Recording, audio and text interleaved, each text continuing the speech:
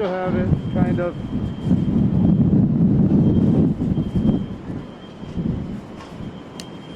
I kind of still have it, but it's cutting in and out. I'll switch it out when we can, when we get a break.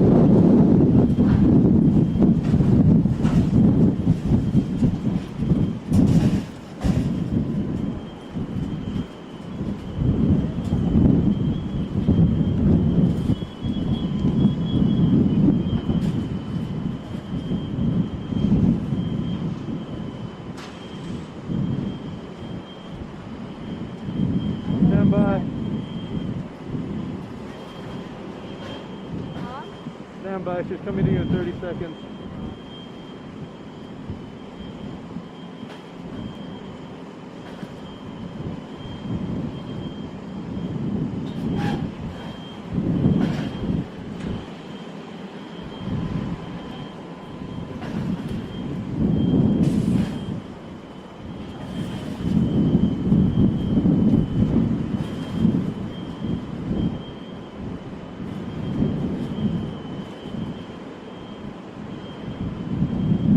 Let us know when we can break. My IFB's not working.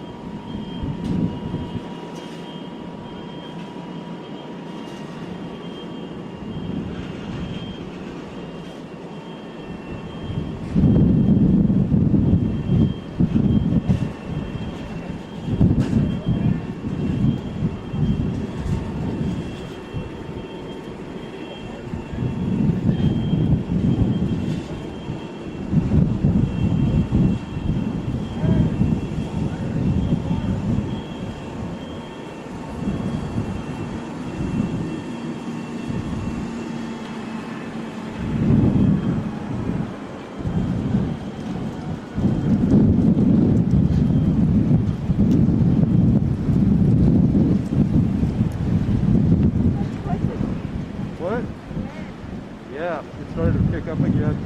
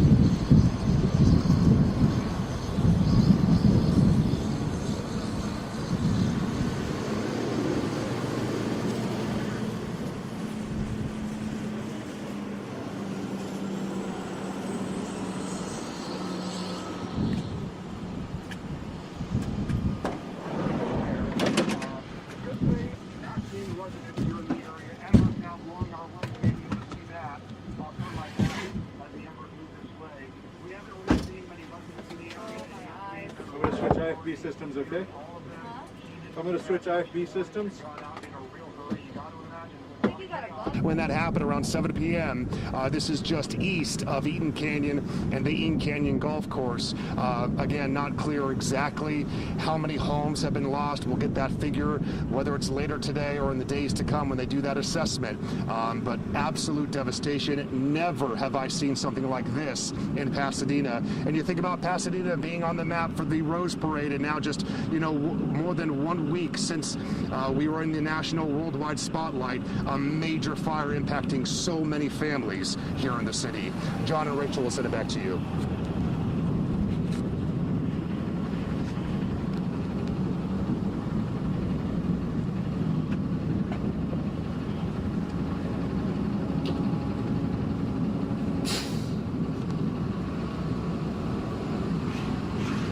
I was watching you on TV about 5 hours ago, and here I am. Oh no, no way. Then you got the call. I've been watching this shit all day, and then I kept thinking, we're a go engine. We're safe. We're safe. Man, you came from Riverside County? Yeah, I'm from Motown. So it's just funny because I've literally been watching you guys all fucking day. It's, well, the news has been on all fucking day, so yeah. Appreciate you guys. I know you guys are working hard here. And you know, I know that you showed a little Motown bus, so yeah. I just had to come say what's up. As a red cap, are you allowed to talk? No, I don't want to talk about it. Okay, well, you talk to my boss in the white truck.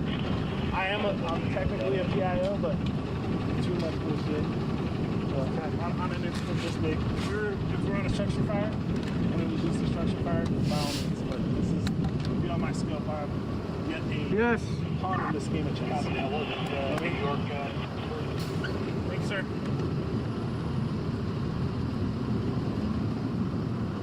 So do we call into that IFB ourselves?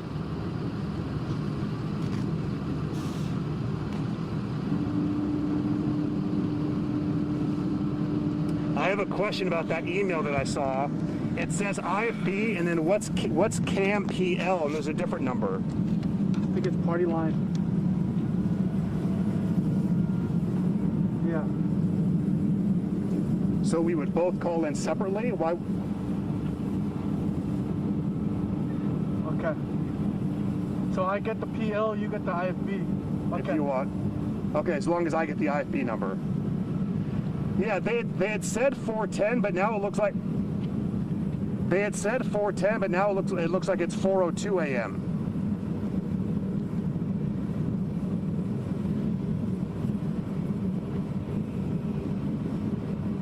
Oh, I see that. I see that. Okay. Okay, so our people need to clear me for that full 10 minutes.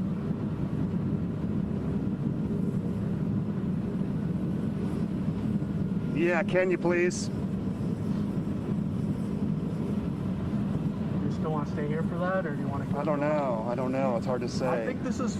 I mean, it's like Syria 360, dude. Yeah. I mean, Okay. Sure. Yeah. Sure. And then you got the fire, like, yeah.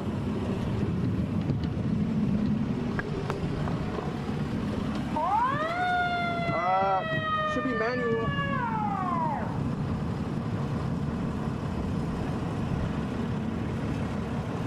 Copy.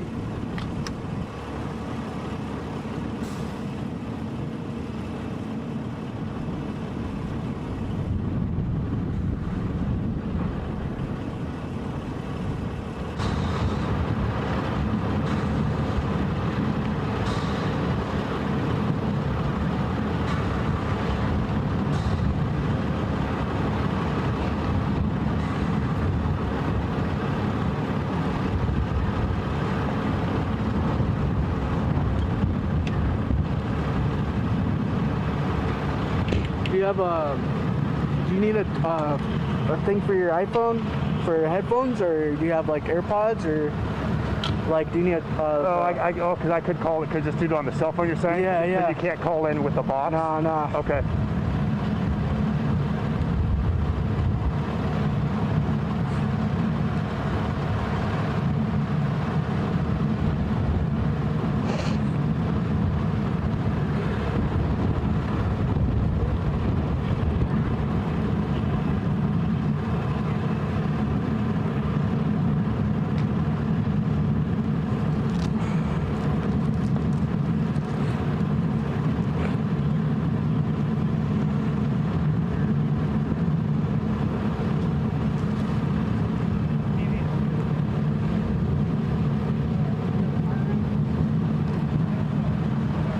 Do you need a connector, or do you have one? No, I have one. Let's go back. All right. That's 20 minutes away. Okay.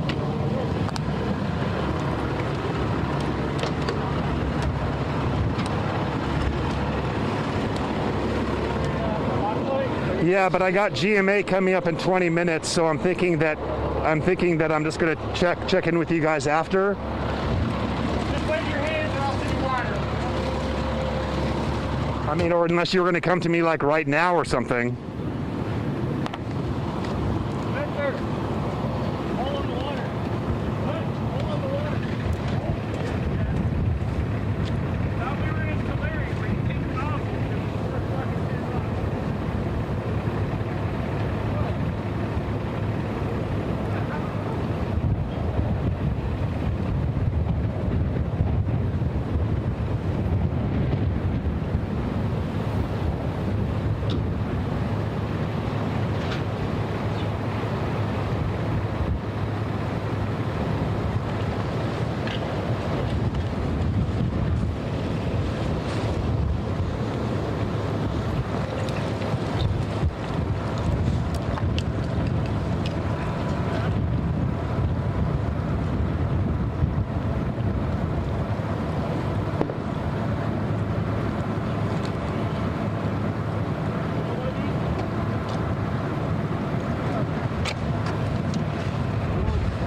Around this center also on fire, but further down the street we can see homes and businesses are completely fine. And so to see the difference of what's happening just miles apart here in Pasadena is just incredible and incredibly saddening to see here. You can see that some of the brush in the bottom of this building is on fire. I'm not quite sure if this is a part of the center, but it does look like it is part of the Jewish temple and center here. And so it seems like firefighters are trying to prioritize certain areas that they have to extinguish and kind of moving around here. But this hose that just went on about maybe 15-20 minutes ago, that has definitely been a key part in extinguishing this fire. I'll send it back to you guys.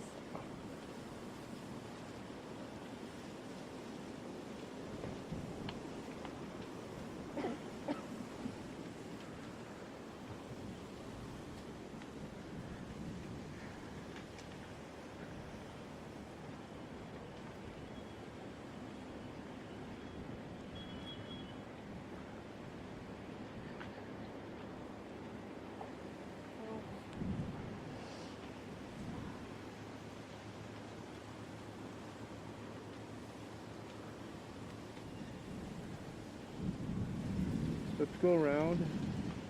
Let's go around the block to the left. Okay.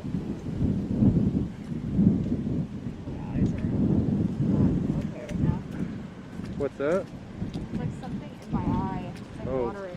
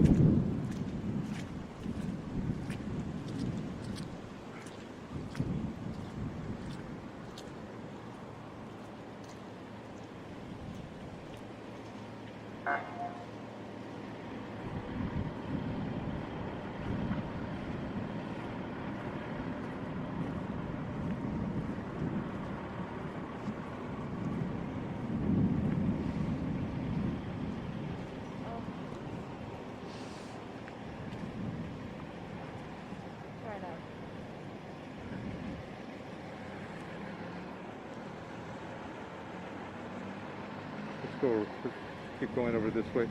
See whatever it is that's burning on this side.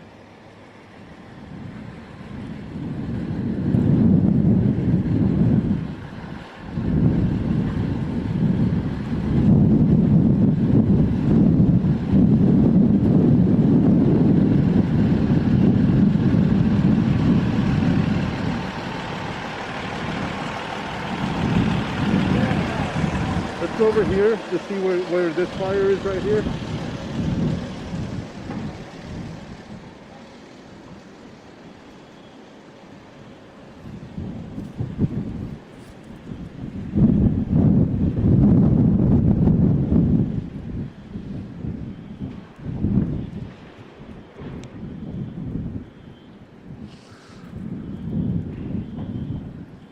Health and Wellness Center. This is a health and wellness center in Tulsa right now. I think this is. I'm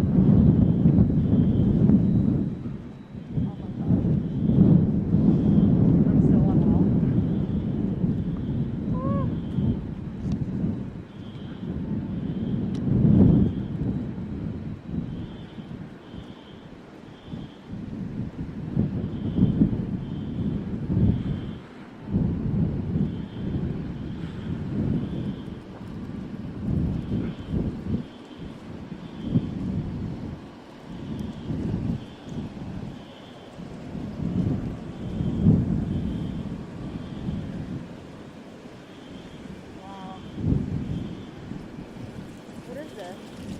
I think this is a wellness center.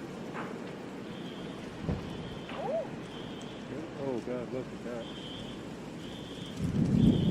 Oh, these are apartments, the terraces. That park, marina. Terraces. Yeah, this is where they're evacuated, I think.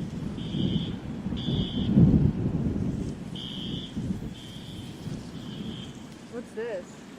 Oh my God, my eyes are on fire right now. It's the smoke.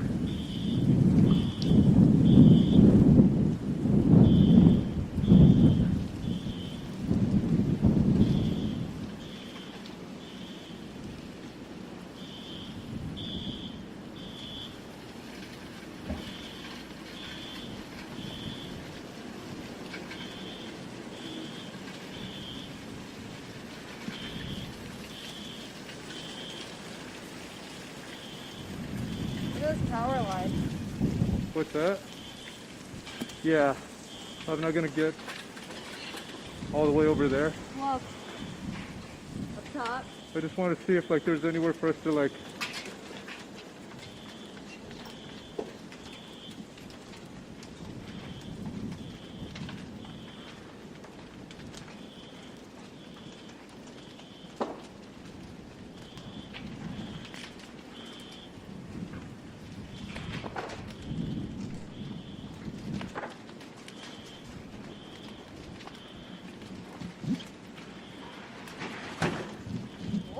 Go back.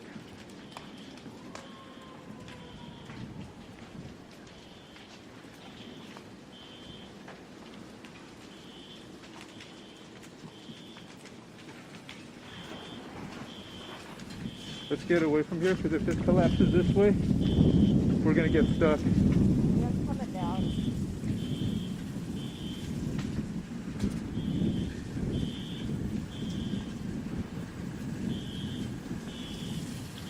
We're good here.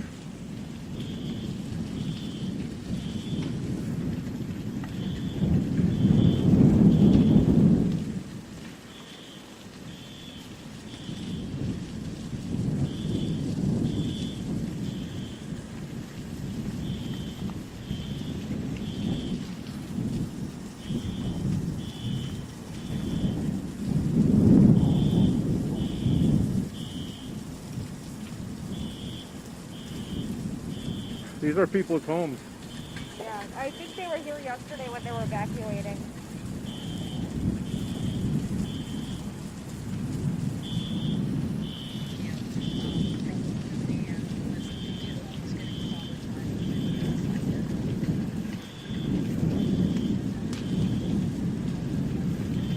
You can say that we could hear, we walked over but we pulled back because we could hear the building collapsing.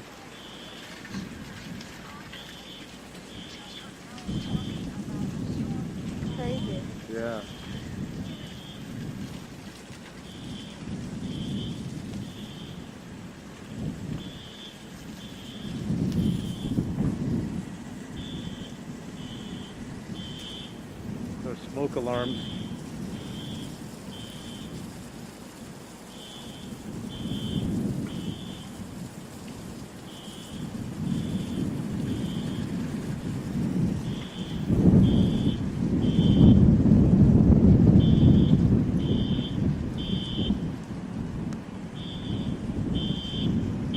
Yeah, I think this was it last night.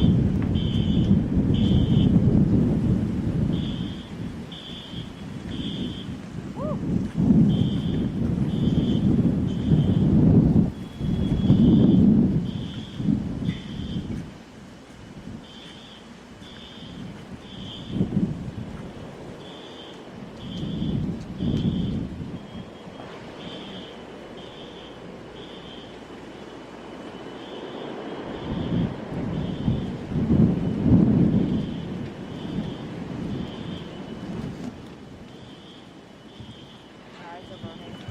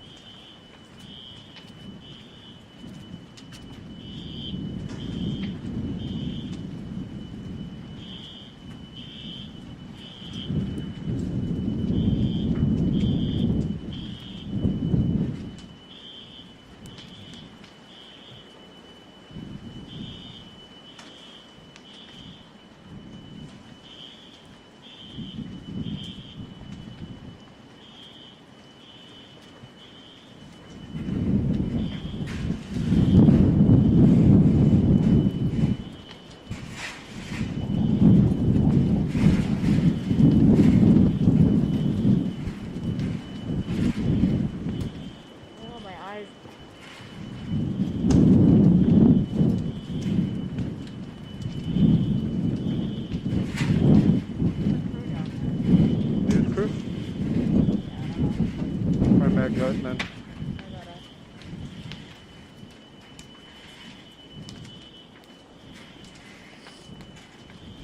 I'm a mess right now.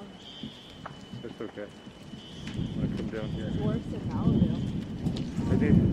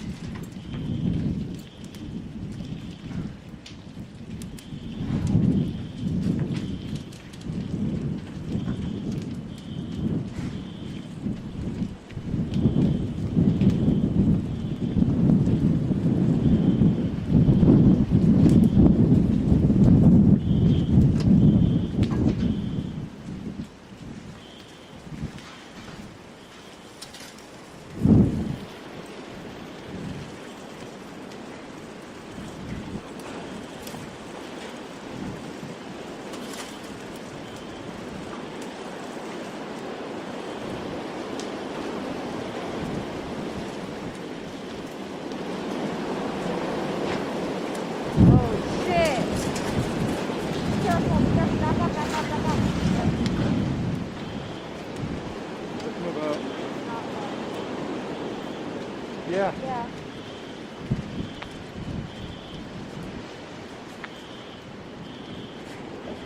Oh no.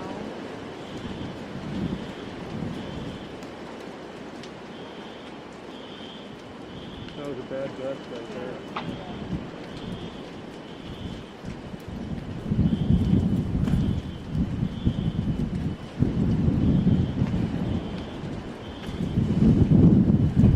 We'll start off camera because I think the picture's live. Okay. The picture's hot, so we'll start off camera.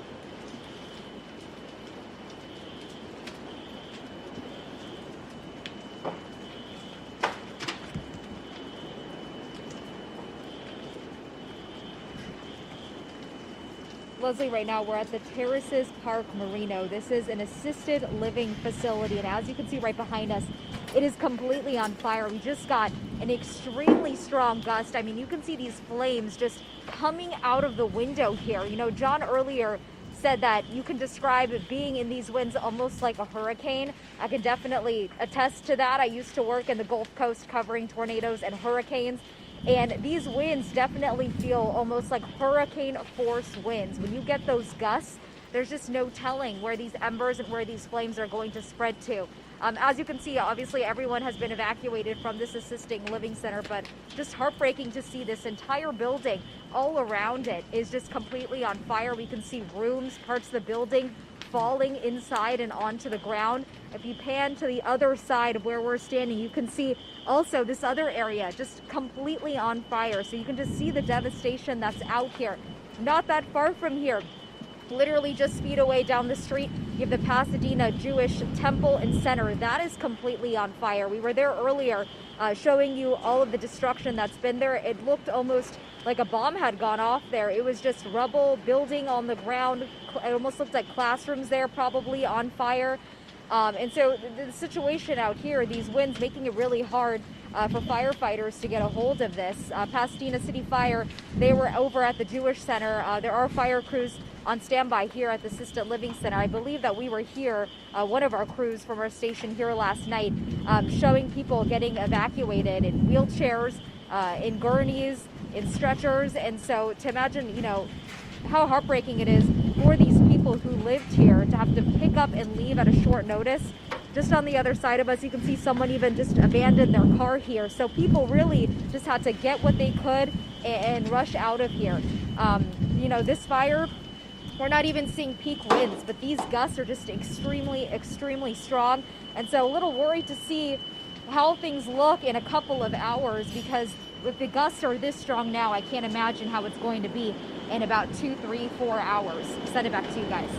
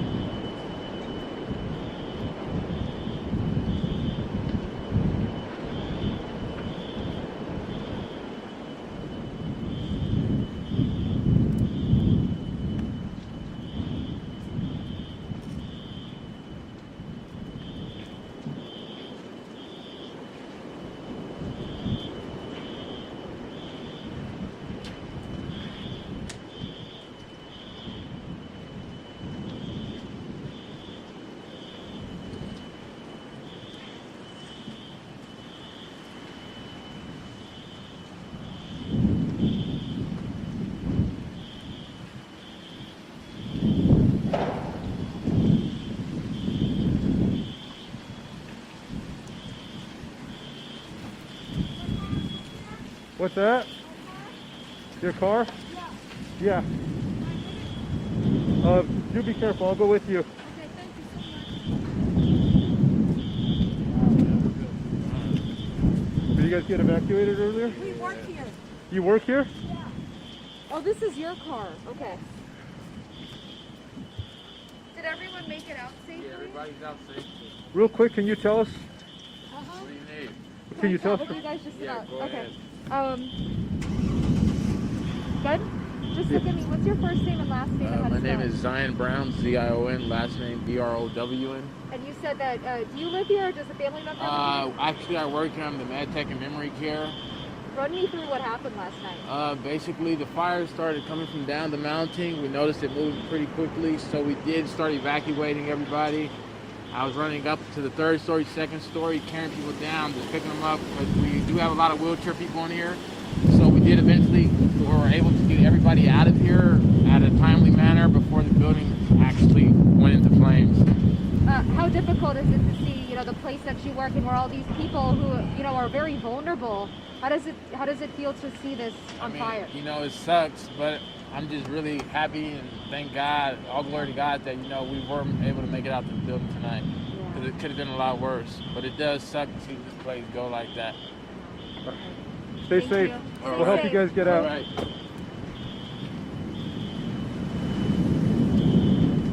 Is playback rolling? What's that? Is playback rolling? I was if they weren't. Back up.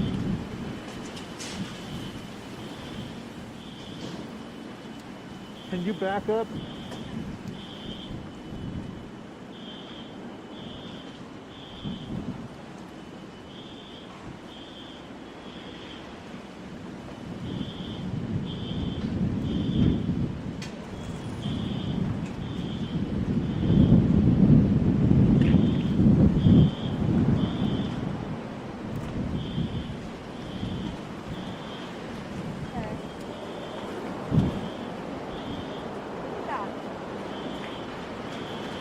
Okay, the first thing he Be said was safe. good.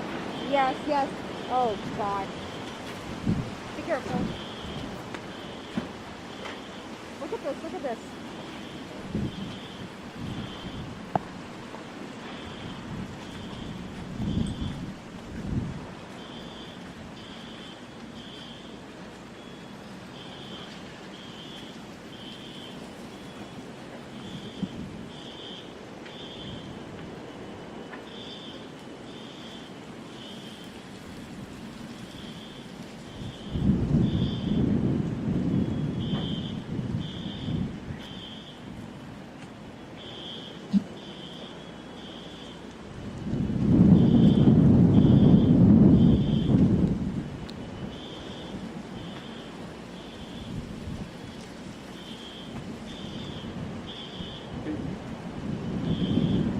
Jaysha, that sound we hear, it's the wind coming down out of the canyons. It sounds like a train. It literally sounds like a freight train coming through the area.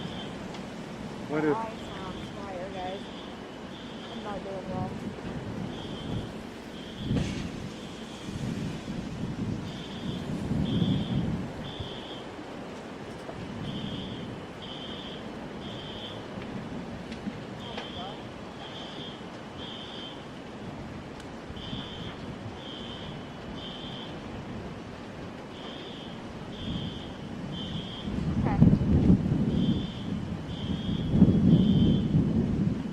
Like ashes in my mask, and so it's moving me up. it's moving around in there.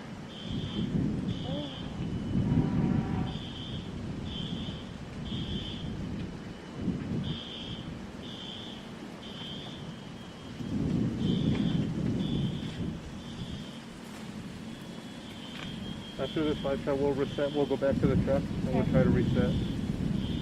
After this live shot, we're gonna head back to reset real quick before we head back out.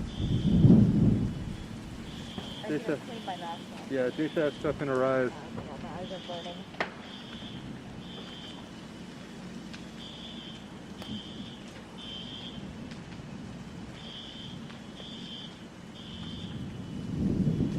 Let's head back over here.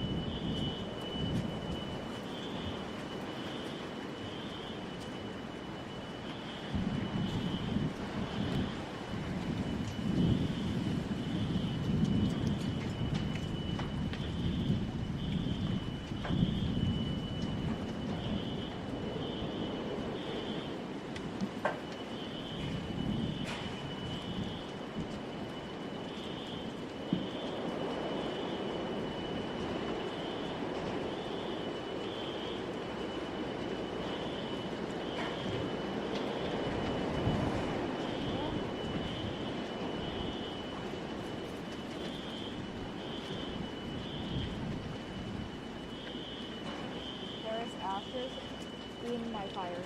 Yeah. I got an ember in my suit right now. I'm pretty sure my shirt is burned. I need to clean my mask up. Oh no, what was that? It's glass Okay. blowing out. I snot running down my nose. Yeah. If we have to, that's a parking lot over there, so we can get over there and be clear. That's a gas line.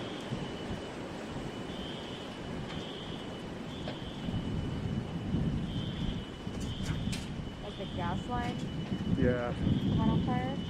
Yeah, either a gas line or a water line. Probably a gas line though.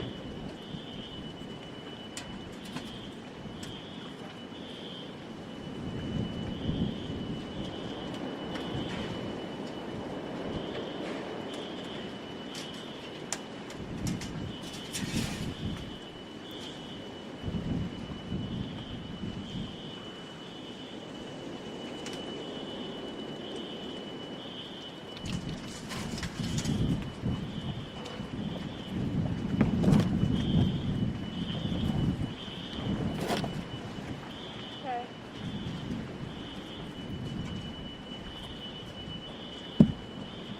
Okay.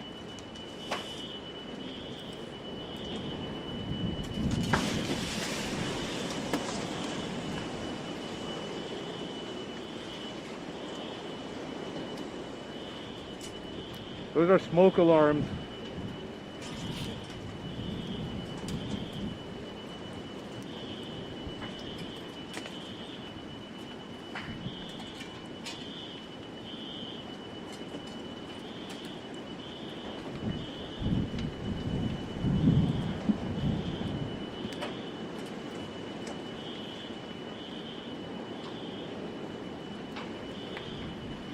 I'll get off you pretty fast.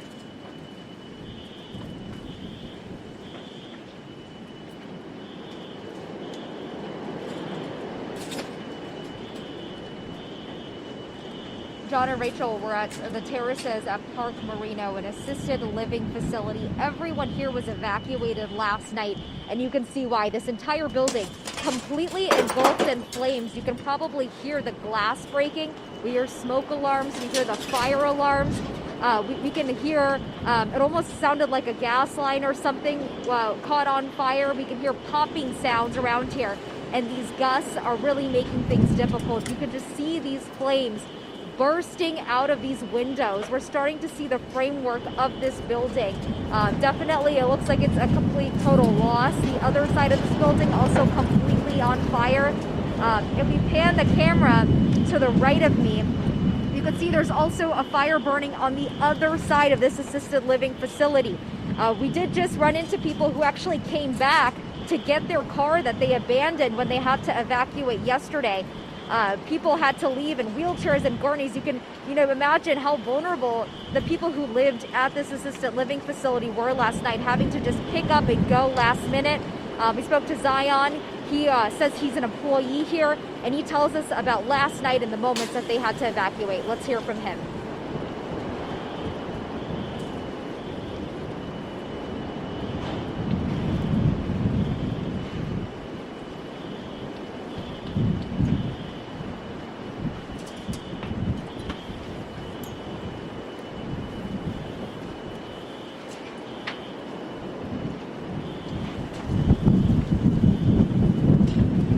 And just down the street, a couple feet away, the Pasadena Jewish Temple and Center is also on fire. We were there earlier. We were showing you the building completely engulfed in flames.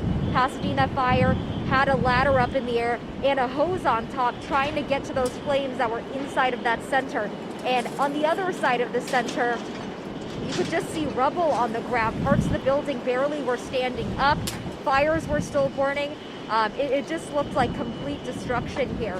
The gusts right now are extremely bad, and we know that winds are about to get even more worse in a couple of hours. And so to think that if conditions are this bad now, to imagine how things are going to be in a few hours is just incredibly scary. But as far as we know, everyone here at this assisted living facility, they were evacuated safely, but just definitely heartbreaking to see John and Rachel.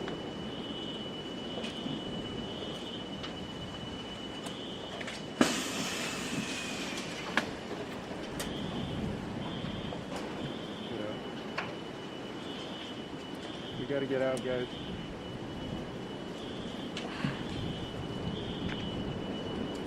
Okay.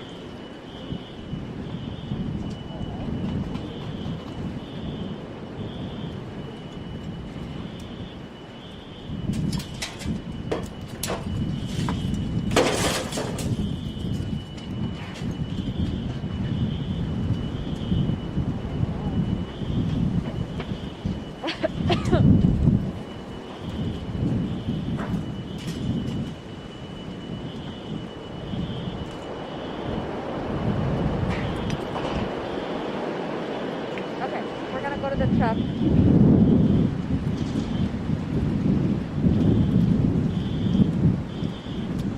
Altadena. Yeah.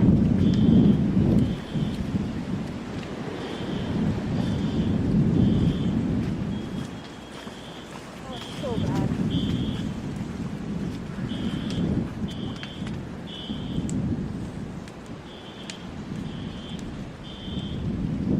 Oh no, this assisted living center says Altadena, but the Jewish center says Pasadena.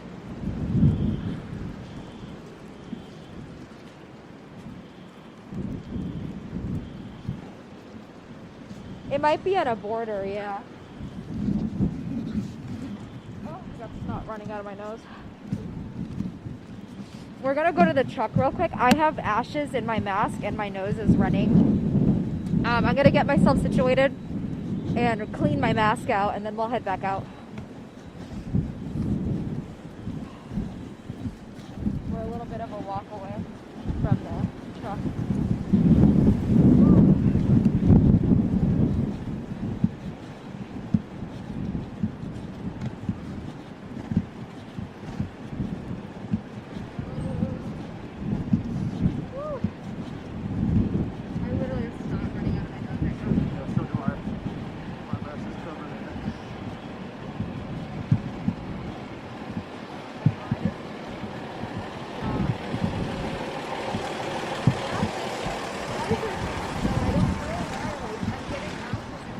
What's that? I don't know why I'm getting stuff in my mask. Or in my eye mask. I think it's just pushing through because a lot of it is really little. Oh my god, I'm like particles all over my face. Yeah, I do too.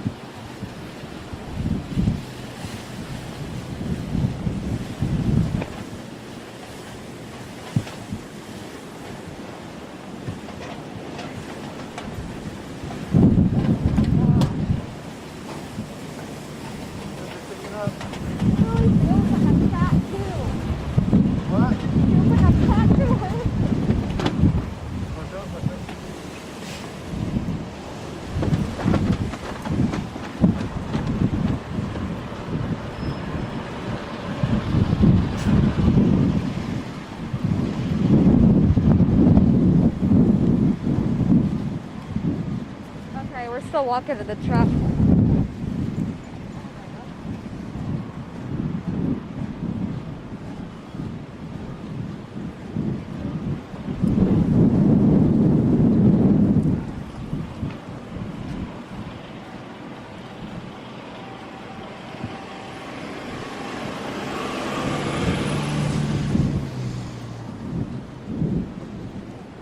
That wall fell down.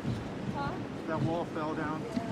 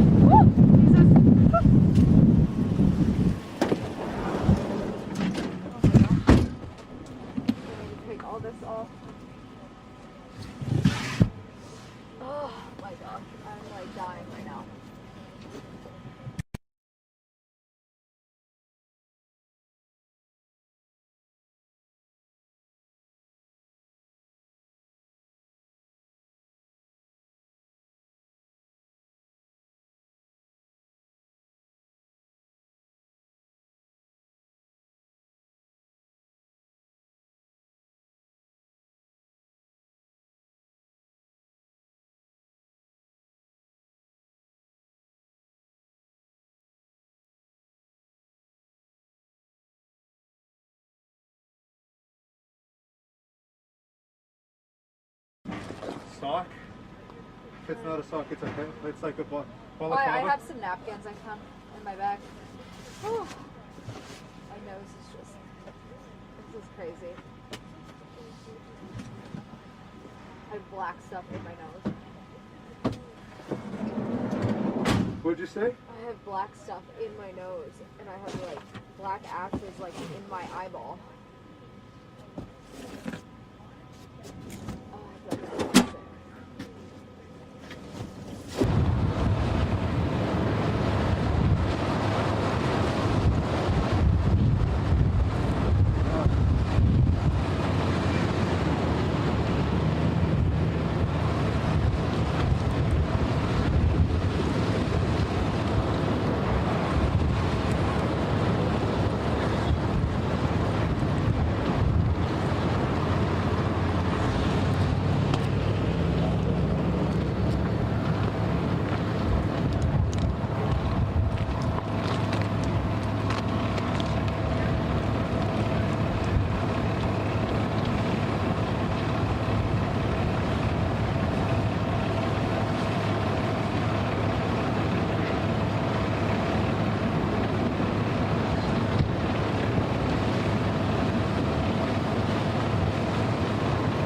So we're back with GMA at 4:54, so like in 30 minutes.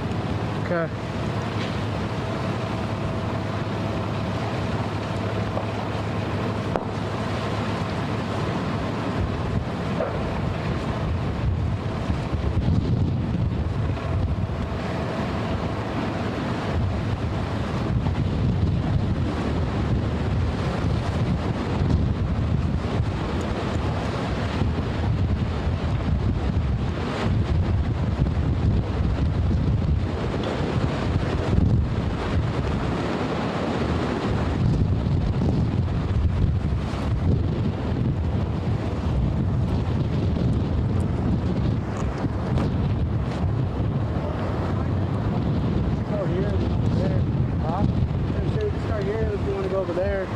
Go there now, or No, I was saying stay here. I like the backdrop right here, but I'm saying walk over there because you want to. I don't know if you want to talk about the facade. No, it's fine, dude. Whatever you want to do. We'll start here. I mean, Yeah, that thing's really high up, dude. Well, that's the backyard, I think, from the other street. Oh wow. Okay.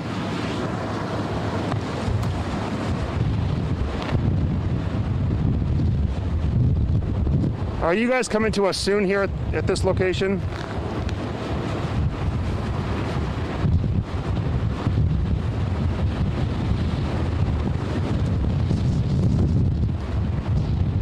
Are they coming to us soon?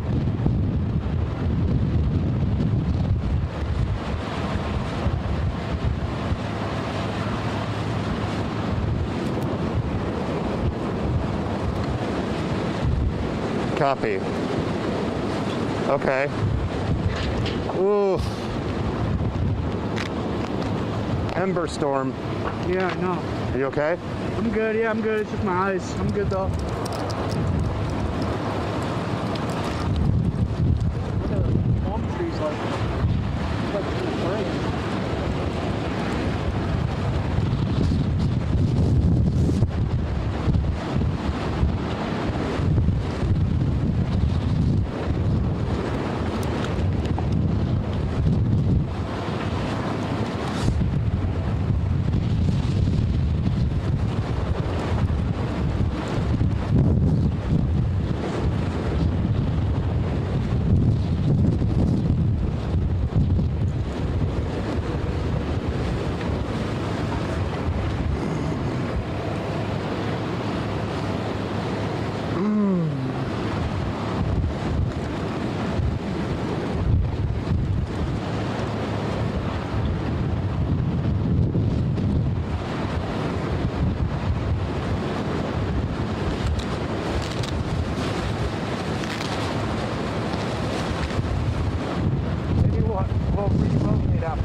Yeah, sounds good. Well, yeah. What? I'm in Pasadena. Still in the same spot.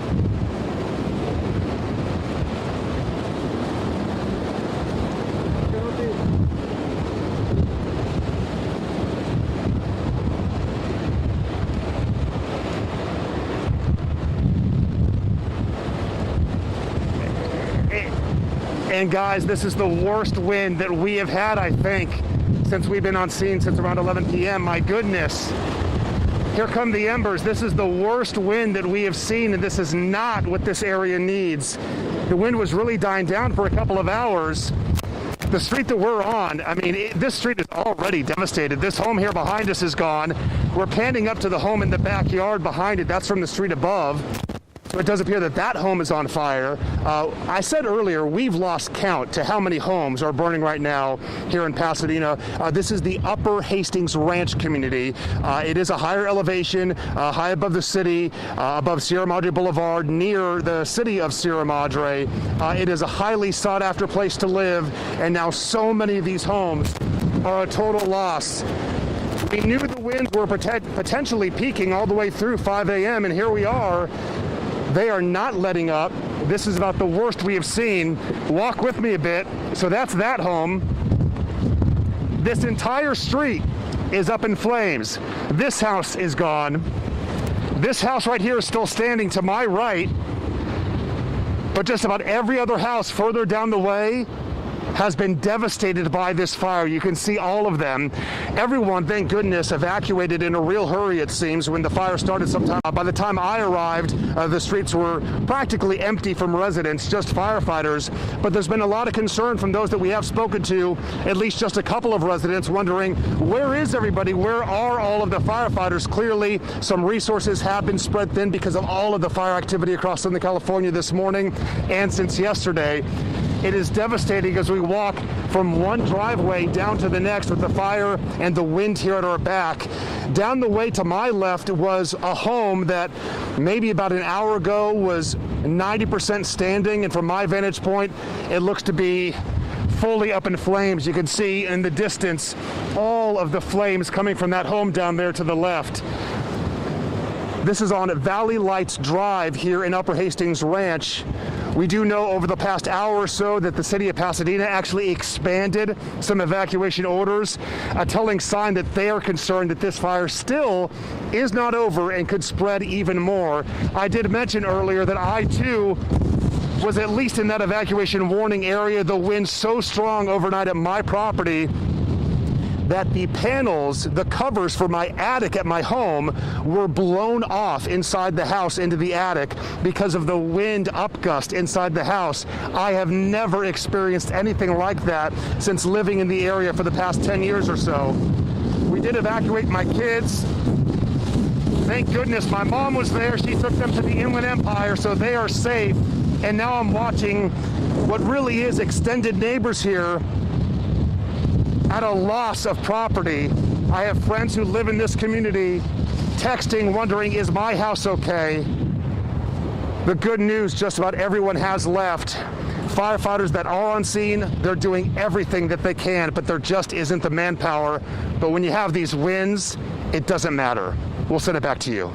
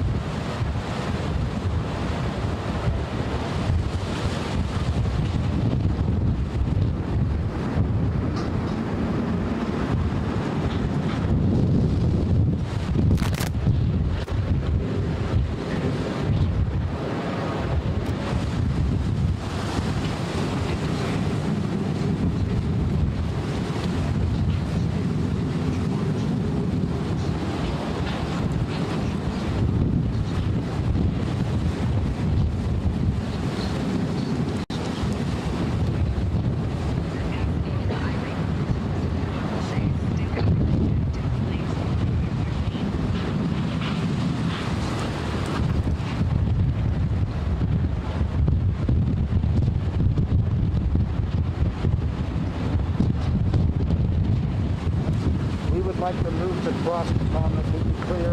Romeo shot.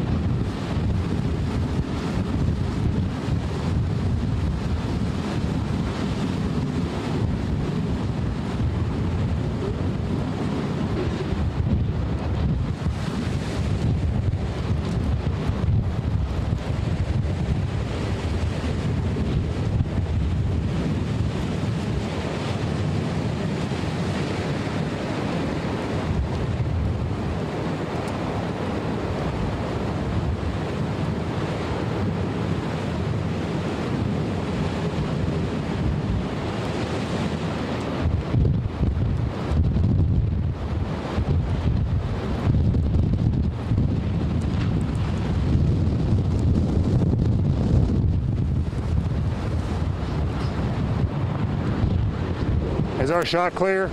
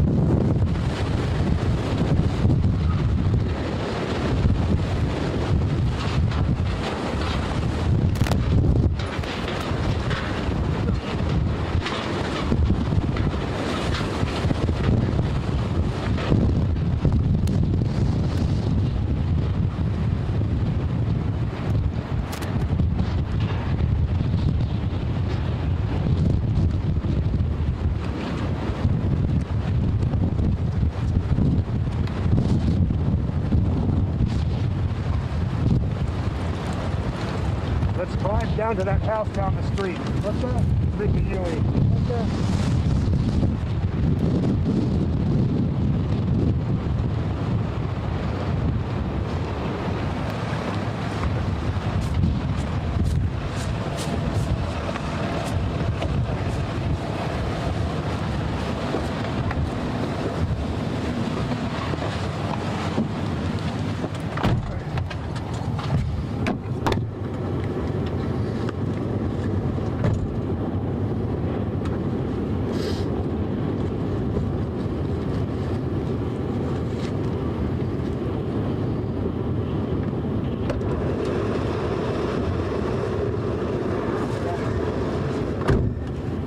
Alright, Papa Yui. Oh man.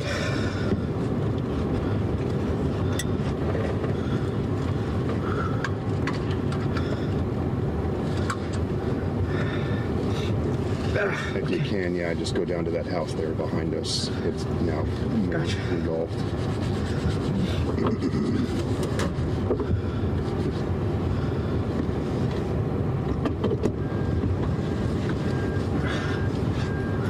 Is this home? Where are you from? What's up? Is this home? Like, where are you from? Oh, I'm from Chicago. Okay. Yeah, but I lived out here for like 10 years now, so I don't know if that's considered an Angelino yet, but Very well. so yeah. I live in Monterey Park, so not too far from the station. I saw this from a distance and I was like, man, yeah, that's That's what I can say. jeez. Oh yeah, this one isn't going pretty bad. So, maybe we go A little more down. just past it or something? Yeah, just past it, yeah. Yeah. It's right here. Yeah. I'm gonna go by the stop sign. What's these things? Oh shit. What the hell is that? Alright. And we got GMA right now? Yes, soon, all the time. 54 was our window, I guess, so 20 minutes. Okay.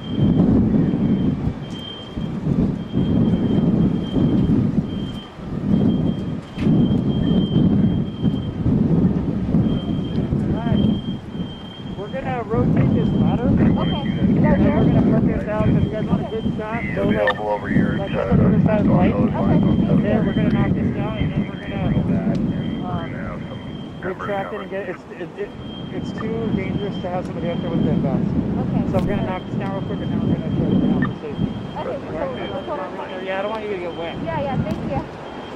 They're gonna flip this around and knock this down. They're gonna flip it down.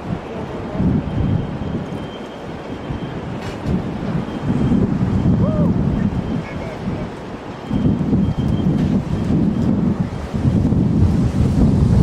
Oh my god.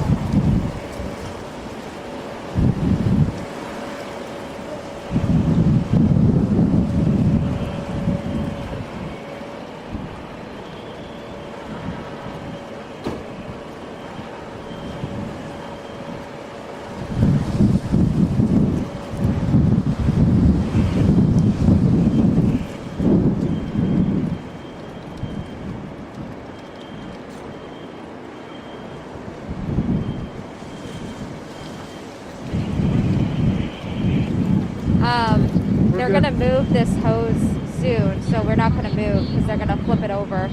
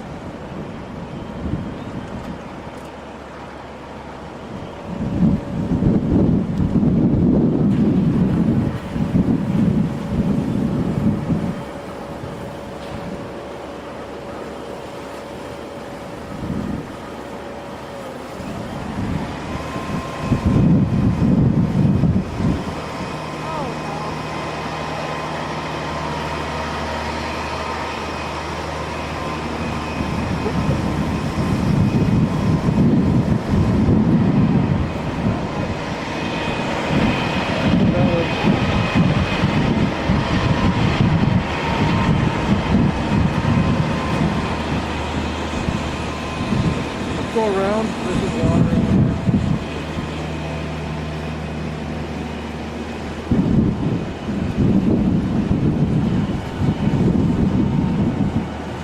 Now it's like a hurricane.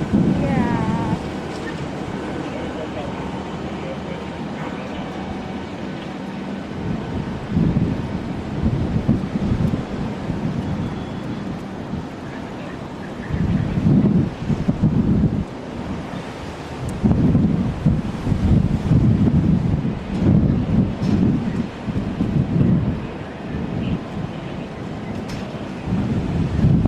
Let's go back to the other side.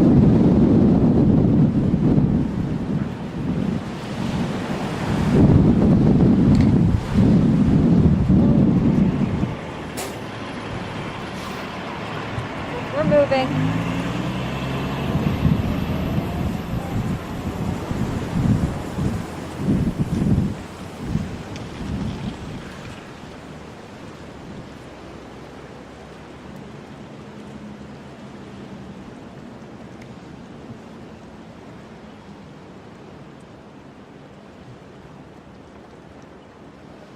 Has caught fire just within a matter of minutes because of those embers that are really moving around because of that strong gusty wind. You can see the embers just flying through the air, and look, there's palm trees, there's trees on the property in front of that home. That home is really going up in flames. I mean, it was not looking like that just a couple of minutes ago. So I don't know how many homes are on the other side of that because it is so dark outside, but I can imagine this not just staying contained to these two homes. So this is absolutely heartbreaking because this is I believe it's the Huntington Palisades neighborhood, and right across the street from this structure, we are also seeing this home burn, and I can see into the actual building, and it is just embers and destruction, and it is totally leveled out here, but the flames are just growing and moving, pushing towards the other homes in this neighborhood. It is looking rough out here and not looking good for the other homes down this street. So John and Rachel, this is tough to see. The families out here, I'm glad that they have all evacuated because it is not a safe situation for families to be staying in this neighborhood.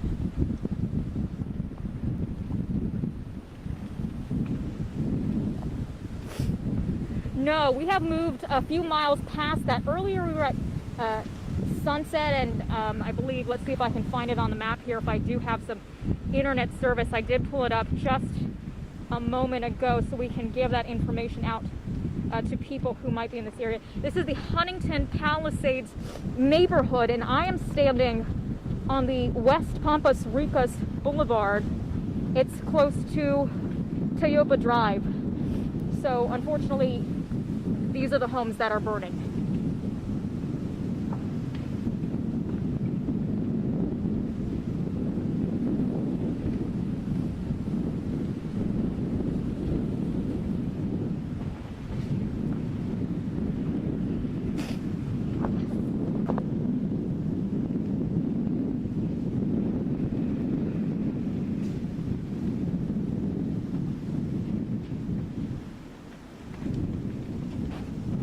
Which one is it?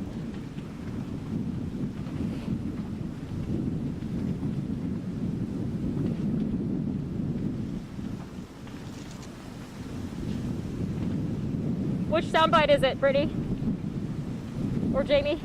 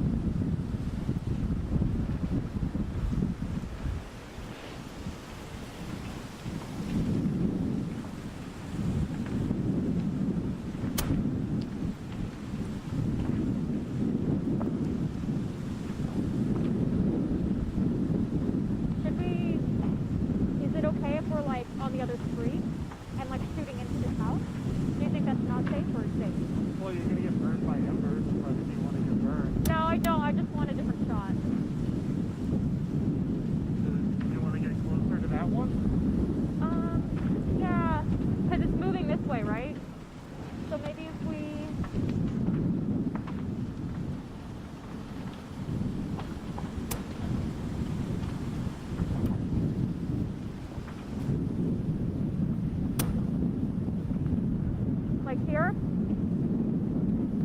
Okay. Is that safe?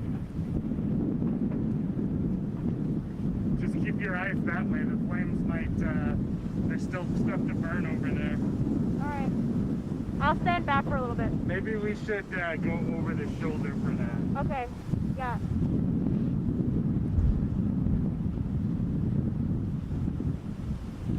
I'll just be prepared to go over the shoulder ahead of time this time. This is so bad out here.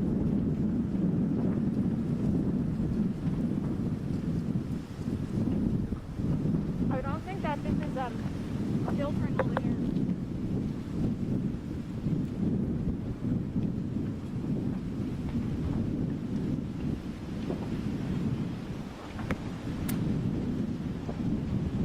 Okay.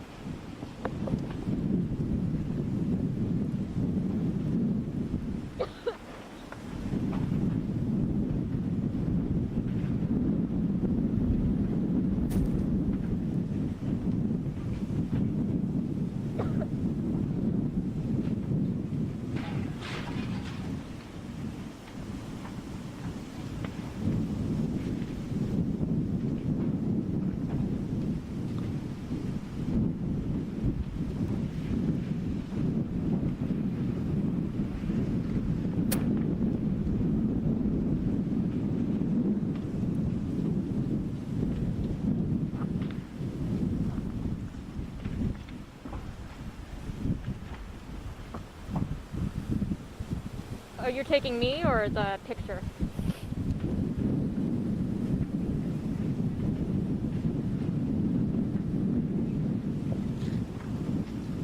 What's the soundbite with? Is it the guy? Oh, the firefighter. Can you help me with my tripod? It's gonna fall over right now. Hold on. Just hold the tripod for me. I go over there. Okay. Okay, thank you.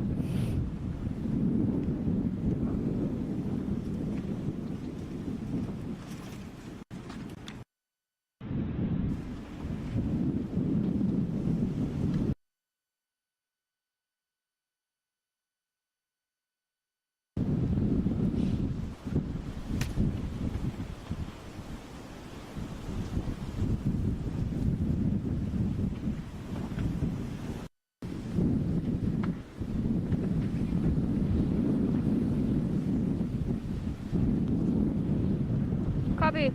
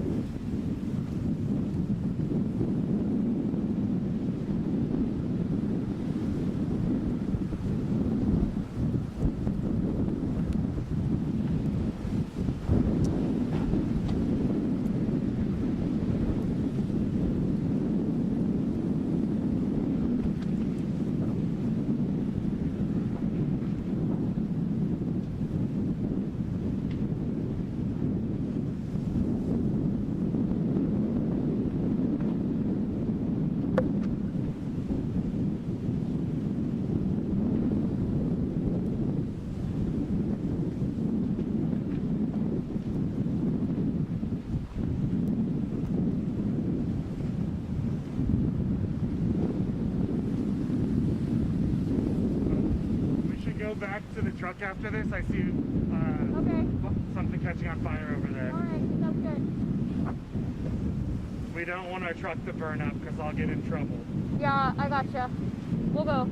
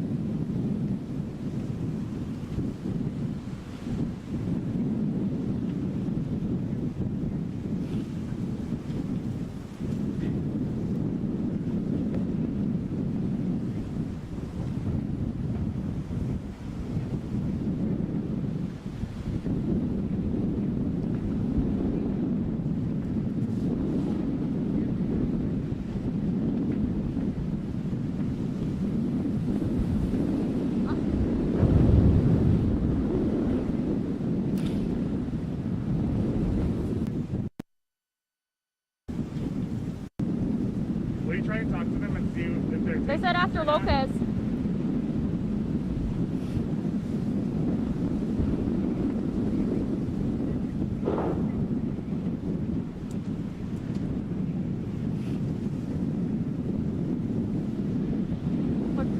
Watch out. Watch out.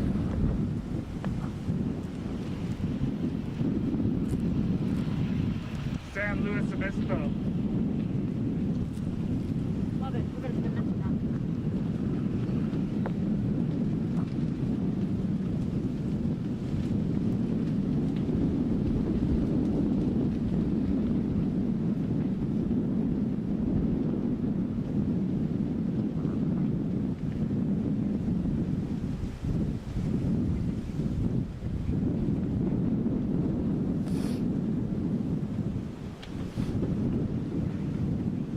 Can you go up there just so you're a little taller?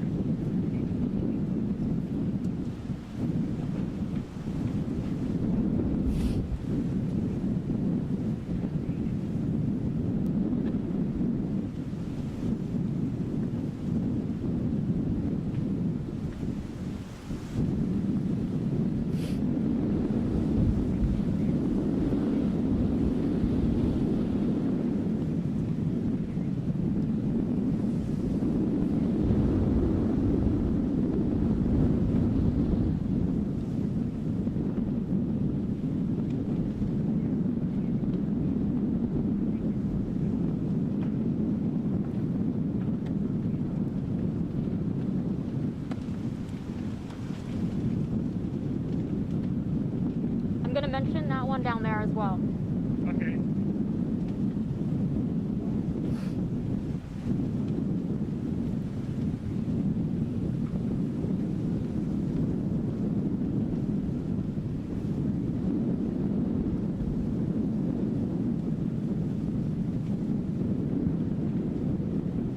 Yeah, John, Rachel, this neighborhood is just an orange, hazy glow. And take a look behind me. This structure is just burning up. And the house next door also completely engulfed in flames. Just a few minutes ago, it was barely catching a flame, and now it is really, really burning. And the smoke is going up into the air. The flames are growing higher, and the embers are arcing into the roadway here. I do want to mention that crews have been moving into this neighborhood in the past few minutes, and I've actually seen a few different types of crews, different types of personnel. There is one crew from San Luis Obispo, so they're bringing in crews from different areas just to combat this fire. Right across the street, you can see this home is also just a total loss. I can see into the garage right now, and all of their personal belongings are just gone. it's heartbreaking to see. It's devastating to see. And this street all the way down, you can also see another house catching on flames, not catching on fire, not even related to the flames that we're seeing here. But look at this. This is intense. I haven't seen a structure fire like this in quite some time. And the house next to this is definitely going to be next. I can feel it. I mean, we just saw this one catch fire in a matter of moments, and it's really tough to see. Now, I did speak with CAL FIRE just a few moments ago, and they mentioned a few of the conditions that firefighters are dealing with and the challenges with this Palisades fire.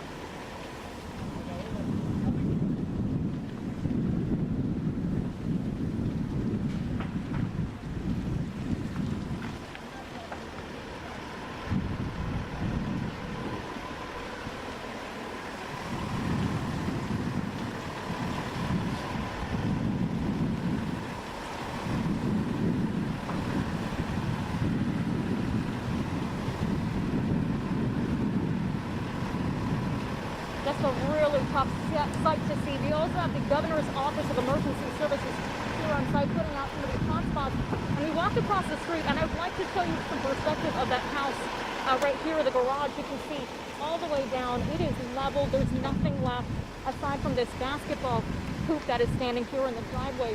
But this is someone's home. This is someone's life, someone's memories.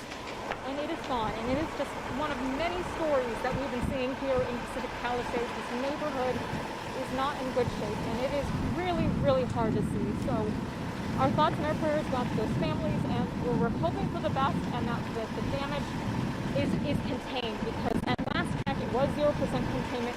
I'm not sure if there is an update yet on those numbers, but it is not looking good in terms of how this fire is spreading. The wind is really picking up. I can feel it burning my eyes, and they're getting very watery. The ash is falling, so conditions not looking great in terms of air quality as well. John and Rachel, I'll send things back to you, but I mean, just look at those flames.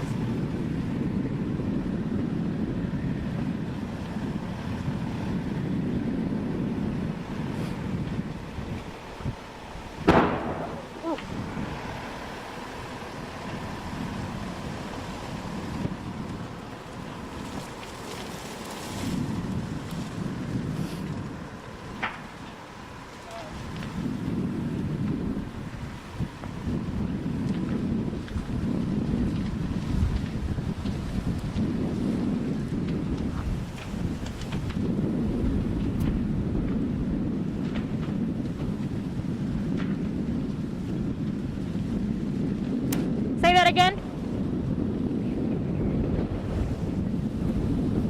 Thank you. Thank you.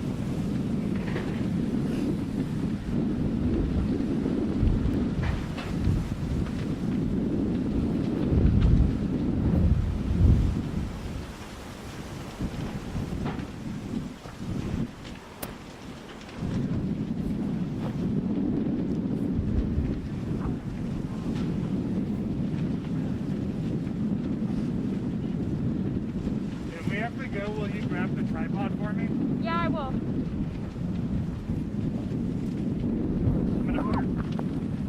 gonna put it on the tripod right now.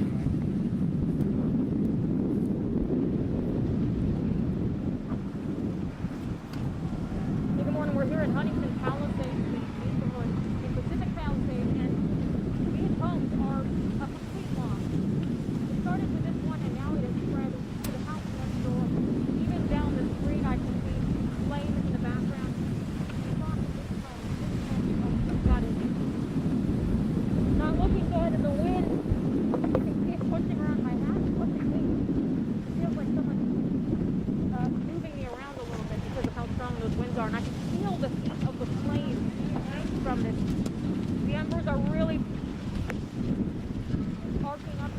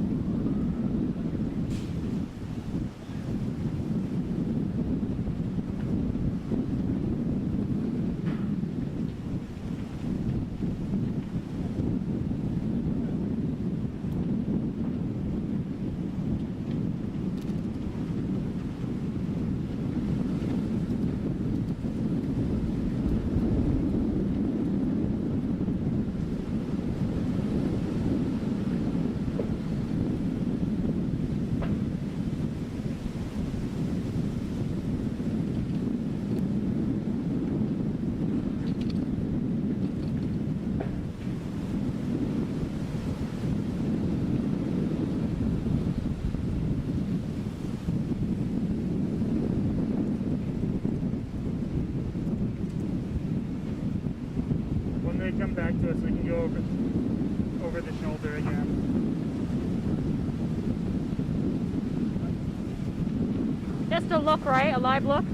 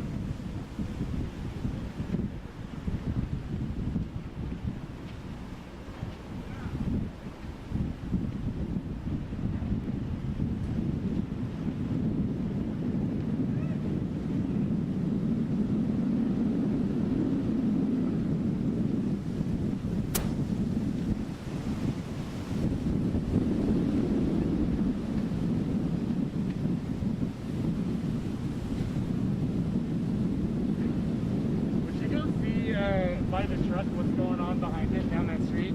Yeah. I'm gonna leave this with you, okay? Right here. Thanks. Be careful.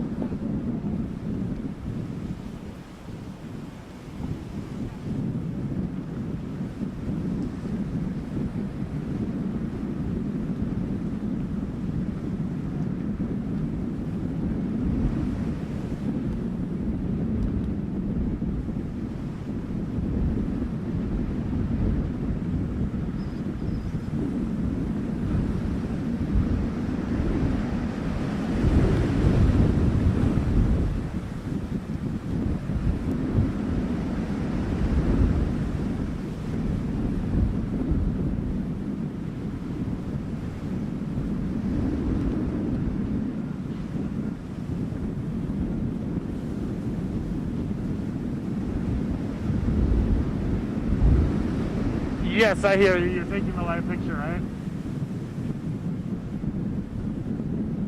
5 minutes. Okay, I sent Irene to check the truck because we're a little bit away from it, and I don't want it to catch on fire. But she'll be back.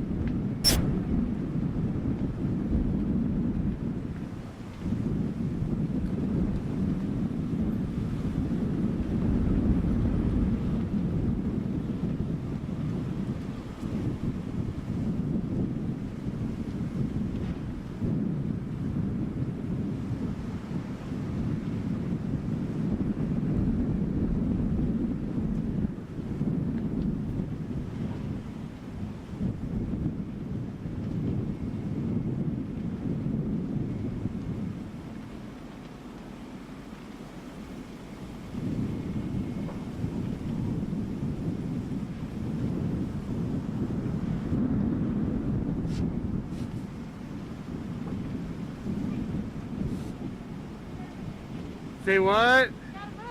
We gotta move? Yeah. That's what I was thinking. House is on fire, like right next to it. Let them know. Yeah, I did.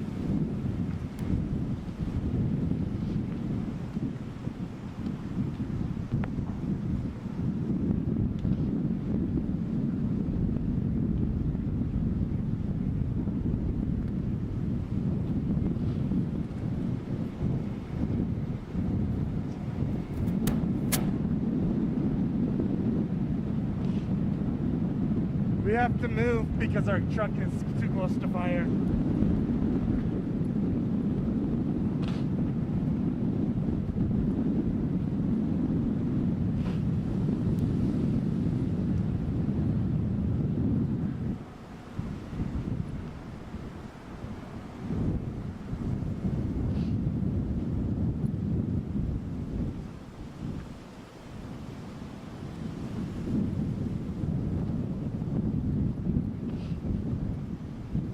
It's too close.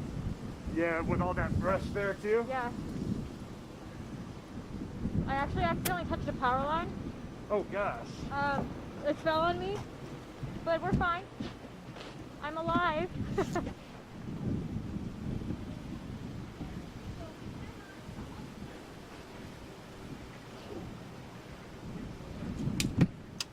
I can't breathe. Should I tell them?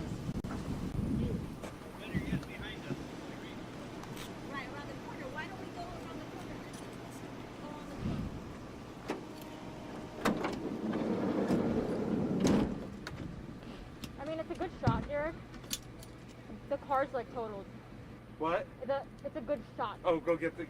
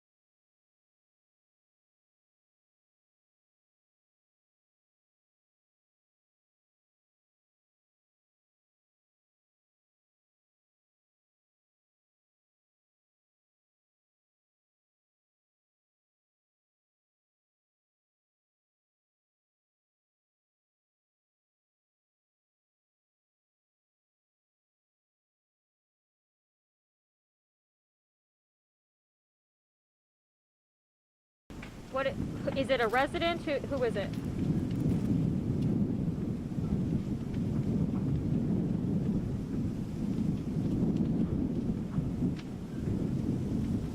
Because I need to know how to toss to it.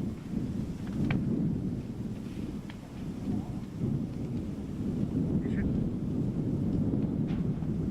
Okay. you should say that it's just really hard to find a safe place to park because there's fires in every direction and Yeah. popping up. Yeah.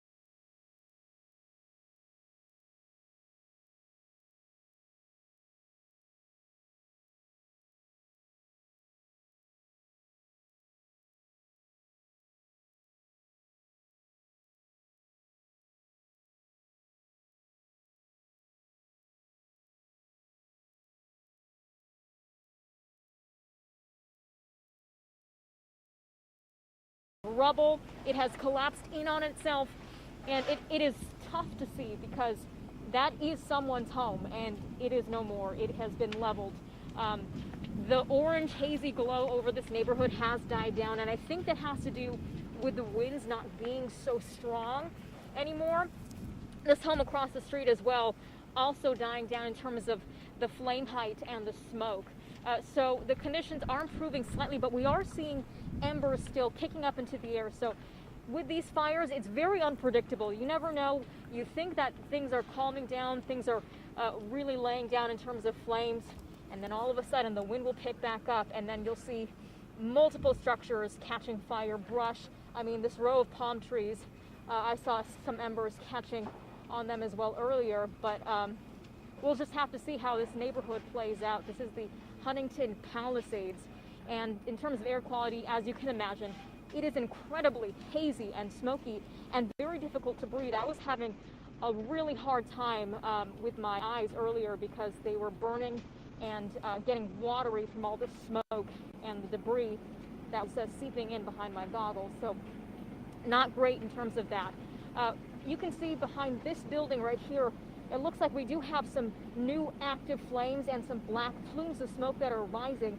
And like I mentioned earlier, it's just active fire after active fire, spots popping up, and that's why you don't necessarily see all these fire crews at these active areas, because there's just so many. There's so many hot spots that they're trying to take down, and they can't necessarily get as many crews as they'd like at each spot. So that's why we're seeing multiple structures being damaged and destroyed this morning, John and Rachel.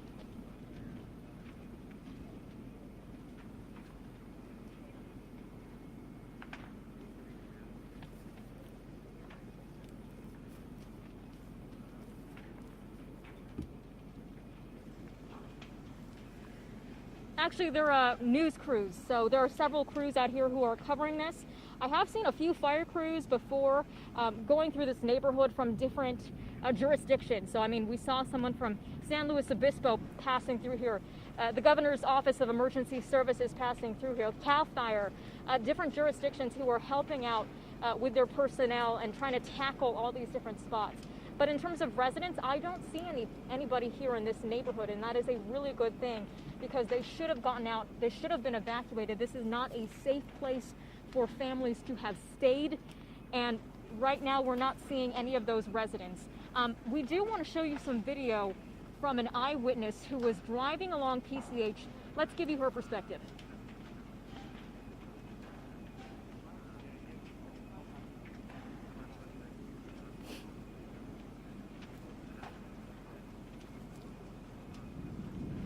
Move a little this way.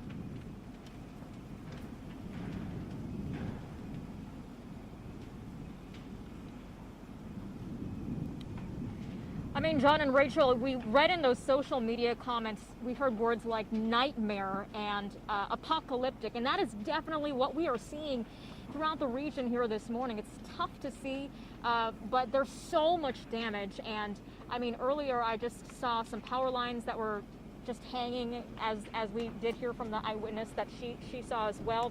And we also are feeling the heat from those flames, especially when that wind kicks up and it starts to grow. So we are trying our best to be very safe out here, but again, not a good place for any families to have stayed in this neighborhood.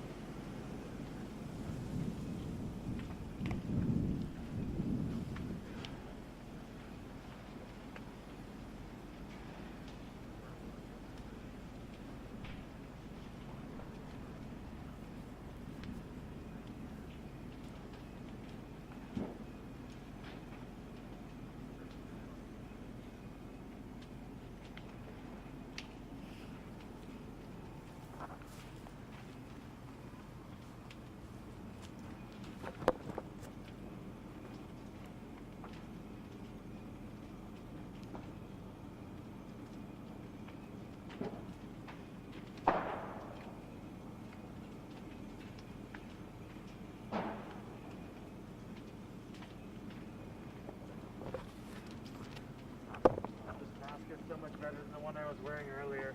Yeah? Or maybe just the work when the smoke isn't as bad right now.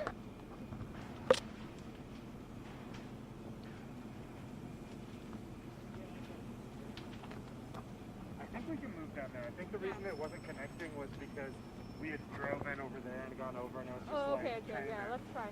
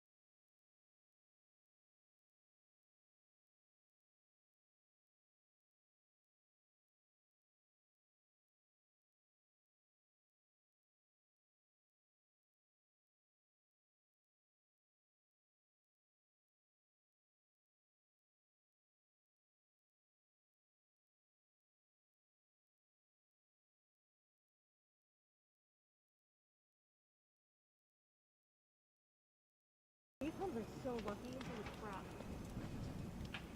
For now, well, if the wind is done. No, yeah. I'm gonna run and grab another battery. It doesn't seem too windy, but will you just keep an eye on the camera? Not if it really picks up, just put your hand on there.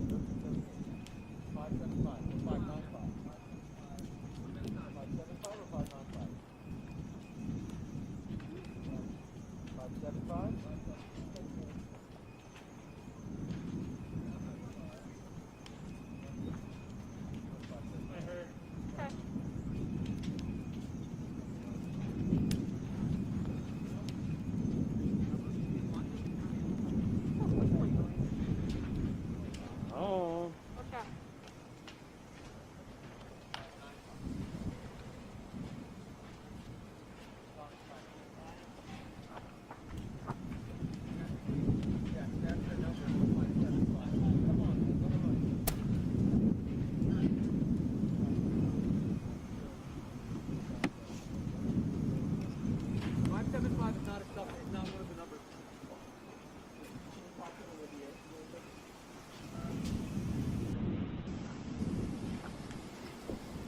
Morning, I can hear you. What, Lenny? I hear you.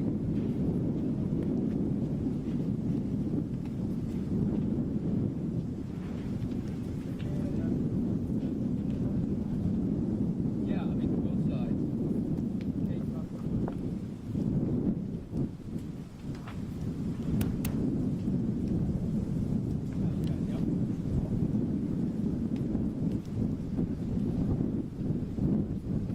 I mean, that house burned down. This house. The house behind us. Hey, kid, I got you. We have a long delay.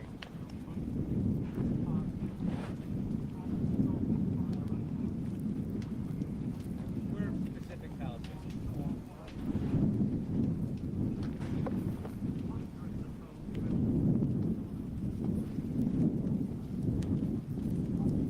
Can you give me a sense what you guys want? Okay.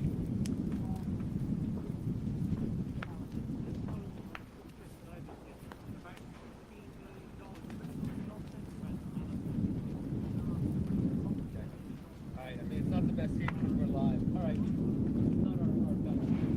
We'll walk around a little bit, Lenny. Just follow my lead. What? Dark everywhere else. Even if we go, yeah. Dark everywhere else. If that's too far now, it won't read. I mean, there's not a lot of show and tell because everything's dark here now.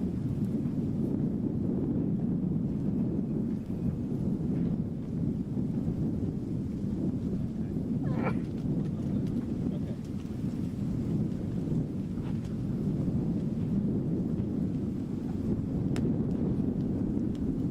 We did a straight tag out of the piece or was it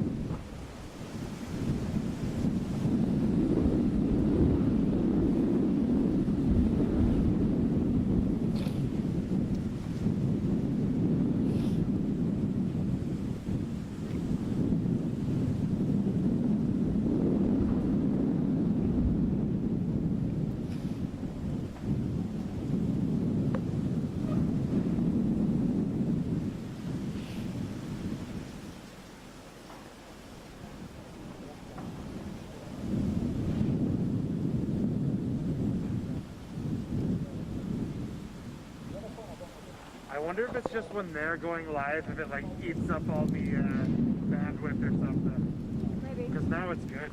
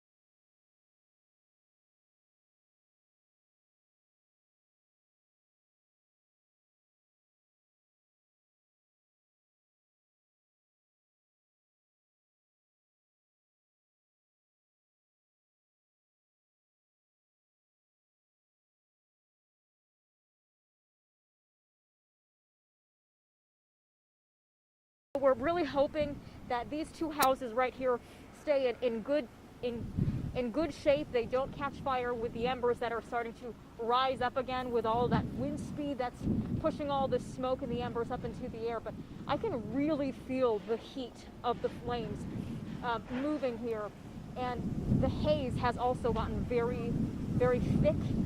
And I mean, you can barely see down the street because of how thick that haze is. So air quality out here is just absolutely terrible. John, Rachel, Leslie.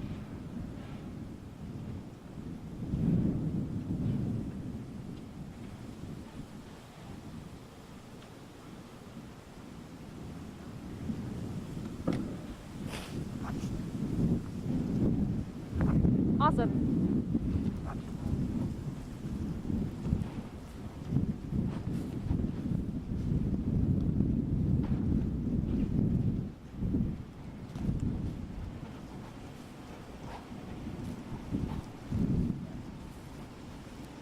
Something's really going up starting to go up over there.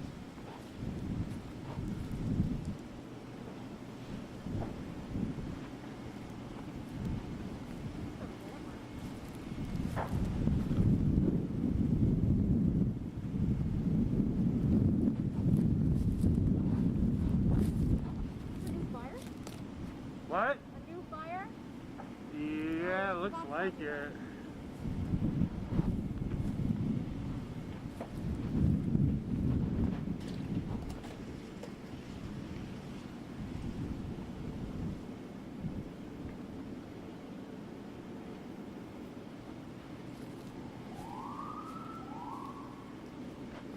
It's like going around saying evacuate when people don't know already.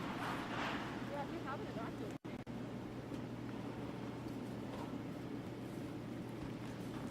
I'm gonna run to the car. You can have a big heavy battery in my pocket. Keep an eye on that. Yeah. You need anything? You want your water? I'll run back there after we're done.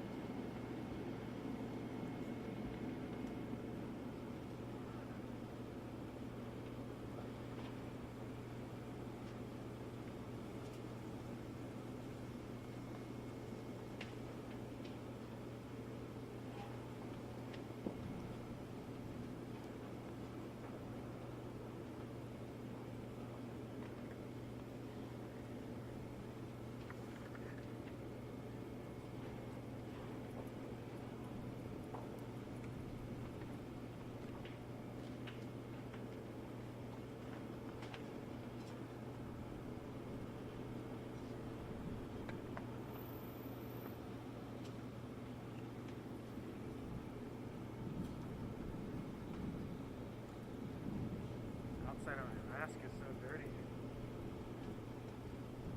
Who are we listening to? Oh, Like a montage of this one? yeah, seems so.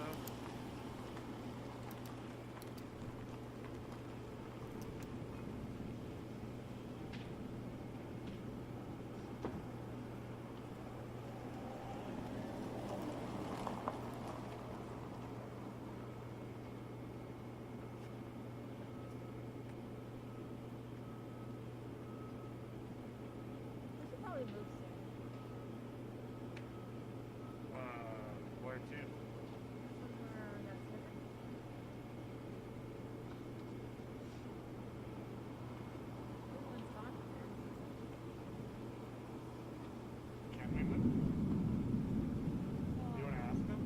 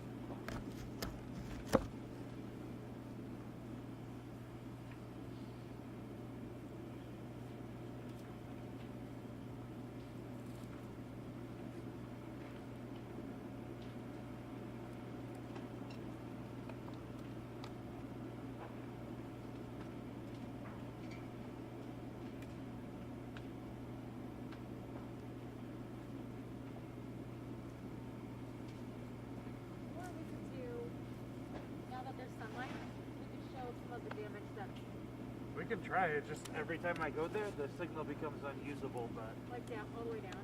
yeah, it goes to 4, which they can't even see us when it goes Is it down really there. too far from the truck? No. It's the end go. It doesn't make a difference. It's just, I don't know. It just doesn't like that spot. We can try again though. Okay. Let's give it a shot. Let's try We it. know what to do if it doesn't work. That way we can show off like some of the.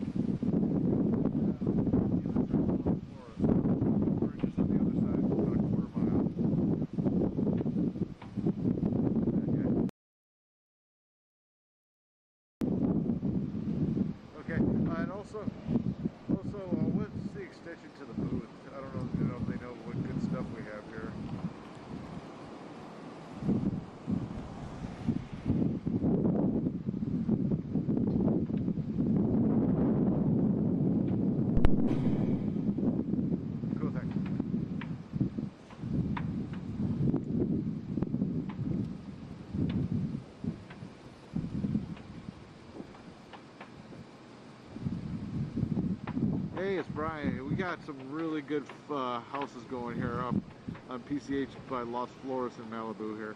You can see on 50, yeah, 13. Yes. Okay.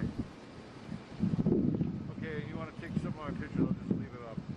But this is just past, or just west of Los Flores in Malibu on PCH. Cool. Again, thanks.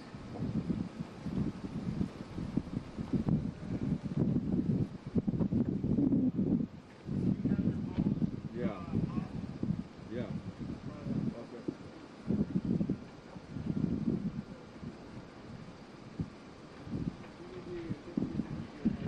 Yeah, I've got it.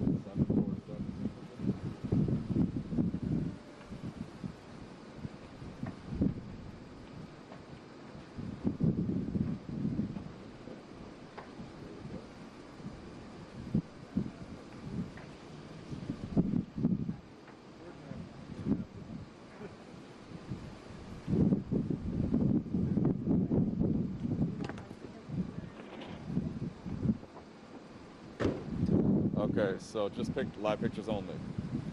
You don't have your mic.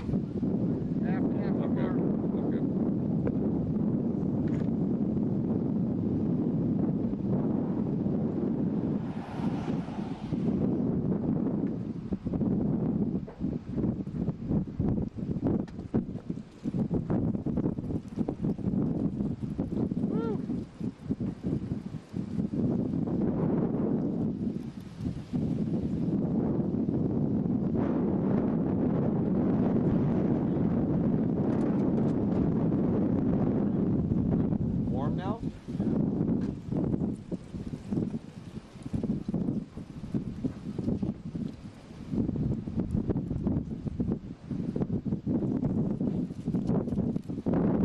Hi. Okay.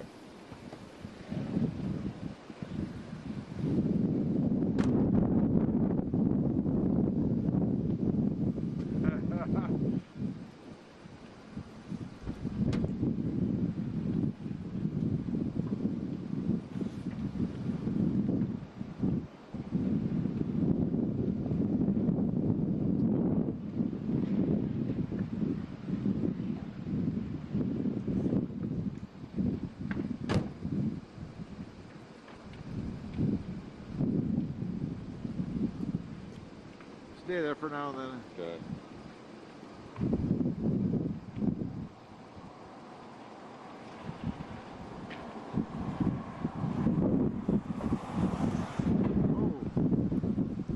You see that? Roof collapsed just there to the left. Oh.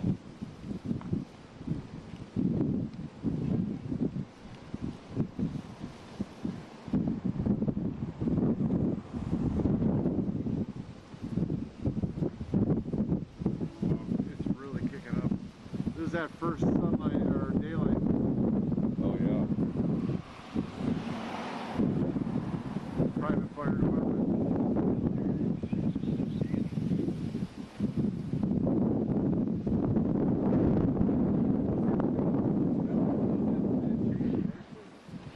Well, now that because the winds are coming more from the north, left forward. Get in position. Go back a step. That's good.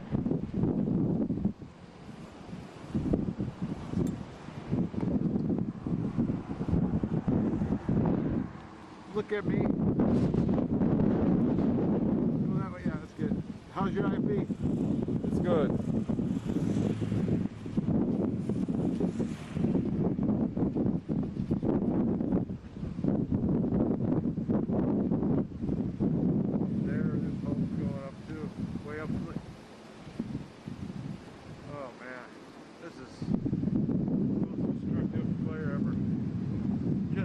Palisades only. Yeah. You can put in the other ones. I could go into that. We can talk about these Oceanside homes. Yeah. How about to here, then go back up to that? Yeah, go when I start going back there, go over there so I can go up there. Okay. Whew.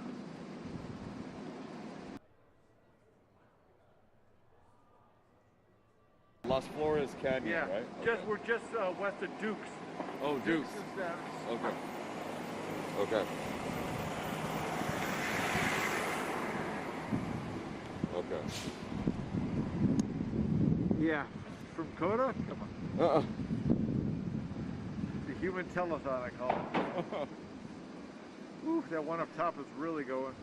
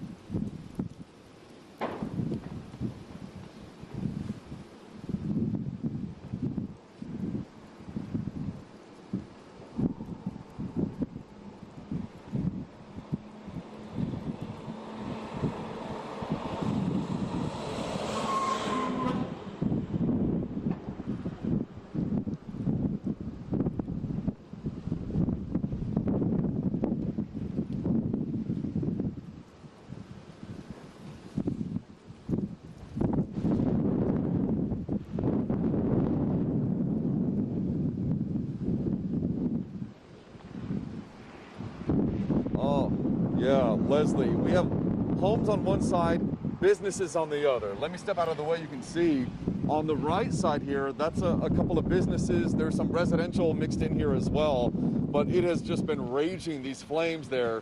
And look at all that dark, that black smoke that's just billowing up into the air and then moving towards the ocean. You cross the street, and this is where we have several homes. Every one of them has burned all the way down, and you can see they're still smoldering. You can see these garage structures that are still in place, but everything else has come on down. And on the other side of these homes, that's the ocean there. So this is Oceanside property up and down PCH that has come down, and we've continued to move on through this whole area. We started in the Pacific Palisades. We went up Sunset, and we went towards the Palisades Village, the downtown area. On our way up there, we saw several homes. Each corner we turned, there were several homes burning, handfuls of homes, and then we saw the flames jumping from one structure to the next. Embers rushing across the street to trees, to vehicles. And that was the story up there. We saw the village, businesses. There's the Ralphs up there. There's the high school right before you get into the village. All of these different parts of their life here in the Pacific Palisades, and now here in Malibu, up in flames. And remember, it was just what, a month ago that we were covering the Franklin fire. Now Malibu dealing with this fire that started in the Pacific Palisades, and as you see the winds, they are coming out of the northeast and pushing flames other directions. Up the hill, you can see some flames up there too. I don't know if you can tell because the smoke at this point is so dense and is so thick. I just received an emergency alert on my phone right now saying an evacuation warning has been issued for Malibu west of Las Flores Canyon Road. Remain vigilant of any threats and be ready to evacuate. Gather loved ones, pets, and supplies. Continue to monitor local weather news and the alerts for more information. So we've been getting those alerts all morning long, actually. Every hour I feel like I've gotten an alert on my phone telling me about some type of evacuation as the fire continues to move from one area to the other, and the winds not stopping. Yes, there's these little lulls that we get, but they've continued. And as we've been right here over the PCH area here in Malibu, we've had some really strong gusts in the last 30 minutes or so, as they are just going through PCH and bringing these flames from one side of the street to the other. It's an eerie view, Leslie, as we're standing right here in the middle, seeing flames on both sides of PCH, and then coming from the Pacific Palisades and seeing it the same situation, even worse.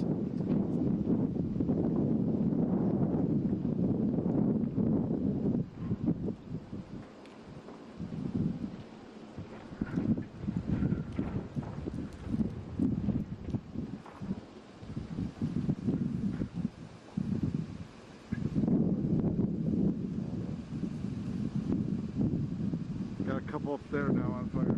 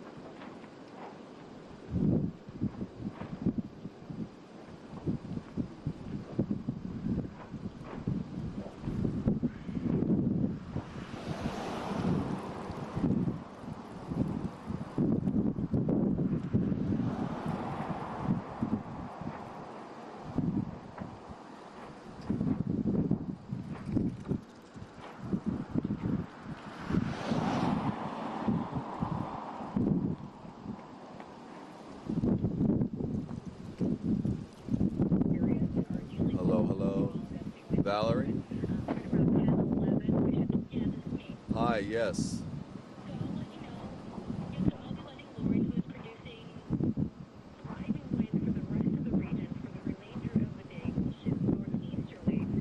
Okay, yeah, just give us a heads up when we'll be coming up soon.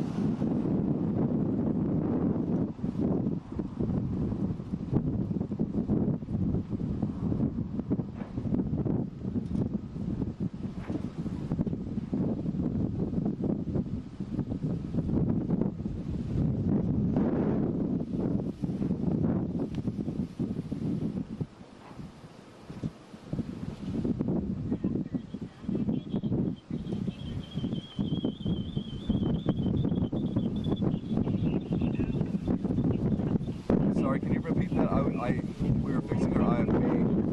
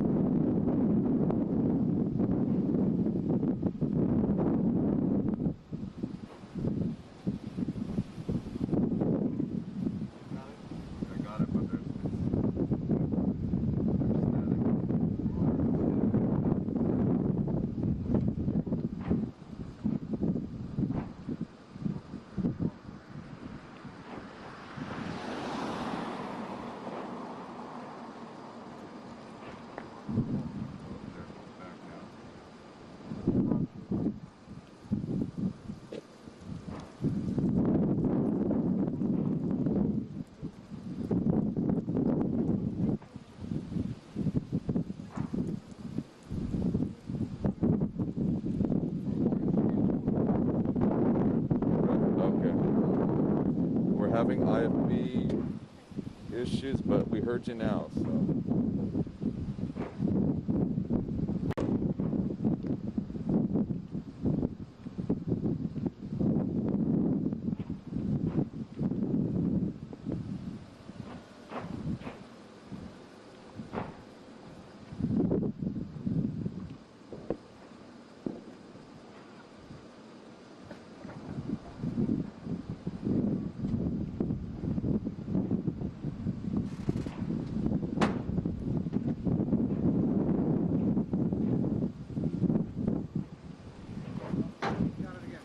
Okay.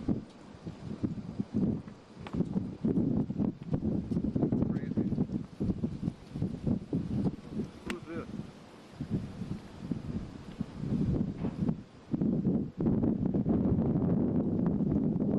For show. And then Okay. that way there's like a break. Cool.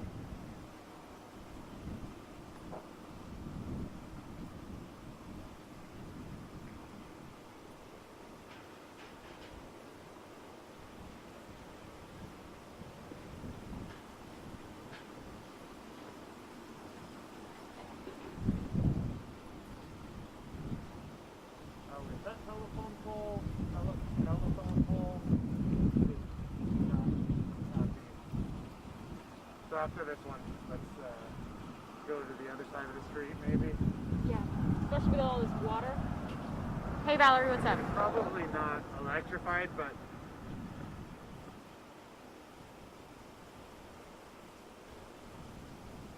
Okay.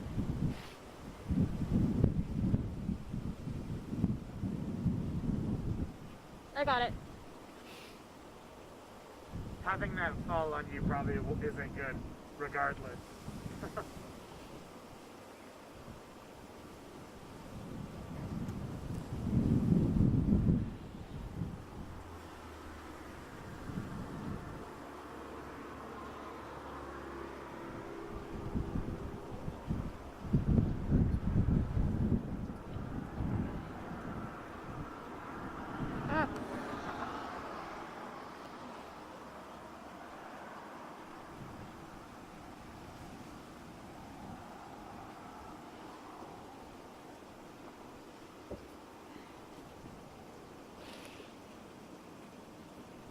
Save their own house, and it's up to them. Try to save your neighbor's house.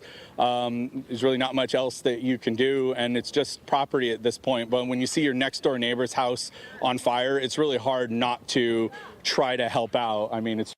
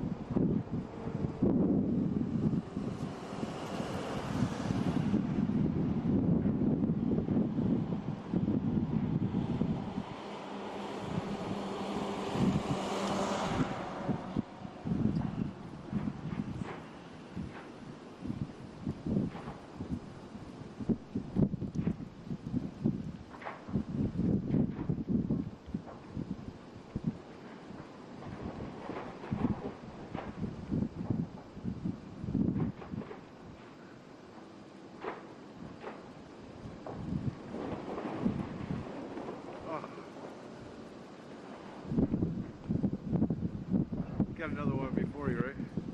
It didn't seem definitive. Guess we'll wing it. Massive holes up there going.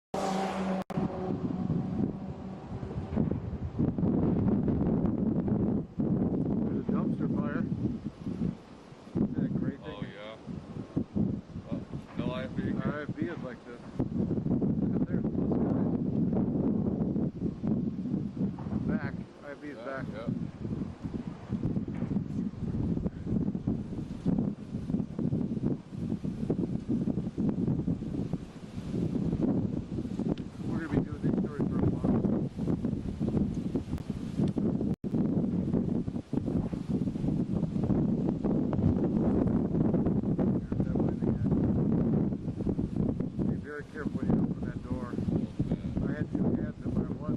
Got knocked off. That's crazy. Saw that guy. Yeah. Why put a second step back?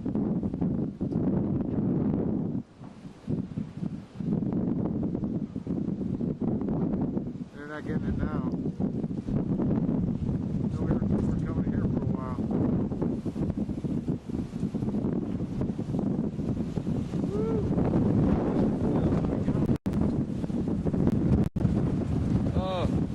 This is like 75 miles an hour. We're still here. Yeah, we're ready. There's a lot of wind.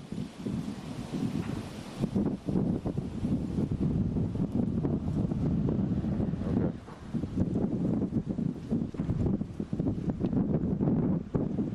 Wow. What's that? Over here.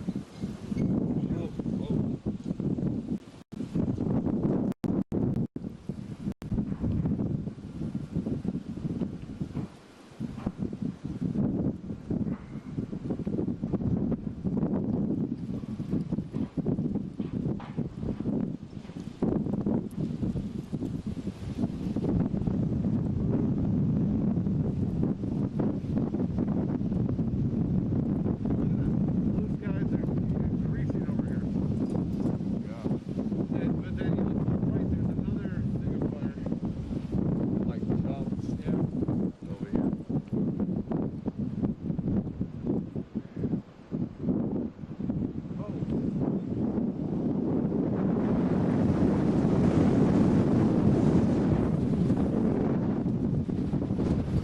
What the heck? Merlin or something. And we lost IFB. Lost IFB. Hopefully it comes back. What the heck? The wind's all over the place. Yeah.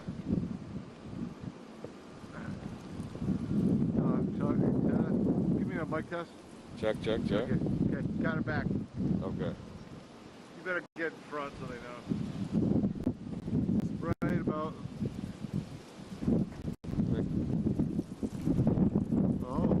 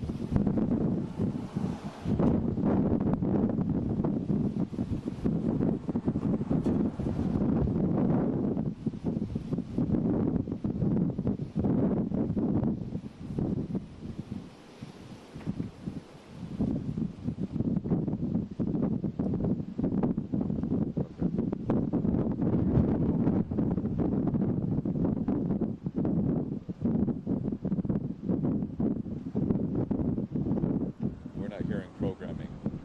We hear you, but not programming.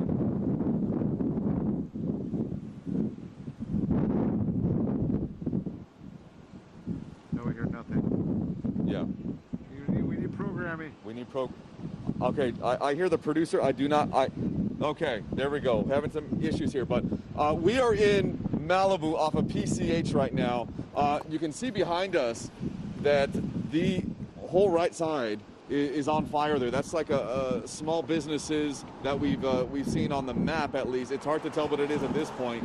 The wind has really picked up here in the last 10 minutes. It has gusted so hard that as my photographer was getting out of the news van, that door just swung open. The winds on PCH going towards the west, and it was it broke the door a little bit. So that's just an example of how strong these winds are. And we're pretty far here from Pacific Palisades and where the fire originated over there. We were there earlier. We drove through Sunset all the way into the village. We saw so many homes that were just burnt down, and it was just incredible to see it and heartbreaking to see it. And you can't imagine something like this happening with it just being home after home after home. And the firefighters, right? It's limited resources. They're trying their best. They're everywhere, but there are so many homes, businesses, churches, even schools that are catching on fire with this. And here, now that we've made our way through PCH, through into the Malibu area, okay, now we're seeing this driver. Maybe they're trying to look to see their property here. There aren't many people that we've seen out and about from Pacific Palisades here towards Malibu. Look at the left side, though. You can see that there's home after home after home here. The other side of that is the ocean. And all along PCH, from Pacific Palisades here to where we are, I mean, we haven't reached the Pepperdine area, but we're close to like Dukes. If you go further towards Santa Monica on PCH here, towards the left of your screen, that's where you'll hit Dukes. But there are several homes that are just burnt all the way down here. We're seeing some of the structure from the garage and the facade on the street side of things. But out there closer to Palisades, there's an area we were earlier that was just, oh, and there we hear an explosion. We've heard several of those noises, like a loud bang, you know, of who knows what is going up in flames at that moment. So that's the situation here. Again, look at now even more smoke is coming on up here, and we can't even see the hillside. Earlier we could see it. Now it's really picking up as far as that smoke is concerned, and visibility is just reduced. We can't now kind of can see the flames up there. Earlier we saw it, and that is a big house there on the side of this hillside here. So that's the scene here off of PCH in the Malibu area. Of course, we're still far from the city of Malibu, but John, Rachel, and Leslie, it has been quite the scene out here.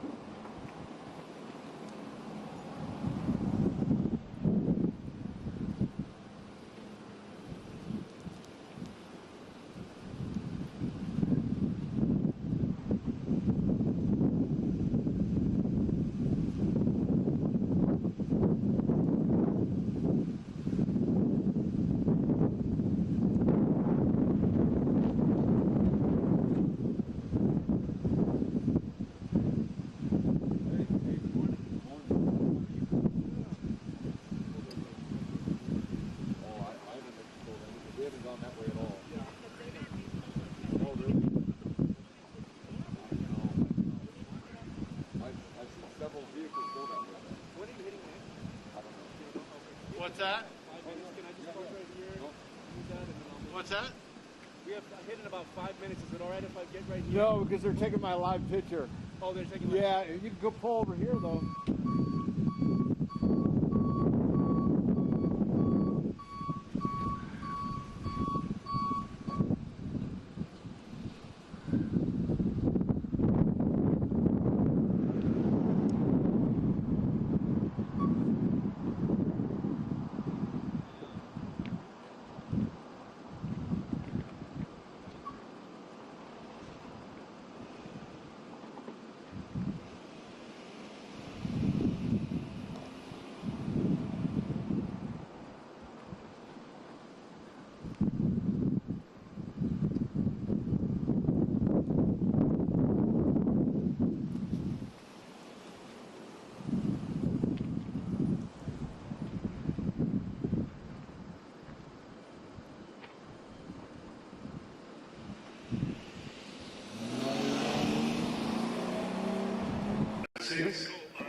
Good. Thumbs up.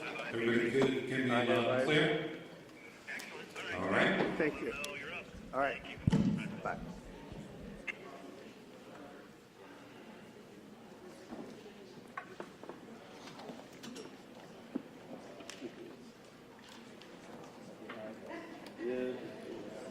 Are you doing live? Yeah. What do you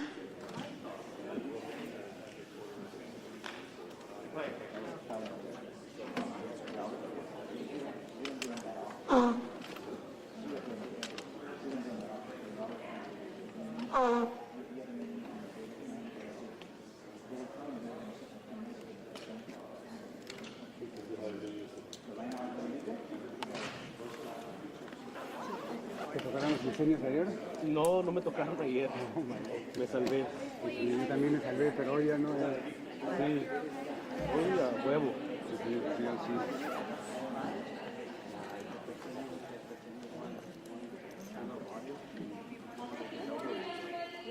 Yeah, running 11.5. 11.3.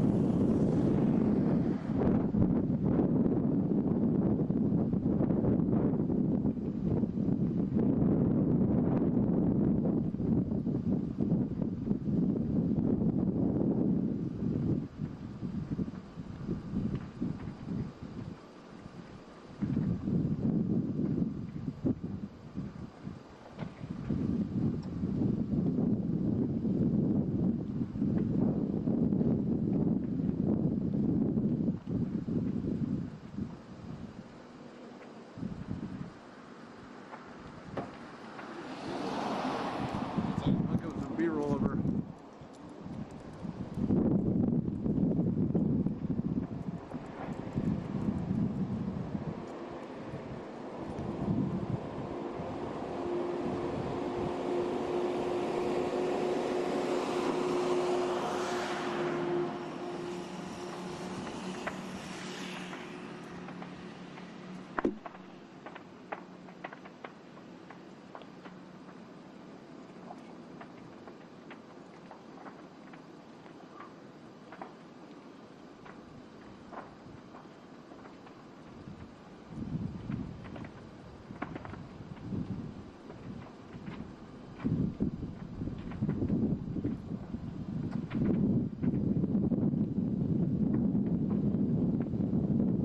Interrupting your regular programming with breaking news, local officials now holding a press conference as residents of Southern California wake up to red skies as devastating and destructive wildfires burn through Los Angeles County. Let's listen in. People ask me is, what do you want to convey to the public? And that is, heed the advice of first responders. When they ask you to evacuate, evacuate.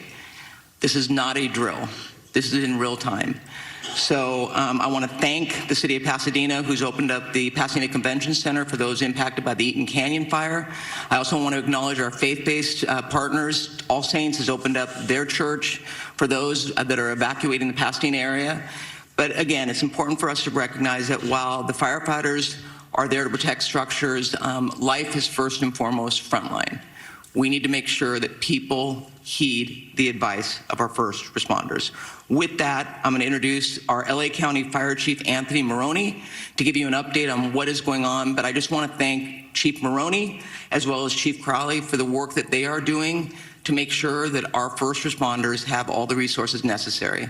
Chief Maroney. So good morning. Thank you, Supervisor Barger. My name is Anthony Maroney. I am the County of Los Angeles Fire Chief, and I'm also the Region 1 Coordinator for Fire and Rescue Resources. I'm going to be giving an update on the Palisades fire in addition to the Eaton fire, although I am aware that we have 4 large fires burning in LA County at this time. The Palisades fire is located in both LA City and LA County. We are in unified command with the City of Los Angeles Fire Department in addition to CAL FIRE. We have well over 5,000 acres that have burned, and the fire is growing. We have no percentage of containment.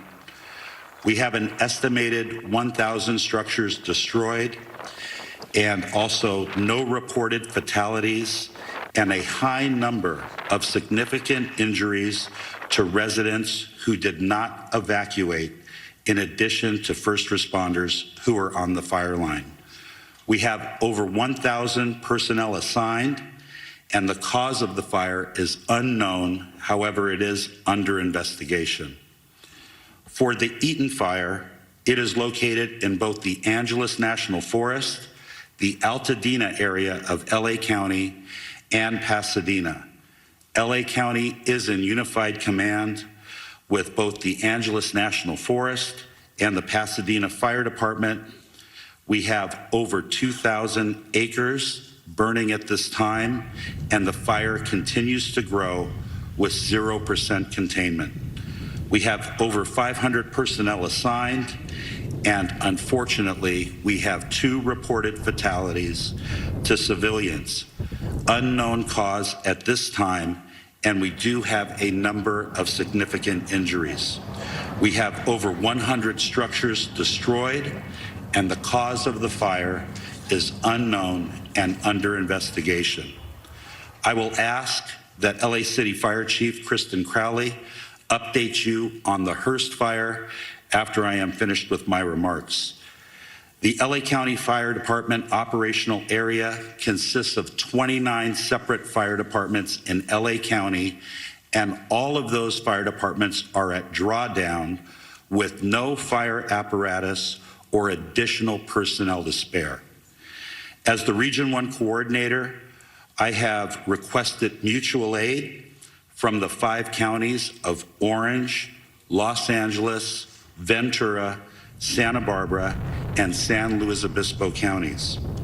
Additionally, last night, I contacted the State Office of Emergency Services and requested 50 engine strike teams. 50 engine strike teams is composed of 250 fire engines and over 1,000 personnel. We have also requested resources from out of state, as well as Northern California. Thank you to the first responders from Nevada, Oregon, and Washington State that are already on the road coming to LA County to assist.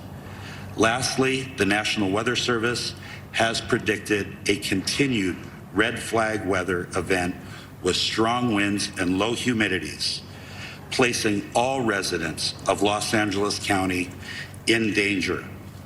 To all of our viewers, please prioritize your safety as well as the well-being of those around you as we come together to continue to get through this widespread disaster. Los Angeles County firefighters will remain on the front line until we reach full containment, and we ask that you keep all of Los Angeles County in your thoughts and prayers. I would now like to invite up Los Angeles City Fire Chief Kristen Crowley to give her briefing. Thank you.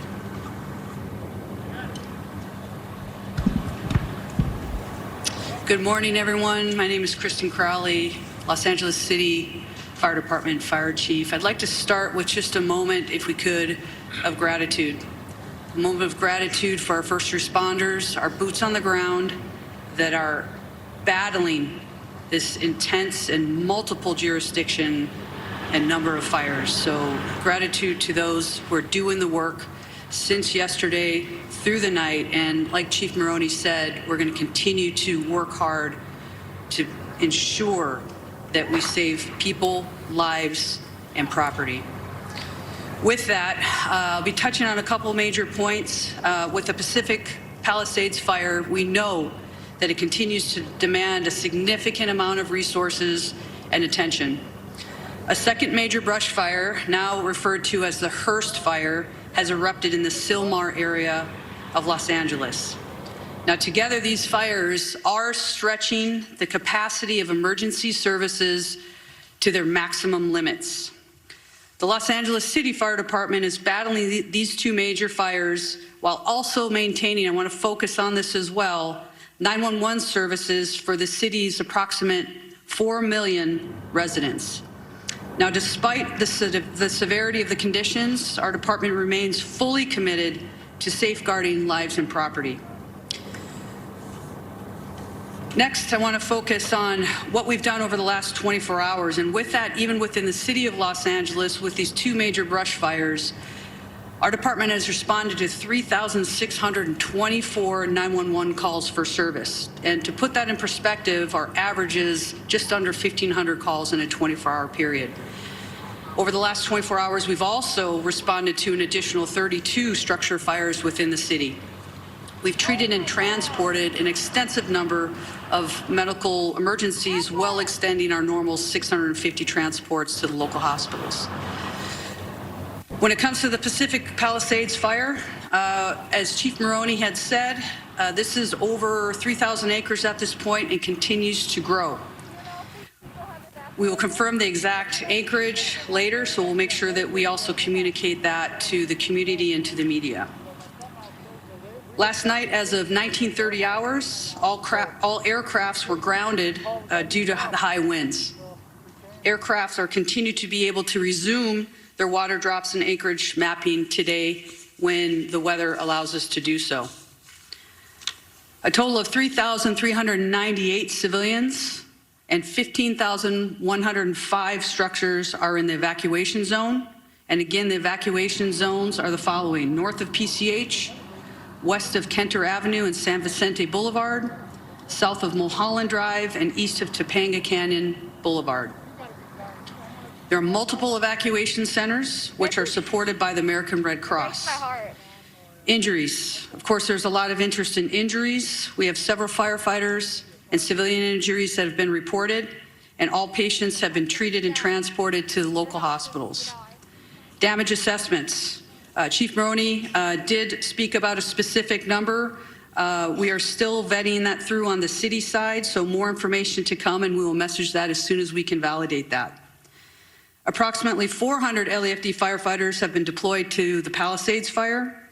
We have many hundreds of law enforcement officers, our partner agency responders, and public works members engaged in supporting our overall operations.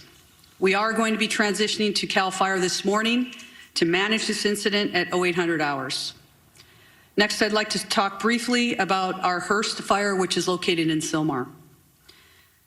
Last night at approximately 10:10 p.m., the fire erupted in the Sylmar area of Los Angeles, adjacent to the Los Angeles National Forest.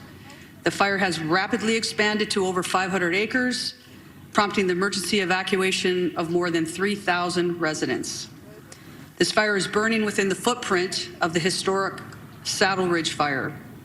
Now, despite the extreme winds and significant risks, and that's what we're going to be talking about from today and probably throughout the next few days, there's always that significant risk of life and property. We'll continue to focus on saving lives and protecting property. The exact anchorage at this point will be confirmed later, and we'll make sure that we communicate that to you as well. Lastly, we want to make sure that everybody understands we're absolutely not out of danger yet. With the strong winds that continue to push through the city and the county today, I would tell you, and we are all committed to our first responders, our firefighters will remain focused on protecting lives and property. The LAFD is extremely proud to stand with all of the entities behind me. Our top priority will continue to be life safety, ensuring that safe evacuation and the rescues of our residents that are in harm's way. It will continue to be our primary focus in this wind-driven fire event as it continues. Thank you for your cooperation, your support, and your vigilance. And today, we will continue to stand with our partners to protect everyone. Next up, I would like to introduce Sheriff Luna. Thank you. Oh, sorry. Next up. Oh, we moved it. Okay. Yes, we're just moving around, having LA Unified Superintendent Alberto Carvalho, please. Thank you very much. Good morning, everyone. Thank you, Chair Barger, county and city leadership, in addition to the leadership of our first responders in our great community for the very, very important work you continue to do to protect our community, protect the assets, and first and foremost, the health and well-being and lives of members of our community. Los Angeles Unified is the second largest school district in the nation, representing the interests of 540,000 students and 75,000 committed employees. We make decisions regarding closure of schools in a very methodical and science-driven manner. So after a great deal of consultation overnight with experts looking at the data and considering the fact that air quality conditions deteriorated significantly overnight, we have made the decision to shut down a number of schools, particularly in the eastern part of our school system. I will define what those boundaries are. School communities, beginning with leadership, workforce, and families, have been informed about these areas. And as of now, those schools within the boundaries of the area that I will define are closed. This accounts for about 10% of our total schools in our district, about 100 schools out of 1,000 schools. The areas that I'm speaking about are schools located north of Manchester Boulevard, Firestone Boulevard, east of 10th Avenue, west of I-710, and south of Highway 134. Any school within that area, and that accounts again for the eastern part of our district, where the air quality met or exceeded levels that are not appropriate for employees or students to be around, are effectively shut down. We will be making decisions about what will happen in those schools going into tomorrow by 4 p.m. today based on the evolution conditions. In fact, since we made the decision to shut down those schools, air quality conditions have improved significantly despite the fact that they worsened significantly overnight. I want to speak specifically about schools surrounding the Palisades area. As of last night, we had to shut down 5 schools as a result of mandatory evacuation conditions. Those were Kinter Canyon Elementary School, Canyon Elementary School, Marquez Elementary School, Palisades Charter Elementary School, Revere Middle School, and Topanga Elementary School, in addition to Palisades High Charter High School. We have reports that Palisades High sustained significant damage as a result of the fire. We are working with state and federal entities to quickly access resources to address the issues facing this community. I want to very briefly address our workforce. We know today is not going to be a perfect day. A number of schools are shut down. However, localized conditions may make it difficult for our workforce or parents and students to access schools. Air quality conditions may vary and, in fact, may not necessarily be appropriate beyond the area where we close schools. Please use your discretion. We will utilize grace and be flexible regarding attendance and for students and employees alike. Specifically, students and employees who face chronic respiratory conditions or other health issues. We will be flexible regarding these individuals. We will provide additional updates later on today regarding conditions of schools going into tomorrow. For the schools that are open, recognizing the workforce needs of the parents of our children. Beyond the bell activities, care for children in those schools will continue to be provided today. Today is not a typical day. We need flexibility, patience, and grace, and we shall extend that to our workforce and certainly our parents and students in our community.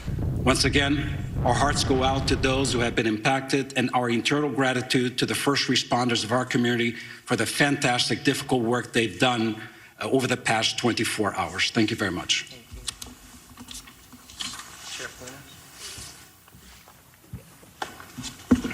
Morning. A lot of information to pass on, but please know this. This is a very difficult and challenging situation, but we're surrounded here by people who really care, and we're going to get through this together. That means with all of you as partners in our community. Our top priority continues to be the safety and well-being of our impacted residents, first responders, and all of the individuals involved. But understand that this is a very fluid situation, specifically in the Altadena area, and a lot of our personnel, our deputy personnel, are involved in life-saving measures as we speak now. We are working very closely with local, state, and federal agencies to provide necessary resources and support. We have been in constant communication with both our fire and law enforcement partners across LA County and beyond to ensure that all available resources that are needed are being deployed strategically and effectively, but we are prioritizing life over everything else. There are over several hundred sheriff department personnel working around the clock to evacuate residents in danger, assist with road closures, and respond to multiple missions that are given to us, and they do change periodically depending on that life mission. To ensure that everyone is going to be safe or safe as possible, additional personnel will likely be assigned to this fire as this continues to go, and you heard from our fire partners that there is no containment yet. I do want to split it up into two. I want to start talking about the Eaton fire first.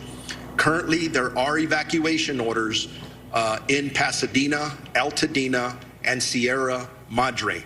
Evacuation orders, there are approximately 32,500 residents under evacuation orders and approximately 13,186 structures that we deem at risk, and that could grow. Evacuation warnings, approximately 38,600 residents are under evacuation warnings and approximately 14,342 structures are at risk. At 4 a.m. this morning, the evacuation orders did expand to parts of the city of Duarte, Monrovia, and La Cañada. And again, we continue to assess that. That's evolving. That's going to change. So I encourage you to consistently pay attention to all sources of information so you're ready to go when you are given that order, if that does come. As information's changing, even as I was driving up here, even as I'm walking up to this podium, I'm getting messages about several of our employees who have lost their homes in the last several hours. I don't know how many because we are still gathering that information, but like we all live here in Los Angeles County, so we are impacted. So we're going to make sure that within our department, we're wrapping our arms around our employees just like we do with community members. Again, as I was coming up here, I did find out that we did have 2 fatalities in this area. I don't have any specifics. There is a lot of damage out there. We're still in the process of doing these assessments, trying to still save lives. So this information is going to change. The Altadena Sheriff's Station itself was evacuated, and it was at least limited on fire. There was some fire at the Altadena station, but we did have to clear out all of our employees out of there. I'm hearing some miraculous stories, and they're just barely coming in, of our deputies who were trying to evacuate the Altadena station, and then residents were running up from different locations around there asking them for assistance in getting them out of their structures. And from what I understand, They were barely able to get people out before these structures started burning. There's just heroic stories of what our deputies are doing out there from last night and this morning.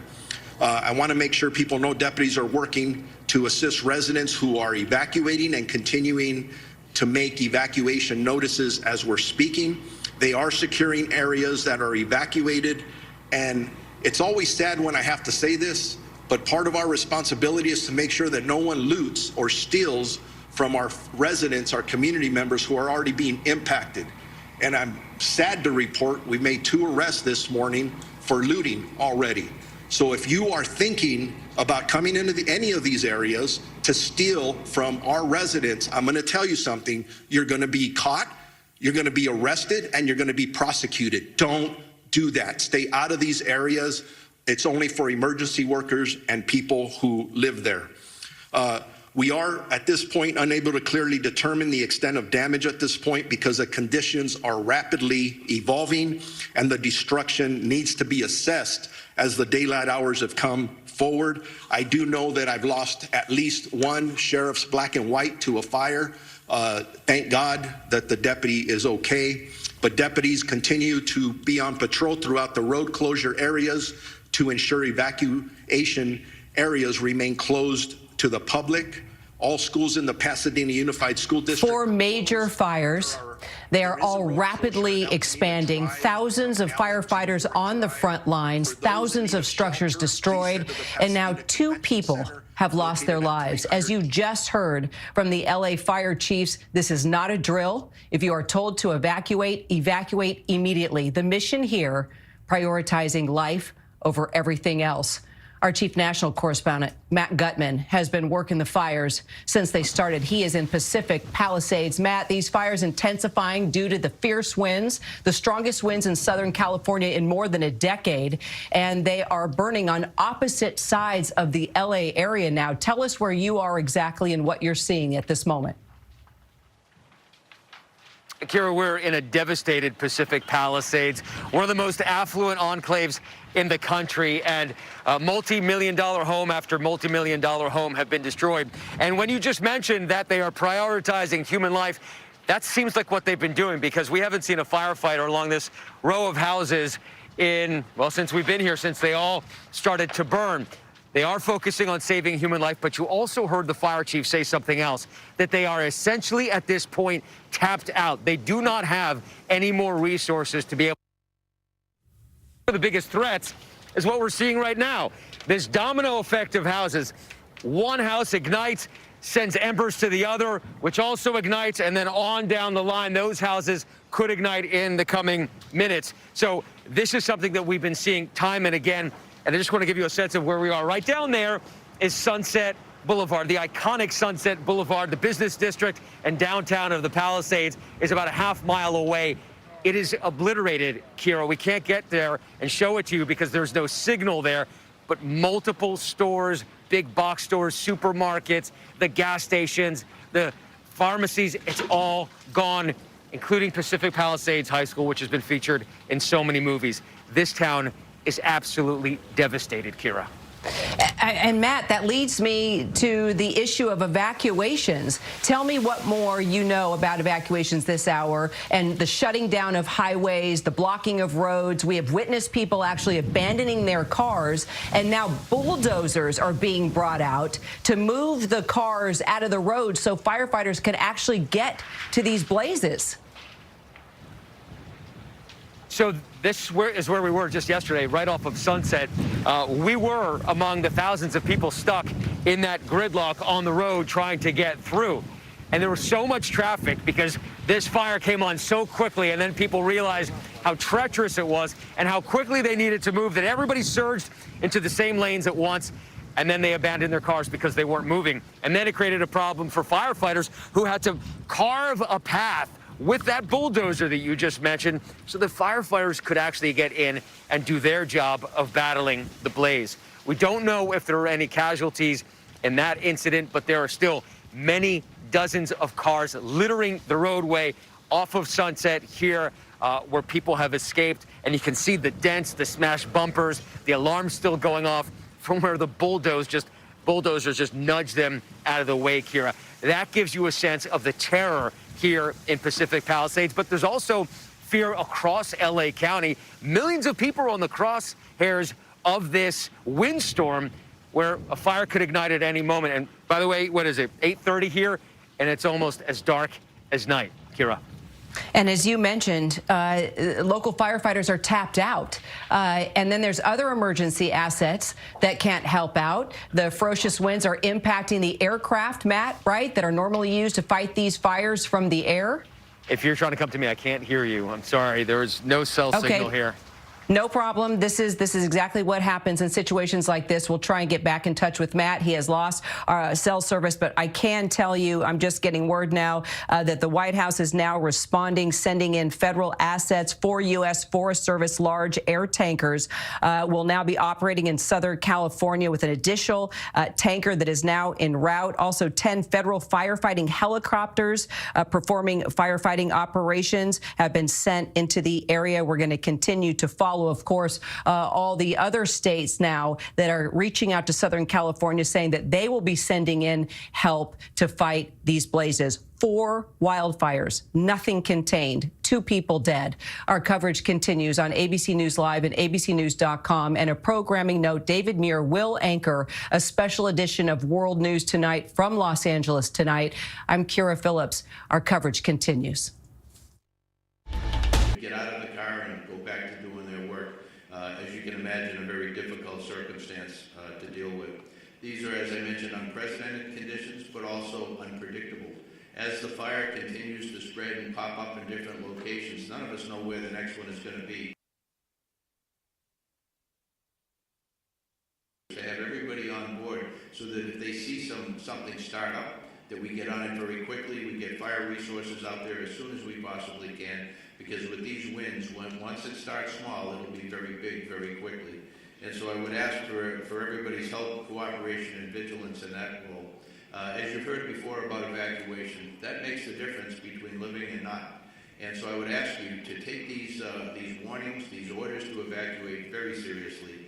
As you've heard over and again, be ready to go, pack what you need up, but then please comply with these orders. Then we don't give them, put them out lightly. When we believe that you're in the path of the fire, we're going to order that evacuation, and we really, really need your compliance on that, because if we have to send people in to try and make rescues, those people are putting their lives on the line directly for something that could have been avoidable. Sheriff Luna mentioned looting. That's something that we also have to watch out for. That is incredible that we'd even have to talk about that during these tragic times. But we are going to take that also extremely seriously, and we will follow up with that in the strongest way possible. As far as traffic goes, that's something that we're used to dealing with here. This will be an extra test of gridlock in many places due to people not having access to their normal routes.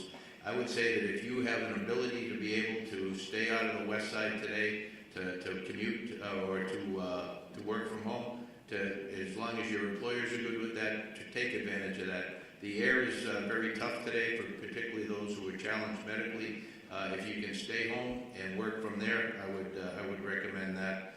We will continue to support our partners and the fire service and our other law enforcement partners.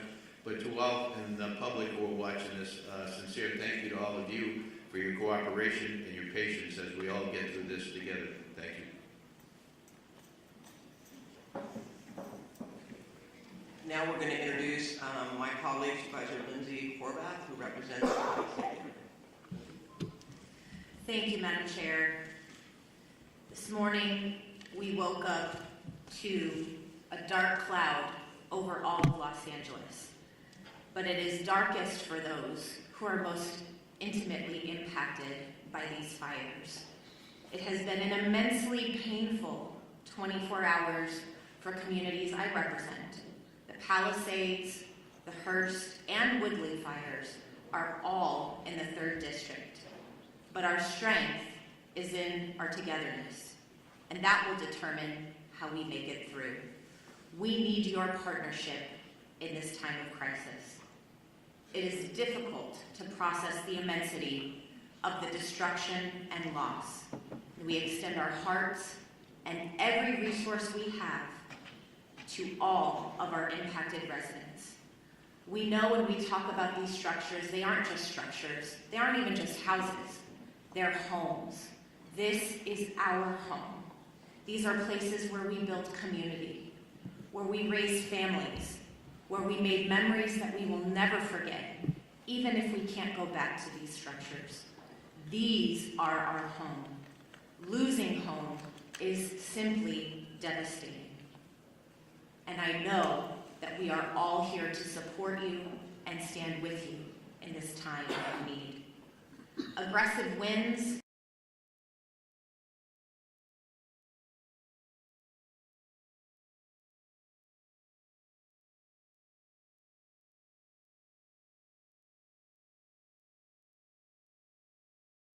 Palisades, Eaton, and Hurst fires so far.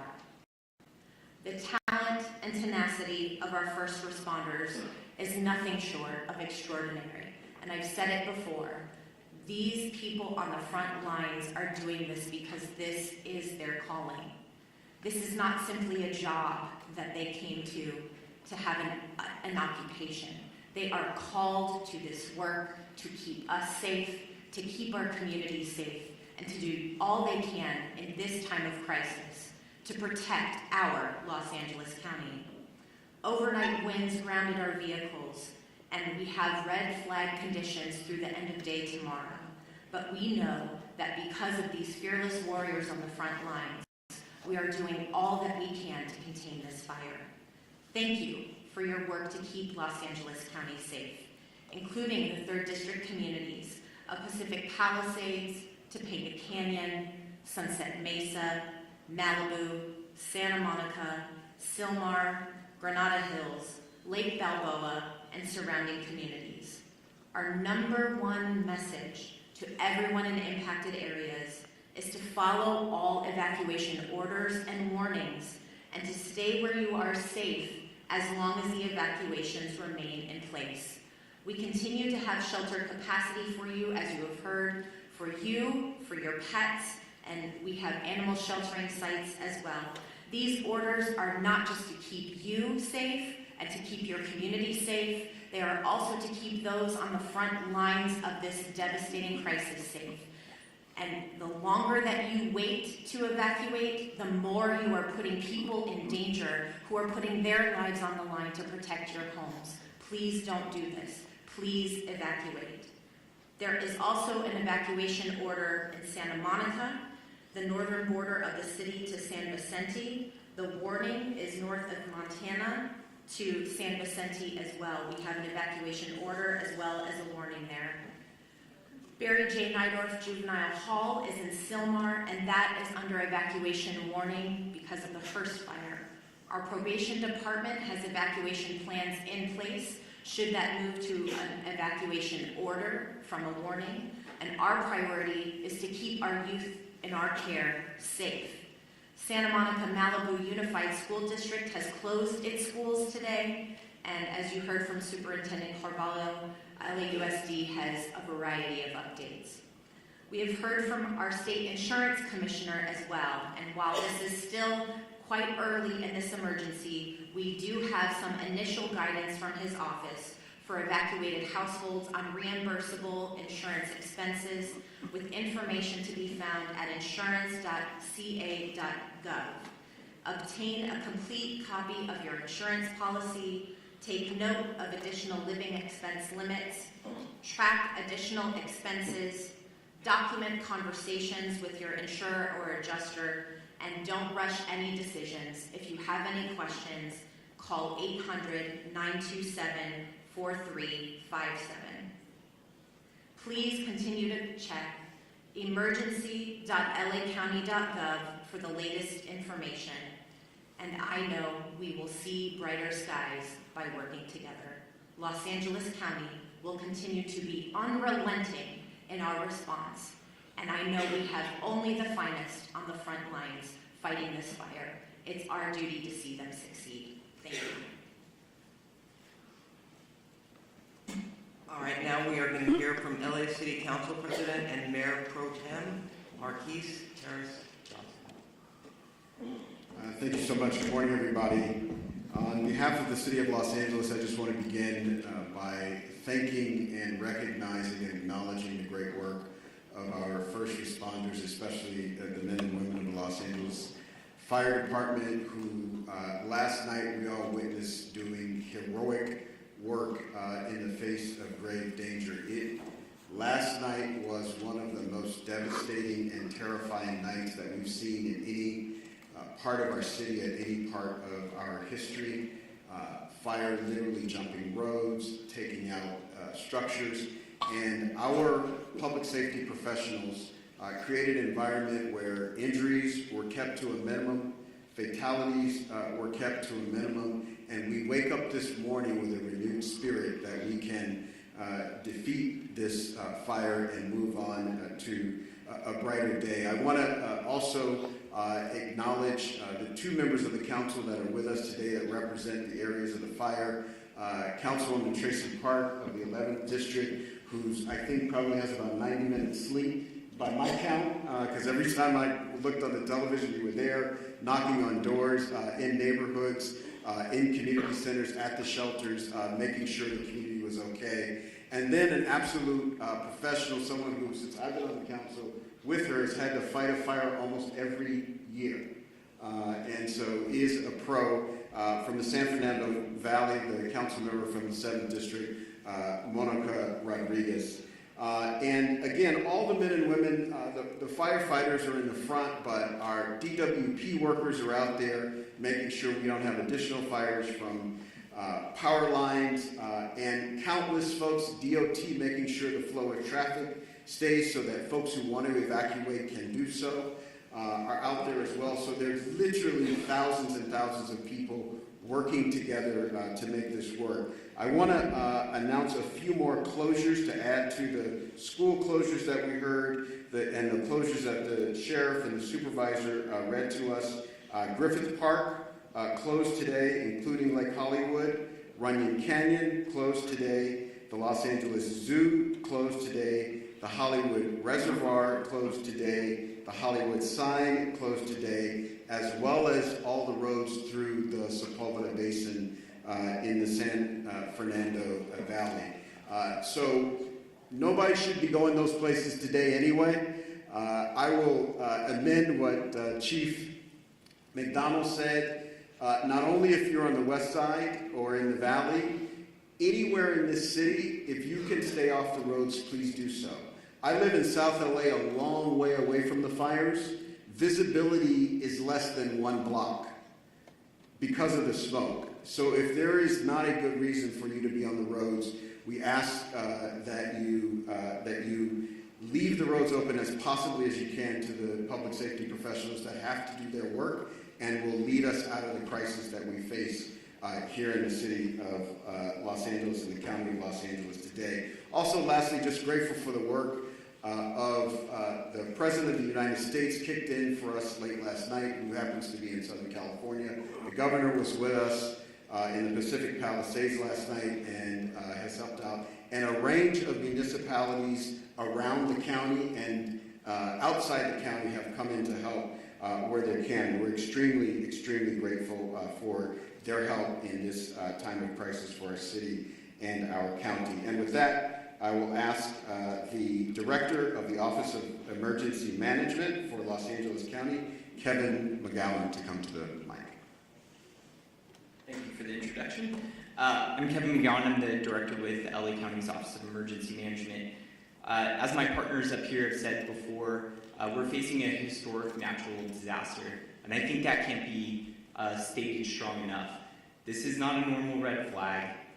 We've been in partnership with the National Weather Service for days prior to the arrival of this severe windstorm. There's been amazing communication by the National Weather Service, and they should be acknowledged for all of the communication that was put out days in advance. What's critical about that is it partnered all of our public safety and emergency organizations throughout the county to begin preparations for this. And a lot of the successes we saw over the last 18 to 20 hours is a direct result of painstaking preparations that had gone into place for the last 48 to 72 hours. We still have a long road ahead of us. Our county is known with wildland fires. We just finished working on the Franklin fire. We've had the bridge fire, the post fire. This has been a very destructive fire season. This is just going to add to it. Our eyes are on mitigating the impacts from this emergency, working with our community partners, and then charting a course for what will be a long recovery effort. With that, I would like to introduce our Department of Public Works for LA County Director, Mark Pichel. Good morning, thank you, Kevin. My name is Mark Pichel. I'm the Director of Public Works for Los Angeles County, the largest public works department in the United States. We're coordinating across the area with all our partner agencies, including, of course, primarily the City of Los Angeles, in addressing this event today.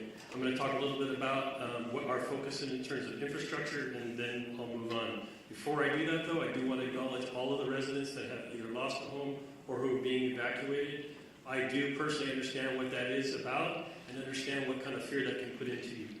One thing I would recommend to you before you leave that home, if you want something to do, is to close that home up tight, close any openings, completely tight to the home, and make sure that access is open to the fire department in the event that they want to come on and do work on your property. That's one thing I've learned through the years is important.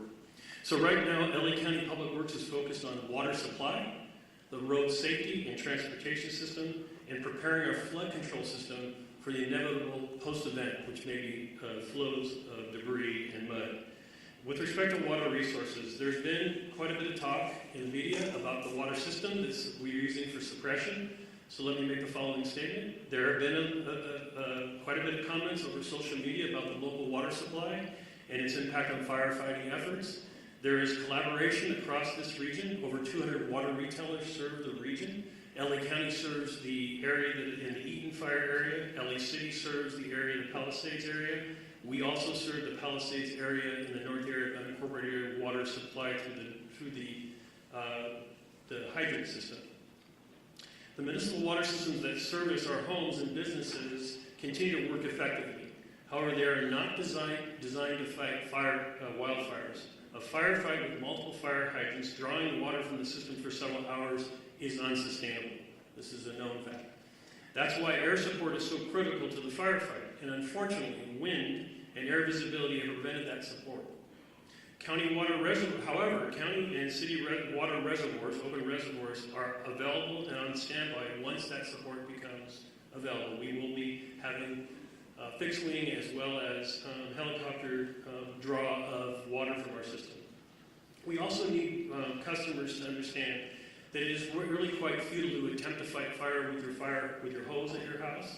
That's not something I would recommend you do, but in fact I would ask that you turn off your water and turn off your gas, both things before you leave the residence, so that we can continue to have that water supply for the hydrant system. The transportation system is operating with many, many closures. Those closures are meant for evacuation as well as fire suppression efforts. So we're asking residents not to abandon vehicles in the streets, to not park vehicles in streets, but to leave those vehicles on your property. And we ask that you drive very carefully, because we also have the other event of wind right now. And we have numerous signals out across the area. So we need people to drive very consciously in the street system. And then the third piece in the road system and in our homes is the wind is causing massive tree fall. We have over hundreds and hundreds of trees that have fallen in the area already. We expect more of that to occur. This is a safety hazard for you and your children. So we're asking that you avoid walking outside, avoid being under trees, avoid parking cars under trees, all the things that you can imagine that a tree can do. A tree can be just as devastating to a home and to your personal self as a fire. So please be aware that the wind event is going to continue and the infrastructure is in place to do with that. We are currently preparing to remove that. We are removing trees as they fall where it's safe to do so. There will be a mass debris removal system put together that the county is coordinating, but we would be removing and working with the cities to remove the mass debris that's going to occur, not only from the structures that have been damaged, but all of these trees that are down. So please, one of the things is make way for our utility workers who are in support of the very, very, very brave firemen and sheriff and police force that are out doing their job. We are in full support of them. So lastly, on the flood control system, this is just a quick note that yes, in fact, we will have a lot of debris. The flood control system has been impacted, that covers the entire region by the fire. In fact, many of our facilities have been burned. One in Eaton area, Eaton Yard, where there is a debris dam there, and its facilities are currently threatened. We're looking at that and going to raise up those systems. As we enter into post-fire, our department will be available to do a review of your individual properties to make sure that you're safe from debris flow as another event that may occur in LA County. With that, I'm happy to turn over the microphone to my partner from the Department of Water and Power, the General Manager, Janice Quiñones.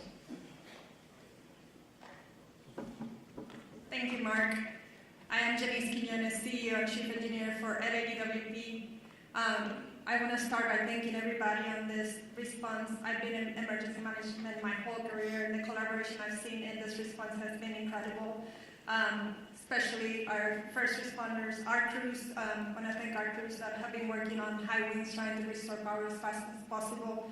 And also county, city council, mayor's office. The mayor has been in contact with me all the time. And also other utilities in California have been proactively reaching out to us to help us with the restoration. So we're in the process of contacting them to ask for more support.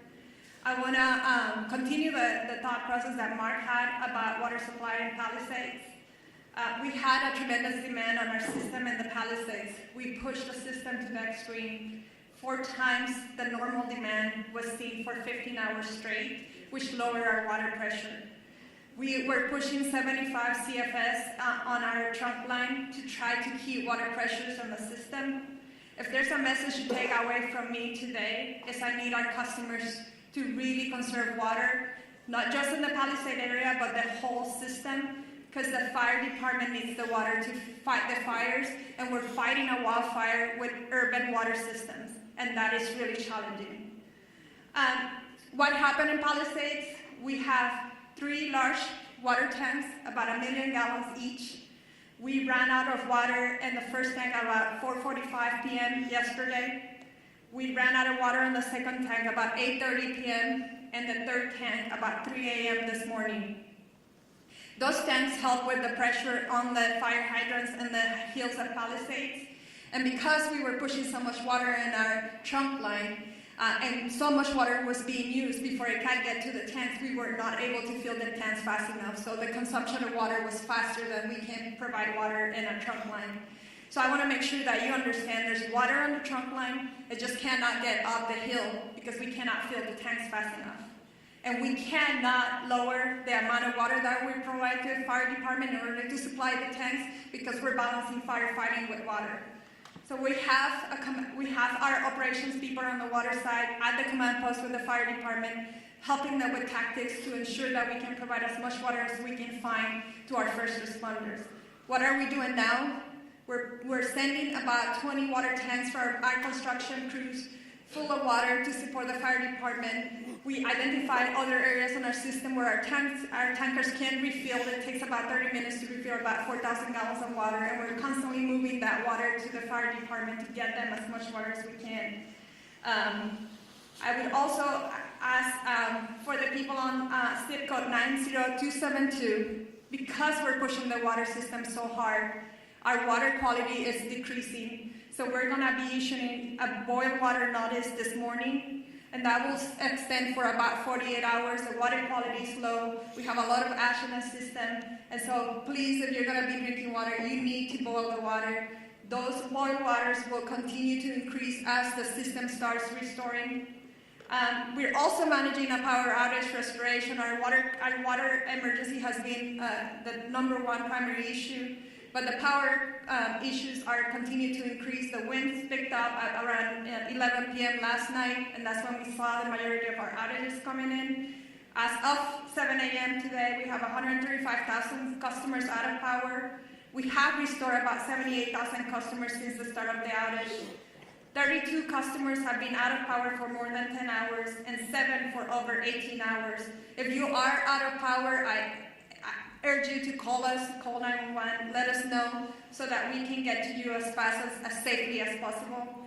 We are on a severe emergency activation at the EOC for both water and power. It's taking us 24 to 48 hours to get to all of the outage. That's why we're going to start increasing our mutual aid request to get more crews on here to reduce that restoration time. But we cannot do that until it's safe for our crews.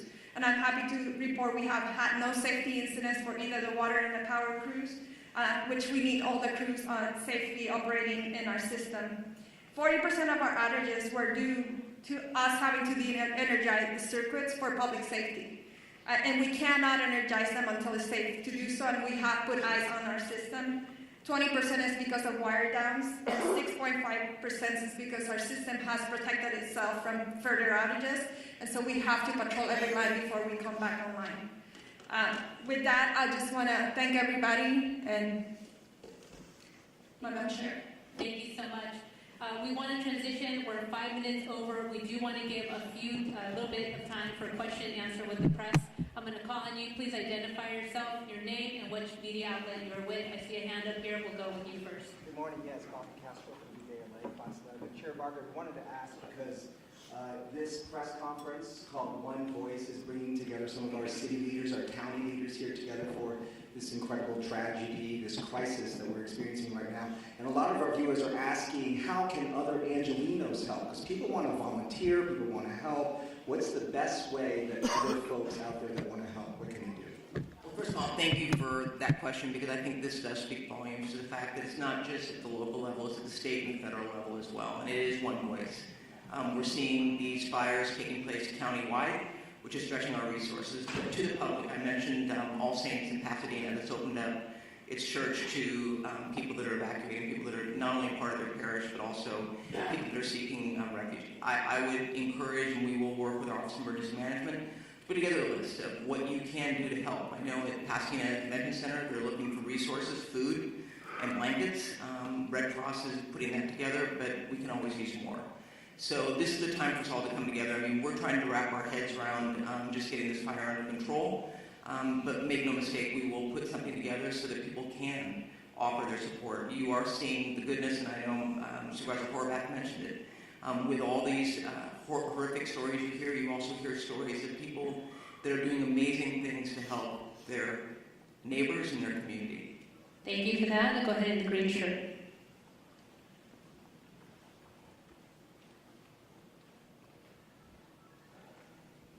Yeah, the DWP was talking about the problems with the water supply, and I was wondering if either the DWP or the fire department has any kind of numbers to talk about, like what is the number of hydrants that could not get water because of these pressure issues? What percentage of the system in Pacific Palisades wasn't getting service at that point? And given the type of things you're describing this morning, do you think there needs to be an overhaul of the system, given these increasing number of urban fires? And also, when does the mayor return?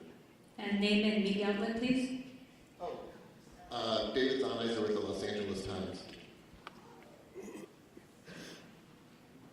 So, Chief, please correct me if I'm wrong, but we were trying to keep water at all altitudes on the Palisades, and I think about 3 in the morning, that's when the hydrants went dry above the Brentwood area. We are able to push water on that trunk line on the east side of that, and we have some water on higher elevations, 16 to 18,000. But at 3,000, at 3 a.m., all of the fire hydrants went dry in the Palisades. To your question of climate resiliency and how do we need to update the system, I would say that is true. We were talking with the county supervisor and Mark on how are we going to change the way we operate our water systems for events like this. This is an unprecedented event. I think the 2011 winds was significant from a power outage perspective, but the fires have really increased the response complexity of this. We had crews trying to mitigate this, and we had to evacuate. We worked with fire department to try to get back in and try to fill the tanks again. It wasn't safe to do so. So you're managing the fires, you're managing the power outage, and you're managing the water needs because there was an urban wildfire firefighting. So yes, we have to look at our system from a climate resiliency as a region. And it's going to be more than just DWP. It's all the water agencies here, including the county. Thank you. Over here in the burgundy with a mask. Name and media outlet, please. And the mayor question. Real quick, I can speak on the operational side of the hydrants. We don't have a specific number of the hydrants. We do know that it came in phases. Now, our firefighters always have a primary plan, a backup plan, contingency, and emergency plan. So oftentimes, just so that the public is aware, in large brush fires, water supplies are normally limited. So with that, our apparatus do have the ability to draft water if we need to out of pools, ponds, any type of water resource. We also utilize the water tenders, in which we spoke about a little bit earlier. So with that, I just wanted to clarify that. And in regard to when the mayor is returning, I spoke to her this morning at 4 o'clock.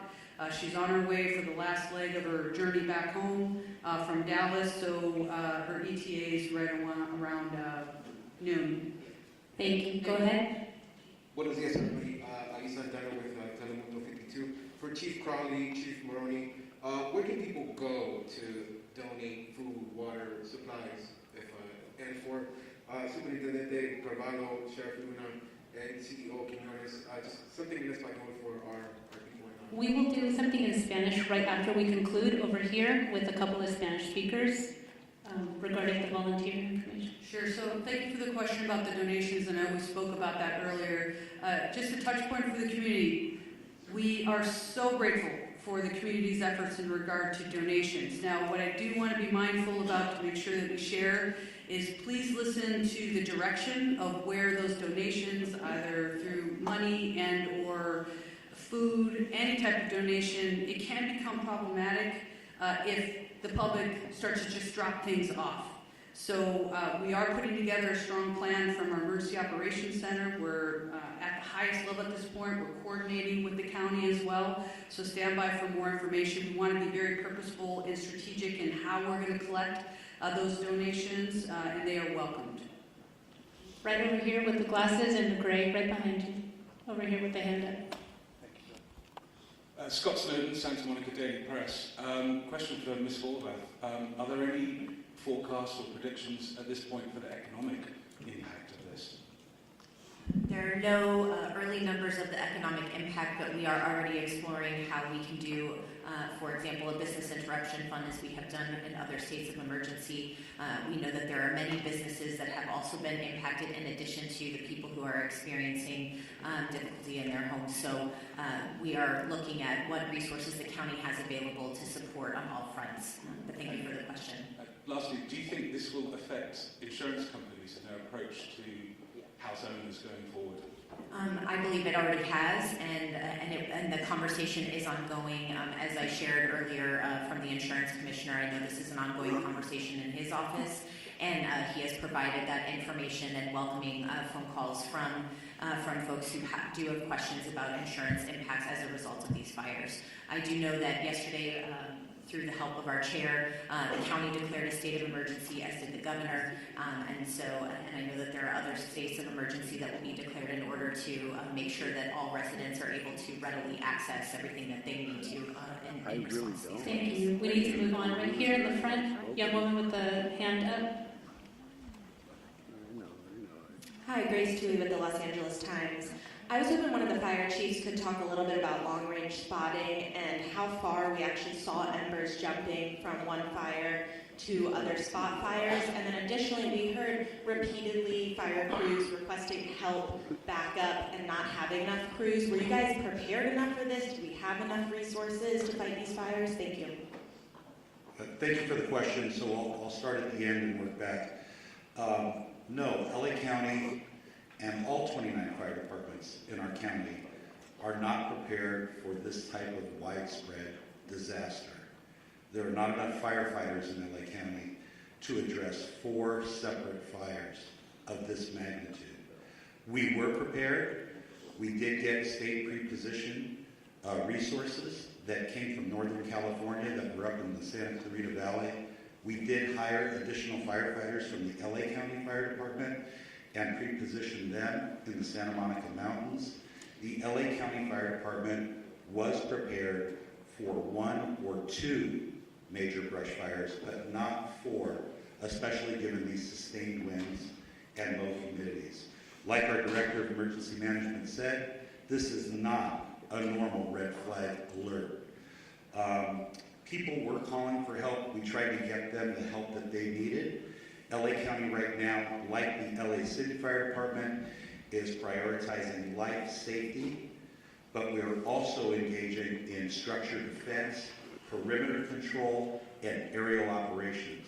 Remember that the LA County Fire Department has 13 aerial assets available to it. In addition to our agency-owned helicopters, we have our 2 CL-415 Super Scoopers and our CH-47, which is part of the 3-county QRF. So we're prepared to keep fighting the fight. Like I said earlier, I've requested additional resources, not only from Northern California, but from out of state. We did that last night, yesterday. So we're doing the very best we can. But no, we don't have enough fire personnel in LA County between all of the departments to handle this. Thank you. Thank you. And we have a couple just quick I just questions. want to also acknowledge that that came down from Sacramento State Senator Ben Allen and Sasha Perez, as well as our Santa Monica Mayor Negrete, who's also present here. And I know that Congressman George Whiteside is flying in from Washington, D.C. He represents the Sylmar Santa Clarita area, and so we appreciate you all being here. Thank you, And I Chair think Barber. someone from the mayor's office would like to go ahead and introduce. Thank you, appreciate it.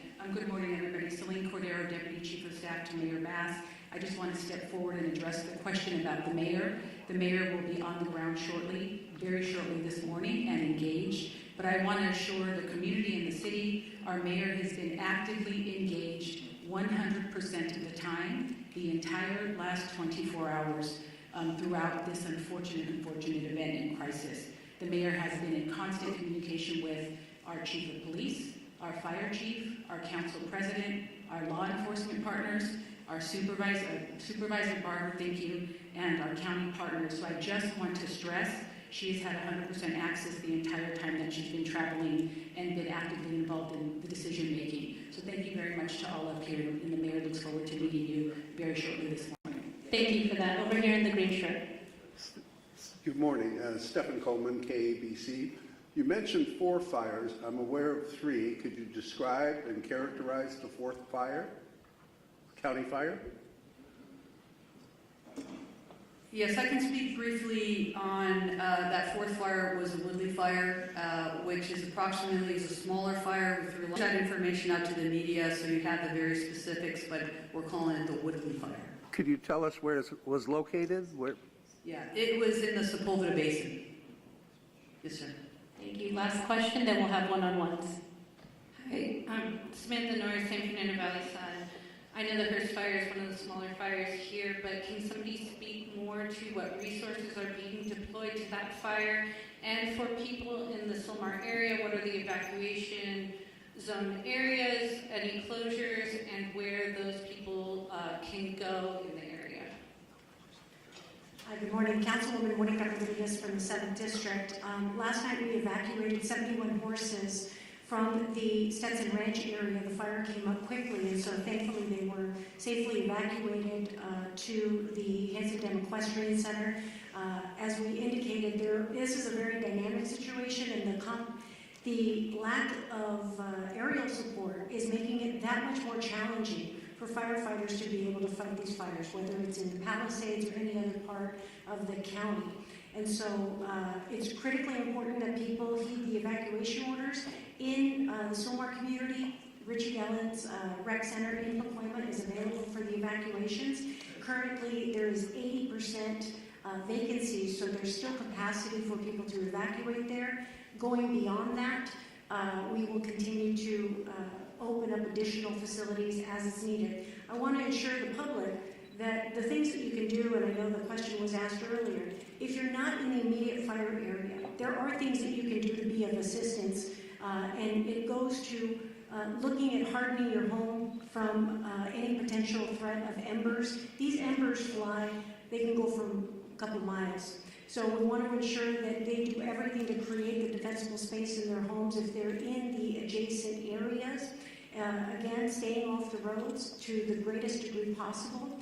More importantly, reducing your water usage at this time. Because there is no aerial support, all of our water is being is being heavily demanded upon for these firefights in all parts of the county.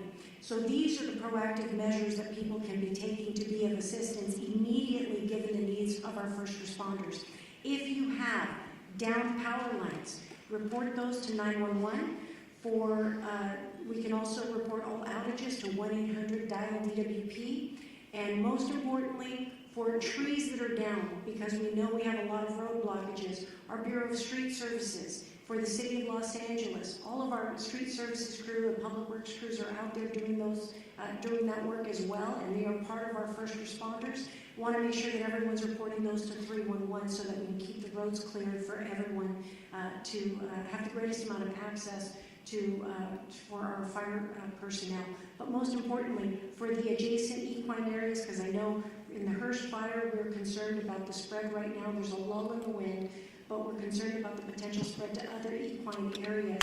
We want to make sure that we launched our early evacuation for horse-keeping areas in the northeast San Fernando Valley, and I want to continue to urge the public in these adjacent areas to please be prepared with your bags, with your important documents, to be ready to be prepared to potentially heed the call for evacuation. Thank you. Thank you very much. We're over time. We're going to...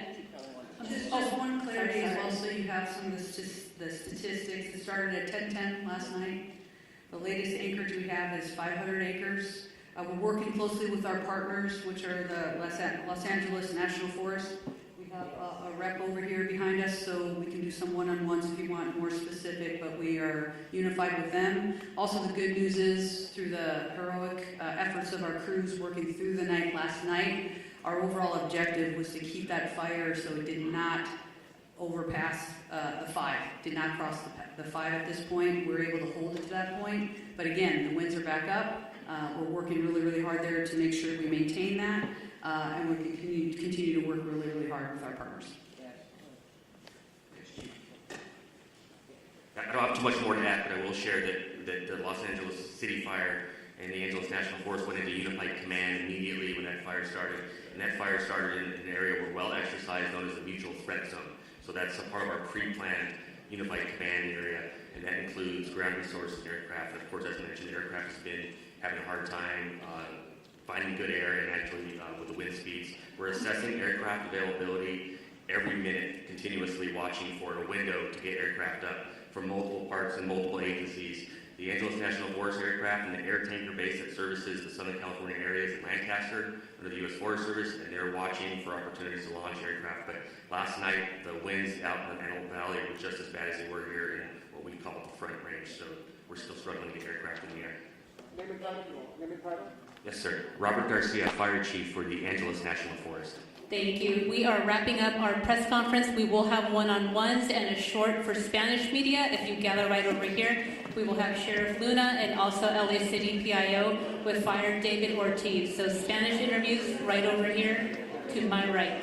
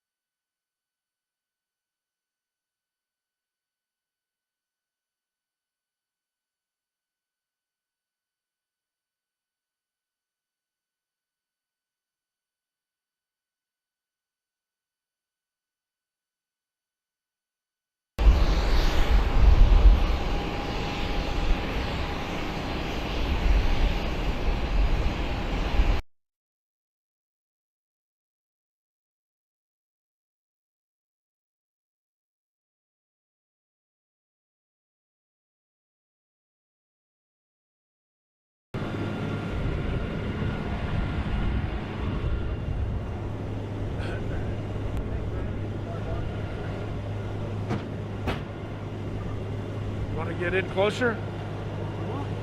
I don't care.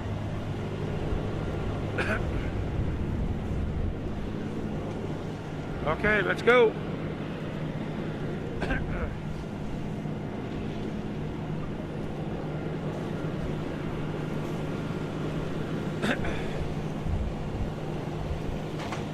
Yeah, it's going to be fantastic.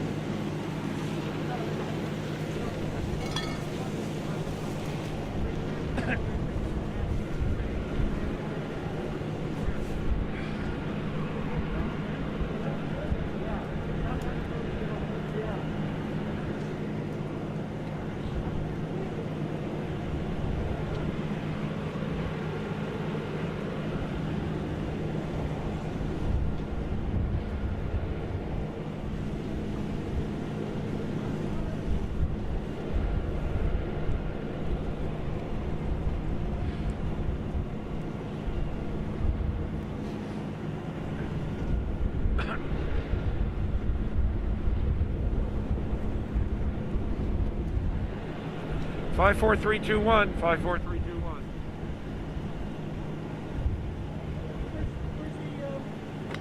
What? Yeah, it's on. Everything's fine. The windscreen. What? The windscreen. I don't know. I wish I could tell you.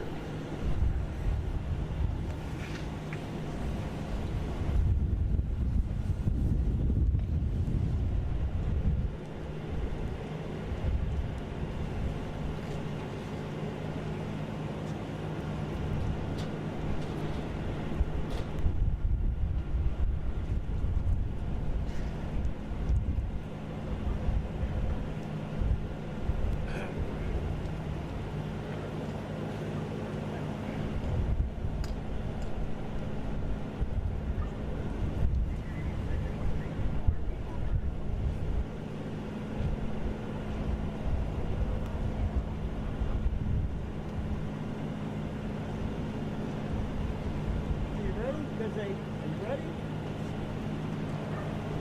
Thank you.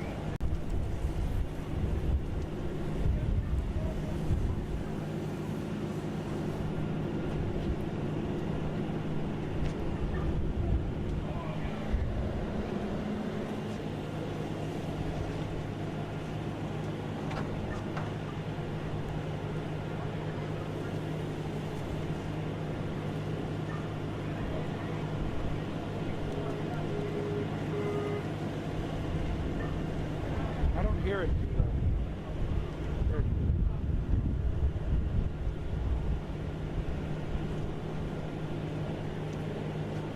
Oh, shut up.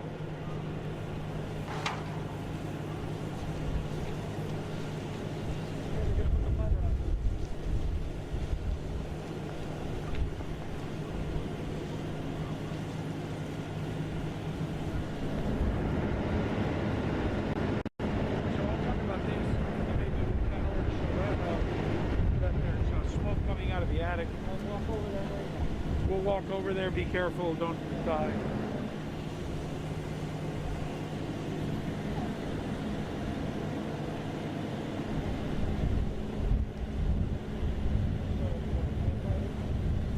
What? Yeah, I mean, I'll show him, yeah.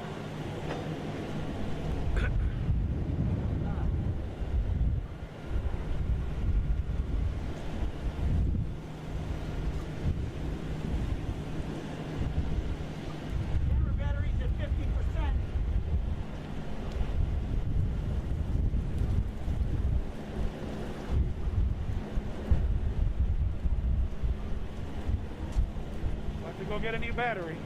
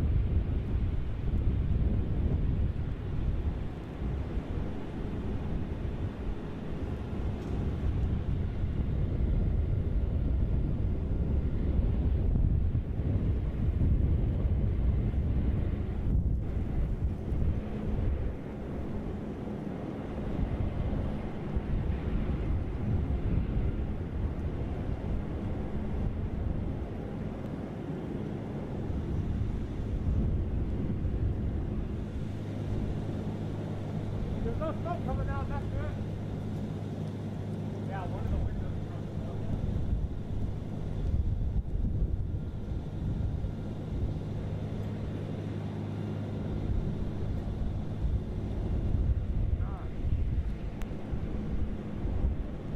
Well, he doesn't work too much, so you got to do a lot.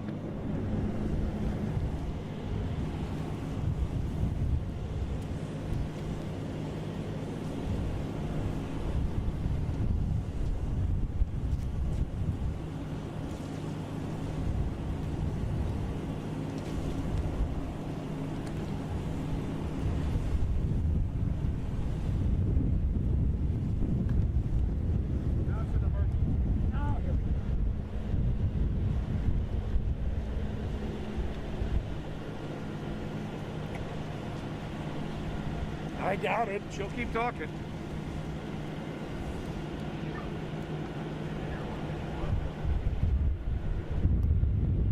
I can't hear it.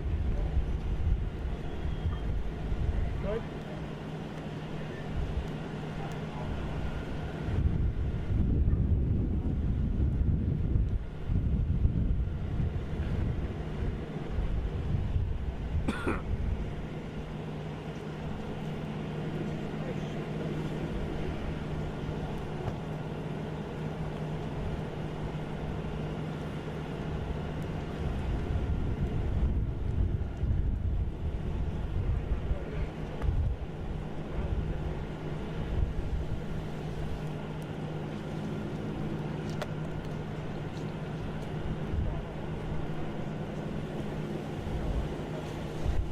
We're on La Paz Road, and there has been, for the last hour here, a battle against this fire by some of the residents here, because for a while, this house was burning completely out of control.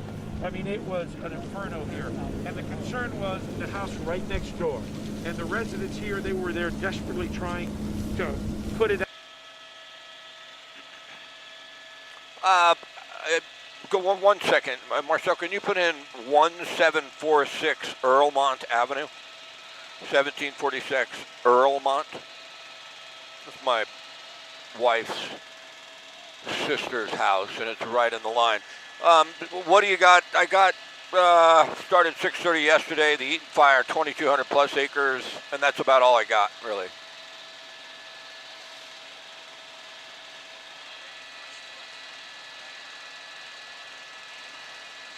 Yeah, I'll mostly talk about what I'm looking at, but go ahead, whatever you think.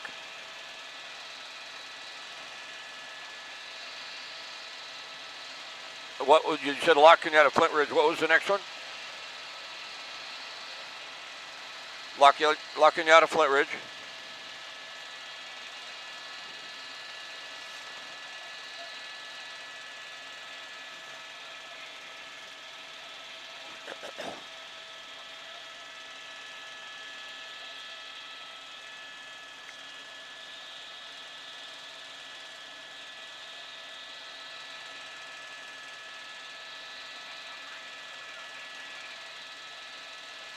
$21,000 structures threatened and 52,000 residents under mandatory evacuation?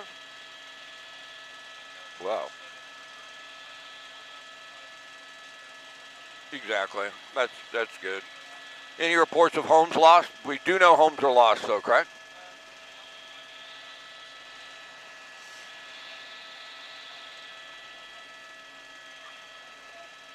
Okay, and we do know, just to confirm, I don't say something wrong, and I haven't seen it yet, they have lost homes, correct? All right. All right. Let them know I'm ready to go whenever they want to take it. It's a pretty eerie shot right here.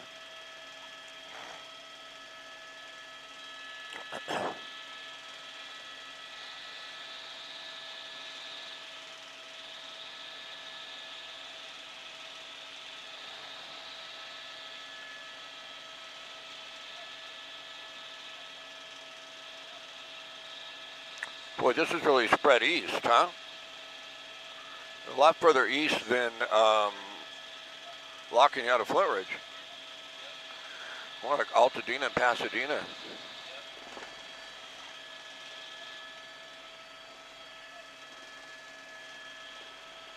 Right?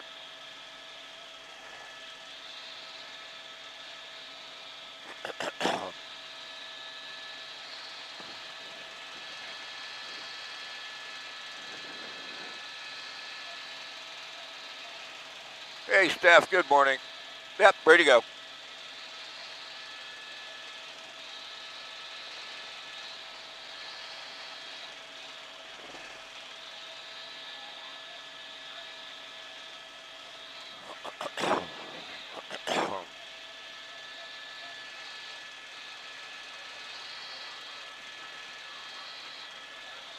All right, ready to go.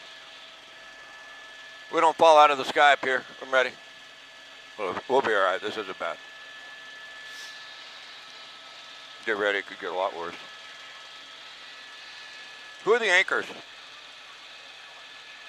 Who's the anchor? That's Leslie, right?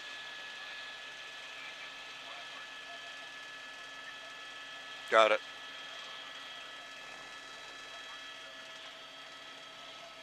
Got it.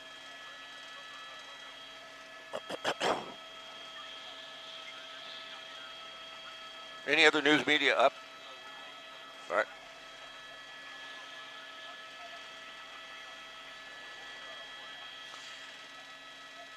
What an eerie shot. Now, we just came out of Van Nuys Airport. I think we're the first to be able to get up in this wind and then also in the temporary flight restriction because President Biden is in town, so we have to stay away from Century City, but we have permission, and we're headed now to the Eaton fire. So we're basically just coming up on La Cañada Frontledge, and we're looking to the east. And, boy, look at that smoke come down the ridge line above Pasadena and then roll down the hill past the 210 freeway. You can see, if we can bring up the sky map, you see where the 2 freeway and the 210 is, and that sort of gives you an idea and some perspective exactly where this fire is. It started about 6:30 yesterday. We understand 52,000 people are under a mandatory evacuation right now. And if you start to look at this fire compared to what we have in the Palisades has a break. You know, the winds are out of the north to the south, and the Pacific Ocean is a break for that fire. It can't go any further, obviously. But with this fire, I think we have a lot of structures that are threatened. I think this fire may be more difficult to contain in the long run because it continues to burn south. It's going to get into an area of Glendale. I understand, I just got some information. There are no evacuation orders yet in Glendale, but that could come. This is burning down towards Pasadena to the south side of Mount Wilson. A lot of it up in that mountainous terrain, but once it gets down to the bottom of the foothills, all of those homes right now are threatened. Now, the winds have died down a little bit. We're airborne. That's proof of that, and they'll be able, but I tell you, it's tough up here, though. The winds are pretty tough. The aircraft should be able to get in here, the helicopters, and make some drops. I don't think the airplanes will be able to fly in this type of wind. I don't think they will be effective, the air tankers, but the helicopters may be. But we're having a tough time as it is. This is a severe Santa Ana wind condition, and we're just coming up on the fire now. So we're going to continue to try and keep you updated as much as we can. Once we get a little closer, we'll really get a good look at what type of structure protection is in place, and then get a little better range of where this fire is headed. But if it does get down into areas of Glendale, up to the east and west side of the 2, there are thousands of homes, and they're nestled up in thick, heavy brush. They have brush surrounding them. They have big trees. They have heavy fuel. And, boy, they are going to be extremely hard to defend, and the winds are still very heavy at altitude. We're about 5,000 feet, and we're having a tough time staying level. So we're going to do our best to cover this from the air. The winds may force us to return. We're not sure yet, but we're doing our best to try and get you a real good perspective on just how bad these fires are.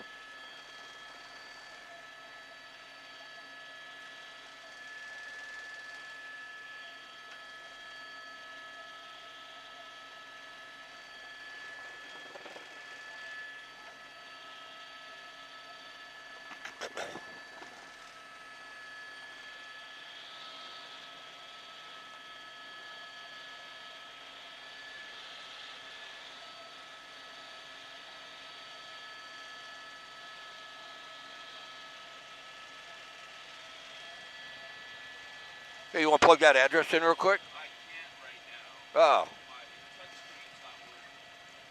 Okay, well, I know where it's at. Boy, it looks like it's awful close to their house, man. Their house might be gone.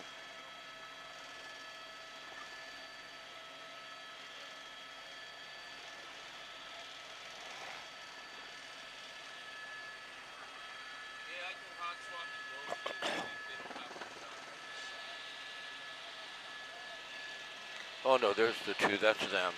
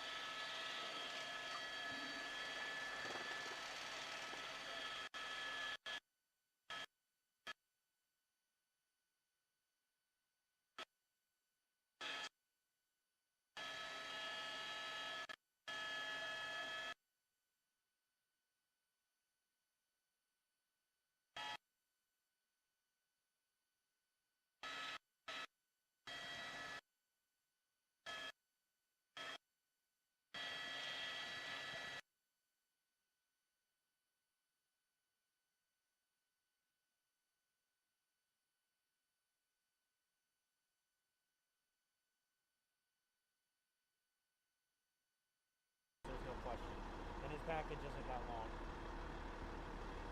Okay, just give me a shot, okay? Thank you. Well, 31 and a half. Okay.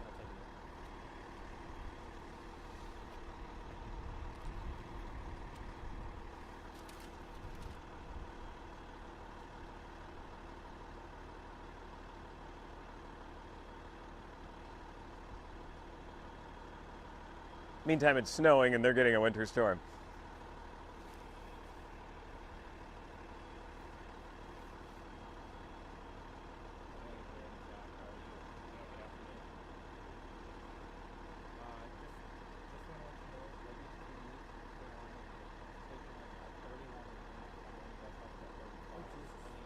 Yeah, it's a little smoky all of a sudden. Perfect. That's okay. 36 works with us. I'm going to go back to Carolina, okay?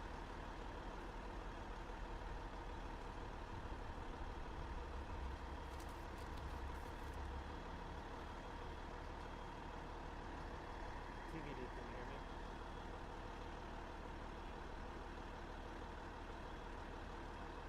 Raleigh.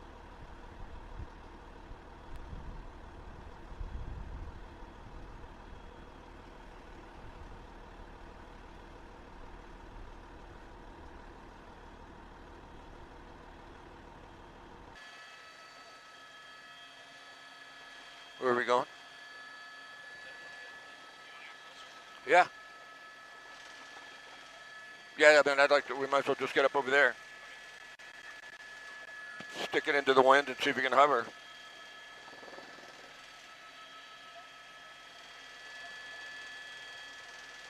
Just slow it down, just slow it way down, and we'll just putt around here and there.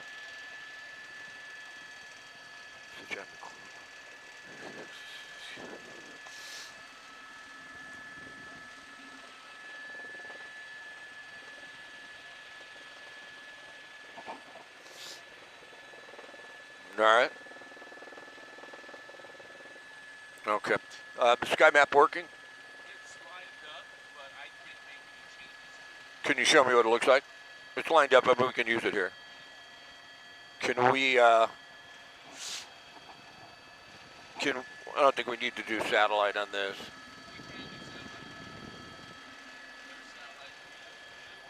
Okay, cool, cool.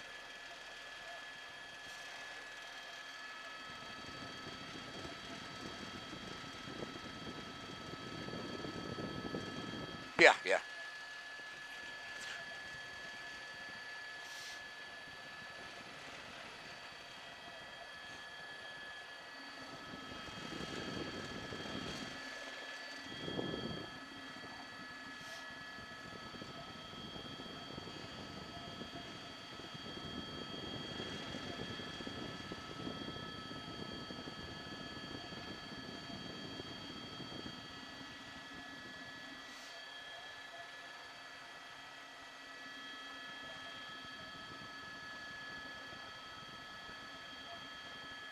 Is he? Where was he? He's on the top on the roof of the station.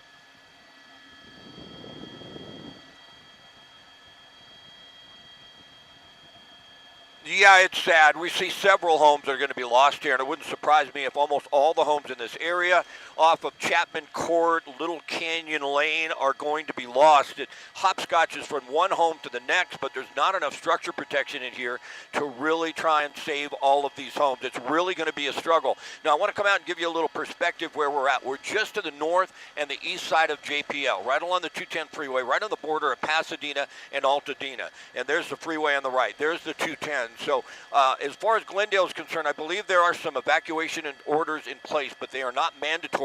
But I certainly believe that is going to happen because that area to the right side of your screen, that is Glendale, the northern portion of Glendale. But right now the battle is on the ridge line, on the foothills here, and you can see all the homes in here, and you can see the flames just coming up over this heavy fuel. There's a home there that's going to be lost. There's several other homes that we've seen, probably a half dozen or more, and they're just going to be so tough to save because of the winds. You know, the winds are right now unpredictable. We get a smooth patch, and then all of a sudden we get hammered up here. We're up at 6,500 feet on the north side of this fire. It's all burning to the south. Obviously, the winds are out of the north to Santa Ana's. I want to give you a wide shot because this fire is huge. I know we've got 2,200 plus reported. It's going to be, in my opinion, more than double that. That's almost to Mount Wilson. That's the area on the top of your screen. I think we can go to satellite view and maybe show you just north of Pasadena. So it looks like it's going to burn down into that area. You see where the 210 merges down, and then the 210 freeway right there, that's Pasadena. That's like downtown Pasadena proper.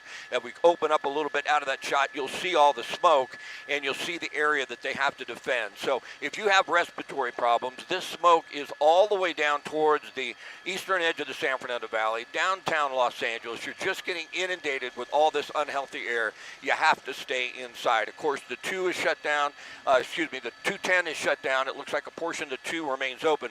Most of this is burning to the east side of the 2. So for those folks that live right along the 2 freeway and the 210, right now it's pushed more towards the Altadena and the Pasadena area and what would be the eastern edge of La Cañada Flint Ridge. But these are sad sights, and we've seen so much of this, into last year and then now again in 2025. This is heartbreaking. I feel for these people. I don't know where the fatalities were. I understand. I heard a bit of the report from getting airborne that 2 people may have been killed in this fire. This, once again, is the Eaton fire, but it's going to be extremely difficult for firefighters to save these homes. These hot embers get under the attic, they get in there, and all of a sudden the home is just going to be lost.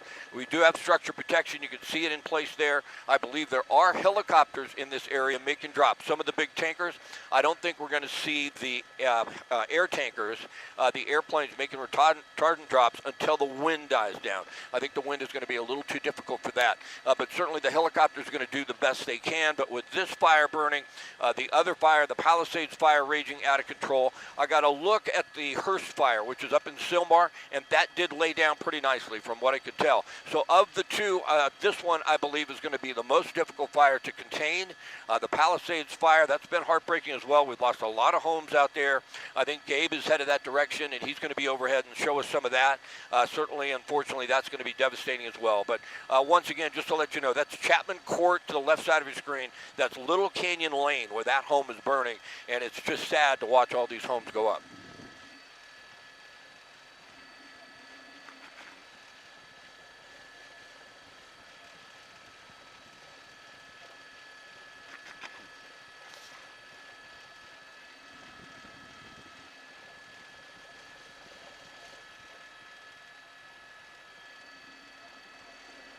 Well, we haven't seen a helicopter yet. Now, we're up pretty high, but I thought I heard someone on the ground say they heard an aircraft fly over. I sincerely doubt that was an airplane. I'm not sure. Have you lost me? Do you have my signal back? Okay. As far as the helicopters are concerned, I believe that they're spread out. I do believe that the water-dropping helicopters are now able to fly. We haven't seen them on this fire yet, so I'm not certain exactly where they're at. But, when you have so much of an exposure, you have all these homes. They're in Eaton Canyon. A lot of it you can't get to because of the smoke. You got the Palisades fire, and you have helicopters responding there. And they're really just getting up and running right now. I think we're going to start to see a lot of them, but right now they just got clearance to fly because the wind has died down a little bit. And once again, unfortunately, there is the possibility that we're just getting a lull in the winds, and they're going to kick up once again, and then we're going to have to go back, and they won't be able to drop. In some cases, if it's too windy, they're just not effective, and it's too risky, and then they'll go back to their base. But the last we heard is that the helicopters are going to get up and start making drops, although I have not seen one on this fire yet.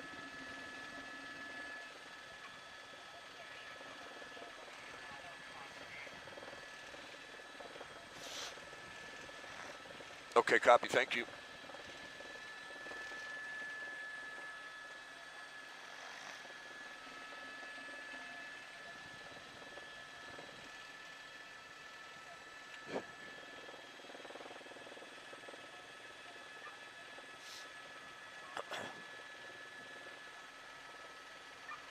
Well, these things take time. They're trying to get the aircrafts up, and it just takes time. Jay was just giving me some information, and he can sit at the desk, and he can actually pull up the transponder code for any aircraft that is up.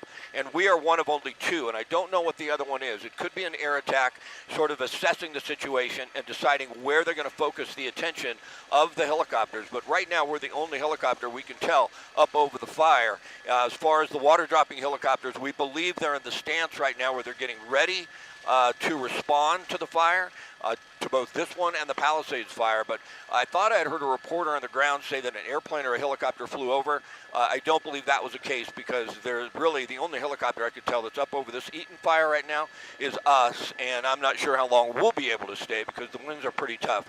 We're battling them the best we can. It's not unsafe. It really isn't. I've never heard of too many helicopters crashing when they're airborne with high winds, but landing can be another story. So if the winds are too high, we can have difficulty shutting the helicopter down. That can be a risk, and we have to keep monitoring the wind gusts, because those are what will get us. But right now, we're doing just fine. Sadly, though, we just watched these homes burn. You can see the firefighters are getting a heavy stream of water on that house. We see about 4 or 5 that have been lost, but we also see a lot more homes that are threatened. And when you look at this area right here, this is just north of JPL. Pull out of your shot just a little bit, if you would, for me, Marcel. Off to the right side of your screen, that's down towards JPL. It's off a little bit right there, right to the right. There it is right there on the right side of your screen is JPL. Now, you can tell from there, as we pan left, the real risk, some of those homes are in a residential area, and they're a development. The homes that are in development are much easier to protect than the homes down along these ridge lines. Some of these other homes in which they are just have heavy fuel surrounding them. As a fire burns this way, it's going to be very difficult to protect those once those hot embers get on some of that heavy brush, that heavy fuel next to those homes in there. You can tell how difficult that is to protect compared to if we tilt up with the camera a little bit. We got a little smoke in there compared to protecting that home there. You can have easy access to that. Those are a residential home. It's a track. There's one home right next to right next to each other, and they can get on it quickly. But when the fire moves down into some of that area that's much more wooded, it's really going to be a difficult task. And right now, without the helicopters up, they're just battling Mother Nature. You see a little spot fire that started right there, and then all of a sudden that spreads to the attic, and all of a sudden to an eaves to the attic, and then that home is on fire. Once a home is on fire, it's extremely difficult for them to put that out. Can you tell me what street that is, Marcel? Can we see that on Sky Map? North Old Toll Road. Is that little road right there where we have the little smoke in the backyard? That other road, there's Sky Map, so that gives you an idea. You see Chapman Court, you see, I think that's Lilac Canyon, if I'm not mistaken, and North Old Toll Road. So that whole area right now is certainly in danger of being lost. You can see a couple of fire crews there, but in a lot of cases when you have enough support, you'll see a fire engine in front of every single home, and we don't see that. We don't see enough support right here from, in my opinion, and Marcel knows better than I, but what do you think about that, Marcel, as far as enough engines there? They're stretched, so they're really stretched on resources. Marcel was a fireman for 20 years, so he really has great insight on that. So if these other homes start to go, they just don't have enough resources to really hop on them. And you can tell it's still extremely windy. Winds aloft up here, probably about 50 to 60 knots, I would say, because we're showing almost nothing on the airspeed at this point, or 40 on the airspeed, and we're not moving. But this is really the risk. This area down in here, once we get down towards more of this wooded area, more of the heavy brush, more of those trees, we have more hot embers, and then that spreads further south. I'd like to give you a wide shot because I mentioned once before, I think I heard an update on acreage of around 2,200 plus. But certainly I think once we get an aircraft up to fly around this and give us the acreage, it appears to me it's much larger than that. So we will have to see. But look at all that unhealthy air that's going right down over Pasadena, right down towards Alhambra, downtown Los Angeles. And so that unhealthy air really is the kind of thing, if you have respiratory problems, just stay in the house. I mean, shut the windows, stay in the house, because this is really putting a lot of embers up into the air, a lot of particulates. It's really unhealthy, especially if you have respiratory problems. Now, firefighters have been able to at least keep the fire to just that one home, but certainly you could tell they're all at risk, serious risk. We got a second one there?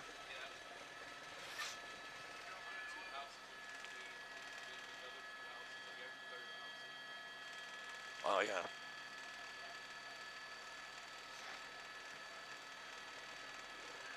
Yeah.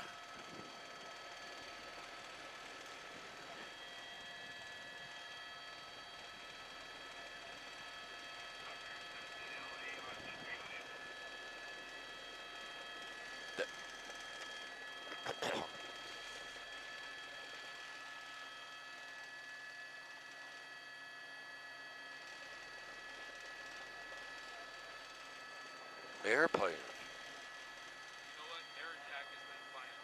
Okay, yeah. Okay. A helitanker? Interesting. Okay.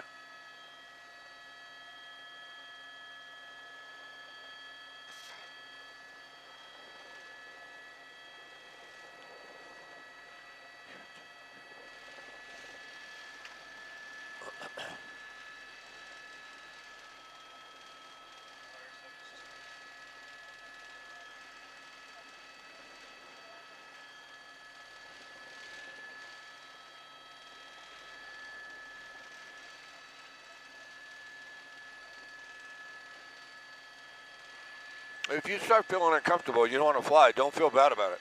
Right? It's your call completely, 100%.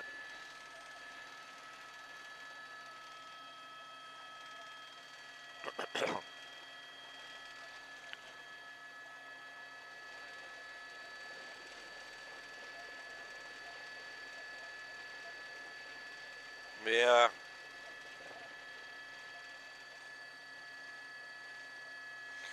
They do, you know. I mean, you want your home to look beautiful, right? You plant some nice big trees, and then we have no rain for, 8 months, and then we have these winds kick up, and everything is so dry, it just goes up so quickly. We have several homes here. You see that one on the top of your screen now? We didn't have flames shooting out of the top of that home a moment ago, and you can see all the smoke. So these homes are just going to be extremely difficult to protect. There's no question about that. I'm more concerned. I think they'll save these homes. Everybody's out of this area. From what I can tell, the evacuations are been in full force in this area since early yesterday, or I should say late yesterday afternoon. I think this fire broke out around 6:30, and boy, it just completely came down the hill so quickly with these winds.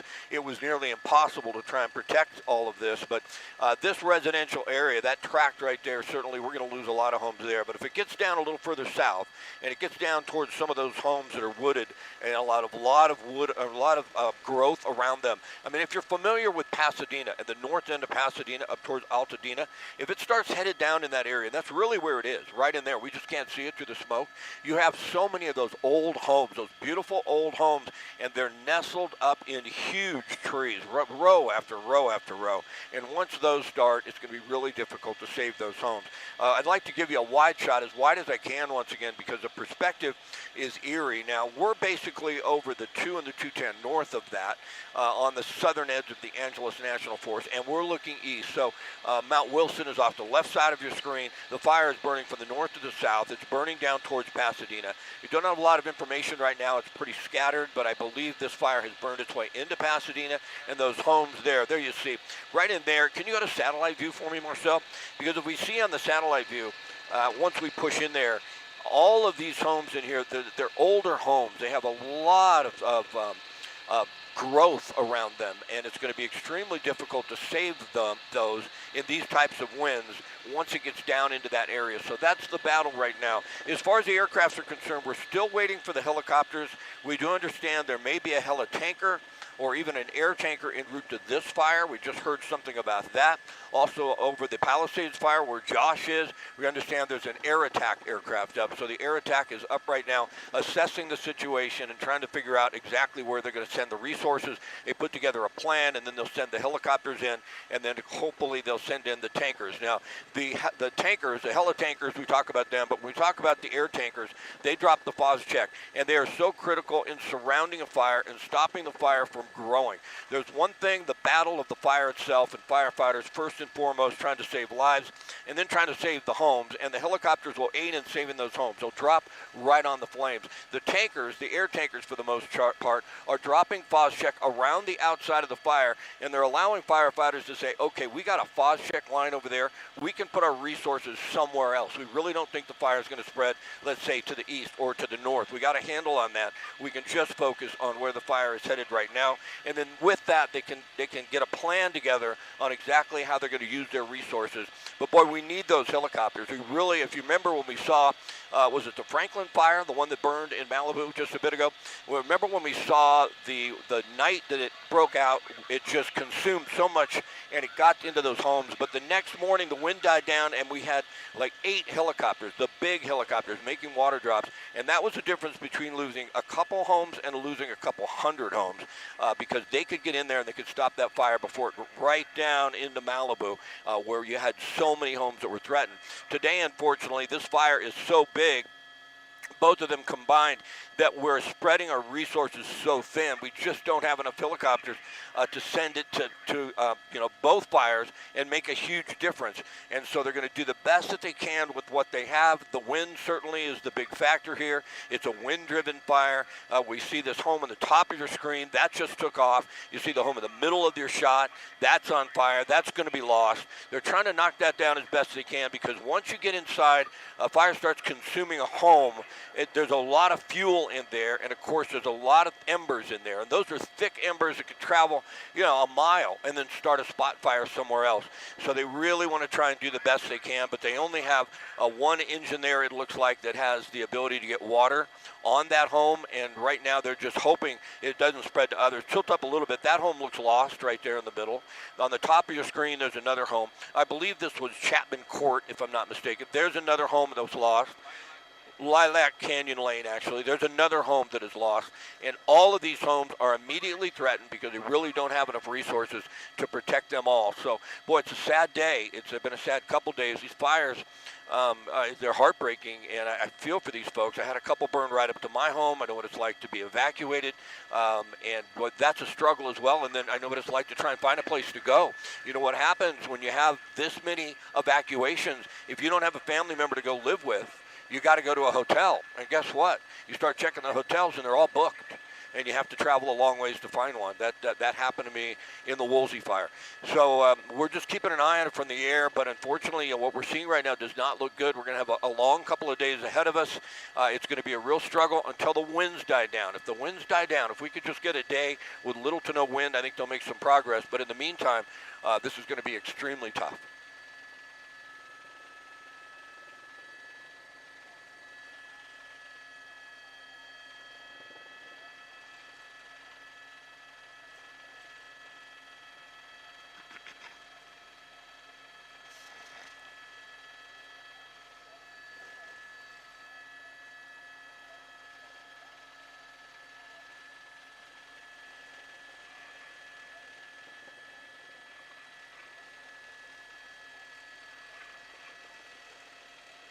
No structure protection down there.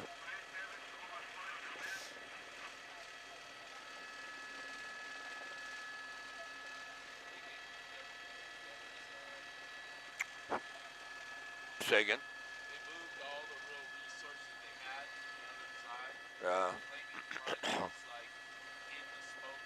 Yeah, right into Pasadena, man.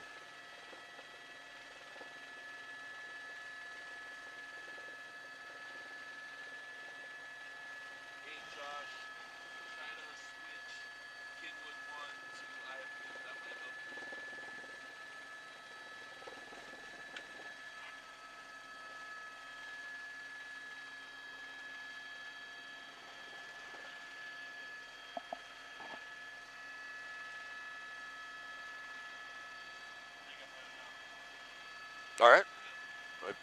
It's your call. Studio, we're going to have to head back because of the winds.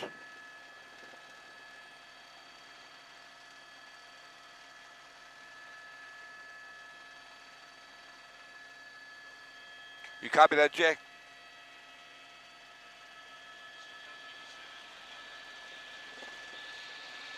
Jay, did you copy that?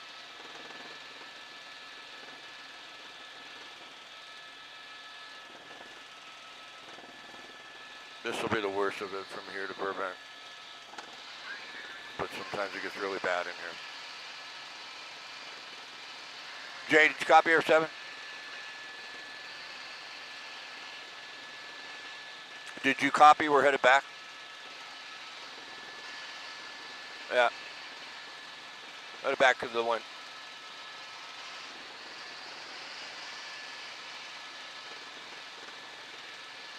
We're headed back because of the winds.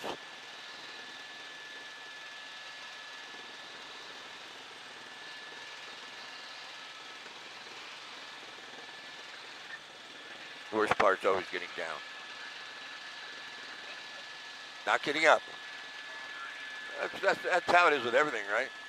You climb a big hill. That's when you want to get down, but it's like, oh man.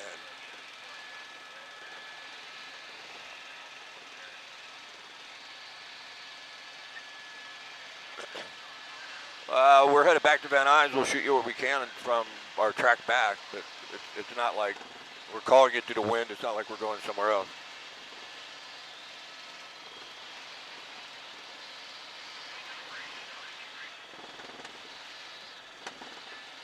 Yeehaw! Chester's dead.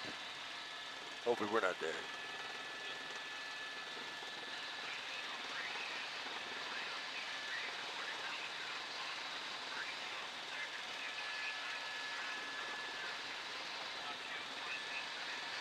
There's a Black Hawk over that fire. Jay, it looks like a Firehawk just got over the fire. Eating fire.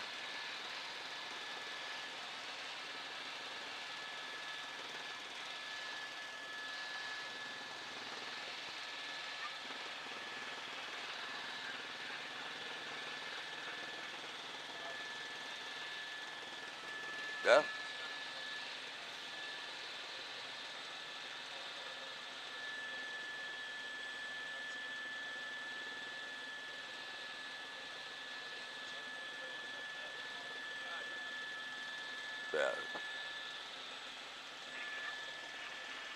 Better on the ground. It's better lower anyway. I don't know why it is, but when it's windy, I'd much rather be low. I don't like it at altitude as much.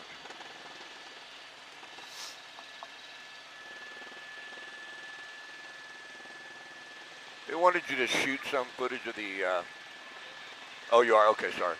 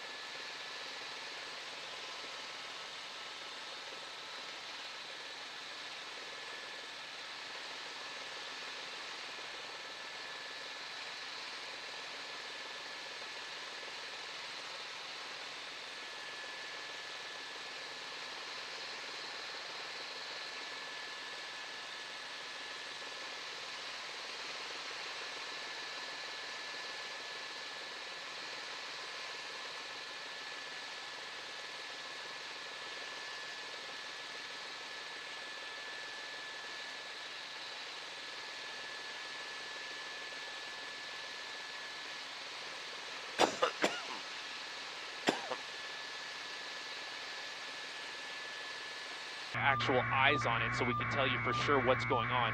We do know that fire tankers are en route to this fire as well. Those are those very large fixed wing tankers with the fire retardant. They can drop lines of fire retardant very, very long, and those can at least start bringing those containment numbers from 0 up into the teens and higher than that as we progress into day 2 and 3 of this fire event. And hopefully those fire tankers can help control this a little bit more as well. We do have some information, as Leslie, you reported a bit ago, that the Getty Villa has been reported to be safe. We are trying to get eyes on that as well. Once again, that is on the other side of the fire. So when we are able to get on that side of the fire, we will be able to bring that to you. We're also working to get eyes on Palisades High School. We want to see, confirm those many, many reports of damage, severe damage that has occurred at that high school. We've also gotten word from the Vice President's office. As we know, Vice President Kamala Harris lives in the Brentwood area, and we received a statement from a press secretary from her saying, last night, the Vice President's neighborhood in Los Angeles was put under an evacuation order. This is a quote. Continuing here, no one was in her home at the time. She and the second gentleman are praying for the safety of their fellow Californians, the heroic first responders, and Secret Service personnel, end quote. So it appears that even though Kamala Harris's home may be in the area that is affected by these fires, there appears to be no concern there for the safety of the Vice President at this time. And as we know, along those same lines, President Biden is staying in the Century City area, so he is not affected by these fires at this time as well, and he is going to be making his way back to Washington, D.C. Very shortly here for former President Carter's funeral, which is expected to take place tomorrow. As we continue to, I'm just getting a look at these pictures for the first time as well. The just devastating sight of the Palisades fire here that is now miles long, working from where the Palisades community kind of starts on the east end all the way to the west end, where the fire is now burning into the burn scar of that Franklin fire that we were dealing with a couple of weeks ago. So homes that were affected by that Franklin fire are, homes that maybe were spared by that Franklin fire are now being affected by this Palisades fire. Looking at the direction of the smoke right now, a lot of that smoke is still being pushed down, and that's telling us that at the surface level, at least, we're not feeling it too much up here at about 7,700 feet in our second Air 7. But down there on the surface, we are seeing evidence of strong winds. Leslie Lopez has been telling us that those wind speeds are still up into the 20s and 30s and then some. Hopefully, once again, those die down as the day continues. But we do see evidence that there's still strong winds at the surface level. And, just to paint a grand picture of what we're seeing here, I'll let Josh kind of stay focused in on these individual homes. But to paint a grand picture, to see the smoke coming from the Eaton fire, now kind of crossing over the smoke from the Palisades fire, it creates just an apocalyptic sight that is unbelievable to see right now.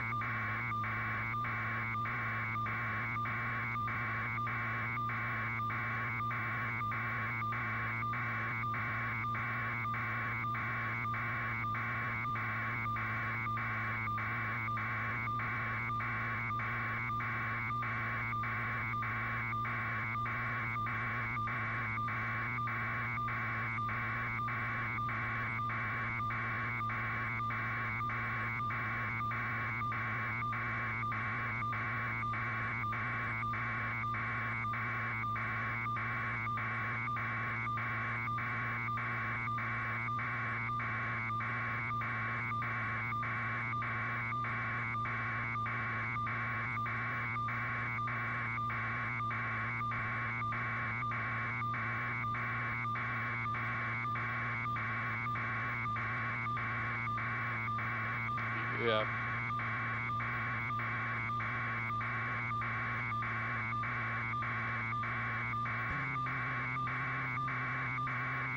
we're gonna need to get the mapping worked out.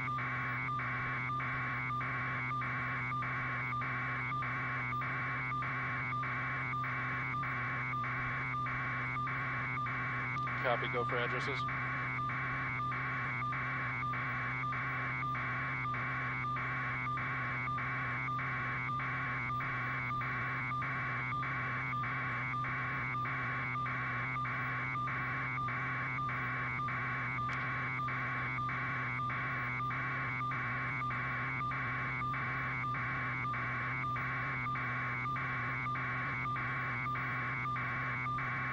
Yes, go ahead.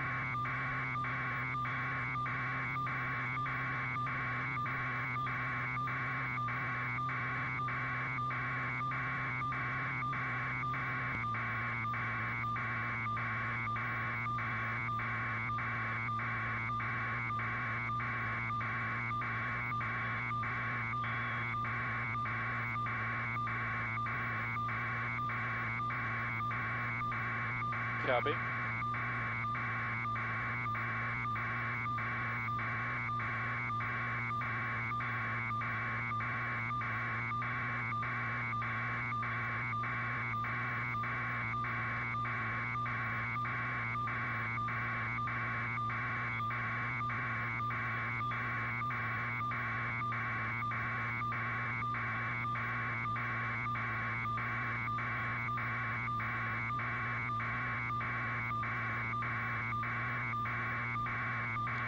Okay, I have 1007 Kagawa, 750 Green Tree, 14742 McKendree, 1467 Via Cresta, 618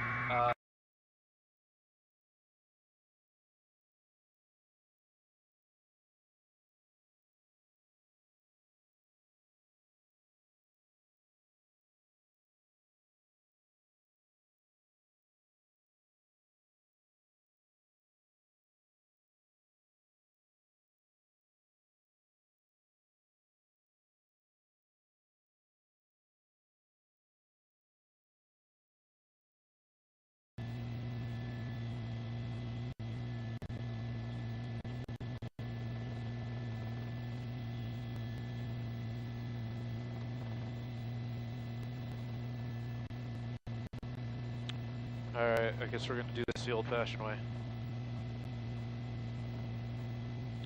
Okay, so Kagawa is back in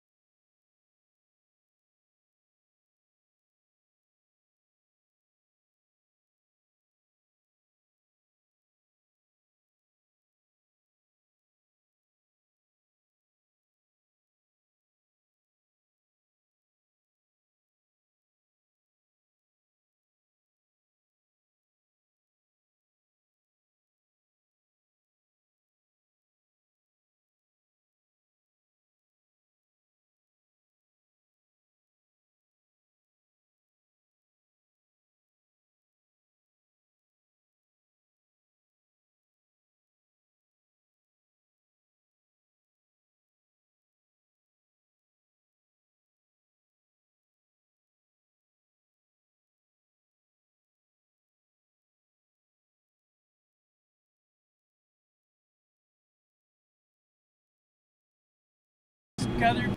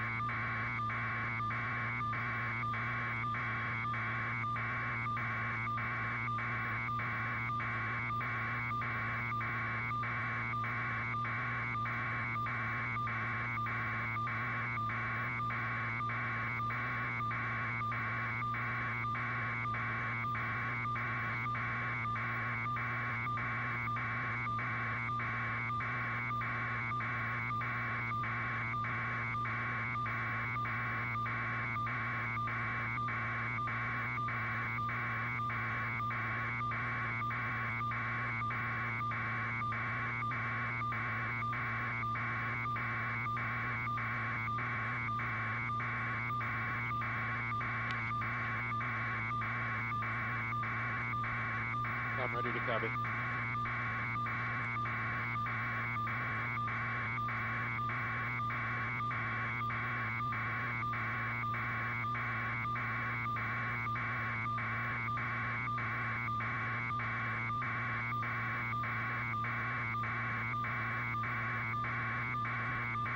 Copy.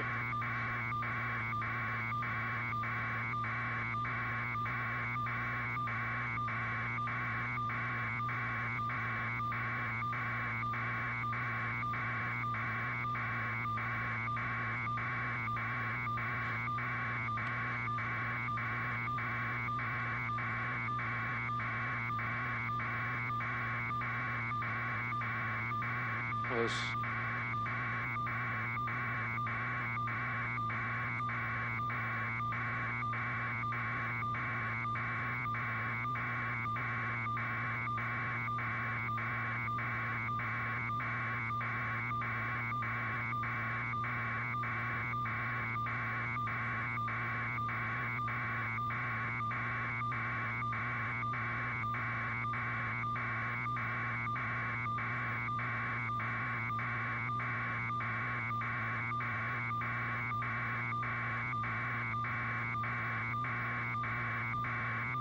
Copy.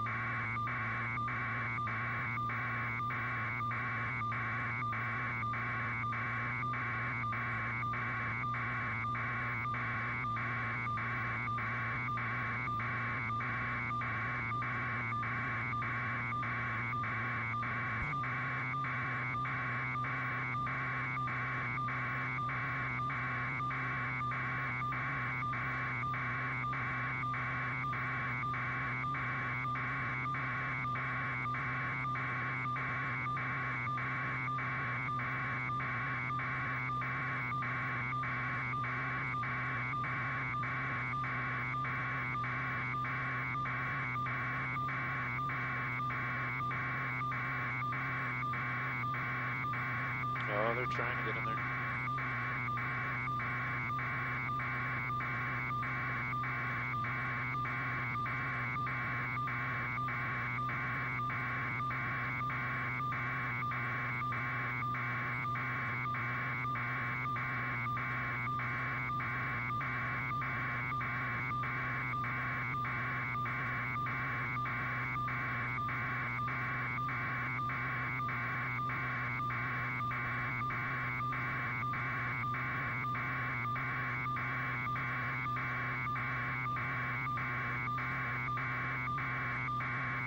Copy. Copy. Copy that.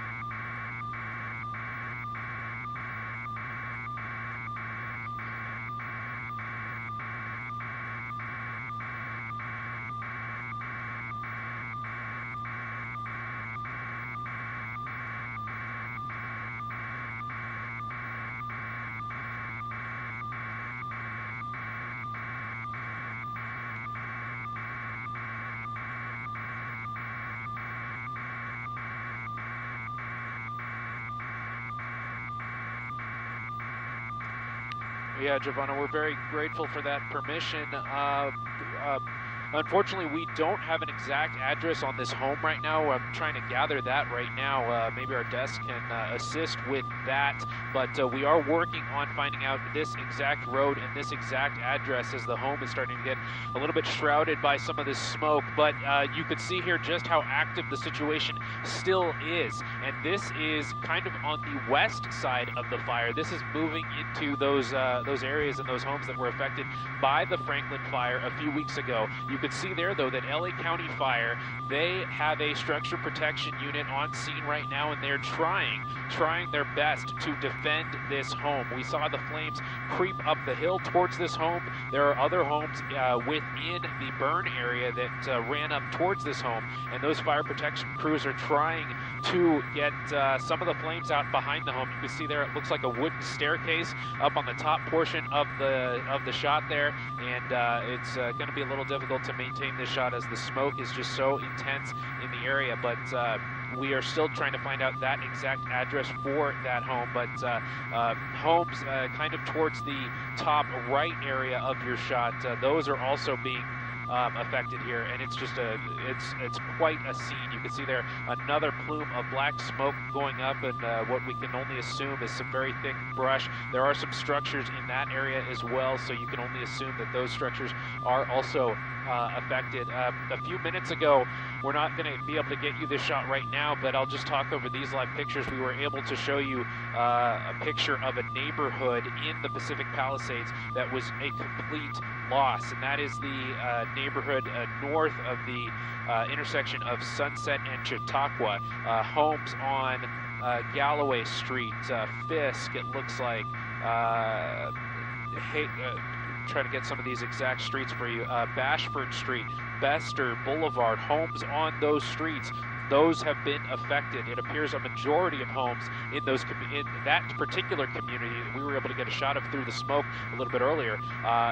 It looks like a tornado came through that area. That's how devastating of a scene that particular neighborhood looked, and we're just kind of able to poke out particular neighborhoods through the smoke, and we're very kind of methodically, slowly going through the neighborhoods one by one to see what remains in some of these various neighborhoods, and then the smoke plumes will just kind of billow up some more, and that'll block our view for a little bit. But from the view we're seeing right now, it's still a very active firefight. There's still a lot of brush to burn. There's still a lot of areas to the north of where this fire is that are, a lot of dry brush in that area. Luckily, the wind isn't blowing in that direction as of right now, but definitely a very scary sight here. As you can see, there's some homes, as we've been looking, some homes have made it, other homes have not, and it's a very devastating scene so far.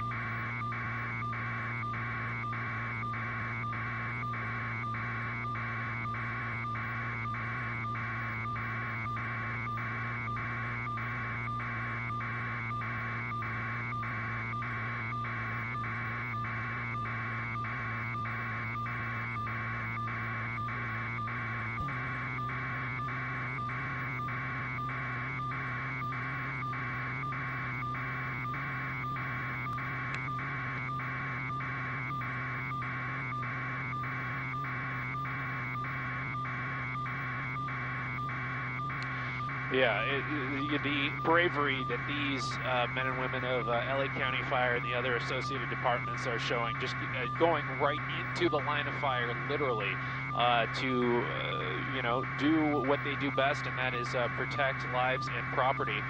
It is just an amazing sight to see. And they are doing their best down there. I know a lot of people have been, they see a lot of areas where there is no firefighter presence, and they're wondering where are the firefighters, where they are just spread so thin across a massive area. We're kind of positioned right in the middle of the Palisades fire, and I can see miles of smoke plumes to the west and miles of smoke plumes to the east. So this I don't know if we have a upgraded acreage count from the Palisades fire. The last one I have is 2,900. I'm sure it's going to be much higher than that, as we see this other home here that's looks like that one's going to be a complete loss, and a home right next to it. You have fire crews there on scene. They are going to do their best to maintain the structural integrity of that home. So definitely a good sight to see here that some of these fire crews are going house to house in at least this particular area, which getting my bearings now, this is going to be in the area of Las Flores Canyon.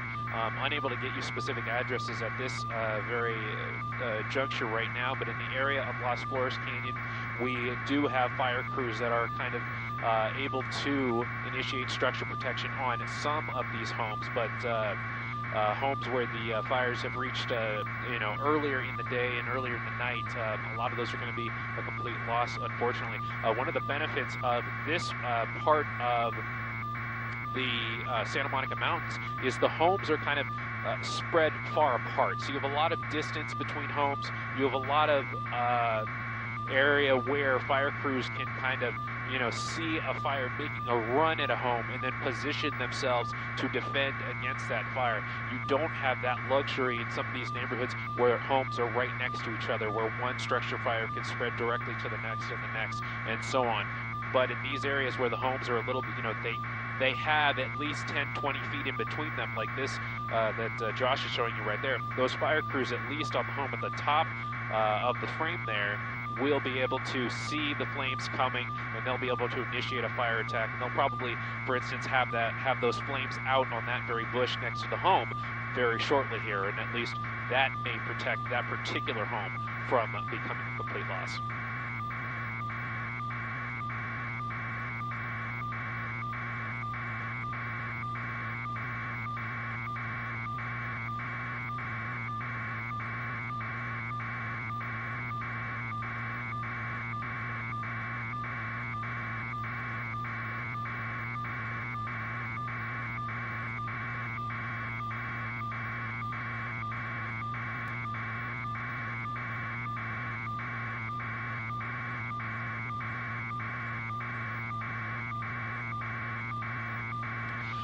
Yeah, we've seen a little bit of both sides on that. We saw the LA City fire helicopters. They were up earlier on the eastern side of this particular Palisades fire. We've seen some other helicopters, unsure what agency, over the Eaton fire. That's the one in Altadena in the Pasadena area. I have not personally witnessed any one of them making water drops on any of these fires, so I can't say for sure if that has happened yet. We know, but we know that they've been out here, and we know that the winds at least are starting to lessen a little bit. We do know, unfortunately, that winds at the surface level where those fire crews are having to work, those are still pretty intense. You can see there the smoke. Oh, and we have, you know, a partial structure collapse, which is just very sad to see. But, you know, when the flames just engulf the entire structure like that, you can't be surprised when you see, you know, the walls just closing in like that. But back to those firefighting aircraft.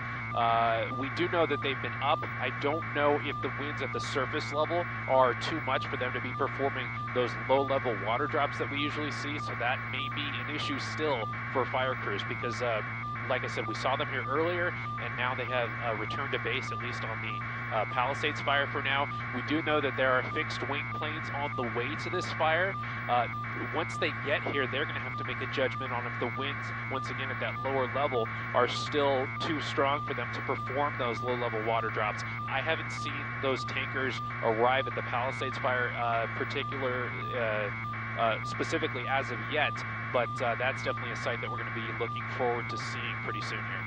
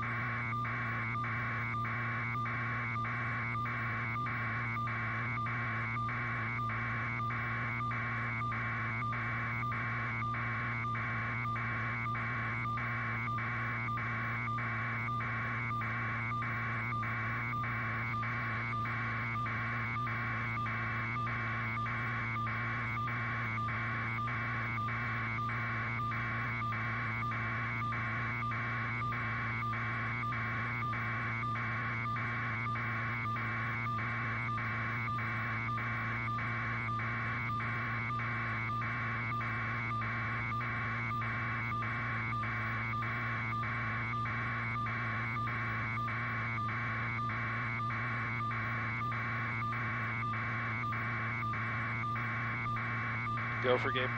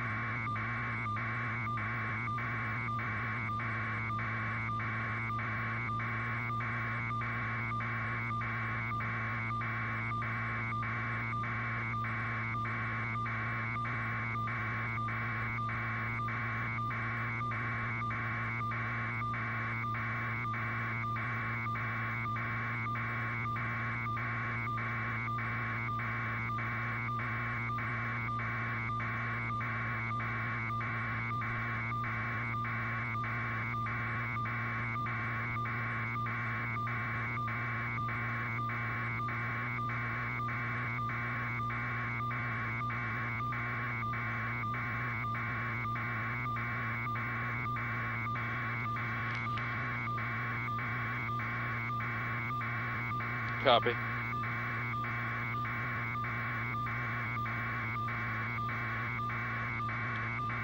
All right, this is the Gabe Santos World News Tonight hit for the Palisades fire.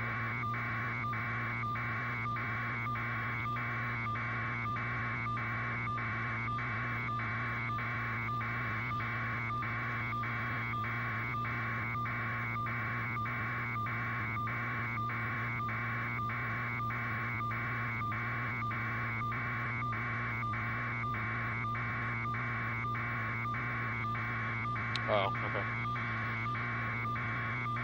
All right, Gabe Santos with a World News hit from the KABC News Chopper in 3, 2, 1. You're looking at just one of the neighborhoods affected by the Palisades fire in Los Angeles. This is about 10 or 15 miles from downtown Los Angeles, but it is a very populated neighborhood in the suburbs of Los Angeles. And as we widen out the shot, you could see just how vast of a scene this is. Santa Monica Beach at the top of your screen, but the beaches that run all the way through that column of smoke, that's going to be Malibu Beach, the famous Pacific Coast Highway, and the number of homes and structures that have been lost in this fire alone. We have multiple fires burning in the LA area, as you know, but in this particular fire, the Palisades fire, we've counted alone from our news helicopter over 100 structures destroyed, countless others damaged, and the fight continues. You can see there fire crews still on scene.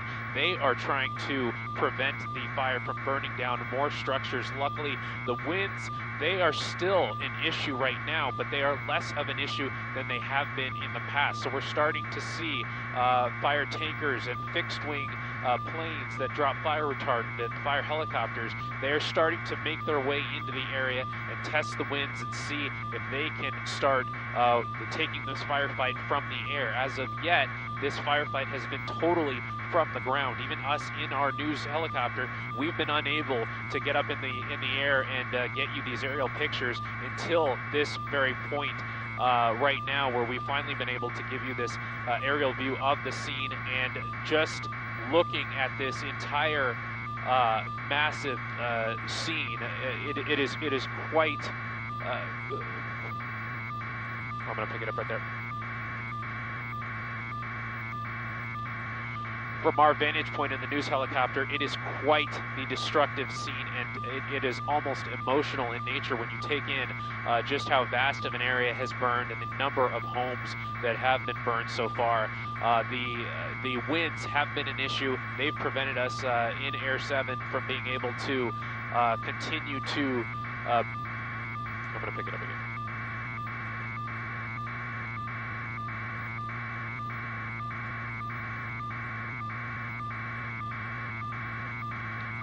The wide 3, 2, 1. The wide swath of destruction that we've been able to see from our news helicopter has just been an incredible sight to take in. You have a burn scar that is miles long, stretching from one community in the far eastern portion of the Pacific Palisades through all the way to the western portion of Malibu. And these are communities just north of Santa Monica Beach. The very famous PCH, Pacific Coast Highway, runs through these communities, and we've been told that homes on both sides of PCH are a complete loss. As we know, the winds have been an issue for various... I'm going to pick it up again.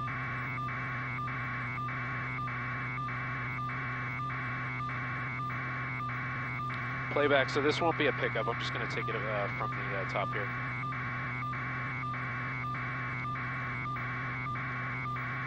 Yeah, starting from the top.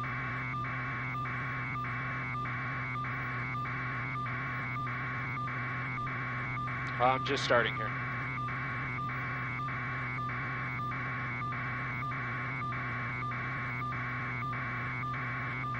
This is the World News Tonight. Gabe Santos hit for KABC. In 3, 2, 1. You're looking at just one of the neighborhoods here that have been impacted by the massive Palisades fire just to the east. Restart. Thank you. In 3, 2, 1.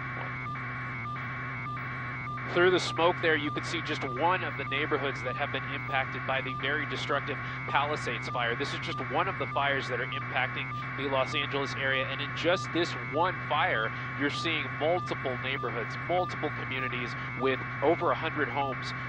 They are being reported to be a complete loss. From our vantage point in our news helicopter, we've seen, we've been able to count hundreds of homes that are a complete loss at this time.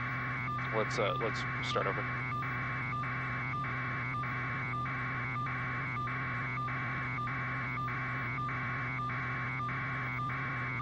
Copy.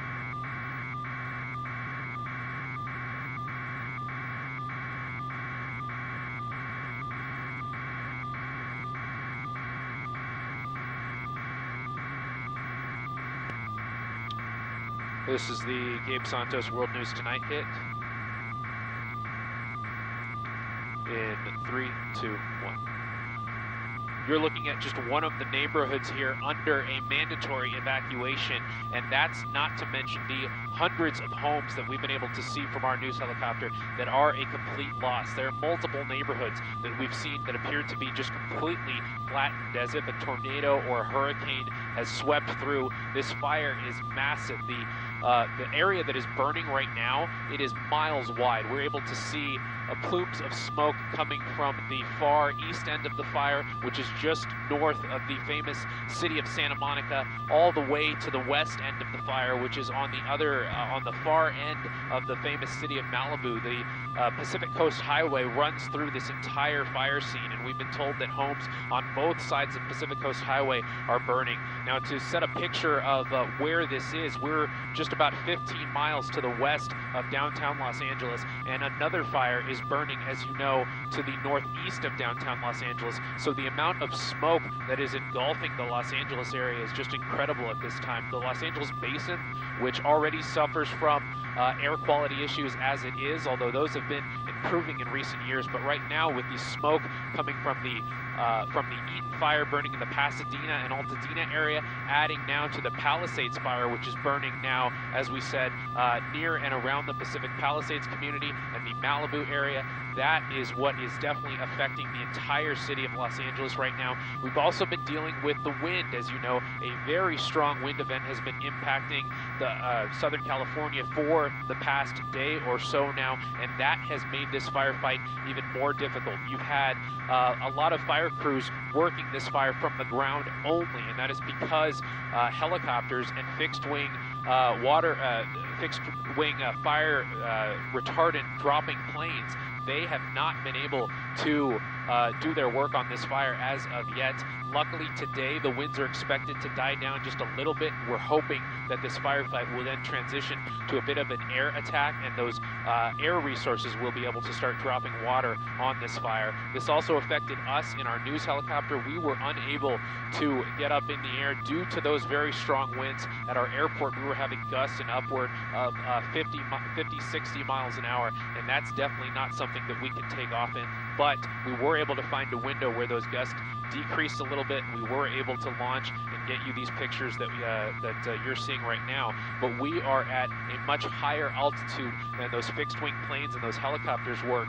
They have to work very close to the ground, and with the topography and the hills and valleys of this area, that makes the winds a little bit more intense when you're very close to that surface level, and that is what fire crews don't want to deal with. They don't want to put any more lives in danger by putting fire crews in danger, working those canyons, working those low altitudes to drop water and fire retardant directly onto these flames. So that is what fire crews are dealing with right now, and it's going to be a major firefight for the coming days.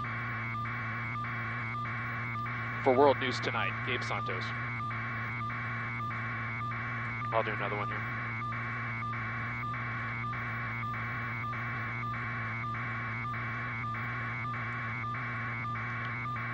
This is just going to be another SIG out. You don't have to do anything.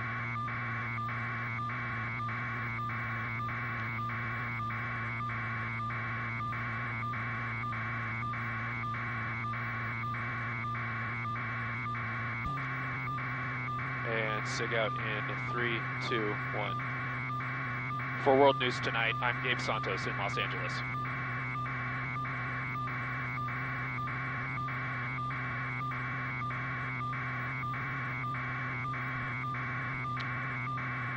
All right, Jay, we've done our hit for World News. I just finished it there.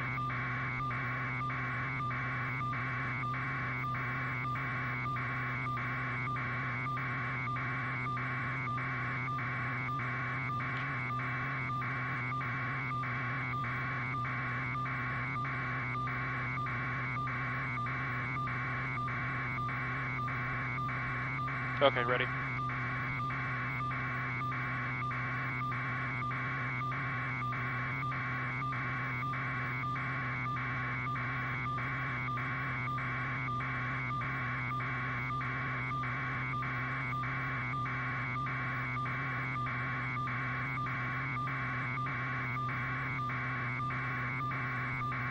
Okay, copy that.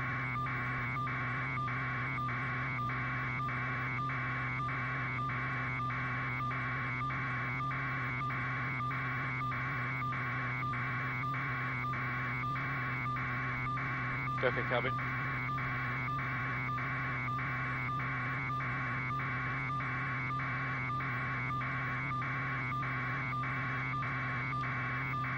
Dan, what do you think, like 30, 40?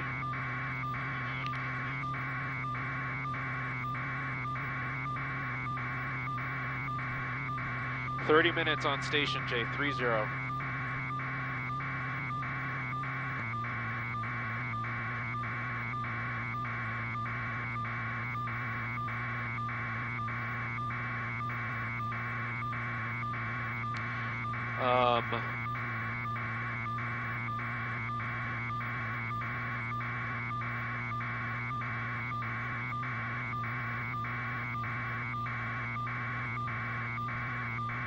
Are they on our pictures right now, Jay?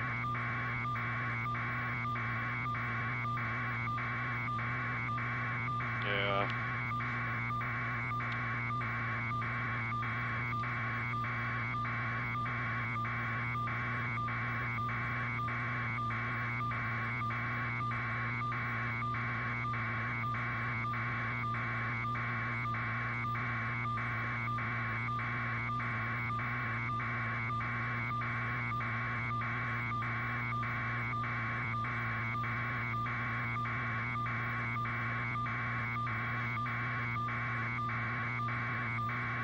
Does that look like sunset? Oh, Palisades.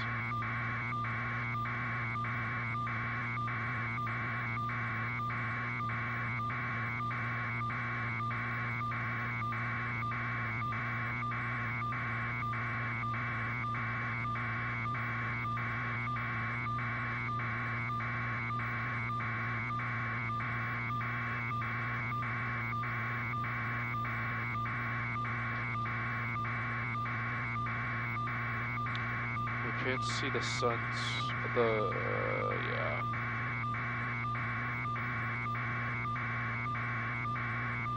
Okay, we'll be ready. Yes, ready.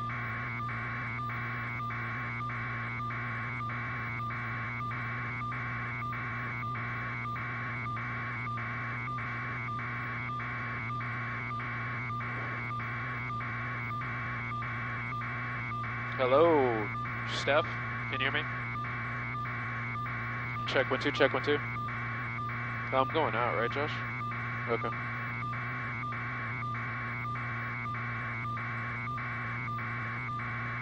Hello, Steph.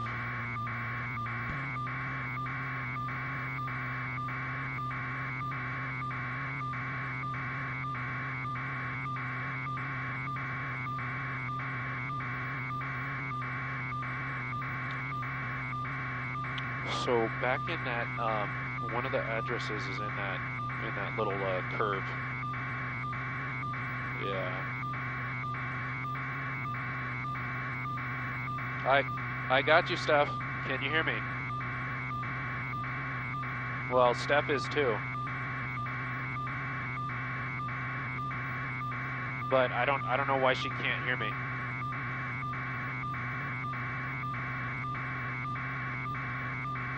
Okay.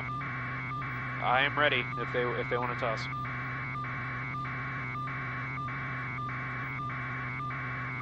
I got you, Steph. Copy.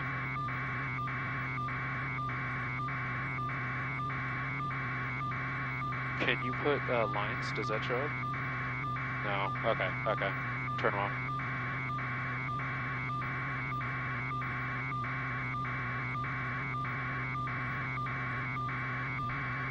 Okay, copy that.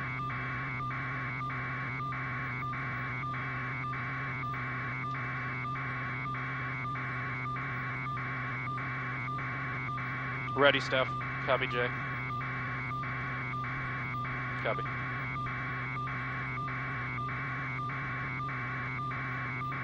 Copy. So if you widen out, where's that curve? Yeah, that's the curve.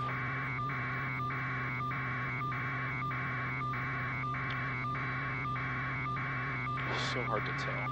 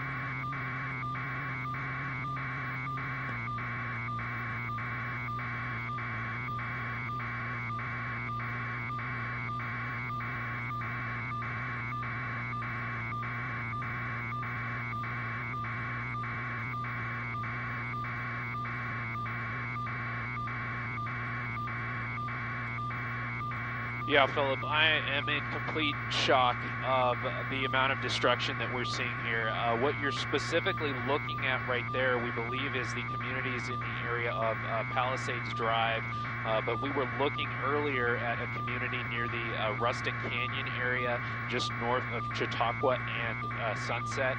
That is a community that, all of the streets to the north of that, it appears that almost every home, I think I can safely say, appears to be a complete loss there. And that is just shocking to see, and even shocking to say, as this firestorm really continues here. The Palisades fire continues to engulf a number of these homes in this area.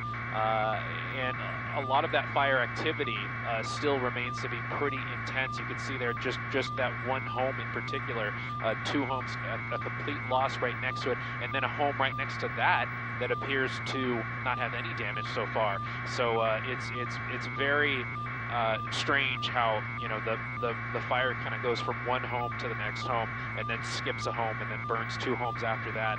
I've never seen anything like this in the Southern California area.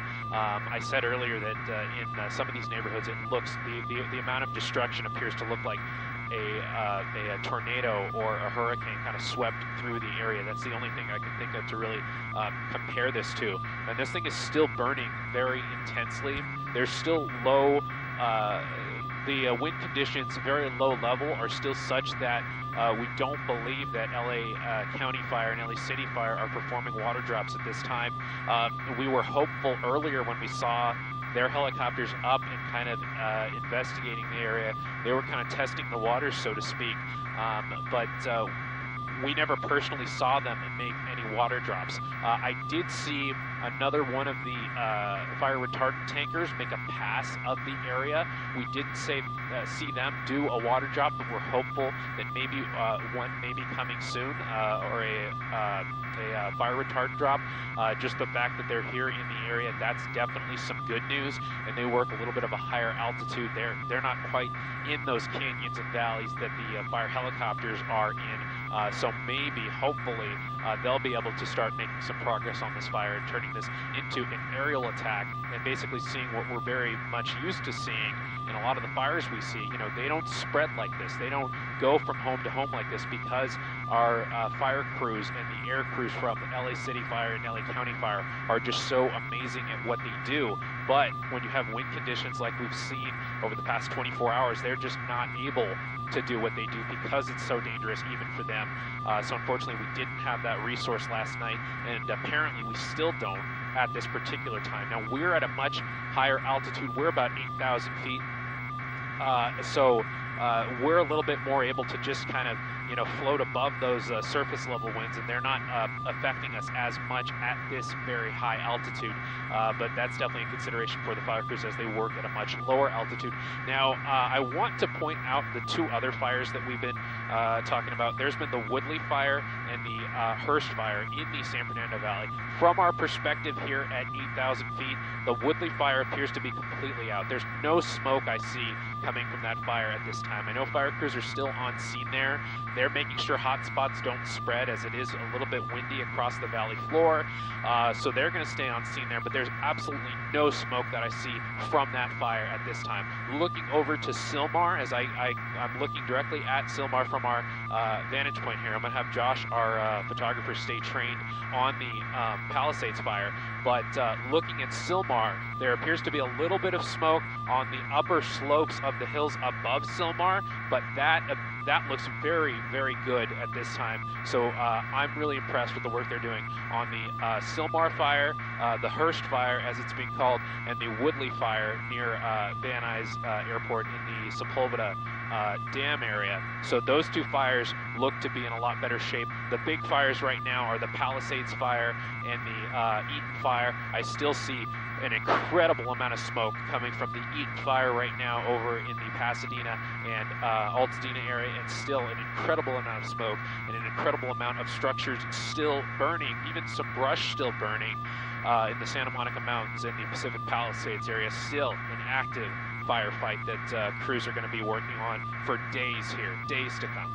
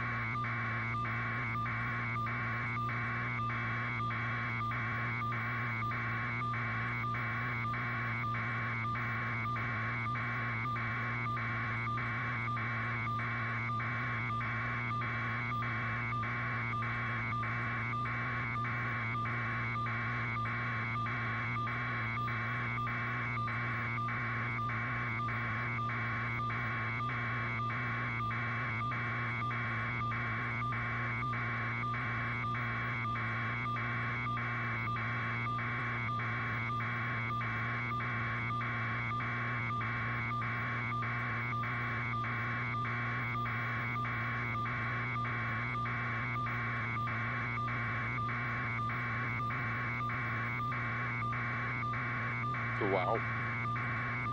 Many more injured. More than 70,000 people have been forced to evacuate, and more than 1,000 homes and structures have been lost in the Palisades fire alone. Winds gusting up to 100 miles per hour are not only fueling those fires, but also making them virtually impossible to fight in some areas. Emergency service there are being stretched to the absolute limit. The LAPD fire chief has talked about how difficult this challenge is. Let's listen in now to that briefing. This is not something that's a surprise to us in Southern California, and it was something that we were well prepared for. Based on those predictive conditions of wind gusts up to 100 miles an hour east, pushing offshore, we began increasing our staffing, local, state, and federal agencies. Hundreds of firefighters began moving on Sunday afternoon from Northern California into Southern California. My local partners began upstaffing their own fire stations, helicopters, fire engines, hand crews, to be prepared for an incident like this that occurred. Those resources were pre-positioned in counties throughout Southern California for an event just like this. And on Tuesday morning, the Palisades fire began. I'd now like to introduce you to Chief Crowley, who can touch on the Palisades fire. Chief. Thank you. Thank you so much, Mr. President. I'm here just to provide you a brief on 3 significant fires that have occurred within the city of Los Angeles. With that, I'm going to be focusing on the Palisades fire. That fire broke out yesterday morning around 10:30. We did pre-deploy a number of resources. We knew there was a potential for a significant threat to our constituents due to the weather event. High winds. I've never seen the winds in my 25-year career. So we leaned forward as much as possible and pre-deployed. With that, we had a significant amount of fire that occurred. We had an aggressive fire attack. The fire has grown from originally 10 acres to 10,802 acres as we speak. It's an active firefight with our firefighters, and they're doing their very best to protect our people within this area. Interesting enough, because of the winds and the low humidity, we had a second fire also break out, and that was the Hearst fire, which is just north of that area. Again, this was close to 11,000 acres. This is close to 500 acres that also broke out. The information that I want to share with you is also the significance of multiple fires in the area within the city, but also the county. That's the second fire that actually came out, and we're actively engaged in that firefight. The third fire then broke out this morning at 4 o'clock in the morning, in which we have an active firefight there as well. We're working with our local jurisdictions, our state, regional, as well as federal. So we're doing everything we can to protect life first and property next. We'll go ahead and then pass this off to Police Chief McDonald. Thank you. Thank you, Chief. Mr. President, it's an honor to be able to be here and be part of this and represent the men and women of LAPD and policing to support our partners in the fire service. What we saw here in the last 24 hours is unprecedented. I've never seen anything like this. Fires driven by the type of winds that we saw up to 100 miles an hour. Our role out there is strictly support, to be there for evacuations, to get people out of the affected area, to be able to provide for traffic control, and then crime suppression as the fire is fought, and someone may come in and try and take the opportunity to go into these homes and steal from them. So we're going to be on top of that. I just want to say the relationship we enjoy here, in my case under the leadership of Mayor Bass, but all of our elected officials, is unlike, I think, anywhere else in the country. We are blessed to have the relationship between police and fire that we do here. Unfortunately, we do this kind of thing frequently, never to this level, but I can't say enough about how important that is. And as we go into the next 5 years with the Super Bowl and the World Cup and the Olympics coming up, it's critical that we maintain those partnerships. So thank you for this opportunity, sir. Oh, sorry. Let me introduce my partner from the County Fire Department, Chief Tony Maroney. So thank you, Mr. President. I'm going to be giving you an update on our Eaton fire, which is east. The county starts all the way up in Lancaster and goes all the way down to the Long Beach border. We go from the county line in Ventura all the way out to Pomona, 4,300 acres. So we have a fire east of the Palisades fire that began last night. It's called the Eaton fire. It's currently 10,600 acres, 0% containment. We have over 750 firefighters on the line. Unfortunately, 2 people have lost their lives. Residents have lost their lives at the Eaton fire. It's impacting tens of thousands of homes, not only in the city of Pasadena, but also the county area of Altadena. And we're doing our very best. We just had our out-of-state resources arrive from Arizona at the Eaton fire to assist us. Last night, as the Region 1 coordinator, I contacted the Governor's Office of Emergency Services. We requested 250 additional engines into LA County with 1,000 personnel. We also are using our compacts with other states like Arizona, Nevada, Oregon, and Washington. Firefighters from those regions are on their way down to Los Angeles County right now to assist us. So thank you for your interest. Thank you for your attention.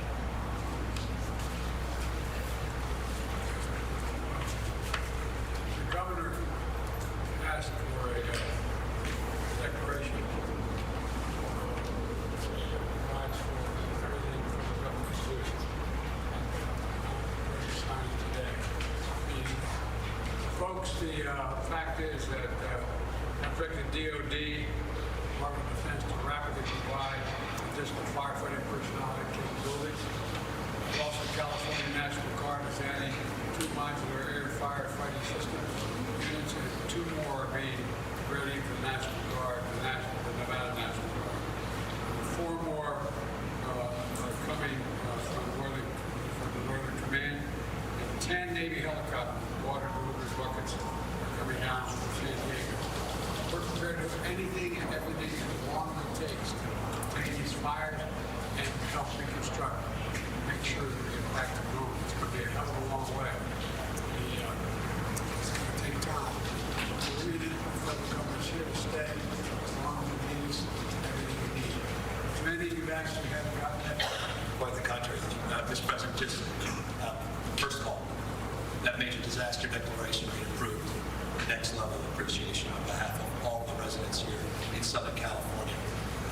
As the chief said, we had pre-positioned assets this weekend in anticipation of these weather events. The complexity of multiple fires, the likelihood of these weather events, this wind event will continue over the course of the next many days. Impacts of over 1,000 structures already that have been destroyed, 100,000+ people that have been evacuated, lives lost. Traditions, lifestyles, places torn asunder. This means the world to us, and just publicly, because I think this is important. The president happened to be in the region, in town. It's impossible for me to express the level of appreciation and cooperation we received from the White House and this administration. So on behalf of all of us, Mr. President, thank you for being here, and not just being here today. Thank you for being here since the minute of this incident. There was a 10-acre fire less than 24 or so hours ago. Deep gratitude. It's astounding what's happening. All I want is good news. My son lives out there in Kuwait. They got a notification yesterday that their home is probably burned to the ground. Today, it appears that maybe still standing, I'm not sure.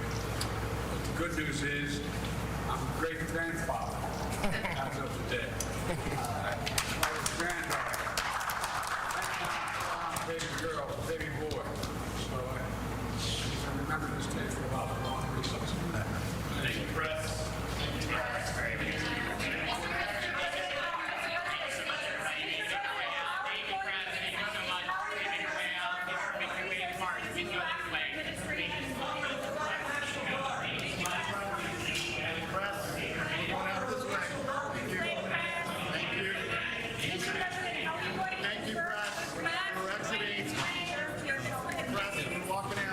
Thank you, President. Thank you.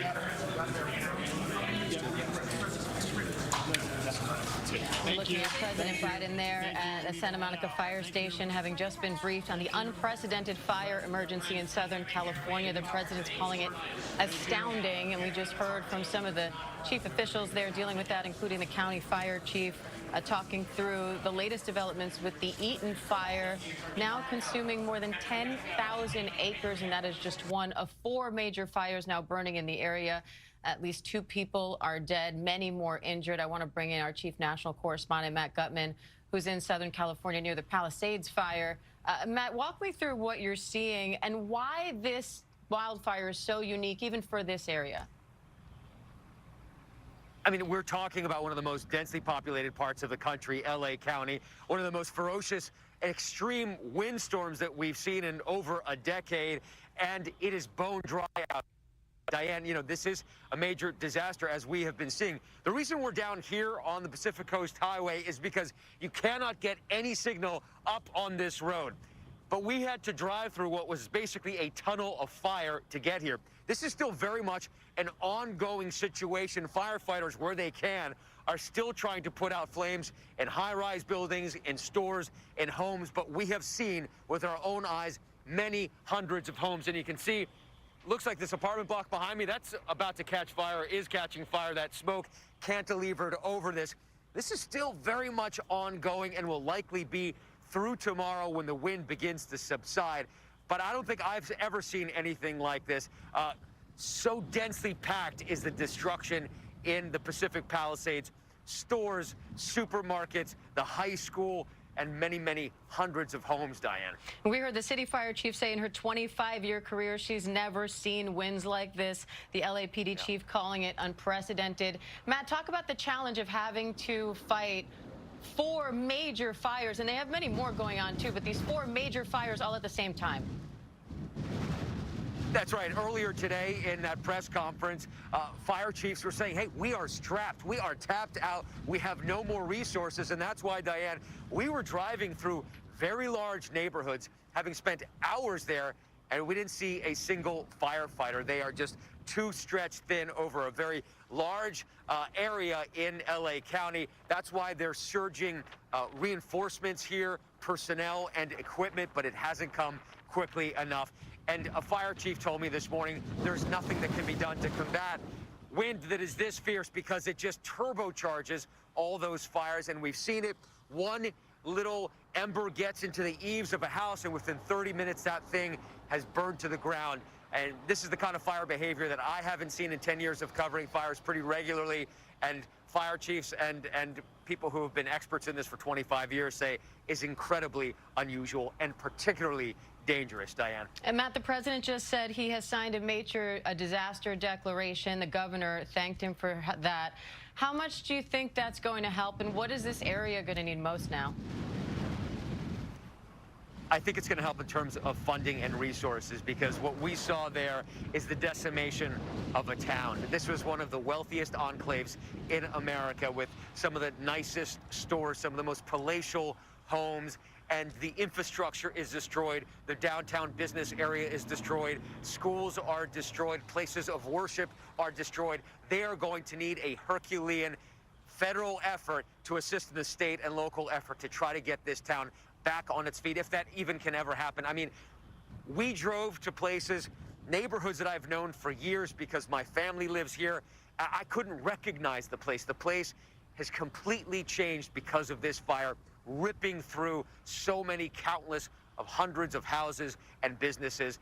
It is going to take a very long time and a lot of resources to rebuild this community, Diane. It sure is. Our Matt Gutman there from near the Palisades fire. Matt, stay safe, and we are looking there at an image from our KABC chopper. You can see, again, 4 major wildfires burning in Los Angeles County, dozens more smaller fires burning there. Emergency services are really stretched at their limit. So far, more than 10,000 acres contained, 2 people dead, many more injuries. We will continue to stay on top of this story on ABC News Live, on abcnews.com, and David Muir will anchor a special edition of World News Tonight from there in Los Angeles. I'm Diane Macedo in New York. Right now, we'll return you to your regular programming. This has been a special report from ABC News. Really well, but isn't an expert and might not be giving the best advice. And then other times you get a real therapist who might not be involved in your day-to-day.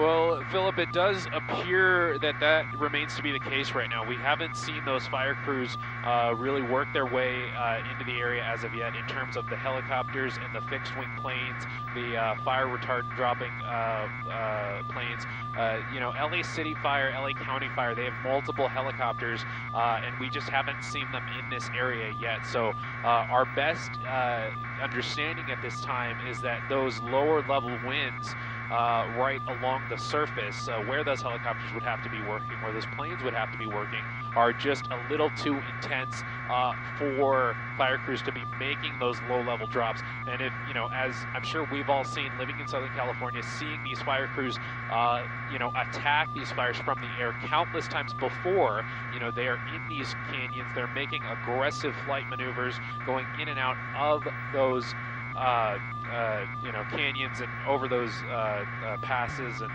whatnot. So, we see how aggressively they have to fly. So it is understandable that in the case of extreme winds, that they would be unable to fly at that level at this particular point in time. Although, we've been monitoring the forecast. Leslie Lopez has been telling us that the forecast, at least for the winds, is predicted to get better as the day goes on. So we're hoping as the day goes on, we're able to see that aerial attack start to develop with the helicopters and with the fixed-wing planes as they continue to make an effort on the Palisades fire and also the Eaton fire, which we can see from up here in Air 7 at about 8,000 feet. That's where we're at right now. I'm still seeing the Eaton fire putting out a lot of smoke, and all of that smoke is coming across the LA basin, across the Hollywood Hills, and it's kind of mixing with all the smoke from the Palisades fire right now. So you just have, you're beginning to have a air quality issue for the LA basin right now, just because of all the smoke that we're seeing. And then again, the winds once again at that surface level, and we're seeing it here depicted by the smoke continuing to stay pretty flat on the ground. We're not seeing the smoke, hit those high levels that we've seen in past fires, where it starts to mix with the moisture in the air and create those giant clouds that we sometimes see on massive wildfires. We're not seeing that in this case because the smoke is staying flat on the ground because of those winds, like we've been seeing right there at the surface. It's not quite affecting us or deterring us at 8,000 feet, but it does appear to still be an issue at those lower levels. And we're just continuing to take in the sites here. That appears to be a neighborhood near the Palisades Drive area that, just as I'm getting a better look at this shot here, I was going to say that it was hopefully spared, but there appears to be a structure in the middle of the screen now that is now, being consumed by flames. And this just continues to be the case even as the day goes on. This is not a situation that is, we're not seeing a dramatic improvement in conditions right now. We're hopeful that that begins to become the case as we go through the noon hour and into the afternoon hours. But, this is going to be a firefight that continues for the next few days now, Philip.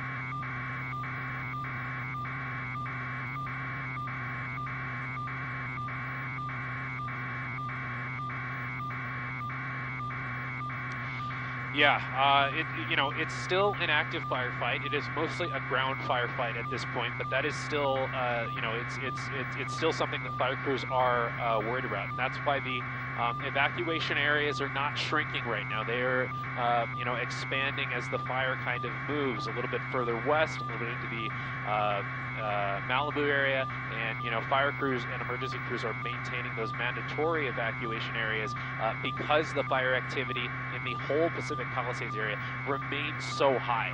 Even in areas that we saw burn last night, there's still homes that are fully engulfed in flames as we speak right now. And the amount of smoke that this fire is still putting out just goes to show you just how intensely the flames are burning as we speak. We still see a lot of brush in the hills above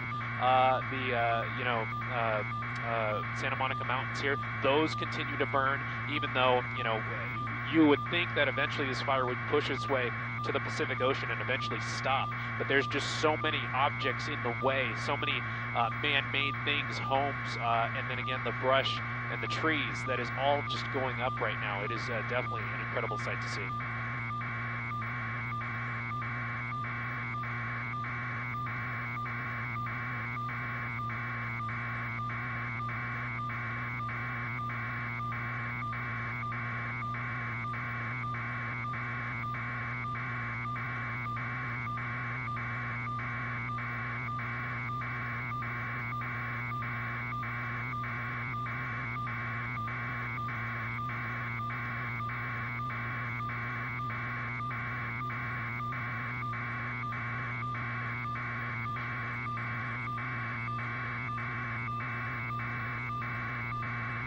No, but I'll say that this is a 5-minute warning.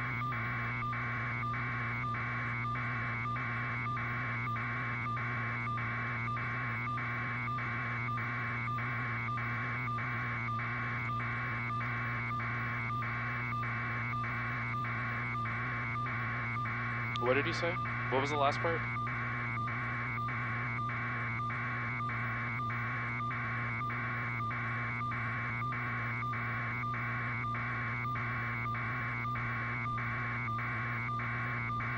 And copy that, Booth. You'll hold on our shot, but we're going to start making our way away. Thank you, Mike.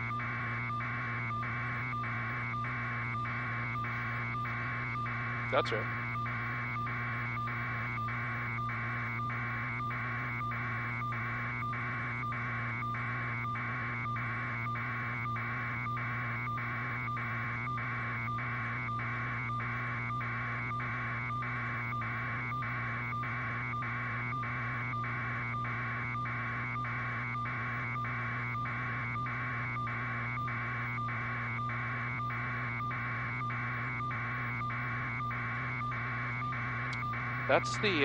That's the lookout, Mike.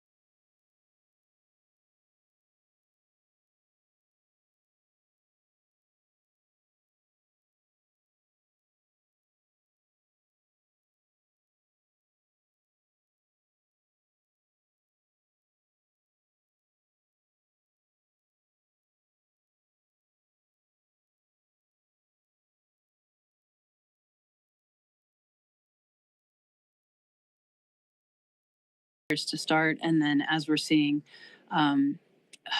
really difficult to watch it happen and to get our hands around it while it goes. It's been decades since a lot of our fire personnel have seen anything like this, and most of us have never seen anything like it in our careers. Yeah, it's going to be a tough one to battle, and especially when the winds are so fierce. I mean, 100 miles per hour in some parts. You don't know where it's going to start to spread, where it's going to move to. So what do you want people, Lindsay, to know across the country right now? And just if there's people are going to want to help. They're going to want to somehow support folks that are less fortunate. You know, we've been talking so much about some of these areas and how they are very wealthy areas. Yes, there are a lot of mansions, specifically in Pacific Palisades, but also in many of these areas where the fire is burning, there are also a lot of mobile home parks. I mean, a lot of these people don't have a lot of means and money, and folks are going to be struggling and losing everything that they have. So any type of advice, anything you want to say to folks that are watching our live coverage that will want to help those that are going to need it the most, please do so. Tell me now. Yeah, I mean, these fires are ravaging all the way across the city through every demographic and through every socioeconomic status. I will tell you that at our evacuation shelters, the American Red Cross is sending volunteers. They're showing up with food and water and really supporting our efforts to support our community. I will tell you, us firefighters, we do not need your donations. The people that are going to need donations are those folks that are evacuating, who have just lost their homes, who have lost everything. If you can offer a place to evacuate for someone you know, that's maybe the biggest gift you could give right now. If you do want to send in funds, the American Red Cross is on the ground with us right now, and we'll keep you updated with any further ways to help. Actually, that is a great idea. We should get the Red Cross on the line and talk with them as well as we're enrolling coverage. Lindsay Lance, thank you so much. Appreciate your time and all the hits you've been doing with me and updating us. We really appreciate it. Yeah, thanks, Kira. We appreciate your coverage, and take care. You bet. Well, as we have been telling you all afternoon and morning, that residents have been evacuating since the crack of dawn, one of whom is actually one of my longtime friends. And as you can imagine, so many of us have been calling friends and family since we heard of these fires. And I had to make sure to call my friend Michelle Gropper. She had to evacuate from her home early this morning. She lives just next door to Altadena. That's where the dangerous Eaton fire has been burning. She got the evacuation order, and sure enough, she packed up and she got out of there. Michelle, I'm so glad that you were able to call in. I know you're exhausted. I know that you want the family to get some sleep right now. So let me just start with, how are you doing? How's the family? And tell me about the evacuation order, when you got it, and what you knew you had to do. Well, first of all, Kira, hi, and thanks so much for your lovely text this morning and checking in on me. It was a lovely thing to see in my inbox. And I would just like to say that my experience in no way compares to what so many people are experiencing right now with losing their homes. So I'll tell you my experience, but I just have to say, like, I feel very fortunate that I am out of my home. We did have to evacuate, but we are safe. And fortunately, we had enough time to get those precious belongings, those essentials, out of the house in time. So I feel really grateful for that. A lot of people, as we saw in videos yesterday, especially in Pacific Palisades, just running down streets with suitcases. Some people only able to grab their purses and their car keys and, you know, getting out as fast as they could. They weren't so fortunate to have that time to think about what they might like to take with them, but we did. So answering your question about how it went down yesterday, Yesterday, we were keeping a close eye on the fire that broke out in Pacific Palisades in the morning. And then I was just kind of out doing normal things during the day, at a doctor's appointment, going about my day. It was very windy. And whenever it's windy and, you know, there's a fire burning, you're in the back of your mind, you're always thinking, I just need to get stuff prepared at home, because you just never know when it could break out near you. Something could happen near you. So I get home and the power is now out. It's the late afternoon, and I start thinking about, okay, we need to start getting some things together, but just a few things. Like, I still wasn't too worried about it because it's Pacific Palisades. We live, as you said, closer to Altadena, which is it's north of Los Angeles. It's like a suburb north of Los Angeles, and so not too close to Pacific Palisades. But nonetheless, we are, you know, mindful and knowing how things can quickly shift. Wanted to have a few things prepared, but then, as we're watching things unfold, it's around 7 o'clock. I hear a helicopter go up Angeles Crest Highway, which is a famous roadway we live off of. And I'm like, that's not a good sign, because there aren't a lot of helicopters flying right now because it's very windy, and they're only going to fly if they have to. And sure enough, about 15 minutes after that, we learn of the fire that broke out in Altadena, which is the neighboring community to us. We live in La Cañada, Flint Ridge. And that's when my daughter, who's home from college, and my husband and I were like, okay, we need to start getting more than just like our eyeglasses and medications. Like, now let's start thinking about it's getting serious. Yeah, let's get serious, and let's like start packing the car. So that's what we started doing. We got the car loaded up, our 2 cars loaded up, and then we went to bed and slept with our draperies open to begin with, so we could look out on our canyon side. We're in a 2-story home, and it's kind of a watchtower, our house. We can see down into Pasadena. We can see toward Altadena. So it's a very good lookout point in terms of seeing a fire develop. So we're like, we're just going to lie in bed, and if there's an orange glow, we're going to get out. And we just kind of went in and out all night. And then at 4:30, I woke up, and I see the plume from, see an orange plume. And then I saw a neighbor on the street outside of our home, and I went out and talked to him, and he said that they were getting ready to go. And then I called my neighbor next door and asked if she was okay and if she needed anything. And she was good, but was worried about her mother, who was at a care facility in Altadena. And I have since learned that her mother's care facility burned to the ground, but thankfully her mother was evacuated. But living where we are, we know a lot of people who have been impacted by the fire in Altadena. So we feel just really fortunate that we are okay. We are under mandatory evacuation. We're in a safe spot. And now we're just kind of watching and waiting, And sometimes that's the hardest part. You got your family out, Yeah. You're in a safe spot, but you don't know what's going to happen to your home, to your neighborhood, while your friends, just beside you have homes that have burned to the ground. Yeah. Well, Michelle, we're going to be keeping in close touch, and you and I have been journalists for decades. We both went to school, grew up, worked in the LA market. I know you have never seen anything like this, neither have I. No. But I'm glad you knew what to do, and let's stay in close touch. It's just great to hear your voice. Will do, Kira. I hope next time we talk, it's under much happier circumstances. And I wish everyone well. My heart goes out to everyone who's impacted by this. Michelle Gropper, thank you so much. Love you, Kira. Love you.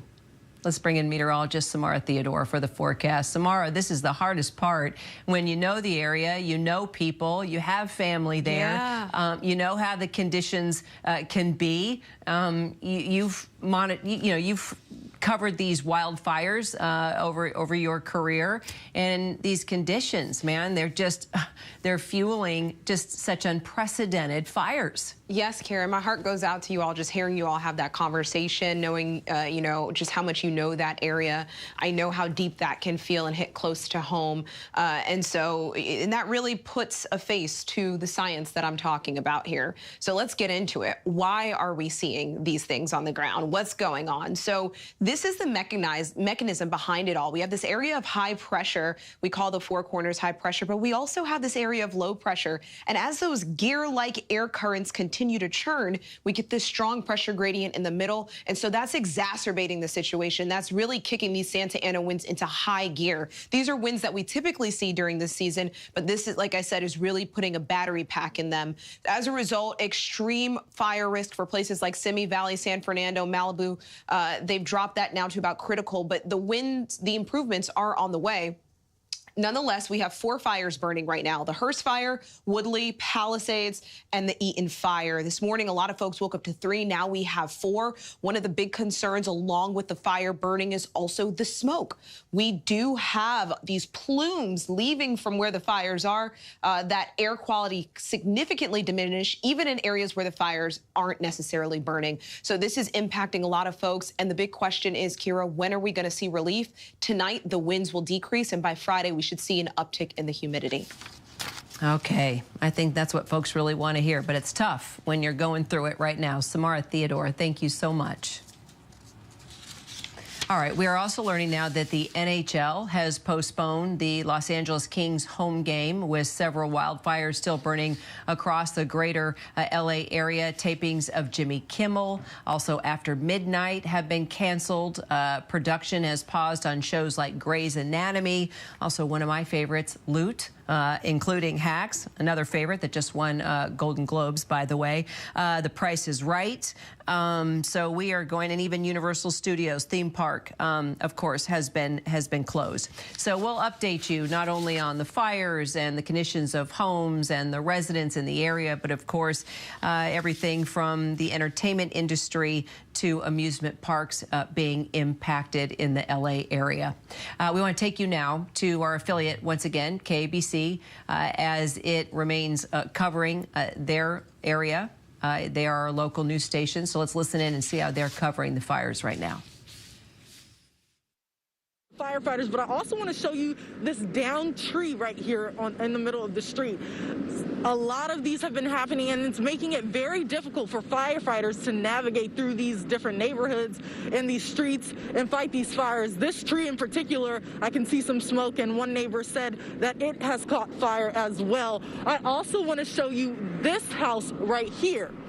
We spoke to the owner of this house. He was at work when his family had to be evacuated yesterday, so he came back this morning to this house, which, as you can see, is no longer standing. The only thing left standing is this brick chimney left of this house, this property. So many houses, so many homes have been destroyed, and people are still discovering that he was taking pictures of his neighbors' homes, trying to feed back information to them so they can get updates on what their homes are doing or what they're like, the condition of them.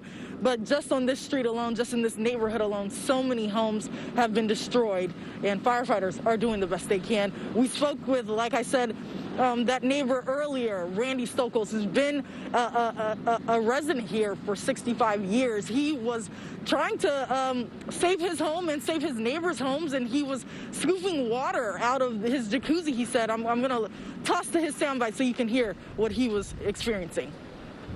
I was bucketing out of my jacuzzi in a pool across the way at people's homes. I stopped a couple fires. I stopped one that went, and then it reignited at about 4:30 this morning, and thank God I woke up at the perfect time, and I got it, and I stopped it from burning my house. And it's a tough day today.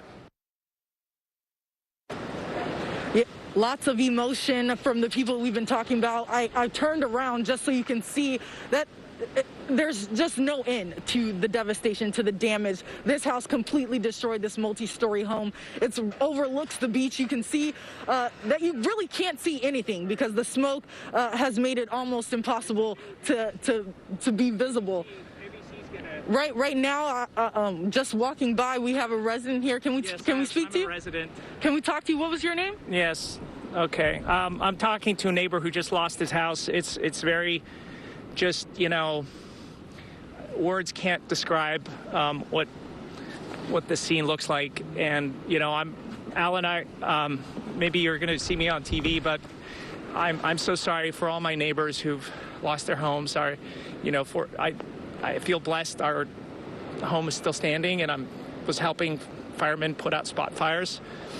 And so you've been talking to neighbors, trying to update them on their... I'm sending pictures to my neighbors, those who... I just called my first neighbor who's our best friend and lost his home, and all that's left is a chimney. Yeah. You know, it's... So, this is him on the phone, so I'm sorry for the neighbors who lost homes. You know, this is... I heard you say you've been helping the firefighters put out different spot fires. Neighbor's backyard, a deck caught on fire. When you order Domino's online, we'll give you a free pizza to use for a future pizza emergency. So you'll have an emergency pizza. A free pizza when you need it most. There you go. Thank you. You're welcome. Enjoy.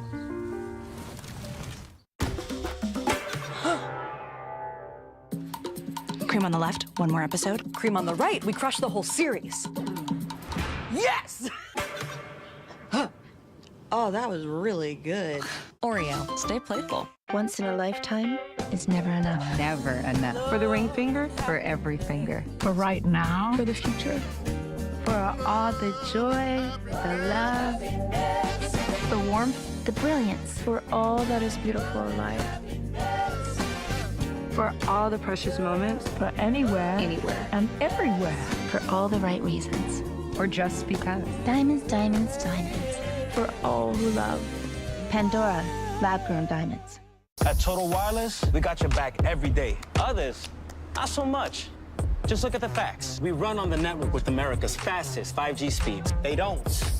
Back that. We give you one line for $20 a month when you bring your own phone. That's 50% off the base 5G unlimited plan. Not them. Back that. We lock your price for 5 years. They don't. So fact that, right? We've got you covered. Get the facts. Then switch to Total Wireless. My oldest daughter, Camilla, she came out fighting. 2 days old, she had to have open heart surgery. All of a sudden, she's on, 5 different medications. Me and the pharmacist got so tight. She said, GoodRx can save you a lot of money. Saving that extra $200-300 a month. You do the math, the money we're able to save with using GoodRx, we're able to do all these extra activities. She can hit hard, too, for a little skinny thing. So it puts less stress on our household, and it puts less stress on our pockets.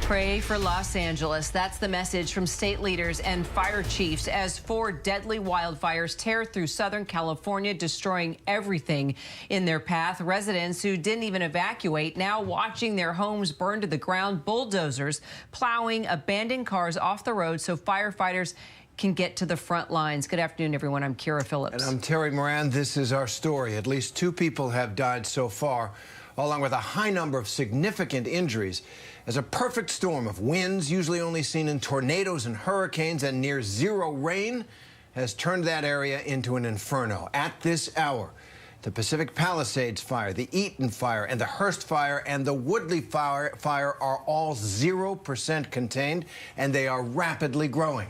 At least 70,000 people have been forced to evacuate their homes, many of them making it out by just moments. A high school, a public library, even a synagogue burned to the ground. One family losing the home they lived in since 1997. All the stuff that's here is replaceable. People are not, so. Very lucky. So having the family is the most important thing. I've lived in this house like my entire life, so it's kind of jarring to see it gone. It makes me want to cry that for one thing, that we were not here with them, shoulder to shoulder. And here's those images now of the residents abandoning their cars there in the streets, fleeing on foot, as fire crews had to bulldoze their cars out of the way to make room for fire trucks to get through. Home after home swallowed by fire in the enclave of Pacific Palisades, one of the wealthiest areas in the country. The number of homes lost there already topping 1,000, but the pictures alone tell us that number is going to be much higher. ABC's Jacqueline Lee is on the ground in Pacific Palisades. She joins us now by phone. So, Jacqueline, we're learning that planes are starting to drop water on the blaze where you are. What's the latest from that position? You know, it's interesting, guys. You talk about hurricane force winds. I was covering Hurricane Milton in Florida not that long. Every time you brace yourself, you feel like fly. I'm going to show you down over here where you're looking at the ocean, the Pacific Ocean, guys. Typically, the ocean view is much better, but the smoke is so thick and the winds are pushing it this way. You know, we're covered in soot. Everyone is covered in a layer of soot. The smoke is so thick, it's like you're choking on it. But if you take a look at the sky, it is gray, it is black. You can see the top of those palm trees with just how powerful the wind is. And over here along Pacific Coast Highway, you can see all of these firefighters rushing down to go to their next location. You know, we've heard from officials who say they are just tapped out. There are multiple fires burning around Los Angeles. They were not expecting just the sheer magnitude of all of these fires at how big they are burning. So of course, there's just not enough people to fight them. When you add on the wind gusts and just how powerful they are, it makes it so difficult to get this under control, guys. So, Jacqueline, let's talk about the residents and these evacuation orders. Have they been listening? Have you seen most people leave? Are there people staying with their homes? It seems like when we cover fires like this, there's always folks that are they're hesitant to leave. Oh, absolutely. Let me show you this hillside over here. So there are dozens of homes up here, and you can see there is nothing left. This is really scorched earth, showing you just how powerful this fire is. It continues to burn. I mean, in the last hour or two, I showed you there was another fire that reignited just because of the conditions and how windy they are. But in terms of homeowners listening to those evacuations, I'll say we have heard from many who say they have dealt with fires before here in Los Angeles, and they are listening because they are seriously understanding how risky and how scary this fire is and just the sheer magnitude. But to your point, Kira, some people, they don't want to leave. And I've spoken with those people as well at other wildfires who've said they've lost their homes before. Then it's a headache to deal with insurance. It's a headache to deal with losing all of your prized possessions and then to rebuild. So that is the reason why some people decide to stay and try to risk fighting that fire themselves to protect their homes. But the worst case scenario, as officials continue to say, is when you realize you can't protect your home, but you can't get out either, and first responders cannot get to you, guys. Yeah, that is the worst case scenario. Jacqueline, President Biden on the ground, as we've seen. What's the federal response that you've been able to gather at this hour? Right, so, you know, they're trying to help in the best way they can. So, you know, they announced the U.S. Forest Service is sending in helicopters, air tankers. They're trying to help with personnel, you know, but the biggest thing is when you're dealing with winds like these, and given how bone dry it has been in Southern California, it makes it nearly impossible to get any fire under control until the winds die down. Ultimately, they need personnel, they need equipment. You know, as you guys brought up, when it comes to fighting the fire from the air, that has been impossible up until recently just because of how strong these wind gusts are. I mean, guys, here in Pacific Palisades, it was gusting up to 65 miles an hour earlier this morning. You can't send helicopters up into that. It's too dangerous for those personnel, guys. Absolutely. Jacqueline Lee, you stay safe as well. Thank you very much. Well, Pacific Palisades residents Kenny and Tricia Rackison join us from Beverly Hills, where they were evacuated to. So, Kenny, let's start with you. How are you guys holding up? When did you get word that you needed to evacuate, and how quickly were you able to move?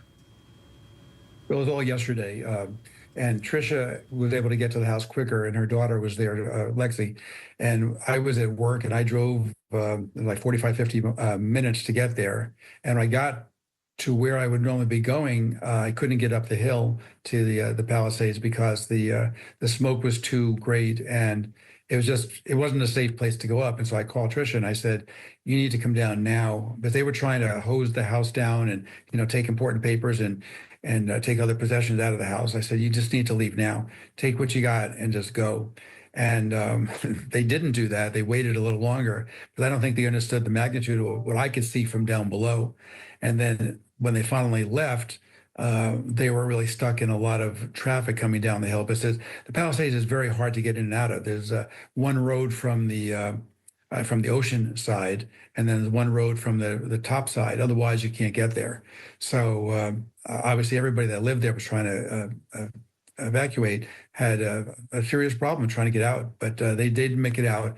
And for me, it was a sigh of relief because I was really wondering if they were going to make it because the flames were just growing so rapidly. So. And Tricia, looking at these pictures from this distance is terrifying. Being there, I don't know if you're a native Los Angelino or however long you've lived there, this must hit you incredibly hard. What are your feelings right now about what is happening in your city? Well, we're absolutely terrified. I think as Jacqueline demonstrated, there's a large part of this area that is up on big hills, and we were stranded up there. Essentially, when my daughter saw something on her phone and we were alerted, it was at 10 acres. And so this was about 11 o'clock yesterday. And immediately I went into solve problem mode and started encouraging her to pack her valuables. I started packing valuables and actually we each took hoses and started spraying the house. One of my concerns is there are very windy roads in the Palisades area. And so even imagining how fire trucks are going to get through there and if there's any, traffic congestion, because we certainly experience it anytime we use this main artery, this road that Kenny just described. And so we were working on that, and time just flies when you're in an experience like this. And so after some bit, I went out front and I opened the front door and looked down the street, and I could literally see flames. I could see the smoke was actually gathering across the street. Now we face the Oceanside, so that's literally running, along what's called PCH, or the highway that runs along the ocean there. And so I knew we were in trouble because that just means the winds are shifting our direction. So I went back into my daughter. I said, we need to stop trying to wet down the house and the property and gathering these things. We need to just get into our cars. And so we went about doing that. And then, of course, we're hitting all of the traffic, all of the neighbors that are also trying to get out of the neighborhood and off this cliff and get down into safety. And it took quite a bit of time. During that time, my other daughter, who is in New York and missing all this action, she indicated that she had just heard that cars were being abandoned and people were running on Sunset Boulevard, which is one of our gateways to safety. And so my husband was actually the opposite way down by the ocean, and he encouraged us to come that way. He could see cars moving in his direction. And so we did go, fortunately, in that direction. It was a very slow go. I've never been so petrified. I don't know what's worse, not being close to your property and seeing what's happening or not knowing. I feel for all these terrible people. This is the first time I've heard how many homes were affected, hearing that over 1,000 homes have been affected and possibly destroyed. I feel for all these people. It could be us. We don't know. We actually tried to get back to the neighborhood today, and we could not get there. All the streets are closed. It's really terrifying. I feel for all of these people and their animals. We did get our pets out to safety. I can't imagine if we'd had to stop. I heard about people yesterday leaving their vehicles and with all their belongings, their family and their pets. It's absolutely unreal. We have not experienced anything like this ever in this area. It must go back decades because, some of these homes are old, as you just indicated, as Jacqueline had mentioned, some people have lived there for a long time. This is not something that happens in this area. It's very unusual. We certainly have these winds. We have fires, but they're typically up in the mountain areas. You just never imagine they're going to be in neighborhoods. When our insurance carrier indicated they were canceling policies in our area, we were shocked because we just couldn't even imagine that fires could actually make their way into neighboring areas like this. And it's shocking but true. And I think we're learning this. We saw with Maui, we saw with the Paradise, And actually, fortunately, because I had seen the Paradise documentary, let me just jump in there, Tricia. That you just mentioned your insurance was canceled by your carrier just a few months ago. We were reading articles on how that was happening in the area. I mean, so what are you going to do? What are folks going to do? And I mean, this is a whole nother story, right? For folks like you that might lose everything and you're not even insured. It's at the time it was devastating. We worked hard to try to find some carrier that would cover us. That wasn't available. Nobody would cover the property, and there was no other choice. And so when you ask what are you going to do, well, first of all, we don't know whether our house is standing or not standing. But if it's not standing, the answer is I don't know. You know, there's no good answer. I don't know what to do. I know that historically I'll figure out a solution to a problem, but I don't know. I don't know. Yeah, and that's going to be the second part to this story that I think we're going to be covering for folks like you. You know, we can talk about the devastation, but then when you're so used, I mean, you know, we all pay insurance. You know, we pay it for times like this, and the fact that a carrier would pull it, it just doesn't seem right. That's a whole nother discussion. But the other part of it that is so terrible is, you know, California is a very high tax state, so we pay lots of money in state income tax. We pay lots of money in property tax, and you know, you'd hope that our you know, all those taxes would come back and help us. But, you know, here's a situation where it didn't. Well, Kenny and Tricia Rackison, we really appreciate you coming on at this time to give your firsthand accounts of what is a national tragedy. Know that, you know, people around the country are watching this. They're with you. And hopefully going forward, when this inferno ends, you'll feel that support. Thank you very much. Thank you. Well, let's focus now on the Eaton fire. That is northeast of Los Angeles. It's exploded in size as well, going from 1,000 to more than 10,000 acres now that's been scorched. That blaze also 0% contained. We've been talking to our Alex Stone, who joins us live again from Altadena. All right, what's the latest? Looks like things seeing more smoke and more fire from the last time we talked, Alex. Yeah, Kira and Terry, a lot more fire. We're in a neighborhood right now. These Pasadena firefighters pulled up in this pickup truck a moment ago to take a look at this home that is burning over here. And it looks like there's not a lot they can do. They don't have an engine and they don't have a lot of water. So they checked in on these vehicles that are burning. We can hear explosions going off around us right now. You can see this burned out truck, and then look over here. This home, walk with me, Keith, if you don't mind. This home up here is just starting to go up right now as this home is completely gone. This car is burning. You can see a burned American flag at the front of this home that is burning down, and the flames are coming this way. There are a couple of gentlemen up on a roof over to my right.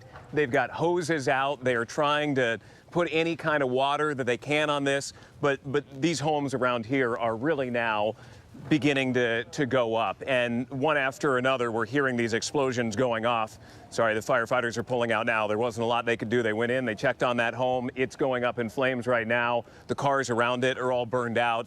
This one is burning as we speak that they're pulling up to. This home is going up. There's some neighbors right here who are packing up everything they can, putting it into the back of their car, and they're going to be getting out of here as well. So this is still very, very active, jumping from home to home in these neighborhoods, guys. You know, just to put in perspective, Alex, when I was talking to you over the past couple of hours, things had kind of seemed to calm down, at least where you were. And now all of a sudden, you have house after house on fire. And as you mentioned, no trucks there with water to even do anything about it. There's no resources left to battle these flames right now, and people are getting out. There's a gentleman on his moped taking off right now that they had tried to stick around as long as they could. Now they are going, and they're getting out of here. They're out of engines at this point. They have tried to come through to some of the buildings that we were watching them work on one down the street, and it's kind of put as much water on it as they can, and then they get out of there and go to try to prevent it from spreading. If we walk down here a little bit more, let me see if we can get a better look. There's a couple of engines. Whoop, you guys good on cables? A couple of engines down here that may be coming our way, but take a look at this. Excuse us, gentlemen. This garage is completely going up right now and going through the roof, and we'll see if these engines come down here. But across the street, the cars are going. All of these homes have gone. That it's really jumping from home to home. Well, Alex, thank you very much for that really vivid report. Gives us a real feel. And looking at everything going up, we want to say, as we always do, you stay safe. I know you're experienced at this, but just know that get out when you need to. Thanks. Thank you, Alex. Thanks, Well, coming up, hurricane-force winds have been whipping these flames, and when they might die down enough to give fire crews a fighting chance, that's coming next.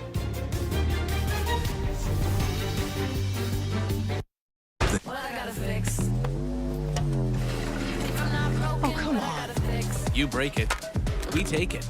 At Verizon, anyone can trade in any phone in any condition, guaranteed, and get Google Pixel 9 for everyone in the family. Only on Verizon. When you order Domino's online, we'll give you a free pizza to use for a future pizza emergency. So you'll have an emergency pizza. A free pizza? Here you go. Thank you. When you need it most. My favorite babysitter is Annalisa. She's pretty good. She's like my grandma. She says, "Hola, ¿cómo estás?" She plays with me. She helps you feel better. Bugs and insects are healthy for you. Amelia took us to the beach. She teaches me some gymnastics. We like color. We draw flowers, and then we go skateboarding. From babysitters to nannies to daycare centers, find all the care you need at care.com.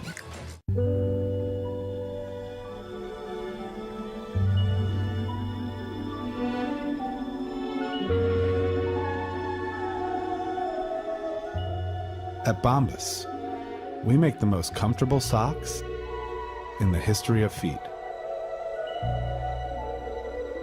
So comfortable, you'll wish you had more. Visit bombas.com and get 20% off your first order. The itch and rash of moderate to severe eczema disrupts my skin night and day. Despite treatment, it's still not under control. But now I have Rinvoq. Rinvoq is a once-daily pill that reduces the itch and helps clear the rash of eczema fast. Some taking Rinvoq felt significant itch relief as early as 2 days, and some achieved dramatic skin clearance as early as 2 weeks. Many saw clear or almost clear skin. Rinvoq can lower ability to fight infections. Before treatment, test for TB and do blood work. Serious infections, blood clots, some fatal. Cancers including lymphoma and skin. Serious allergic reactions. GI tears, death, heart attack, and stroke occurred. CV event risk increases in age 50 plus with a heart disease risk factor. Tell your doctor if you've had these events. Infection, Hep B or C, smoked, are pregnant or planning. Don't take if allergic or have an infection. Disrupt the itch and rash of eczema. Talk to your dermatologist about Rinvoq. Learn how AbbVie can help you save. You know something serious about to happen. I have an idea.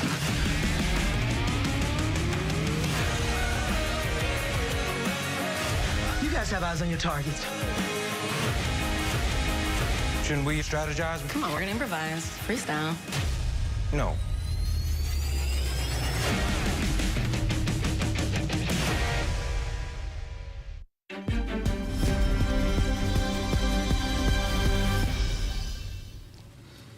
Glad you're streaming with us. Well, we've got live pictures once again for you, just showing the severity of what's happening, the massive plumes of smoke covering Southern California right now. It doesn't even paint the full picture either, because the 4 massive and deadly fires are ripping through Los Angeles right now, burning more than 20,000 acres.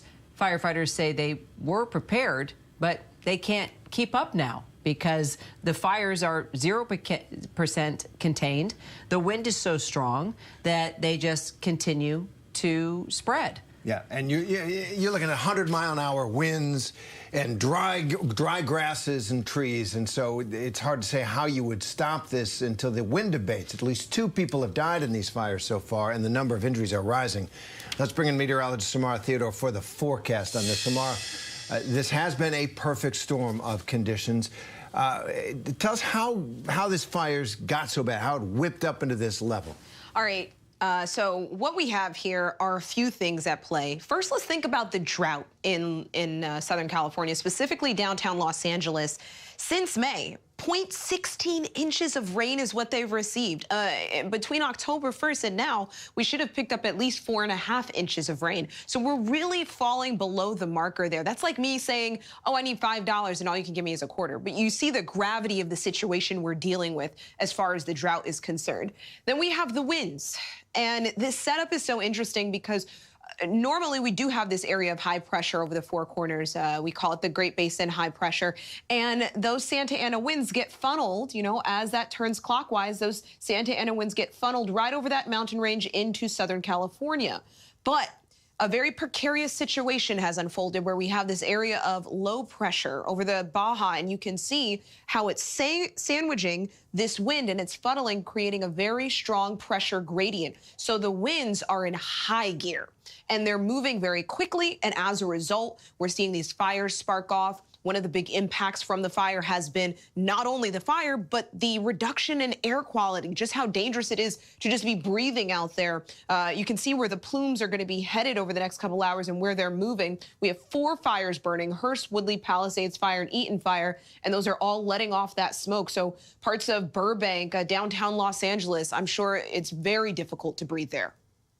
Well, you have also been giving us some good news, a little bit of light within this, and that is that there is relief in sight, right? There is. Now, the red flag warnings are still in place. I don't want to remove that urgency from any areas that are being requested to evacuate. So we're still in the danger zone. But to Kira's point, we are going to see improvements here. So as we push forward through time, notice how Pacific Palisades, we start to see the winds decrease, 15 miles per hour. By tomorrow morning, we're in the single digits. So winds are going to be decreasing this afternoon and evening. We really saw the worst of it this morning and earlier in the afternoon, but we should start to see improvements with the winds. Not only that, humidity, like I said, it's been so dry. We could use some moisture in the atmosphere. Wednesday, 10 p.m., still pretty low, but notice what happens by 5 p.m. tomorrow. 31% in the Pacific Palisades. So we're going to start to see improvement and an uptick in the relative humidity in Southern California by the end of the week. Terry? Well, can't come soon enough. Samara Theodore, thank you very much. We'll be right back after a quick break.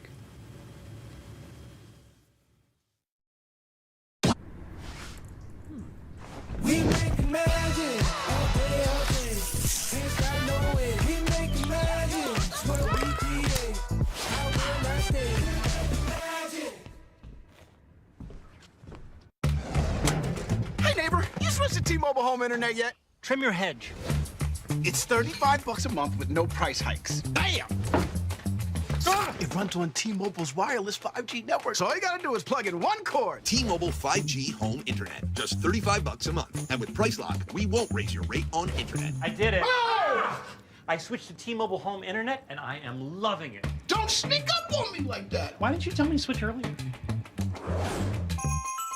Still have moderate to severe ulcerative colitis or Crohn's disease symptoms after taking a medication like Humira or Remicade? Put them in check with Rinvoq, a once-daily pill. When symptoms try to take control, I got rapid relief with Rinvoq. Check. When flares tried to slow me down, I got lasting remission with Rinvoq. Check. And many were in remission, even at nearly 2 years. And Rinvoq helped visibly reduce damage of the intestinal lining. Check. Rapid symptom relief, lasting remission. And visibly reduced damage. Check. Rinvoq can lower ability to fight infections. Before treatment, test for TB and do blood work. Serious infections, blood clots, some fatal. Cancers including lymphoma and skin, serious allergic reactions, GI tears, death, heart attack, and stroke occurred. CV event risk increases in age 50 plus with a heart disease risk factor. Tell your doctor if you've had these events, infection, Hep B or C, smoked, are pregnant or planning. Don't take if allergic or have an infection. Put UC and Crohn's in check and keep them there with Rinvoq. Ask your gastroenterologist about Rinvoq. David Muir, ABC's World News Tonight, the most watched newscast in America, and honored with the Emmy Award, winner for Outstanding Live News Program. More Americans watch World News Tonight with David Muir than any other newscast.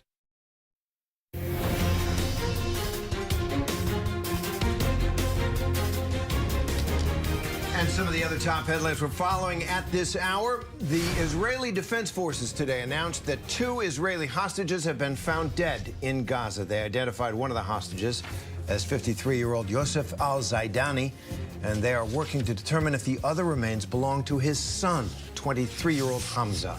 Earlier this week, Yosef was one of the 34 hostages named in a list approved by Hamas of hostages who were slated for potential release in the event of a ceasefire.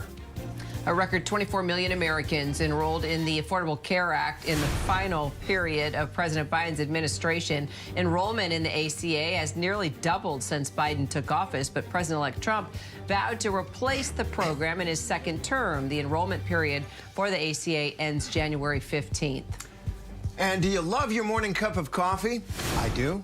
So do I. A new study suggests it might love you back, but be careful not to sip all day.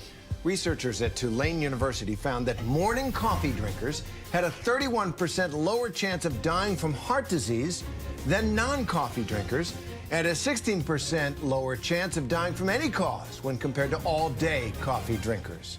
Did you see where the university, where that's located? Tulane? Yeah, in New Orleans. You know they're drinking their cup of coffee in the morning after, a night of Mardi Gras, which, by the way, is coming up. Yes, it is. All right, well, I'm just going to grab my little cup of joe that I had put aside because I thought I had too much caffeine and plug, ABC News Live. There you go. There you go. Yeah, we're selling them for $1 million. Thanks for streaming with us. You can find us anywhere that you stream live news. If you're on the go, we are on the ABC News app and abcnews.com, too. I'm Kira Phillips. And I'm Terry Moran. We'll be right back with continuing coverage of those fires just raging through the city of Los Angeles. Stay with us.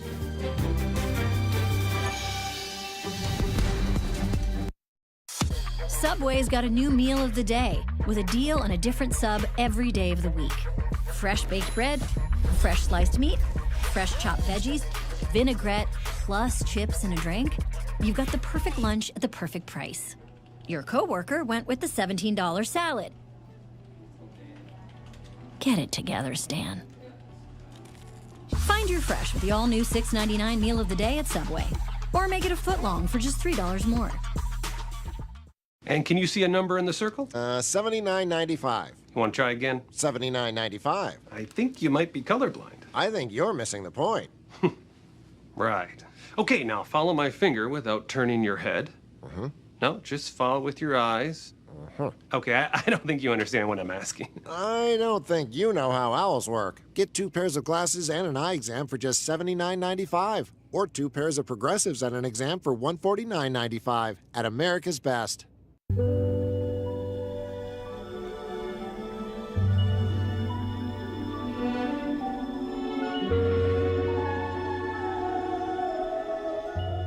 At Bombas, we make the most comfortable socks in the history of feet. So comfortable, you'll wish you had more. Visit Bombas.com and get 20% off your first order. America's #1 most watched daytime talk show is ABC's The View. You all heard it here first. This is going to be must-see TV. And so much could happen. That's why it's called The what? The View. Hey, good morning, America. Good morning, America. Good morning, America. You don't just see it, you feel it. I'm in. I'm in. I'm in too. I am in. I'm in. I'm in too. I'll be here.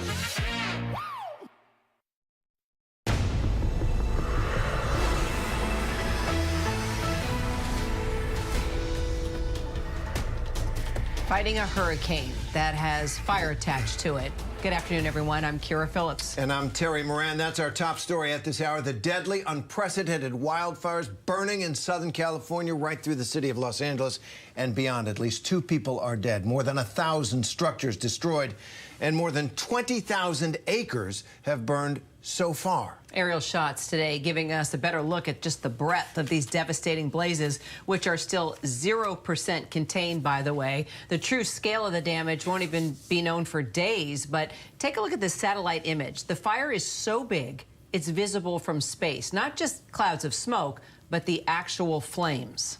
That's remarkable. These fires have consumed homes, businesses, even religious spaces. The executive director and spiritual leader of the Jewish Community Center of Pacific Palisades spoke with ABC News Live this morning about the damage seen there. Most people have evacuated. There are sadly still people who have not, and I don't even want to think of what, God forbid, might be. It's unprecedented. We did lose a big area of our storage and our menorahs and some of our important vehicles to transport the children. But those are all material things. What's more important in life is our health and our well-being and being there for one another.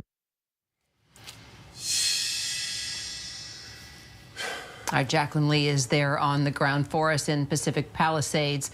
Now the fire is actually being deemed the most destructive in Los Angeles City history now, Jacqueline. So bring us just up to date on the acreage burned, injuries, evacuations, whatever you know at the hour. You know, you guys mentioned that the hurricane force winds. I mean, we've covered hurricanes before. The only difference is instead of getting pelted by water, we're getting pelted by ash and debris. So that's, what we're dealing with here. You can see these winds really picking up. But I want to show you what we're looking at here along Pacific Coast Highway. You can see just how thick all of this smoke is. We've seen firefighters, rushing up and down the highway. They are really being pushed to their limits. We've talked about, how severe this fire is, how many fires are burning all at once with all of these winds. We just spoke with someone from CAL FIRE. He said the crews are absolutely exhausted, guys, but they say they don't want to stop because up here in the hills, it's still burning. There are structures that are being consumed as we speak. This is some of the devastation left behind. Thousands of acres burning all over Los Angeles, and not a single person, hasn't been touched by this, whether they're in the evacuation zone or whether they're close to one or they know someone whose house is burned down. Guys, this is absolutely terrifying, and ultimately they need as many resources as possible to get this under control. Guys.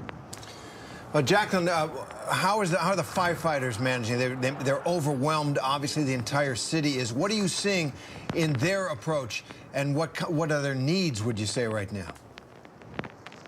Right, absolutely. I mean, the biggest thing is manpower, right? Because you have to think of, there's such a large geography that is being impacted by these fires. I mean, you can see it in the hillsides. And so what the firefighters are relying on is, the person I just spoke with, who represents CAL FIRE, he said they're trying to take naps, but they know they really can't because these fires are just burning out of control. So we're seeing there's more resources coming from the north, from Washington, from Oregon, from Northern California. They came, all the way down here. Initially, they were pre-positioned, but because there were so many fires burning at once, that's why we're seeing those additional resources deploy from other areas out of state, guys.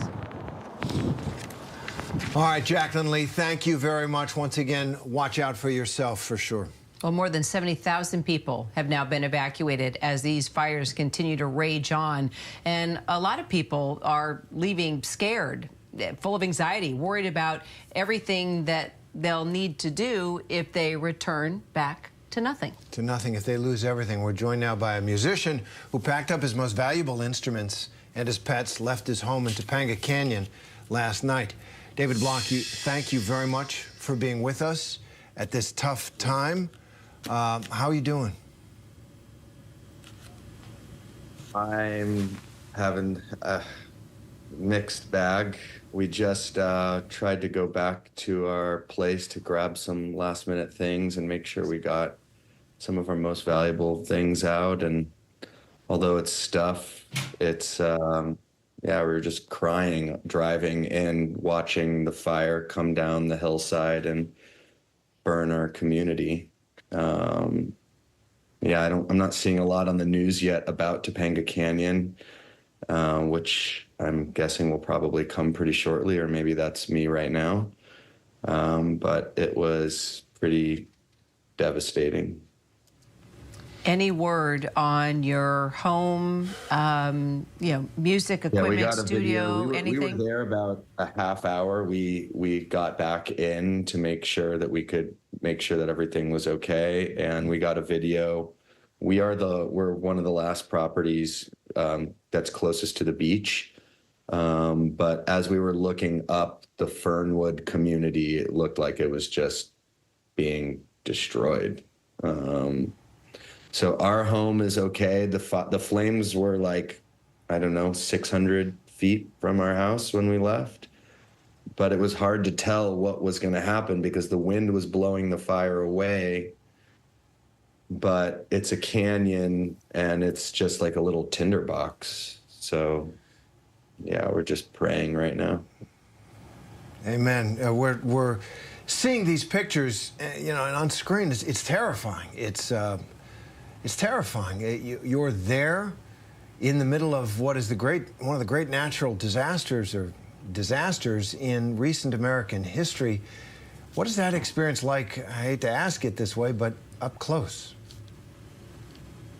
It's interesting because we've always had it in our mind when we moved to this part of Los Angeles that was a possibility, but we love the community there so much, and it's just so incredibly beautiful. You have all the nature and the hiking trails and little restaurants where they know you by your name, and it's just this magical, like, last bastion of small community, I feel like, of Los Angeles. And yeah, my girlfriend and I driving in, we're just like weeping, crying.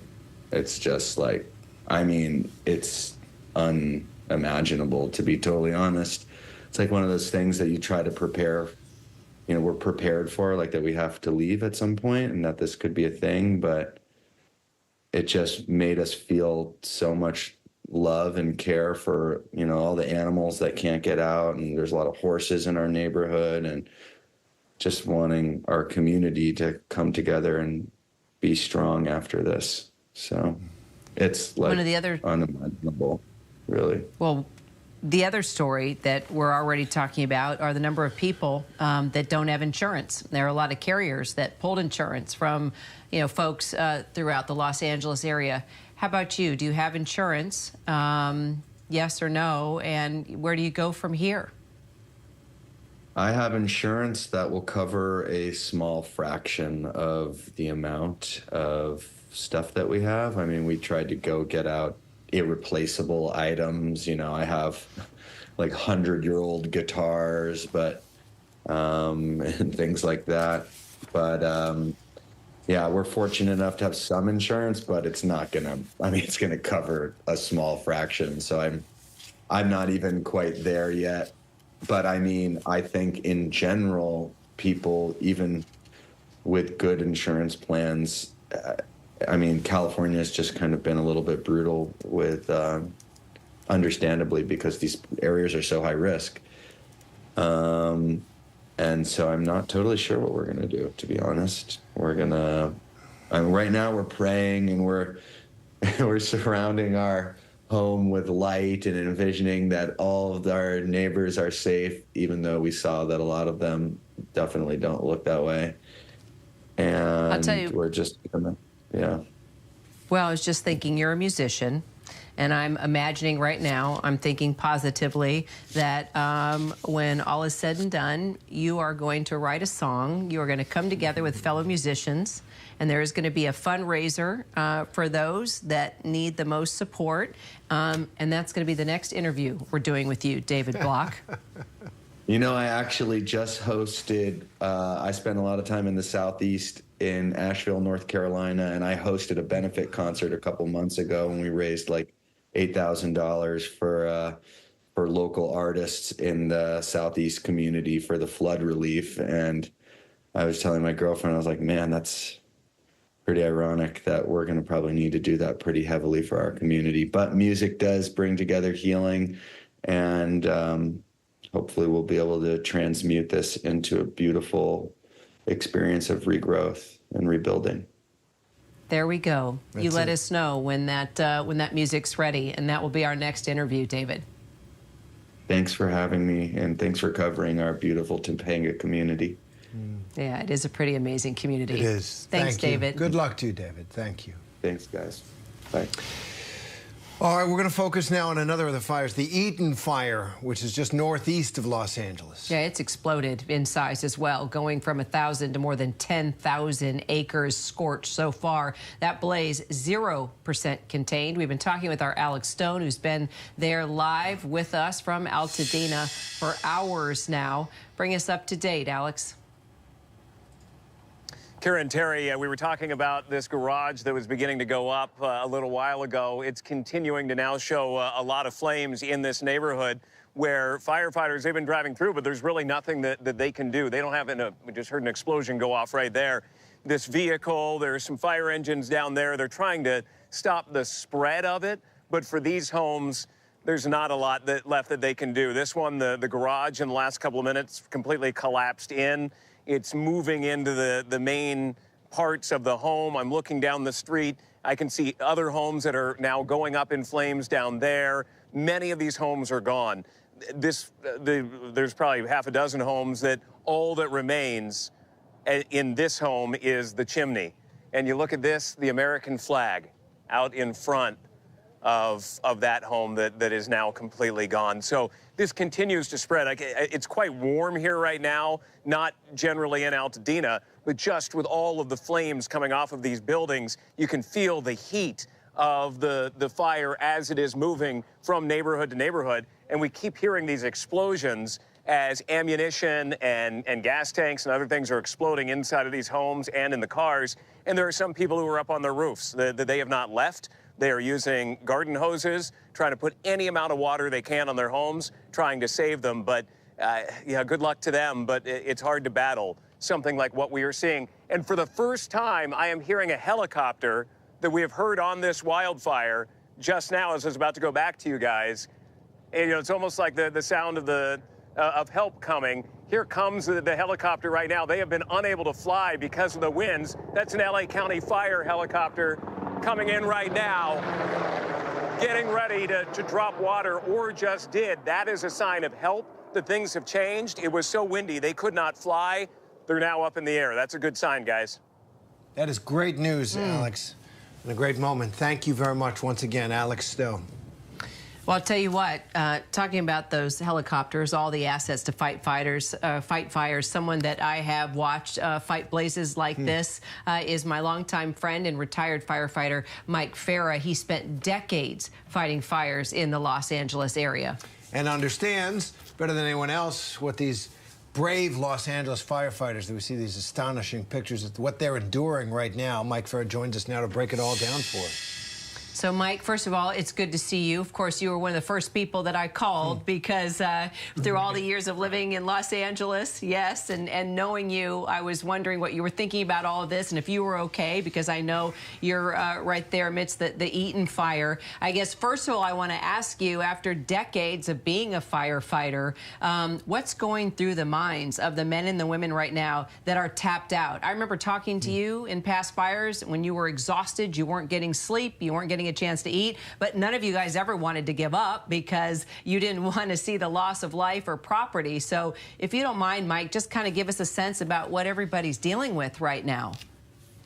Yeah, everybody right now, I'm sure, is just wanting to get into the game, just wanting to do the most that they can do.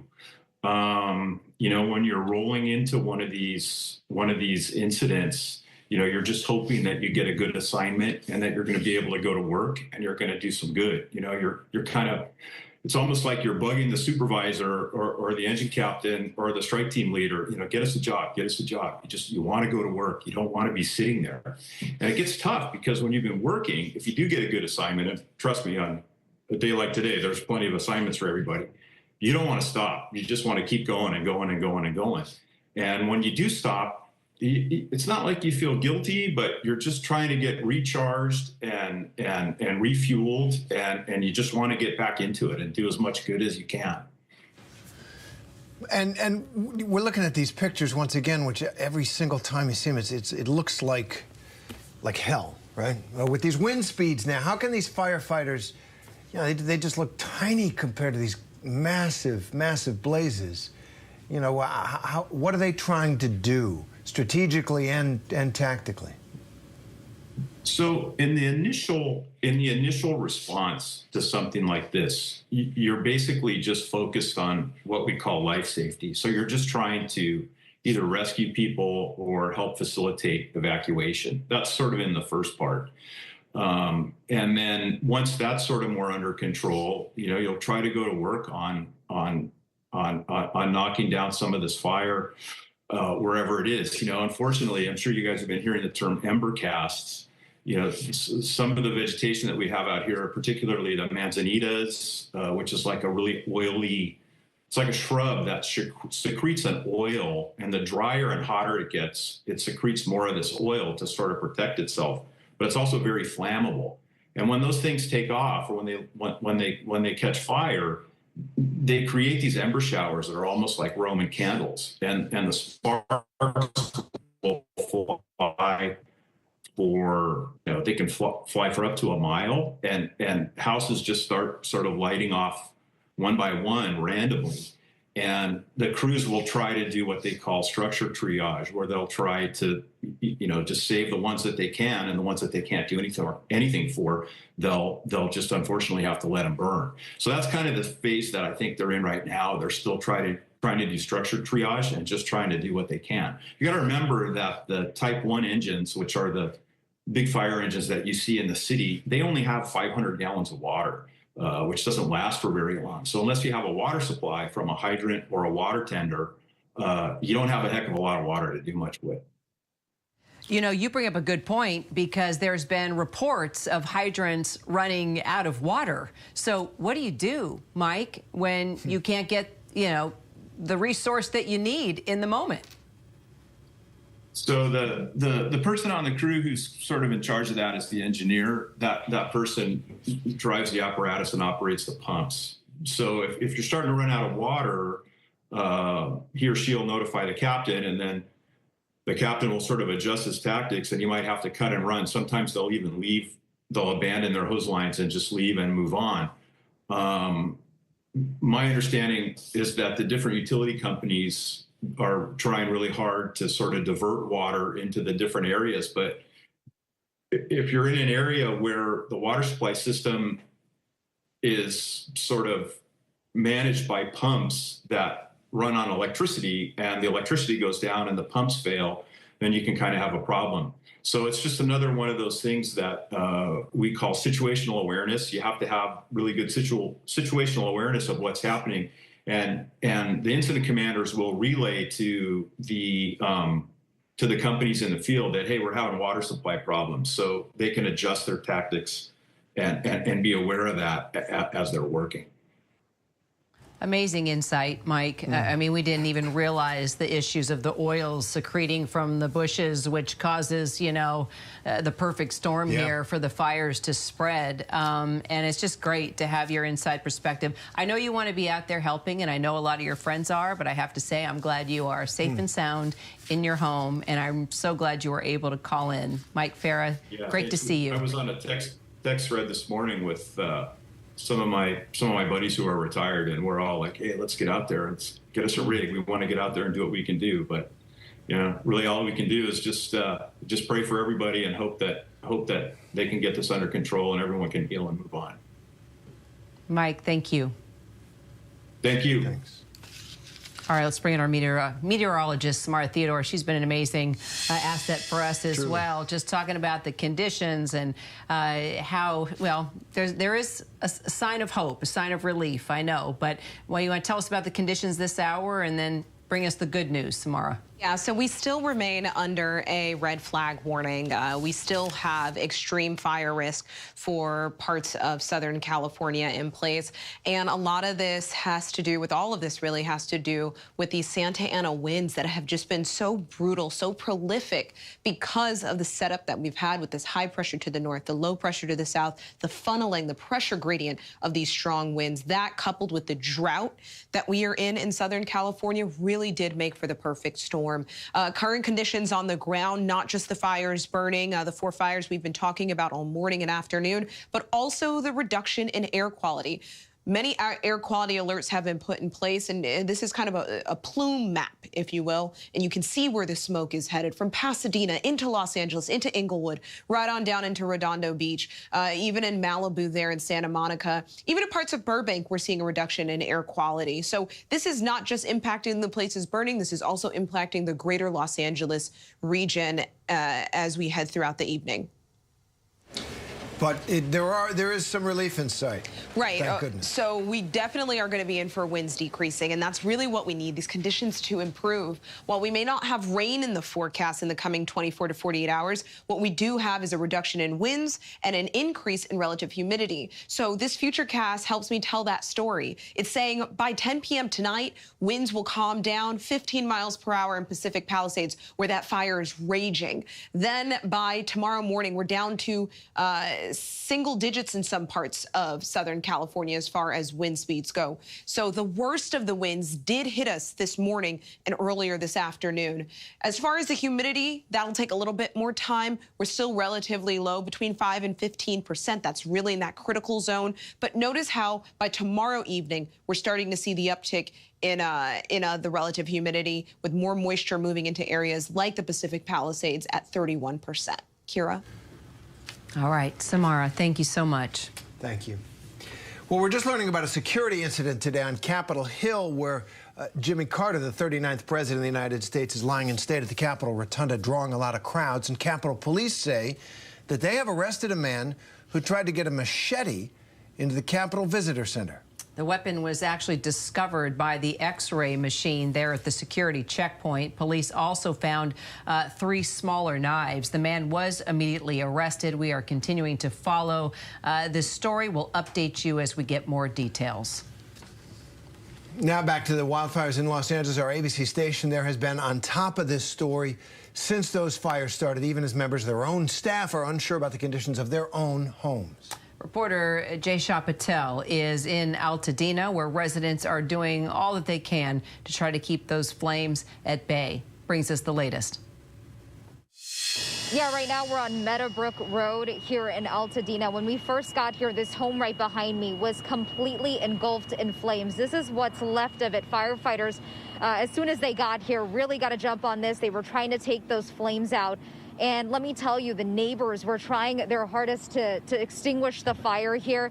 The family actually stopped by not too long ago, the family that lived in this home. I mean, just absolutely heartbreaking to see the mother, their father, the daughter, and the son just all standing here watching their home just completely burn to the ground. I did speak with the family. Let's hear from them right now. This hurts, and it hurts seeing the scale of it. I've lived here in the LA area my whole life, 32 years. It's never been this bad. Last night we went to bed thinking that the fire was not going to hit this neighborhood. We thought it was going to go the other way. And the wind switched, and so it's kind of a sucker punch. First guy that you heard from, his name is John. This home that you're looking at right now, he said this is their childhood home. He was afraid it was going to burn down. When he pulled up, I was not live on air. I was helping him load up paintings that he was trying to save that his grandma had painted. I was helping him put it in the car because he was so afraid that the fire from this house that is completely burned down was going to spread to his home. His fire alarm was going off. He was very afraid, very frantic. So just hearing from some people in this area in Altadena and other areas, you can just see the desperation in people's voices, you know, to see these homes burn down, to see their items laying everywhere. It really makes you think what was going through their head when everything was happening. We also have video of the neighbors on the other side here. They were trying their best to try to save as many homes as possible. I mean, there was a woman in a red hoodie. She had literally a kitchen bucket or a kitchen bowl. She was trying to water it with a hose, and she was bringing it over. She was trying to extinguish the flame. She was hoping it was going to spread to her house. The word that really comes to mind here, you guys, is resilient. When you see neighbors show up who don't even live on this street to help the folks here battle the flames on their home, I mean, it is just absolutely heart-touching. It's also heartbreaking that so many people even, you know, in the wake of devastation, even though their homes are burned to the ground, that they're trying to help others save their homes. I'll send it back to you guys.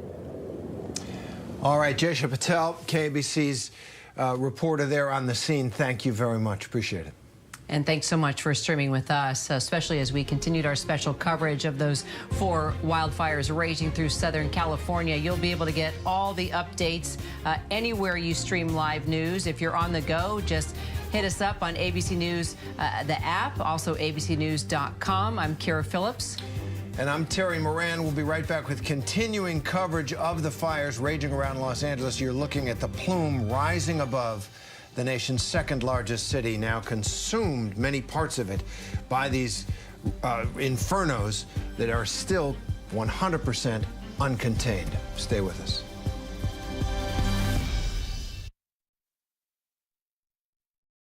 Ladies and gentlemen, let me introduce me. Which you do you want to be today?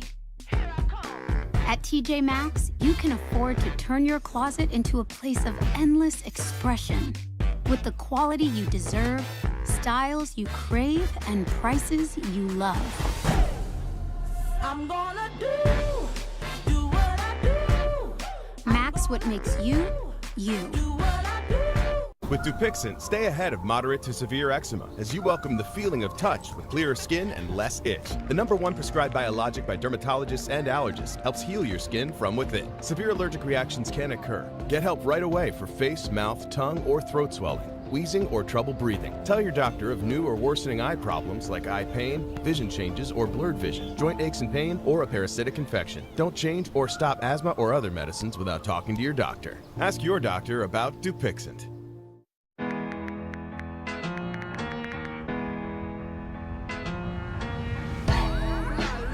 Now Taxes is getting the TurboTax app and filing your taxes yourself 100% free if you didn't file with us last year.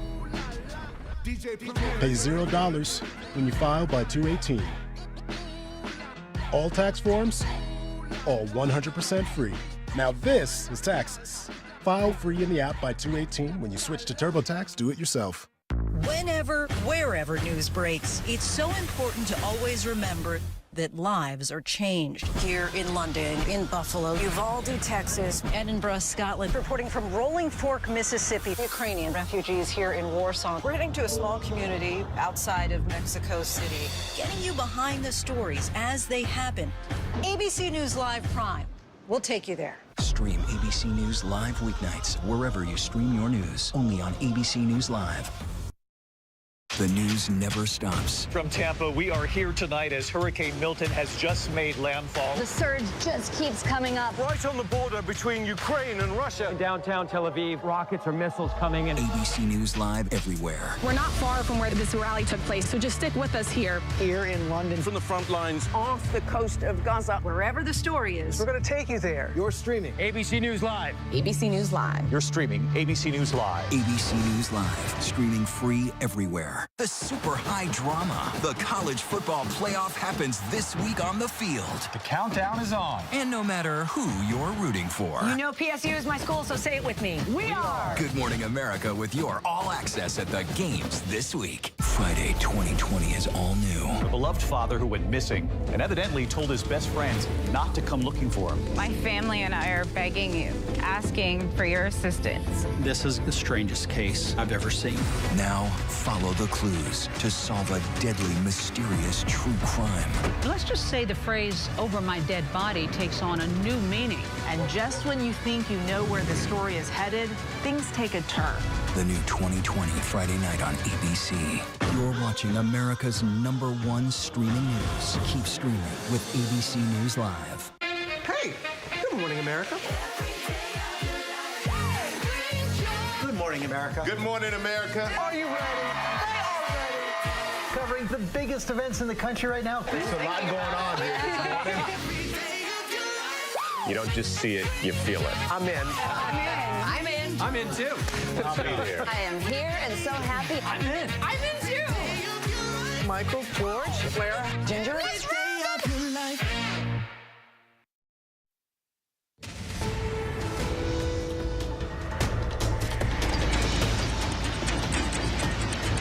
right, good afternoon, everybody. I'm Kana Whitworth, and I am on the ground here in Pacific Palisades, California, and you're watching ABC News Live, and we are coming on the air here amid really challenging conditions. And it is important that we do so because what we are seeing playing out in the state of California is building up to potentially be one of the deadliest wildfires that we have ever seen. I just want to share with you where I'm at. Again, I'm here in Pacific Palisades, California. This is an area that I know well. I lived in this area for some time. In fact, this entirely destroyed building right behind me, this is a restaurant, Casa Nostra.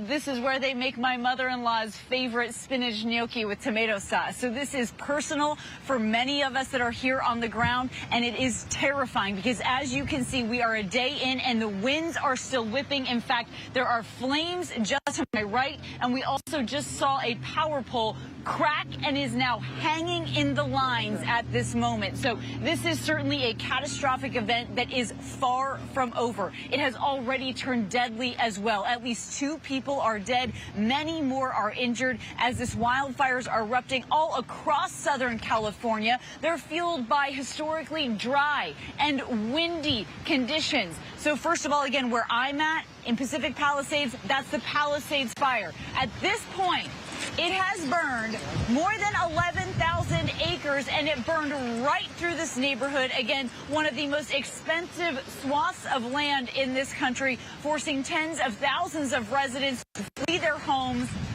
and seek safety. What they're anticipating at this moment is that at least 1,000 structures are believed to have been destroyed in this fire, but as you look around, that number could certainly grow. Then we want to look at the Eaton fire. So this is about 30 miles east from where I'm standing. That fire is taking place in the Altadena area. That blaze scorching more than 10,000 acres at this point. These fires, though, are continuing to grow. LA County Fire Chief confirming that is the fire, the Eaton fire, where 2 civilians perished. The cause of death for those people hasn't yet been determined. People were also injured in that fire as well.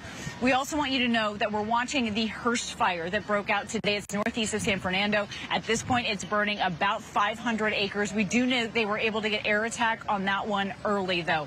Also looking at the Woodley fire erupting this morning near Sepulveda Basin in the San Fernando Valley. So look, this is a busy time here in Southern California for an already exhausted fire crews.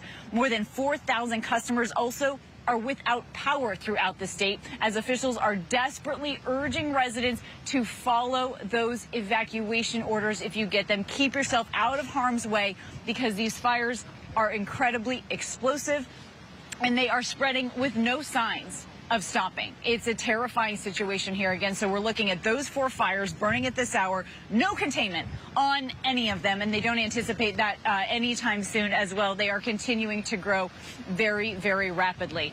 So again, I'm out here in Pacific Palisades where you can tell from my voice, you can see the wind. It is whipping around. Jacqueline Lee is also in this general area with us as well, and she has been covering this fire since yesterday. Jacqueline, tell us what the conditions are on the ground that you're seeing where you're at. You know, Kana, in the last 5 minutes, the winds have really picked up. You know, we've covered hurricanes. It is hurricane-force winds, but instead we are being pelted by ash. So I want to show you here on the ground, here along Pacific Coast Highway, you can see first responders, you can see firefighters rushing down to get where they need to go. And, you know, Kana, I mean, as you can see it from where you are, take a look at how thick this smoke is. Look at the smoke plume over here. We've seen at the top of this ridgeline, we've seen it still smoldering, and earlier today it actually reignited and we saw flames earlier. And then if you take a look further down the highway, I mean, right over here, that parking lot has a bunch of cars that are now burnt out. It shows just how quickly this fire consumed the area in the last 24 hours. And just, you know, more incredibly over here is the Pacific Ocean. And normally this is a clear, beautiful, sunshine type day. But right now, given all of the smoke, given all the ash, and given the fire, this has been devastating for so many people who live out here. Kana. I mean, there's certainly no question about the devastation. And I do want to mention here as well that Governor Gavin Newsom was just actually out here touring this area. He was walking around with firefighters. And one of the things that they were talking about is that what they're seeing here right now, this is catastrophic, but the issues are far from over. They will have new issues play out next week and next month and in the years to come. And Jacqueline, as you know all too well, living here in Southern California, it's not a quick recovery from something like this. And so what are you hearing as you talk to residents that are, just worried about what they're doing in the next few hours here? Oh, absolutely. I mean, we've spoken with a handful of residents, some who even say they live up in these hills. And they actually came up to me asking if we know exactly where homes burned because they don't know the state of their home. There's been a lot of people on edge. We talk about evacuations, more than 30,000 people evacuated, that number growing because the fire continues to grow. And, what officials keep saying is you need to go immediately because, as you can see, these wind conditions are so bad. They are coming from every which direction, and they are gusting so high. And so as a result, it makes it nearly impossible to get this fire under control. Firefighters, oh, here we go. Yep, big wind gusts, you see. And that is what is spreading all of these embers and making this fire really erratic. I will say we spoke with some people from CAL FIRE. You can see they are rushing to get to wherever there's these flames that are burning, but they said that the crews are just so exhausted, Kana, but they are working around the clock because they see the magnitude of the fire, they see how many people are impacted, and they want to try to get it under control as quickly as possible. Kana? Absolutely, and for many of them, this is their home as well. We also know that we have fire crews coming in to help out from all over Oregon, Utah. We even have planes that are in the air from Canada. So this is certainly a concerted effort by all firefighters. And at one point, LA County Fire was saying, if you're an off-duty firefighter and you can come help, please do so. We need it. Jacqueline Lee down there near Will Rogers Beach in Pacific Palisades, our thanks to you. So you just actually saw someone riding their bike here behind me. There are some people that are making their way up here. They're just trying to figure out what happened. We saw one man who said, I needed to come check on my building because not only are things on fire and frankly still burning. There's a building not that far from here where the entire roof is engulfed at this moment, but there's huge downed trees in this area as well. And so people are coming to check on essentially their livelihoods. There's also homes. Oh, a bunch of sand just blew right into my eye. But there's a bunch of homes that are also burned all around where we are standing. And this is something that we're covering far and wide for you. Our ABC affiliate here in Southern California has been on the ground covering this as well. They've been watching these raging fires, covering all four of them. So I want to bring in KABC reporter Jaysha Patel on the ground there in Altadena with the Eaton fire again that has exploded in size, more than 10,000 acres at this point, and is still 0% contained. Jaysha? Yeah, right now we're on Meadowbrook Road here in Altadena. When we first got here, this home right behind me was completely engulfed in flames. This is what's left of it. Firefighters, as soon as they got here, really got to jump on this. They were trying to take those flames out. And let me tell you, the neighbors were trying their hardest to extinguish the fire here. The family actually stopped by not too long ago, the family that lived in this home. I mean, just absolutely heartbreaking to see the mother, their father, the daughter, and the son just all standing here watching their home just completely burned to the ground. I did speak with the family. Let's hear from them right now. This hurts, and it hurts seeing the scale of it. I've lived here in the LA area my whole life, 32 years. It's never been this bad. You know, all the stuff that's here is replaceable. People are not, so. Very lucky. So having the family is the most important thing. First guy that you heard from, his name is John. This home that you're looking at right now, he said this is their childhood home. He was afraid it was going to burn down. When he pulled up, I was not live on air. I was helping him load up paintings that he was trying to save that his grandma had painted. I was helping him put it in the car because he was so afraid that the fire from this house that is completely burned down was going to spread to his home. His fire alarm was going off. He was very afraid, very frantic. So just hearing from some people in this area in Altadena and other areas, you can just see the desperation in people's voices, you know, to see these homes burned down, to see their items laying everywhere. It really makes you think what was going through their head when everything was happening. We also have video of the neighbors on the other side here They were trying their best to try to save as many homes as possible. I mean, there was a woman in a red hoodie. She had literally a kitchen bucket or a kitchen bowl. She was trying to water it with a hose, and she was bringing it over. She was trying to extinguish the flame. She was hoping it was going to spread to her house. The word that really comes to mind here, you guys, is resilient. When you see neighbors show up who don't even live on this street to help the folks here battle the flames on their home, I mean, it is just absolutely heart-touching. It's also heartbreaking that so many people, even, you know, in the wake of devastation, even though their homes are burned to the ground, that they're trying to help others save their homes. I'll send it back to you guys. Yeah, absolutely, Jaysha. Our thanks to you for that. And again, we know that you are seeing communities come together here in this tragic time. They are trying to help each other. But as she spoke about the desperation that you are seeing among some residents, even as they lose their home, they're trying to help their neighbor however they can. There's been a lot of conversations here about concern on getting water to their homes if they're able to do that. We talked about the woman who had a bucket, just trying to use a bucket of water to save her own home. And these are this is what people are going to just to try to make it through. Again, you can tell clearly this is an incredibly windy day still. And so I want to bring in our ABC meteorologist, Samara Theodore, for more on this forecast. So, Samara, if we can we start talking about the winds first, like the winds that we're seeing right now and what we can expect here in the next few hours? Because at one point we thought that at 5 a.m. this morning we might be seeing that peak. It just doesn't feel that way right now. I know. And we saw a lot of the worst of the winds earlier today as well as earlier this afternoon. But to your point, we do remain under a red flag warning. We still have an extreme fire risk for a lot of areas, including the Pacific Palisades, San Fernando there. But the good news is there will be some decreasing in the winds as we head through the afternoon. So this is Futurecast. I'm pushing through time now. And you can see by 10 p.m. tonight, Pacific Palisades, we're seeing these winds drop 13 miles per hour. By tomorrow morning, 8 miles per hour. So what we need is the winds to decrease as well as the humidity to actually rise. And we've been in that critical zone, 5 to 15% relative humidity. And so we could really use some of that moisture. Now that moisture will begin to return towards the end of the week. I'm pushing forward in time to show you how we start to see these numbers go up a bit. They still fluctuate for some parts like Temecula there, but Pacific Palisades in particular, by tomorrow evening, around 31% relative humidity.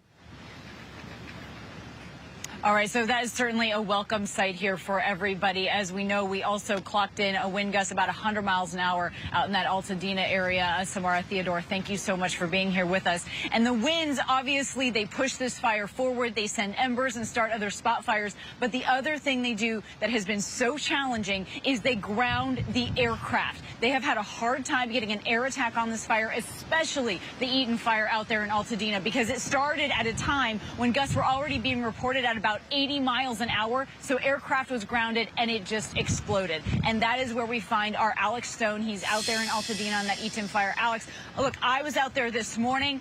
You and I have both covered fires for decades. I've never seen anything quite like that. It was unbelievably erratic, back and forth. What are you seeing at this hour?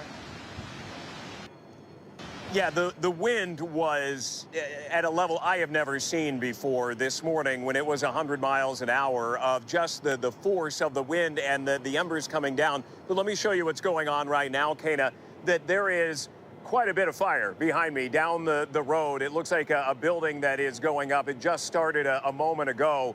Intense flames going up. While next to us, they have been trying, firefighters, to put out this house that has been burning for a number of hours now, and every time they stop, it starts burning again. So this engine is here. They've been putting more water on this home. They haven't had a lot of success putting that out. We were just down this street, and it's pretty intense down this street right now. Home after home that is burning, garages that are going up as well. There are cars that are just melting in the street, continuing to go up. Even though the wind has calmed way down, the flames are still spreading. Now, you talked about the air resources. A little while ago, maybe half an hour ago, an LA County fire chopper went over low and passed over the area, looking like they were getting ready to drop water or looking to see if maybe they're able to at this point. So it seems like that is a sign that maybe there will be some air resources that are on this fire here pretty soon, whether it be helicopter or fixed wing. But the wind has definitely calmed down quite a bit. That is helping out firefighters, but still, between the fire that is behind me, the flames in the homes around me, they've got a lot of work left to do. I'm so glad to hear you say that you saw at least a helicopter over there, Alex, because I did hear from one firefighter that they thought perhaps they could get the helos in the air today. They could find those pockets around the mountains where they would have a little bit of a break from the wind and try and do some water drops. So I certainly hope that for that area. But one thing that you and I also know from covering so many fires, it's called a wildfire, right? Typically, we are out in the mountains. It's trees burning. It's more rural areas. When I was out there this morning, and it looks exactly like what you're seeing, it's building after building on fire, apartment buildings on fire. And I know that there was that really scary situation with an elder care facility, an assisted living facility, in which people had to be evacuated in wheelchairs, Alex. That's right, Kana. Yeah, that they had to get people out in wheelchairs and in gurneys, everything they could to get them out. Yeah, look, we've covered a lot of wildfires in California where they have had too close of a call or not gotten people out of senior centers. We were talking yesterday about the fire in 2017 in Santa Rosa. There were senior centers there where people were left really to die, and they were stranded, and the staff in that case left the seniors who were there and unable to move. In this case, it was very different. They got in early. They began getting people out, and they were able to do that as flames were coming in. But yeah, I was just talking to a neighbor, and he said he came home from work last night, and his house was on fire, and now he's standing watching it still burn, Kana. Alex, that is just so hard to hear. It's because so often some of these fires, they move through these areas, and then they're gone. But what we are seeing is still flames, even here in Pacific Palisades. And Alex out there in Altadena. Alex, thank you for being here with us. All right, again, you're watching ABC News Live. We are out here in Pacific Palisades. We're in some challenging conditions, but again, that just showcases the importance of what we're doing out here as we talk about the race to evacuate as wildfires are burning across Southern California. We're hearing from residents that have been impacted by this fire. That's right after the break. Stay with us.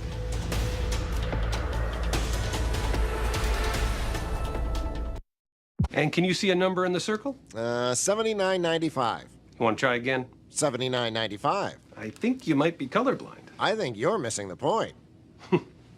Get 2 pairs and an eye exam for $79.95 at America's Best.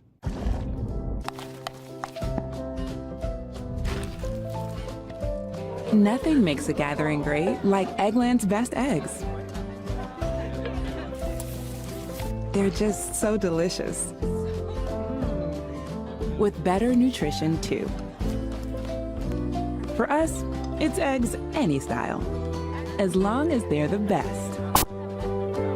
Eggland's Best.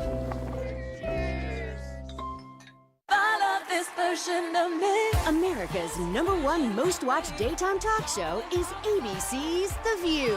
You all heard it here first. I love it. I'm there for it. Hot topics, political views. That's what we're about. Voices that matter. It all goes down right here. That's why it's called the what? The View. I love it. I'm all in. Second that. This is going to be must-see TV, and so much could happen. What does it take to be the most watched newscast in America? We are part of an operation. Is this our Combat Operations Center? We're approaching the gate. Militants came in from different directions. Nuclear reactor. So you have a couple loaded and ready to go. The house is destroyed, but the flag... Not okay, innit? How important it made to USA. Great work. Hi. Appreciate you. Thank you. Ismail? David. David. I'm David Muir. I know who you are. You Watch do? you every night. ABC's World News Tonight with David Muir is America's most watched newscast. It's lunchtime in America, so what are we serving up? Well, how about everything you need to know? GMA 3, what you need to know. A third hour of GMA in the afternoon. So join us, afternoons. For everything you need to know. I love that. Me too.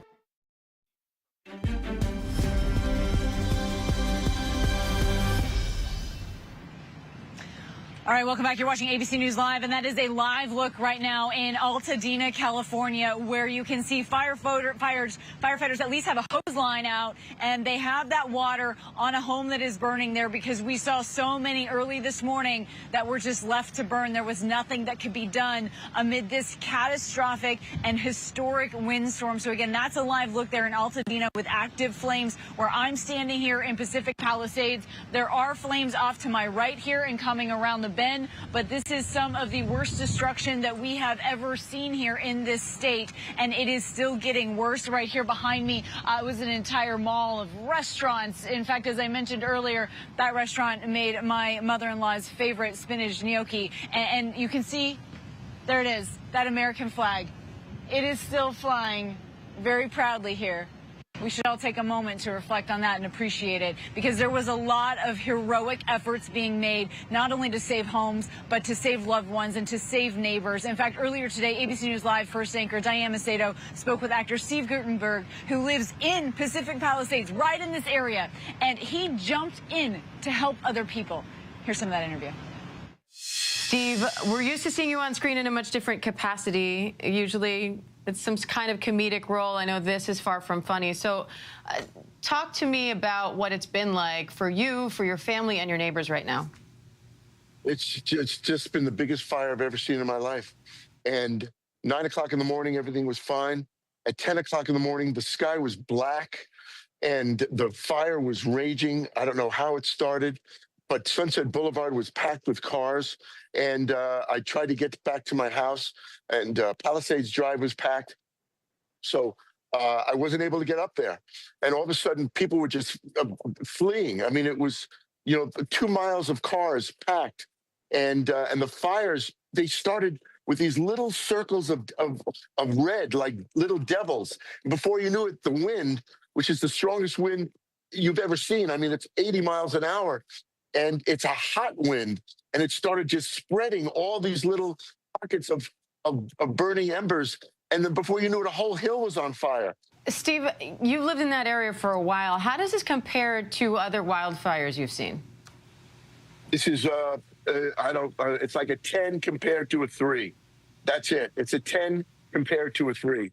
I've never seen a fire like this. And also, whenever there's a fire here in the Palisades, the planes or the helicopters are able to put it out pretty easily, and the firemen. These, look, they can't be put out. I mean, the winds, it also happened with these terrible winds. These winds are the strongest winds you've ever seen. And they just make these little dots of devil fire into these swabs of burning buildings. And I tried to get out of the Palisades last night. I was there. I went down toward the ocean. I couldn't get there. There were trees in the middle of the street, right near one of my temples, the Chabad and Rabbi Zushi, and the community center started to burn.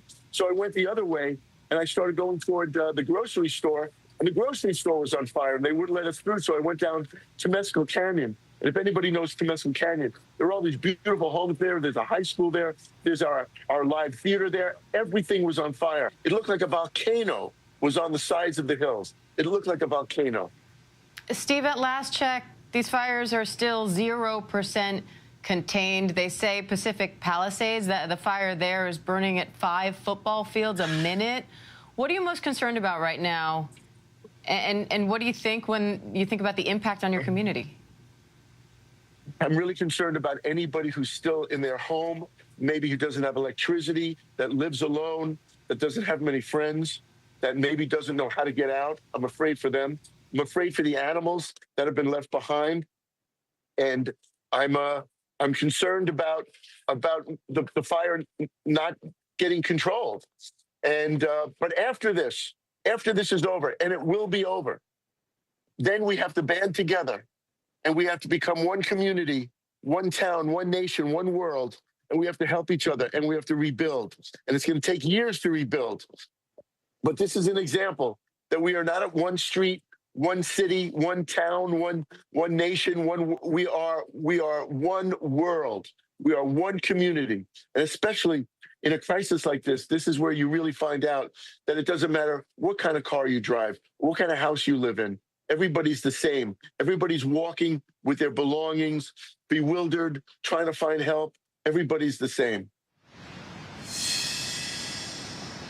All right, so our thanks to Diane Macedo for that interview. A couple of things that I do want to touch on of what he talked about there is this concern that we see sometimes with people that are trying to leave and they can't leave because of their animals and they don't have places to take them. These are areas that are surrounded by a lot of horse communities, and there are huge efforts being done right now throughout these communities to make sure that people have places to take their horses, goats, llamas, and you see it play out in real time. And so they are able to evacuate with their animals. I'm evacuated myself in a hotel, and there was a lot of dogs there, so people are allowing them in. And one other thing I want to talk about as well is he mentioned the high school, Pacific Palisades High School. It is right down that way and sort of around the corner, and we drove by it on our way in, and parts of it are damaged, but parts of it are standing, and I hope that that is a hopeful message to pass along to some people that have been very, very concerned about that building in particular. All right, we have a lot more to talk about here on ABC News Live. We have some other headlines, of course, that we're following today, so we have more news after the break, but as we go, we leave you with a live look there of vehicles and fire engines traversing these windy roads out here in Pacific Palisades.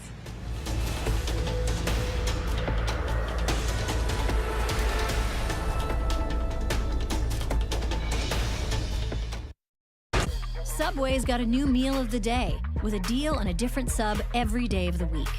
Fresh baked bread, fresh sliced meat, fresh chopped veggies, vinaigrette, plus chips and a drink. You've got the perfect lunch at the perfect price. Your coworker went with the $17 salad. Get it together, Stan. Find your fresh with the all-new $6.99 meal of the day at Subway. Or make it a foot long for just $3 more.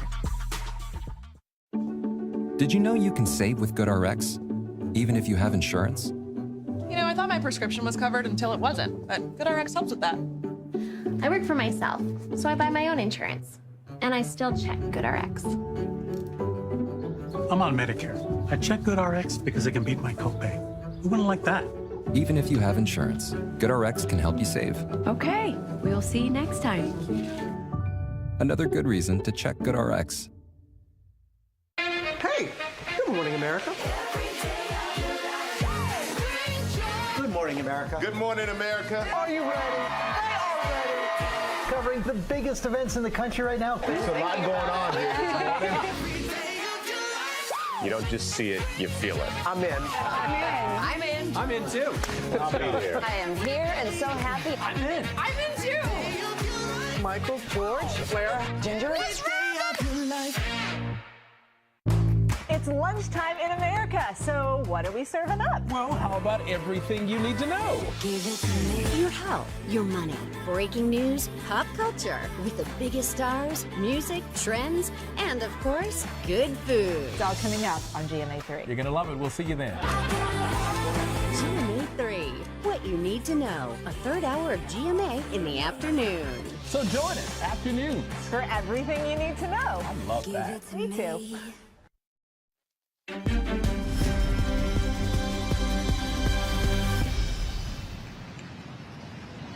All right, welcome back. I'm Kana Whitworth. You're watching ABC News Live, and we are standing here in Pacific Palisades, California today. We are tracking not only this fire, but several others that are raging across Southern California. But we know that there is other news happening in this country as well. We want to bring in ABC News' Elizabeth Schulze. She is in Washington, D.C. for us with some of those other major headlines. Elizabeth? Kana, thank you so much. Incredible work and sending you so much love out there, my friend. Please be safe. Let's get to some news here in Washington. For the first time since winning the 2024 election, President-elect Donald Trump is headed back to Capitol Hill. In just over an hour, he will meet with Senate Republicans on how to advance his ambitious agenda once he takes office. That's now just 12 days away. ABC's Perry Russum is on Capitol Hill for us today. Perry, Trump has said Republicans are working on this one powerful bill to enact his agenda. So what do we know about this meeting set to take place just within the next hour? Right, so the whole reason for this meeting is to make sure that Republican lawmakers are on the same page to pass Trump's agenda once he does take office on January 20th, which is 12 days away from now. So what they're looking at are the ideas of two different subsets, right? So they're looking at the possibility of one bill versus breaking this up into multiple bills to pass Trump's agenda. You have House Speaker Mike Johnson, who is pushing the idea of doing one bill. Then you have Senator John Thune, who is the majority leader over in the Senate, who is looking at the idea of breaking this up into multiple bills. And Thune's whole reasoning is, look, let's just break this up into multiple bills. We pass one off the top, get Trump a win, and then take our time with some of the more complicated issues like passing tax reform and things like that. Trump has been going kind of back and forth in the past couple of days at the idea of, do we want to do one bill or multiple bills? And at the end of the day, it's whatever Trump wants to do, that's what's going to happen. You have House Speaker Mike Johnson today saying he is confident that they will come to a conclusion, come to a consensus in the next couple of days before January 20th. And he likens this whole thing to a football team, kind of, right? He says that Trump is the head coach. He is the quarterback, so whatever plays that Trump wants to call, Johnson has to go and perform on the field. Harry Russum giving us the play-by-play. Know you'll stay on this for us tonight. Thanks so much. The news never stops. A lot more coverage of the deadly wildfires in Southern California. That's right after the break. Stay with us.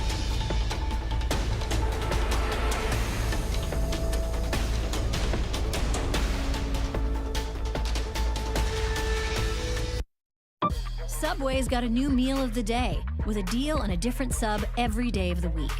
Fresh baked bread, fresh sliced meat, fresh chopped veggies, vinaigrette, plus chips and a drink. You've got the perfect lunch at the perfect price. Your coworker went with the $17 salad. Get it together, Stan. Find your fresh with the all-new $6.99 meal of the day at Subway. Or make it a foot-long for just $3 more. Hey neighbor, you switched to T-Mobile home internet yet? Trim your hedge. It's $35 a month with no price hikes. Bam! It runs on T-Mobile's wireless 5G network, so all you gotta do is plug in one cord. T-Mobile 5G home internet, just $35 a month. And with Price Lock, we won't raise your rate on internet. I did it. Oh! I switched to T-Mobile home internet, and I am loving it. Don't sneak up on me like that. Why didn't you tell me to switch earlier?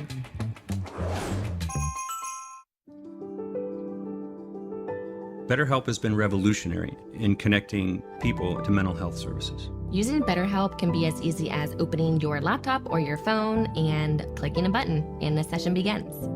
Clients are able to choose in what way they would like to communicate with me, whether video or on the phone or chat texting. BetterHelp is there when you need it, and that's what makes all the difference.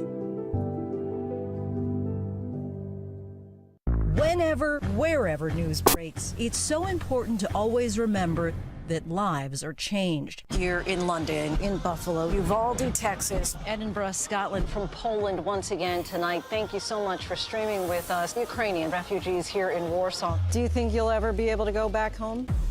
We're heading to a small community outside of Mexico City. Splintered houses and splintered lives. The magnitude of the devastation.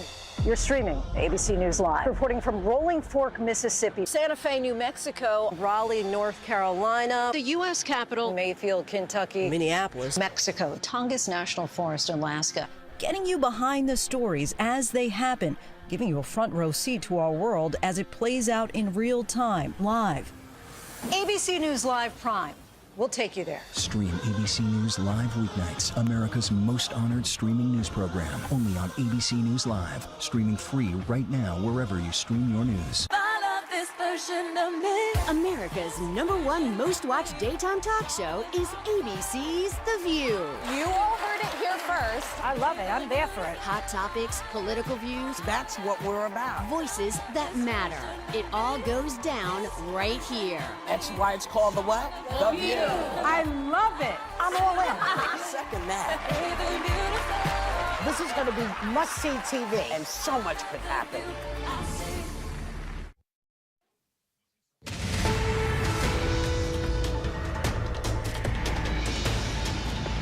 All right, I'm Kana Whitworth, and I'm on the ground here in Pacific Palisades, California, and I'm telling you what, this wind is kicking up really bad here. In fact, I've had to put the goggles on. It's just in our eyes, it's in our mouth, in our ears, and it's sending dust and debris all throughout the air. As you look behind me here, this is obviously an entirely burnt out building, but what we are concerned and what we are keeping an eye on is this area over here where there is a plume of smoke rising, and we're seeing some flames still at this hour. There's also a power line that has cracked and broken and is essentially, it's a power pole that's cracked and broken and is hanging in power lines as well. But as we go throughout this day, and it is scary, I do want you to keep your mind on that American flag there that is still tall and it is blowing strong here, a sign of strength in this community. Look, this has already turned deadly at this point. We know at least 2 people are dead. Many more are injured. One of those injuries does include a firefighter. This all happened as wildfires erupted across Southern California, and they are fueled by those historically dry and windy conditions. So again, we're first talking about the Palisades fire. That's where I'm at. At this point, it has burned more than 11,000 acres in this neighborhood area alone. A reminder, this is one of the most expensive swaths of land in this entire country. And this neighborhood just caught on fire and went up, forcing tens of thousands of residents to flee their homes and to seek safety. They did it so quickly that there was a traffic jam and people had to get out hours to run to safety. What they're estimating at this point here is that at least 1,000 structures are believed to have been totally destroyed in this fire.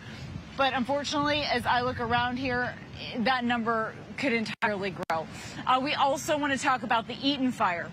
The Eaton fire is about 30 miles east from where I'm at here in the Pacific Palisades area.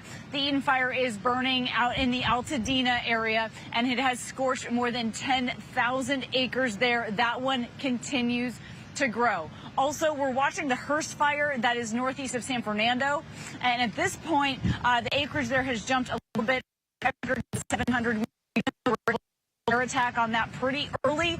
Also, we're watching the Woodley fire erupting this morning near Sepulveda Basin in the San Fernando Valley. And so if you're watching and you're not from California, understand that this is covering a large swath. Thousands and thousands of people are impacted by this. I'm going to bring in ABC News' Jacqueline Lee. She's also in the Pacific Palisades area. I'm up a little bit higher in the mountains, and Jacqueline is down a little bit closer to the beach in that Will Rogers area, I believe. So, Jacqueline, what are the conditions like where you're at? You know, Kenny, you mentioned the winds picking up. It is now just raining ash here. It's really incredible, and we are just covered in soot.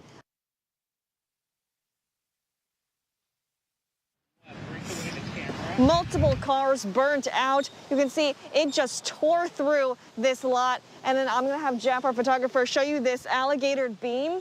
You know, the fire just tearing through it. Yesterday was so concerning because the fire really emerged out of nowhere. Officials continuing to warn the dangers of the winds. And Kana, as we just talked about, these winds are picking up. I want to show you up here on this hillside. We're seeing that massive plume of smoke that you were talking about. Right along the hillside down Pacific Coast Highway, we're starting to see a little bit of flames start to pop back up again, just showing you, while a fire can go out, it can reignite at any point when the conditions are right. And when these wind gusts are really just swirling around from all directions, that is a perfect condition for flames to come up and spread even more, which is why this fire is still not under control. Kana. And Jacqueline, as you were talking there, in fact, our producer Jenna Harrison just walked up and gave me an acreage update. So we're now learning the Palisades fire is now more than 16,000 acres at this point.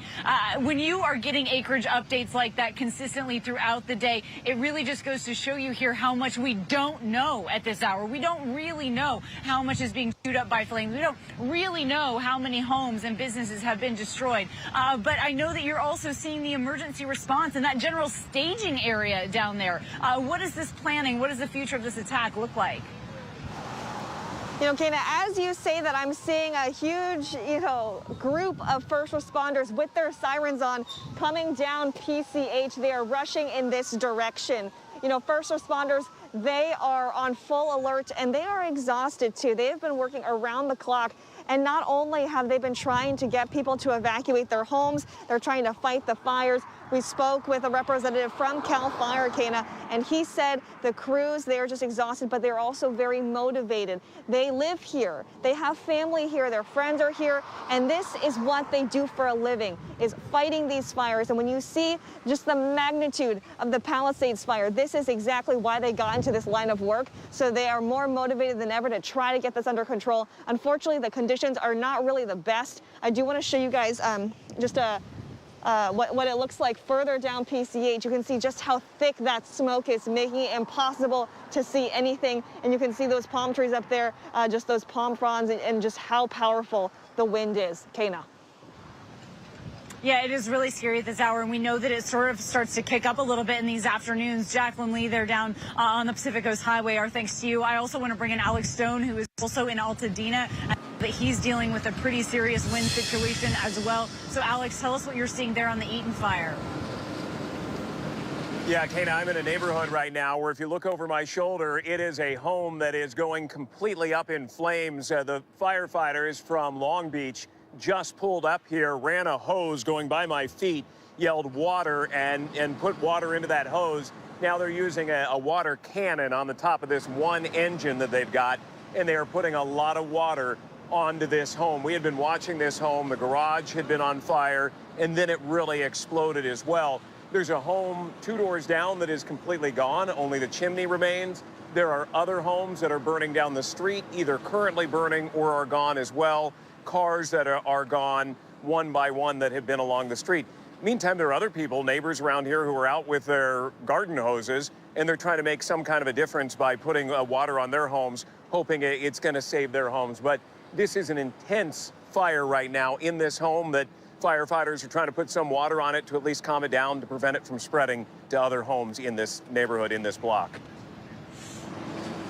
And Alex, as I try to fix my goggles here because it's so windy and it's blowing sand in my eyes, I'm going to keep asking you questions while I work on this. But one thing that you're talking about there, Alex, is the people with the garden hoses, right? We're seeing people make any kind of effort they can to try to save what they can, even if it's not their own home, it's their neighbor's home. But essentially, are they trying to buy some time right now, Alex? Because I know you mentioned you did see at least one helicopter in the sky. Are you seeing any water drops or anything like that yet?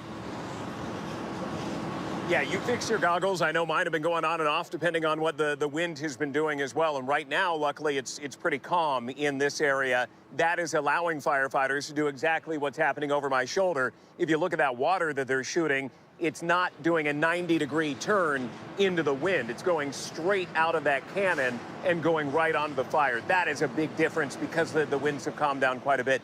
We heard that one helicopter go overhead. It was low, it was loud, it was in LA County, a yellow LA County fire chopper, and then we haven't heard anything else. We thought maybe that was the beginning of air attack getting in and the resources from the air, but unfortunately we have not heard another chopper, another plane since then. This has all been on the ground, but really the firefighters, they're not able to get to the head of this thing and really fight it.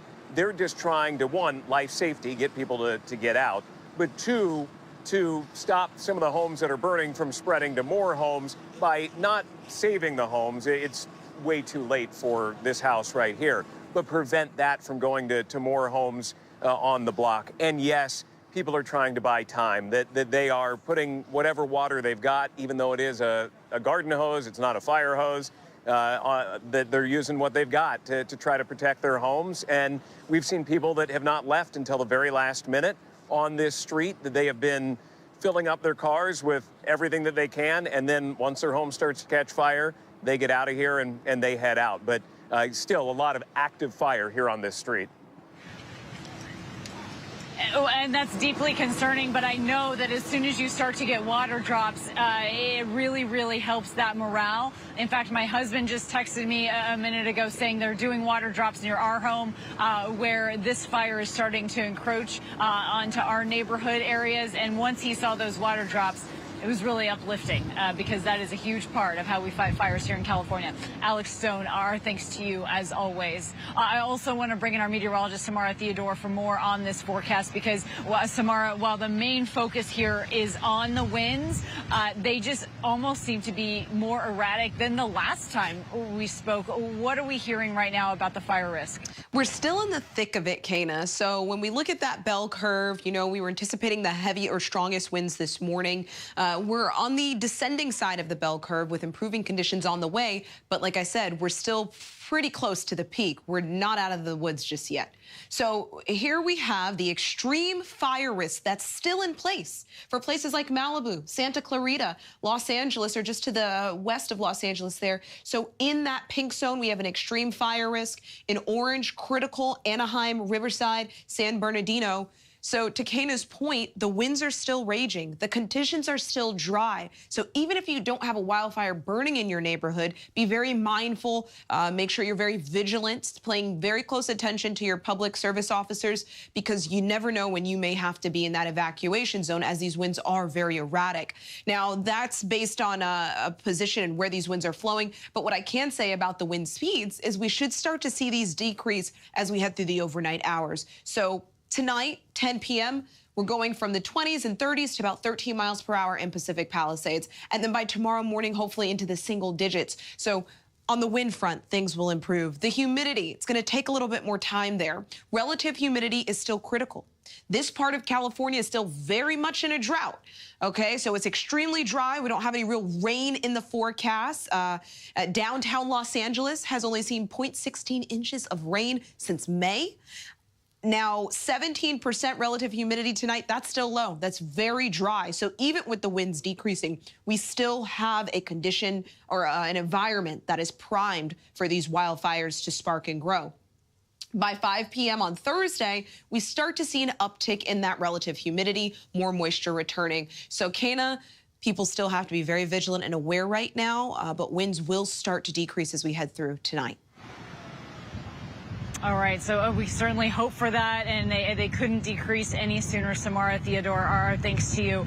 And again, we are anchoring for you live here in Pacific Palisades, California, where this fire has utterly devastated and destroyed this neighborhood. And this is a place near and dear to my heart. This is a place where I have lived. In fact, I'm looking at grass where I remember one of my sons taking some steps for the first time, right? And there's areas over here, restaurants that have been here for decades, and you can obviously see here some of the destruction right behind me. What's deeply concerning is that there is still fire and there is still smoke right off here to my right, and there is just there's still so many questions, and now there's flames that have popped up there as well. So this is far from over here, and it is you will see a community trying to rebuild here in a way that we have not seen in this state, despite all of the wildfires that we have seen. And I'm also now seeing more fire trucks that are setting up to fire hydrants, as well as there's also a building that has a roof completely on fire there. So this is people's entire livelihoods, homes, and memories, including some of my very own. We want to send things right now to our ABC station, KABC TV, right here in Los Angeles. They have more coverage on all of the wildfires that are spreading right now throughout Southern California. So it's a home on Pompano Street, just up from Monteviento Street. And that home, as it now it begins to be a little bit shrouded by smoke there as we turn on our satellite view there, now appears to be going up fully in flames. And that is kind of what we're continuing to see here. Fire crews are making a valiant effort and continuing to fight this as hard as they can with crews on the ground, and now aerial assets, fire helicopters, air tankers. We're seeing air tankers from CAL FIRE in various jurisdictions, and fire helicopters from LA County Fire, LA City Fire. I see another tanker coming in from the San Fernando Valley, so very shortly here we're going to see it hopefully make another fire retardant drop on this the main flank of the fire here. There's also fire helicopters from Ventura County Fire and Orange County Fire, so definitely a team effort here. I got a report from a friend up in Oregon in the Portland area, and he's telling me that fire crews in the Oregon area are sending down 200 firefighters down to help with this firefighting effort. You could see that tanker there flying through the screen. Hopefully we see it make another fire retardant drop here. I got another report from friends down in San Diego. So San Diego fire crews in different departments down there, they're sending crews and assets up here to help with the firefighting effort. But San Diego is one where they have to kind of, you know, be mindful of not sending too much of their resources far north. That's happened before, where they send, you know, graciously send resources up north to help, whether it's LA or Northern California, and then a fire breaks out down there, and they, you know, maybe aren't in as good of a situation as they otherwise would have been. So they're sending as much resources as they safely can to come help in the firefighting effort up here. We are seeing, you know, a lot of smoke, a lot of dark smoke, and a lot of that, I think, is coming from the brush that is on the north side of this fire that's continuing to burn. I don't know if you could hear that. My cell phone's going off because we're flying over the evacuation area, so you'll hear those alert tones. I'm not sure if you can hear that through my mic above the helicopter noise, but you know, we're getting those alert tones in the helicopter as well. So if you hear that in the background, that's what that is. But as we push in closer to these homes, I don't know if Josh can turn on the lines for the street names again. These are neighborhoods where, you know, some homes are standing for now. Other homes we're seeing go up completely in flames. Michael Lane, a lot of homes to the north and the south of Palisades Drive, and other homes in that area there. You know, we're seeing homes continue to be fully engulfed in flames. And I don't know if that's something where when the fire was most intense overnight, you know, those embers got up under the roof and they just kind of smoldered, and just now we're seeing them kind of catch on to the entire home. It could be a little bit of that, and it could be, you know, new starts where the fire is actually continuing to move and step through some of these homes.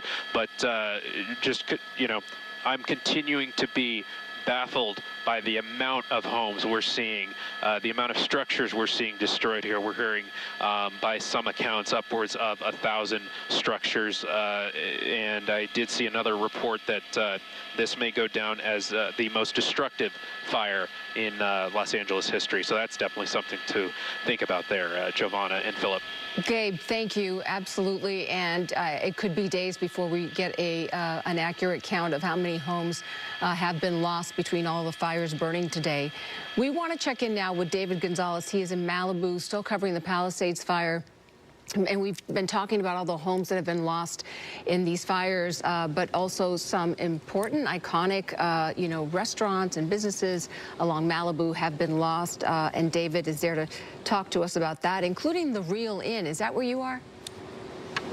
I'm directly across the street from where the Real Inn used to stand, which is very sad to say because it's an iconic restaurant in this community. You could kind of see it off into the background. It's been burned to the ground along with pretty much every business that was next to it. We know that there was also a very popular Thai restaurant called Cholada that is also gone from where I'm standing. I could see into the area of the other businesses, and at least on the hillside side of PCH, it seems that these businesses, these structures had absolutely no chance to put up with the fires that are burning in this area. I can tell you that I was in Pacific Palisades not too long ago. We've been driving up in PCH, and it's just a devastation anywhere you see along the hillside.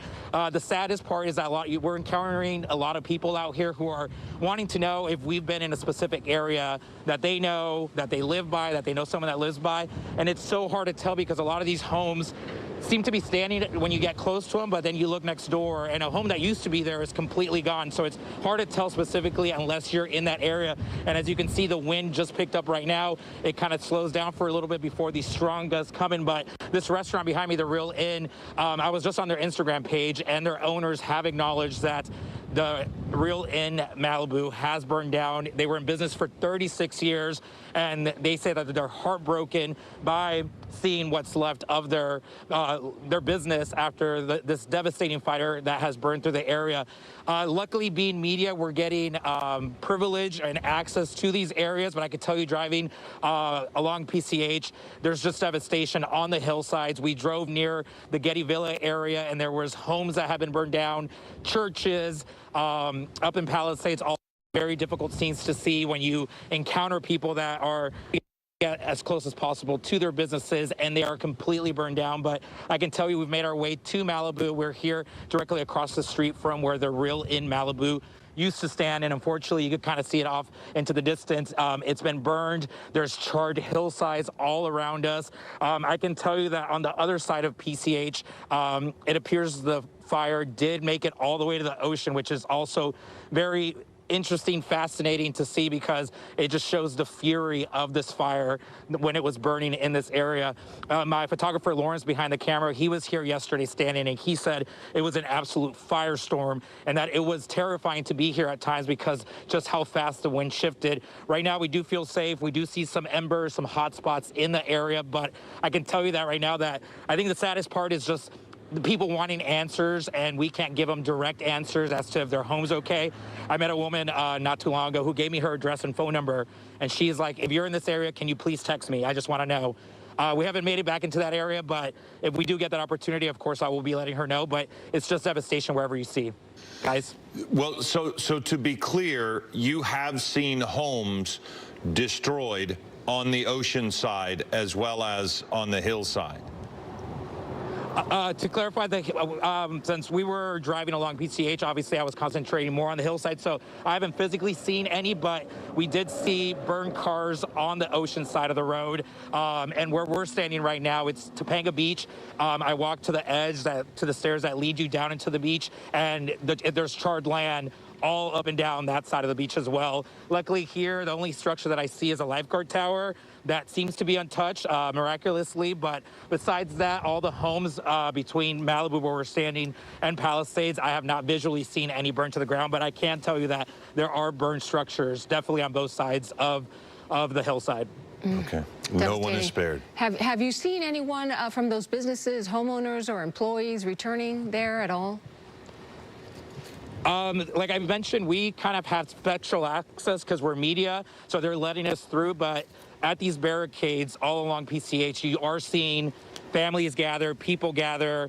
We've seen hugs. I've seen tears. I've seen people on bikes carrying luggage.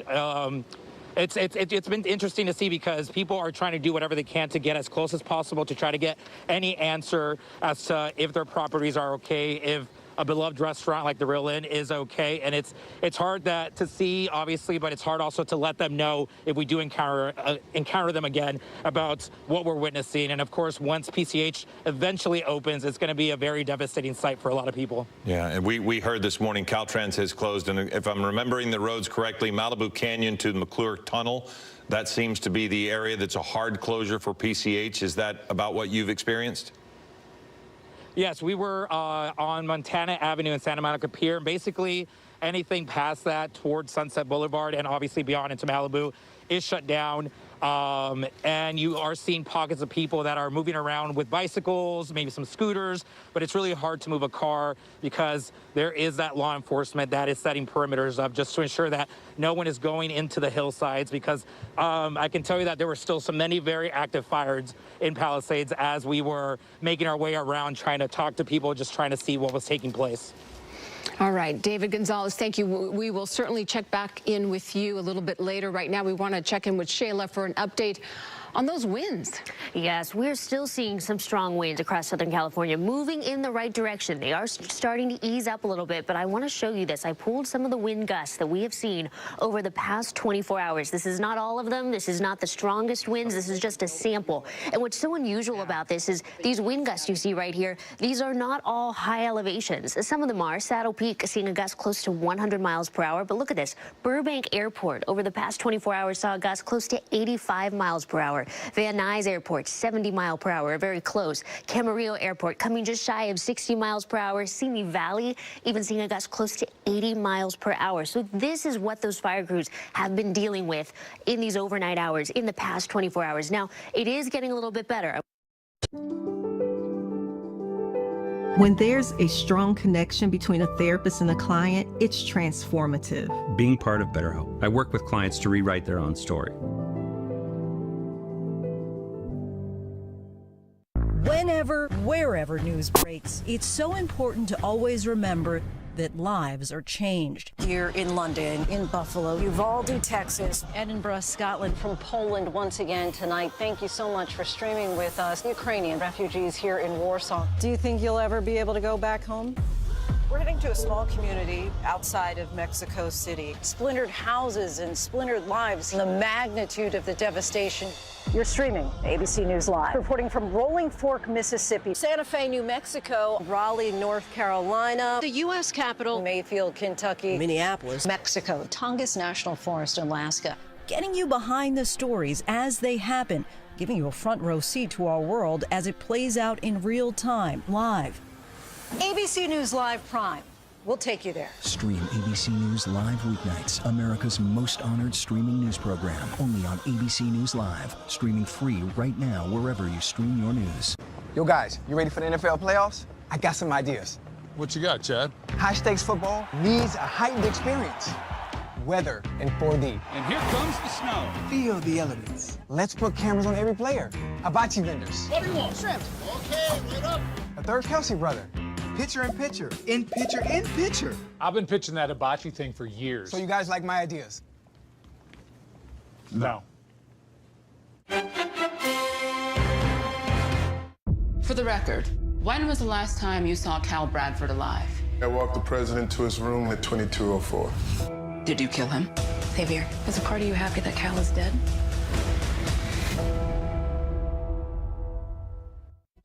I want you to have a really fun summer out here.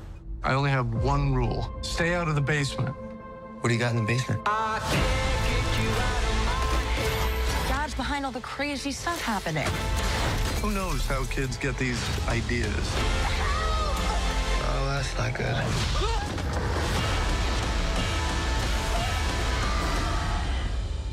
This is gonna be cool. Good luck, man. Are you serious? Don't dab him up.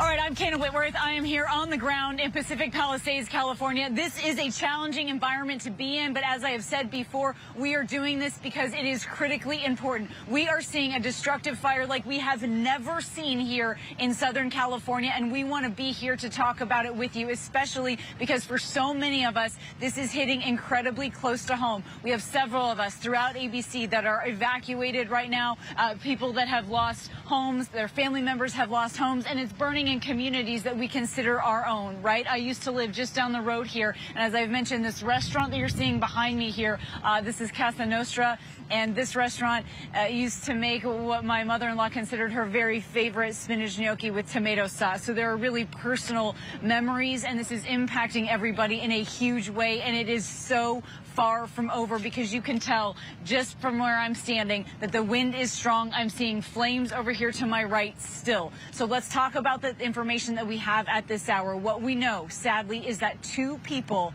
are dead after this fire. Many more are injured. That includes a firefighter. This is happening as wildfires erupted all across Southern California, and they are fueled not only by these winds that we've been talking about, but also historically dry conditions as well.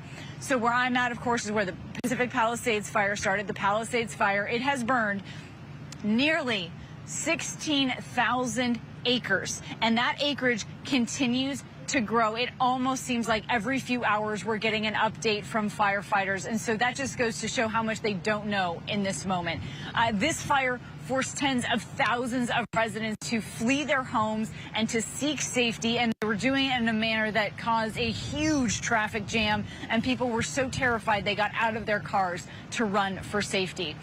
As you're watching these homes burn, The most recent estimation here is that at least 1,000 structures are believed to have been destroyed already in this fire.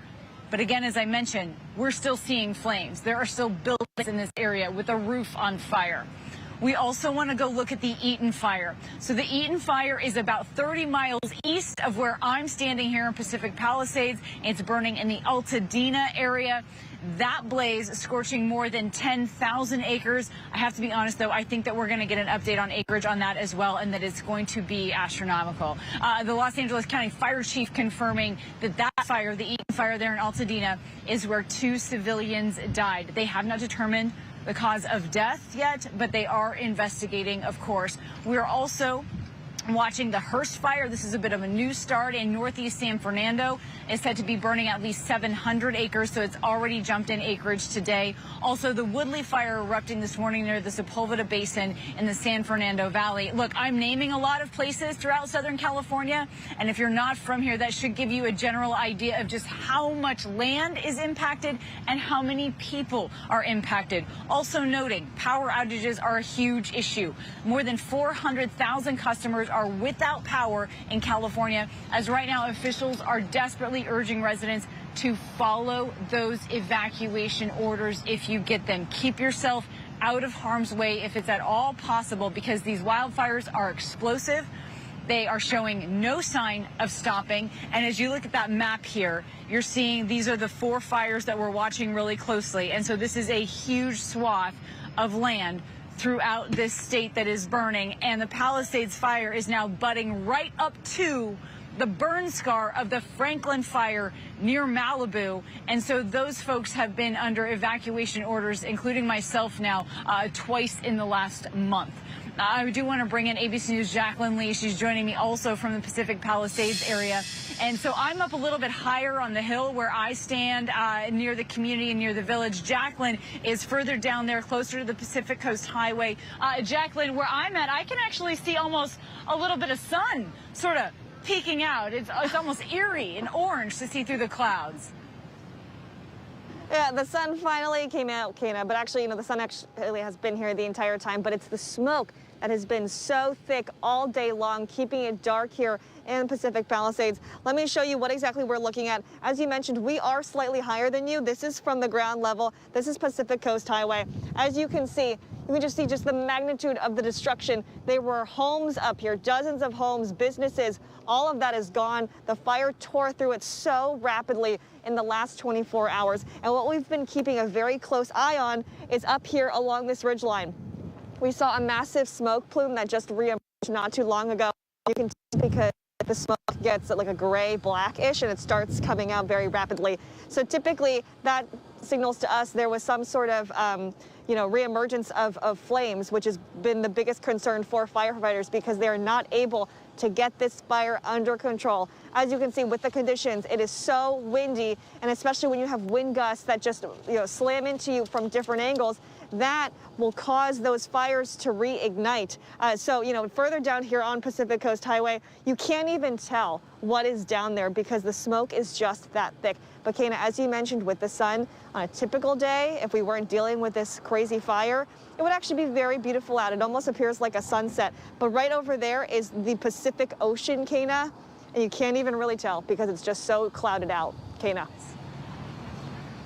And you know what? That is so scary because, as I was saying earlier, Jacqueline, you've probably heard people tell you the same story that you've talked to.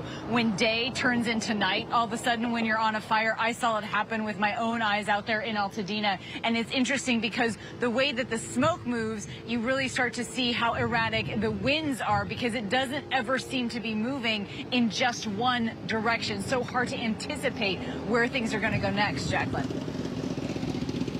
Yes, absolutely. And something else I want to point out is you talk about the fear that residents around here feel. Maybe they weren't in Pacific Palisades, but that smoke just carries so far. And I do want to point out so many areas are under mandatory evacuations or evacuation warnings. But what I want to emphasize to the people at home, maybe to those who do not live here, is that when that happens, when there's a large swath of land that is under these evacuation warnings and orders, not only does it impact those residents, but the residents on the border border areas around that, because they're scared, given how strong these wind gusts are, that it just takes one wind gust to take any ember and spread the fire to a much farther part of the area. So, for me last night, I was reporting on this fire all day long, and then I get home. I live in a high fire zone, and so do you, Kana. And so I was actually frantically packing to-go bags, because while I wasn't under an evacuation order or a warning, I knew very quickly that one little ember could spread, and then the whole area could be up in flames. So that's why so many people here in Los Angeles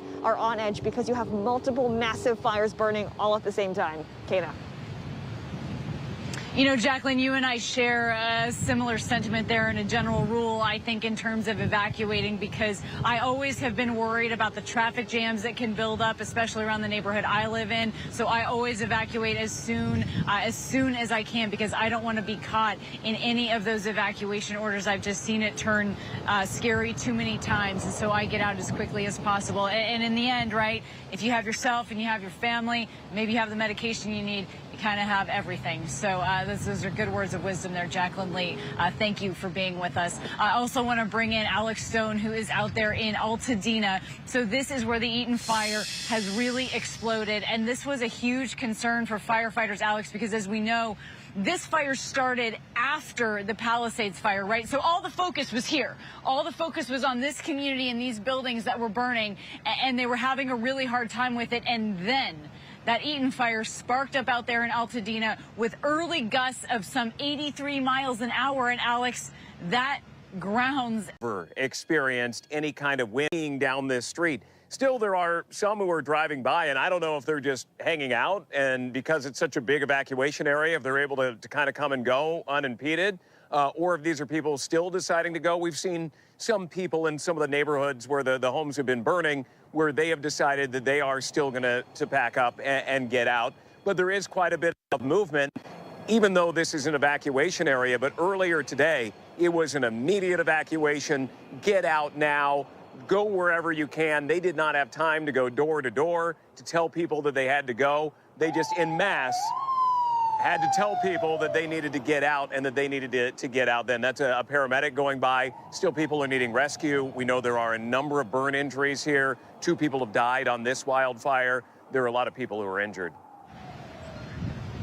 And that's hard too, because we know, Alex, that resources are stretched so thin in this moment that to send authorities out, even LAPD we know is helping as well, but to send them out to knock on doors and to urge people to leave, that's a use of resources that could be used elsewhere. Noting here that we're learning that it's now 1.5 million customers that are without power in California. And I think that that's an important note, because sometimes it is hard to get the information you need if you don't have power, if you don't have access to Wi-Fi. And so that's why it's so important to heed those warnings early and often. And Alex, I know that you were seeing and you were hearing from at least some first responders, it sounds like, that were trying to even save people from their homes. I know we saw several early reports this morning of people that might have been having a hard time getting out.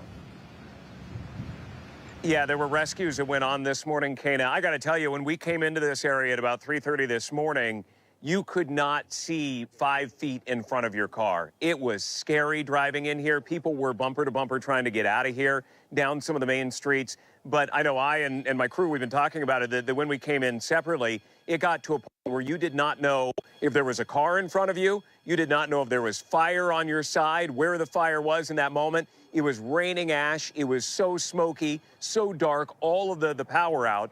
That created a problem for those who couldn't get out, who might live in canyons, down windy roads, the elderly. Firefighters had to go in and get them and help them to get out.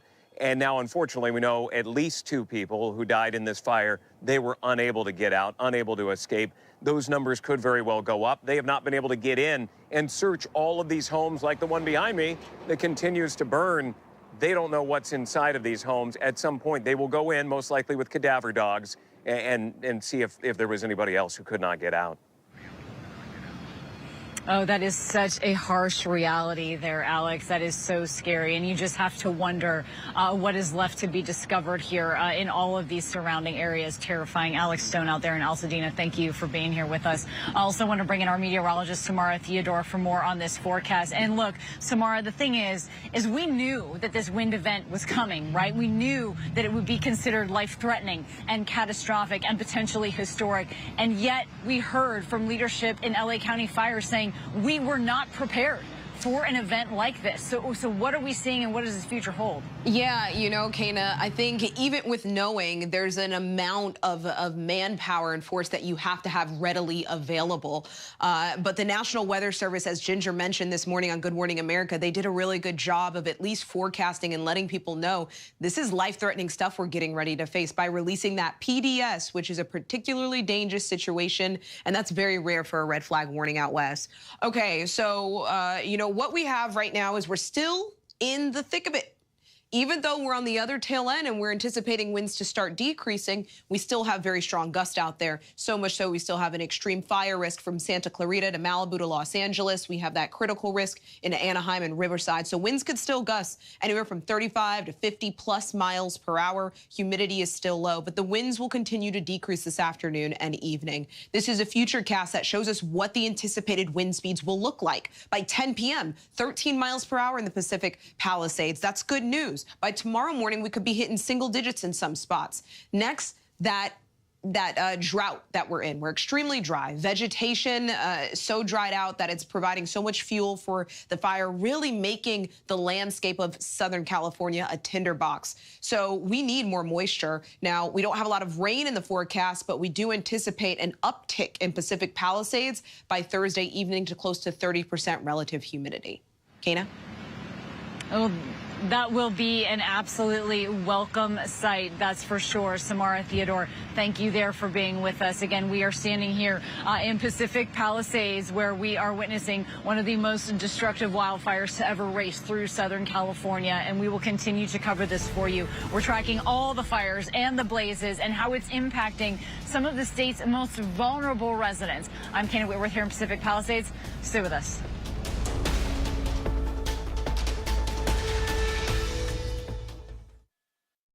Socks, underwear, and t-shirts are the most requested items in homeless shelters. Bombas was founded to help, so for everyone you buy, we donate one. One purchased, one donated. It's a tangible act of kindness for those who need it most. Distributed by 3,500 giving partners across all 50 states. And with 140 million donations and counting, the impact is real. Visit bombas.com and get 20% off your first order. Wish you could show your kids the world? On a Disney Cruise Line vacation to Alaska, Europe, or the Caribbean this summer, you can. Let us help grant your summer vacation wishes today, because the time to show your kids the world is now. For the record, when was the last time you saw Cal Bradford alive? I walked the president to his room at 2204. Did you kill him? Xavier, is a part of you happy that Cal is dead? Yo, guys, you ready for the NFL playoffs? I got some ideas. What you got, Chad? High-stakes football needs a heightened experience. Weather in 4D. And here comes the snow. Feel the elements. Let's put cameras on every player. Hibachi vendors. What do you want? Shrimp. Okay, wait up. A third Kelsey brother. Pitcher in pitcher. In pitcher in pitcher. I've been pitching that hibachi thing for years. So you guys like my ideas?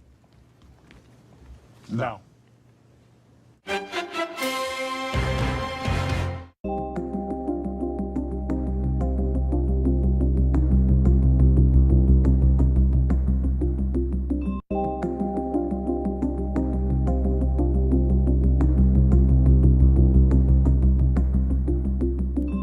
For the record, your name is Xavier Collins. Yes.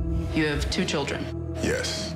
When was the last time you saw Cal Bradford alive? Agent Collins, have a seat. I walked the president to his room at 2204. When did you discover the body? At 8:01, that's when I found him lying next to his bed. Did you kill him? No. Is a part of you happy that Cal is dead?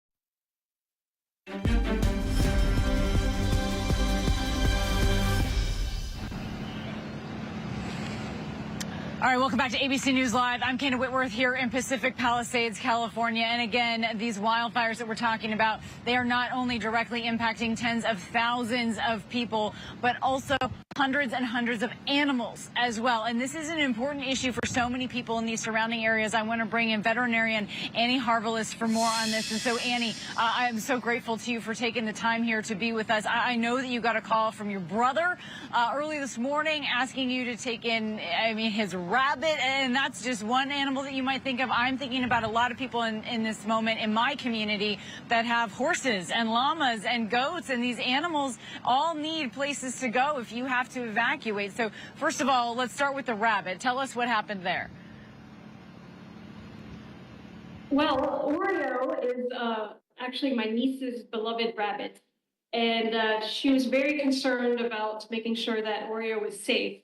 So it was actually yesterday in the morning that my brother contacted me and told me that he had to evacuate his house in the Pacific Palisades. They have a rabbit, a cat, and a dog. They were going into a hotel. They could only take the dog. So I took the rabbit and the cat. And I have them living in a veterinary hospital that we had recently moved out of. So it was actually vacant. And when I moved them in, I looked around at the different exam rooms that were empty, and I thought, we can help here. There's a lot of people that are probably in the same situation my brother is in. So that's when I started getting the word out that we could take in some animals. Wow. And so tell us about how people are responding to that, because I also know, again, within my community, as everyone's evacuating, people are trying to help each other figure out where they can go with their horses, especially those large animals. I know that there's even a transport issue for some people with those large animals. And then, as you mentioned, if you have to go to a hotel, the hotel I'm at right now, there's dogs everywhere. They're clearly letting people in with their dogs, but maybe not some of those other animals. So can you tell us a little bit about who is coming out to you right now? Who's reaching out to you? It seems like a lot of people, most people that are reaching out to me are reaching out to help, which is pretty amazing. It's a fantastic thing that we're finding, that so many people are reaching out and wanting to help. I'm saying there's probably like a 50 to 60 to 1 ratio between the people who are contacting me to help versus the people who actually need help. So it's good to see that so many people are trying to help us. And also that a lot of the hotels and different boarding facilities for people are accepting some of the pets. The people that are really needing our services in this abandoned veterinary hospital are the ones that do have multiple pets. Because like you were saying, if you have a dog or if you have a cat, it's easy to find a hotel that will take them. But for some people that have 5 or 6 pets, 8 or 9 cats, or maybe a small rescue, they really don't know what to do with their animals. And they were showing up at our veterinary hospital last night with cars just full of dogs and cats. Well, Annie, thank you so much for all of that work you're doing, and we know it goes so far, and we're so grateful to you. Annie, thanks for being here with us. And I let our chief national correspondent, Matt Gutman, sneak in this shot with us, everybody. First of all, the work that you've done is incredible. I know that you are personally impacted by things that you're seeing here in this community, specifically in Pacific Palisades, but you can also allude to what she just talked about, how challenging it is to try to make a plan. I know you didn't have to evacuate yet, right? But as you make those plans, when you have your animals, there's all kinds of challenges that sometimes you don't think about until you're in that moment. Also because you're thinking about so many different things. Yeah, I'm going to stand really close so you can hear on my mic. There are all these factors you have to think about, right? Personal safety, your animal safety, the food, how you carry them, where you're going to go, how you're going to keep them. Will a hotel, if you have to stay in one, or a shelter, allow you to stay with them? So it's super complicated, and yesterday we found ourselves, like you, planning to evacuate. We didn't have to, but the kids had to get a go bag ready. And I was a little frazzled, I admit. Like, I talk about this all the time on air. I kind of always have my go bag, but when it has to be all of your earthly possessions, it's much more complicated, doubly so when it's your loved ones who can't talk and it's your pets. Yeah, absolutely. And in terms of the things that we took, it was so ridiculous, Matt. I left with my sourdough and my kids' library books. Those are the important things. Yeah, and then I got worried about their Legos, you know, their Lego that I didn't bring with me. So it weighs on parents, and hopefully our little kids will keep us going. My sure are really adventurous in this moment, and it's keeping me going. Mine were a little freaked out last night, I have to say. I'm glad that yours were adventurous. They were scared.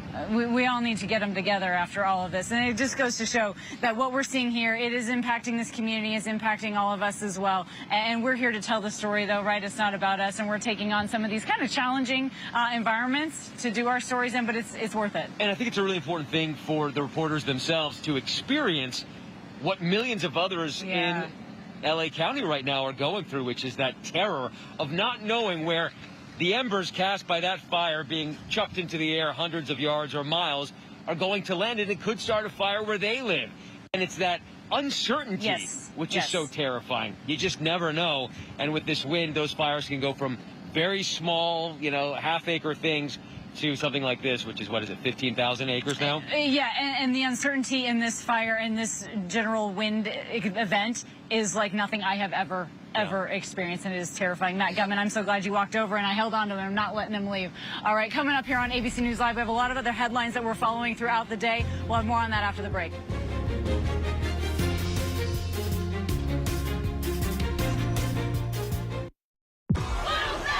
Extreme Makeover Home Edition, Thursday on ABC and stream on Hulu. It's lunchtime in America, so what are we serving up? Well, how about everything you need to know? Your health, your money, breaking news, pop culture, with the biggest stars, music, trends, and of course, good food. It's all coming up on GMA3. You're gonna love it. We'll see you then. GMA3, what you need to know. A third hour of GMA in the afternoon. So join us, afternoons. For everything you need to know. I love that. Me too. There's never been a path to a national championship like this. And in the end, one team will have done something no team has ever done. The College Football Playoff National Championship. Monday, January 20th, 7:30 p.m. on ESPN. Let's get this done. Being a cop is stressful. Every year on the job is different. You never really stop being a rookie. Work smarter, not harder. The news never stops. From Tampa, we are here tonight as Hurricane Milton has just made landfall. The surge just keeps coming up. Right on the border between Ukraine and Russia. In downtown Tel Aviv, rockets or missiles coming in. ABC News Live everywhere. We're not far from where this rally took place, so just stick with us here. Here in London. From the front lines. Off the coast of Gaza. Wherever the story is. We're going to take you there. You're streaming ABC News Live. ABC News Live. You're streaming ABC News Live. ABC News Live, streaming free everywhere. What's good to watch, read? Where can I get a great deal on what I'm just dying to buy?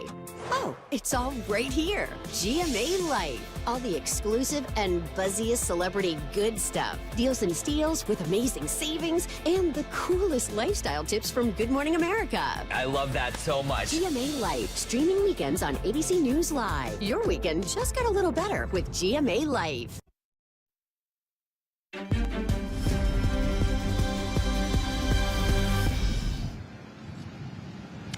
All right, welcome back. I'm Kana Whitworth, and we are live here in Pacific Palisades, California. We're not only tracking this wildfire, but several others. In fact, I just got a message about yet another new start here in Southern California that is deeply, deeply concerning as this wind event is far from over. But we also want to talk about the other things going on in this country. We want to check in with our ABC News' Elizabeth Schulze. She's in Washington, D.C. for us with all of those other headlines. Elizabeth, thank you for being with us today. And Kana, thank you for all of your reporting and for bringing this deeply personal story to us in such a vivid way. Let's get to some news here in Washington. For the first time since winning the 2024 election, President-elect Donald Trump is headed back to Capitol Hill within the hour. He's set to meet with Senate Republicans on how to advance his ambitious agenda once he takes office, which is now just 12 days away. ABC's Perry Russum is tracking this for us on Capitol Hill. Perry, you know, Trump has said Republicans are working on this powerful bill to enact his agenda. What do we know about this meeting that'll take place tonight? Yeah, so it's all about getting Republicans on the same page, but Trump himself is even open to the idea of not doing this in one bill, but breaking it up into multiple bills as long as he gets something like immigration passed first. So right now they're looking at two different options. Get it all done in one bill, which could take some time, or break it up into multiple bills and pass something first off the top and then focus on some of the more complex issues down the road, something like tax reform, things like that. That is what Senator John Thune, the new majority leader, is pushing for, but House Majority Leader sorry, space there for a second. House Speaker Mike Johnson, he is more in favor of the idea of doing it all in one bill, and he says he is confident they'll have the ability to get it all done, get everything, all the different Republican leadership in line, get everybody agreeing in the next couple of days in terms of what they want to do. And he's kind of likening this all to a football team where you have Trump as the head coach calling the plays and then Mike Johnson being the quarterback. So at the end of the day, whatever Trump wants to get done, that's what Mike Johnson has to do, Elizabeth. Harry Russum tracking this for us on Capitol Hill tonight. Thanks so much. Also on the Hill, Americans are paying their respects to former President Jimmy Carter. His body lying in state in the Capitol Rotunda before tomorrow's state funeral service here at the National Cathedral. ABC News White House correspondent Mary Alice Parks joins us for more on this. Mary Alice, talk about the plans for this state funeral tomorrow for former President Carter. Yeah, Elizabeth, we expect that President Biden will deliver a eulogy, but that it will be a bipartisan affair. This was important to former President Carter. And interesting in this moment, of course, you're talking about President-elect Trump. He has been a constant critic of former President Carter, but he will be there, he says, at the service paying his respects as well. And we know that a family member from former President Ford's family will also be there and taking part in the ceremony. This was so interesting to me that Carter and Ford, obviously two men on two different sides of the aisle who ran against each other, stayed close personal friends after they left office. Carter spoke at Ford's funeral. Ford's family wants to be represented there to pay their respects to Carter as well. I imagine it'll be a celebration of his life like we've seen all week, talking about his time in the Navy, of course, his time after leaving office, the work he did around the world. A solemn affair, but no doubt a celebration too. Elizabeth. And what a moment to watch all of those different presidential legacies together in one place. Mary Alice Parks, thanks so much. The news never stops. We have a lot more coverage of the deadly wildfires in Southern California. Stay tuned. That's right after the break. What the biggest companies deliver is an exceptional customer experience. What makes it possible is unmatched connectivity and 5G solutions from T-Mobile for Business. T-Mobile connects 100,000 Delta Airlines employees, powers Tractor Supply's stores nationwide with reliable 5G business internet, and partners with PGA of America on game-changing innovation. This is how business goes further with T-Mobile for Business. At the Disneyland Resort, the happiest place on earth, you'll find all kinds of happy. You can find the my dream is finally coming true kind of happy. The I just found my new favorite treat kind of happy. You can also find that woohoo kind of happy. There's the teaming up with my hero type of happy. And the we are never going to forget this kind of happy. Come find your happy today, only at the Disneyland Resort.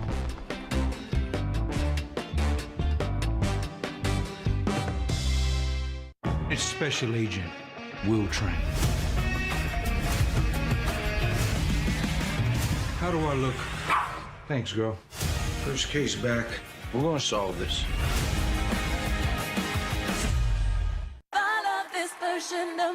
America's #1 most watched daytime talk show is ABC's The View. You all heard it here first. I love it. I'm there for it. Hot topics, political views. That's what we're about. Voices that matter.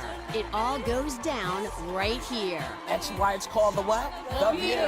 I love it. I'm all in. Second that. This is going to be must-see TV, and so much could happen. So you know how I like bugs? Well, let me show you all these new ones I learned about in A Real Bug's Life, too. It's delicious. Our cameras are getting closer than ever. I mean, how'd they even film that? Just because you're tiny doesn't mean your life can't be big. Oh, he's kind of cute now. A Real Bug's Life 2, streaming January 15th on Disney+. There's never been a path to a national championship like this. And in the end, one team will have done something no team has ever done. The College Football Playoff National Championship, Monday, January 20th, 7:30 p.m. on ESPN.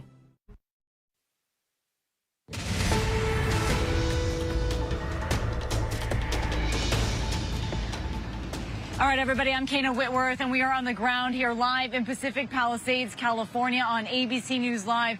Again, we are tracking one of the most dangerous fire situations in recent history here in Southern California. What we know so far is that at least 2 people are dead. Another is in critical condition as wildfires erupted all across Southern California. As you know by now, they have been fueled by those historically dry and windy conditions. Where we're at, again, this is the Palisades fire. And as I'm looking, I'm telling you, the smoke plume is rising yet again here. It has burned nearly 16,000 acres in the Pacific Palisades neighborhood, forcing tens of thousands of residents there to flee their homes to seek safety. At least 1,000 structures at this point are believed to have been destroyed in that fire alone. Then there's the Eaton fire, which is just miles away from this Pacific Palisades area. It's 30 miles east. It's in Altadena. And our latest numbers on that is that blaze has scorched more than 10,000 acres. It is moving very quickly, destroying everything in its path, as you can see in that video. We're also keeping tabs on the Hearst fire northeast of San Fernando. At this point, they think it's burning about 700 acres. In all likelihood, it's more than that. Also, the Woodley fire erupting this morning near Sepulveda Basin in the San Fernando Valley. And I also want to let you know we just got word of a 5th fire. They're calling it the Lydia fire. It's out in Acton, California. At this point, that fire's small, 50 acres. However, what we're hearing from firefighters is that it's deeply concerning, that it's moving at a high rate of speed, very fast spread, and that immediately in just those 50 acres, structures are already threatened there, and yet a 5th fire burning now here in Southern California. And so it is really hard to believe as we stand here after an entire day of smoke and flames, we're still seeing flames in this Pacific Palisades area. And if we zoom a little bit to give you an idea of where we're at, this is a restaurant here that has burned, and I don't know if you can really see, but I can actually see flames sort of peeking through in another structure heavily damaged that way. So it's hard to see from this vantage point. They are all around us, and they are not dissipating. ABC News' Jacqueline Lee is also in Pacific Palisades. She's down the hill a bit from me. She's a little bit closer to the ocean. And so, Jacqueline, it appears for us up here at least, the winds have really kicked up, and the smoke all of a sudden a lot thicker here, Jacqueline. Oh, absolutely. And Kena, I want to show you this structure that is currently burning up on the hillside. It's very hard to see it right now because a massive smoke plume is covering it, but it is the fire is consuming that structure, just adding to the more than 1,000 structures already destroyed as a result of this fire. And this just goes to show, yes, this fire did break out yesterday, but because these winds have been gusting all over the place, it is so easy for an ember to fly and, create another fire somewhere else or reignite, a flame that may have gone out, Kana. So it is so incredibly dangerous. I also want to show you guys over here all these burnt out cars. The fire ripped through this area yesterday, all throughout the night. You can see multiple cars damaged, but what's so striking is the sun appears to be setting, and over here is the Pacific Ocean. On any other day, it would be a beautiful sight, but as you can see, it's this weird, ominous orange glow in the middle of this smoke cloud as a result of this Palisades fire that is just burning out of control. Kana. And Jacqueline, as you're talking about what you're seeing down there, we're sort of seeing a similar situation play out up here. I'm trying to put my mask over my mouth whenever I can because the wind has just kicked up on this side as well. And so you're seeing a plume on this side. You're also seeing a plume on this side. And it's so thick that it's sort of covering up the sun at this hour. And so, Jacqueline, we know the concern here is that residents, maybe if they're not directly impacted by flames or even an evacuation order, they're still impacted by smoke like this. It's widespread. Oh, absolutely. I mean, the smoke can carry for miles. So we've seen, yesterday, even though the fire was, focused on Pacific Palisades, we were up in Santa Monica, and you could see the smoke just being carried by all of that wind. And, speaking about people that are also impacted, in surrounding areas, when you have evacuation orders and you have evacuation warnings, there's also, you have to remember, those border areas, those border neighborhoods that may be in the clear for now, but because the winds are so erratic and the fire is so out of control, any of those homes can easily go up into flames. And so when you're up talking about the hillside where it's steep terrain and California has not, or Southern California has really not received any rain whatsoever. It is so dry. That makes it so easy for fires to erupt. It's why we have so many large ones burning right now, and is why residents are so concerned. Kena. As they should be. And again, we're not out of the woods yet on this, not even close. Jacqueline Lee down there near Will Rogers Beach, our thanks to you. Of course, we've also been very, very concerned about the fire that is burning out in Altadena, because again, this is a fire that started when the wind gusts were already at 83 miles an hour. The flames picked up, and then they clocked in a wind gust at 100 miles an hour. I mean, that is absolutely unprecedented, even for areas that know all too well what those Santa Ana winds can do. Our ABC's Alex Stone has been out there in Altadena. I know that, Alex, you were even just recently, as about half an hour ago, seeing new evacuation, at least efforts in the area. Yeah, people who were trying to get out, mainly because there were a number of homes that were burning and people were packing up and they were getting out. Let me just show you, and I mean, you can still see so many cars that are leaving, people who are in masks and they've got their cars filled up. Some of them seem to be like looky-loos that just want to be in the area that somehow got in. The streets are closed, but got in somewhere else, and that they seem to be videoing and driving around. But there are others who are trying to get out of here. Let me show you. This is when we talk about the pieces of debris that come raining down and the embers that are on fire. This fell a short time ago right by us, and this on fire landing somewhere would have started another fire. And that is the problem, the spotting that goes on half a mile, 2 miles down the road when something like this alive lands and then starts another fire. And that has been the problem that they have had here as firefighters have been trying to get ahead of it. But how do you get ahead of it when this is jumping ahead a mile or 2 miles ahead and starting another fire? The wind is relatively calm here right now. We don't really have any wind, nothing like early this morning. Still, there are a lot of fire resources that are coming in. There is still a lot of active fire. This home behind me has been burning for the last couple hours. They keep putting water on it. It flares up again, and now there is just an explosion of some kind in the house as well, which we've been hearing, by the way. A lot of these homes, whether it be propane tanks or ammunition going off, that they've been the street buildings that are burning there. So even minus the wind, still it is spreading building to building. Oh, that is really, really scary there, Alex. Thank you. And as you said that, we just had a computer blow right off the roof of a car here. So all the wind conditions are impacting everybody in all different kinds of ways. That's for sure. Alex Stone out there in Altadena, our thanks to you. Look, these wildfires, again, that are burning across Southern California, they have forced several school districts to close as well. So this is also impacting families. And joining me right now is the superintendent of Los Angeles Unified School District, Alberto Carvalho. Thank you so much for being here with us. And listen, I know it's been a busy day for you as well, not to mention here to folks watching, LA Unified School District is one of the largest in this country, right? Over 400,000 students from kindergarten to 12th grade. So I'm sure that it did not come lightly to you to make those decisions to at least modify, change, cancel classes within the district. So tell us what's going on. Well, thank you so much for the opportunity. Let me, first of all, commend the heroic work done by first responders in our community and our own staffs, principals, teachers, support staff, who reported to many of our schools to tend to our kids. But depending on the variety of conditions that have impacted our 700 square mile school district, huge jurisdiction, over a very short period of time, we're talking about a set of circumstances without precedent in the history of our school system. 4 different fires during a time of extremely high wind speeds that have taken soot, smoke, and ash throughout our community. As a result of that, specifically looking at air quality indices that exceeded that which is healthy or acceptable, we closed close to 300 schools this morning and placed 90 additional schools on a modified schedule.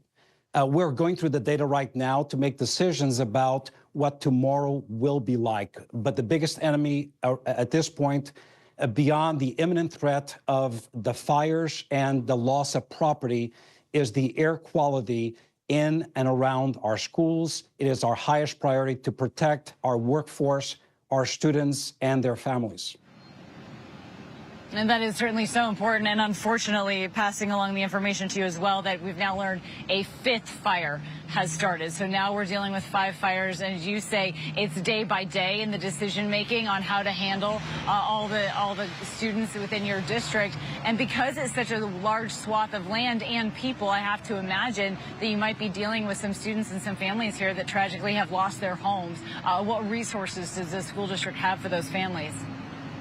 No doubt the social emotional support that we need to provide to our families, our students, and certainly our workforce will be activated very soon. In addition to that, we have received reports and we shall be surveying our workforce for the loss of property, loss of homes, and we will utilize community resources to facilitate appropriate housing, short-term, and at some point, a full resumption of normalcy to their lives. And look, it really gets worse. We have 3 schools in the Palisades area, 2 of which are elementary schools. I visited them this morning, surrounded by fire. These schools burned to the ground. We have a high school in the same area where 30% of the school was completely burned. So we're working with state entities and federal entities for the appropriate resources to rebuild these schools. But our first priority right now is bringing the support, the social emotional support, the financial aid, and the empathy that our students, their families, and our workforce require. Such a long recovery process, as you mentioned, with so many schools damaged, even potentially destroyed. I saw one go down this morning myself. Alberto Carvalho, thank you for taking the time to be with us today on ABC News Live. Thank you. Of course.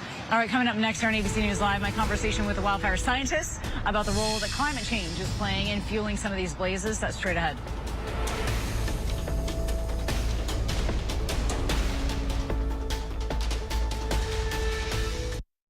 Once in a lifetime is never enough. Never enough. For all the joy, the love, the warmth, the brilliance. Diamonds, diamonds, diamonds. For all who love. Pandora, lab-grown diamonds. I'm starting to notice a trend where you expect to disappoint people. And when you do a good job, you never let yourself enjoy it or accept any praise. I guess that's true. It just feels safer or easier somehow if I expect the worst. I know it's hard right now, but the end of this chapter is the beginning of a new one. An opportunity for you to do what you like.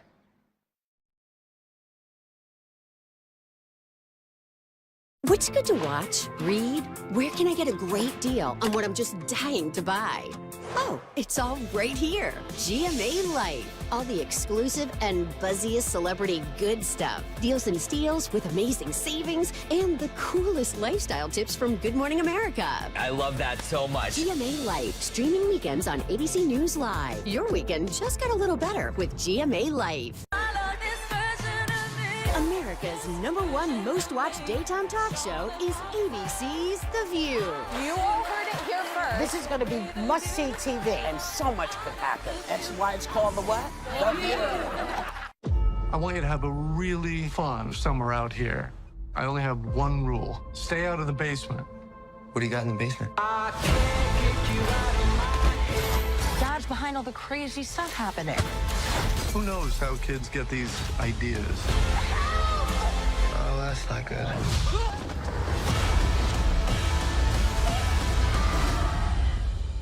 This is gonna be cool. Good luck, man. Are you serious? Don't dab him up. It's lunchtime in America, so what are we serving up? Well, how about everything you need to know? GMA 3, what you need to know. A third hour of GMA in the afternoon. So join us, afternoons. For everything you need to know. I love that. Me too. Wherever news breaks, it's so important to always remember that lives are changed. Getting you behind the stories as they happen. ABC News Live Prime. We'll take you there. Streaming free on ABC News Live. More Americans choose ABC News, America's #1 news source.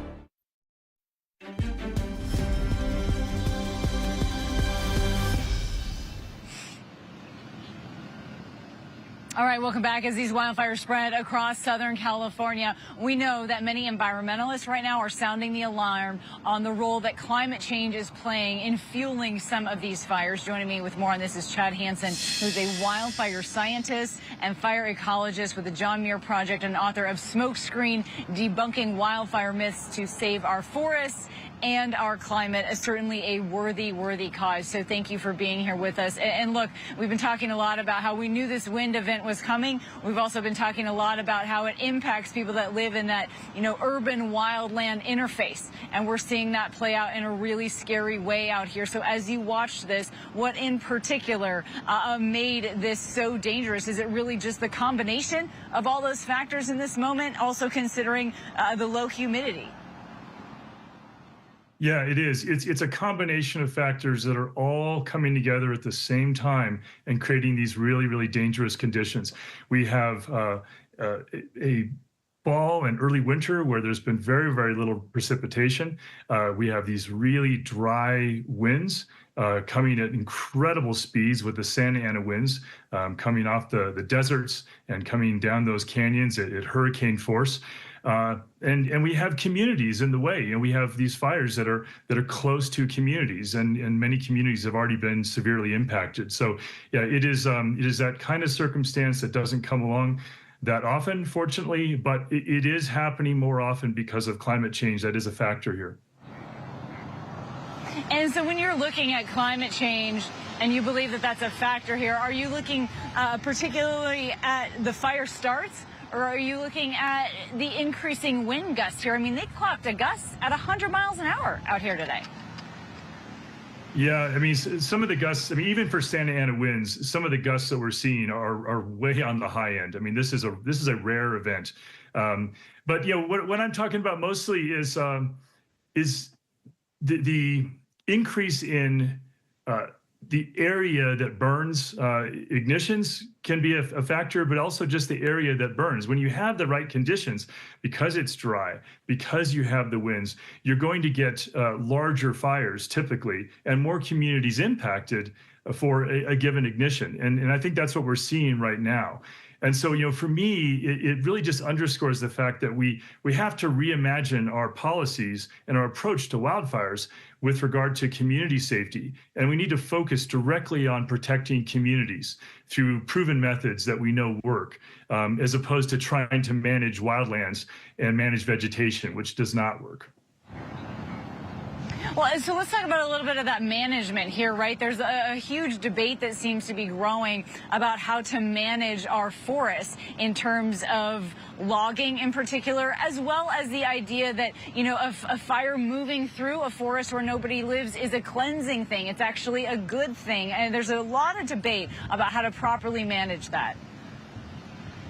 Yeah, this is a key thing. So our federal wildland fire policies really kind of came from the mid and early 20th century. And they came from this notion that fires are a forest thing. And if a forest is denser, it's going to burn more intensely. And so that's really where it's at. And if we can remove a bunch of trees from the forest, it'll stop the fires from reaching a town that might be many miles away. The problem is that the current science just doesn't support that. What it indicates is these are weather and climate events. They're driven by weather conditions, hot, dry, windy conditions, or at least warm, dry, windy conditions. And in fact, oftentimes removing trees from forests actually reduces the windbreak effect that a denser forest has, and allows the winds to sweep through the forest even faster and spread the flames faster, which means the fire reaches the town even faster. But the other factor is that most of the communities that are at greatest risk from wildfires, like most of those in Southern California, they're really not forest communities. They're not in the forest or even very close to a forest. They're in grassland or chaparral or oak savanna. And that's where the greatest risk is. And so really we're trying to kind of fit a square peg into a round hole, taking these mid-20th century policies and trying to fit them into a 21st century world where we have the climate crisis and communities in harm's way. Right, and especially when more and more people are moving into that wildland interface, and it's becoming more and more dangerous. Chad Hansen, thank you for being here with us today. We appreciate your time. And coming up next here on ABC News Live, we have some other headlines that we're following today, and we have more news for you right after this quick break. I'm Kana Whitworth in Pacific Palisades, and you're watching ABC News Live.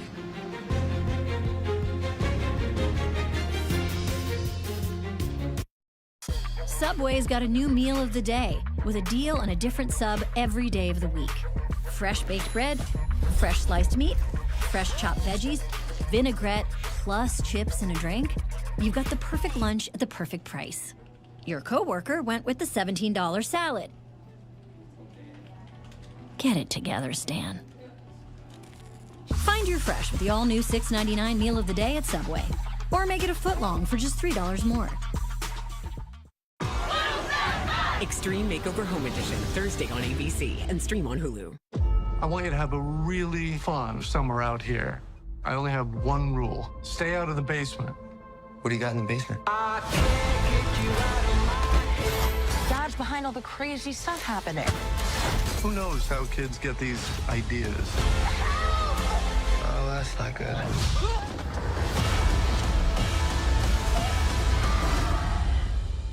This is gonna be cool. Good luck, man. Are you serious? Don't dab him up. The Disney Resorts Collection is the most magical place to stay at the most magical place on Earth. And with extra time at any of the 4 theme parks, why would you stay anywhere else? Start saving today. ABC's David Muir, the most watched newscast in America. More Americans watch World News Tonight with David Muir than any other newscast. Let's get this done. Being a cop is stressful. Every year on the job is different. You never really stop being a rookie. Work smarter, not harder. It's Special Agent Will Train. How do I look? Thanks, girl. First case back. We're gonna solve this. The news never stops. From Tampa, we are here tonight as Hurricane Milton has just made landfall. The surge just keeps coming up. Right on the border between Ukraine and Russia. In downtown Tel Aviv, rockets or missiles coming in. ABC News Live everywhere. We're not far from where this rally took place, so just stick with us here. Here in London. From the front lines. Off the coast of Gaza. Wherever the story is. We're going to take you there. You're streaming ABC News Live. ABC News Live. You're streaming ABC News Live. ABC News Live, streaming free everywhere.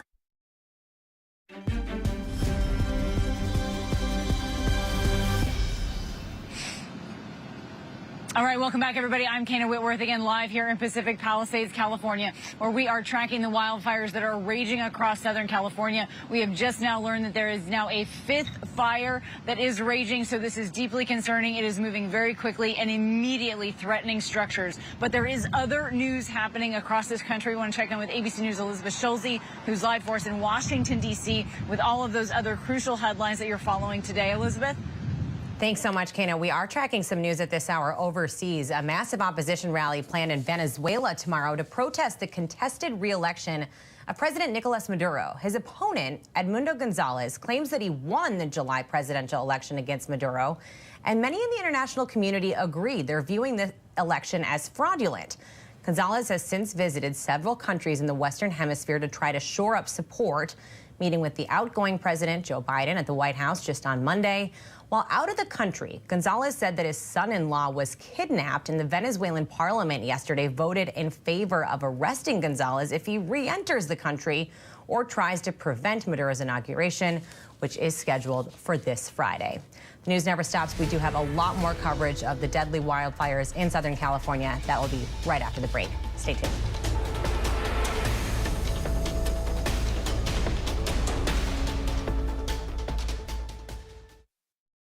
And can you see a number in the circle? 79.95. Want to try again? 79.95. I think you might be colorblind. I think you're missing the point. Get 2 pairs and an eye exam for $79.95 at America's Best. So you know how I like bugs? Well, let me show you all these new ones I learned about in A Real Bug's Life too. Whoa! Just because you're tiny doesn't mean your life can't be big. A Real Bug's Life 2, streaming January 15th on Disney+. Hey, good morning, America. Good morning, America. Good morning, America. You don't just see it, you feel it. I'm in. I'm in. I'm in too. I am in. I'm in. I'm in too. I'll be here. More Americans choose ABC News, America's #1 news source. Here you leave today and enter A world of galaxies. A world of speed.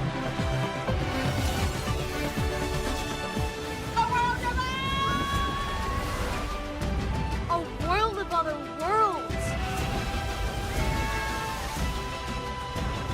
for whatever you love. Infinite worlds await.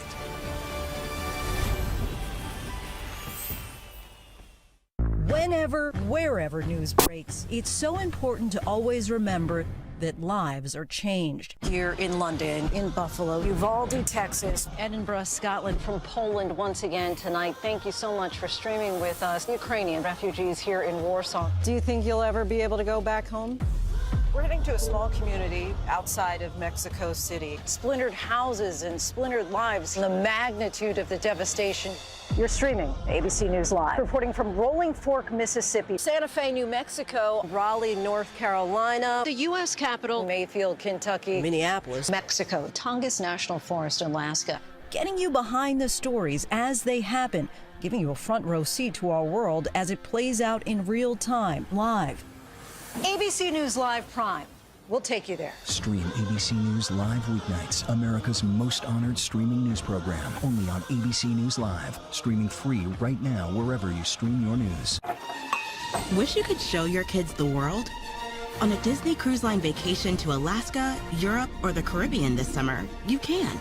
Let us help grant your summer vacation wishes today, because the time to show your kids the world is now. David Muir, ABC's World News Tonight, the most watched newscast in America, and honored with the Emmy Award, winner for Outstanding Live News Program. More Americans watch World News Tonight with David Muir than any other newscast.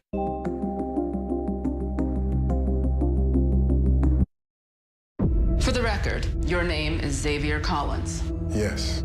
You have 2 children. Yes. When was the last time you saw Cal Bradford alive? Agent Collins, want to have a seat? I walked the president to his room at 2204. When did you discover the body? At 801, that's when I found him lying next to his bed. Did you kill him? No. Is a part of you happy that Cal is dead?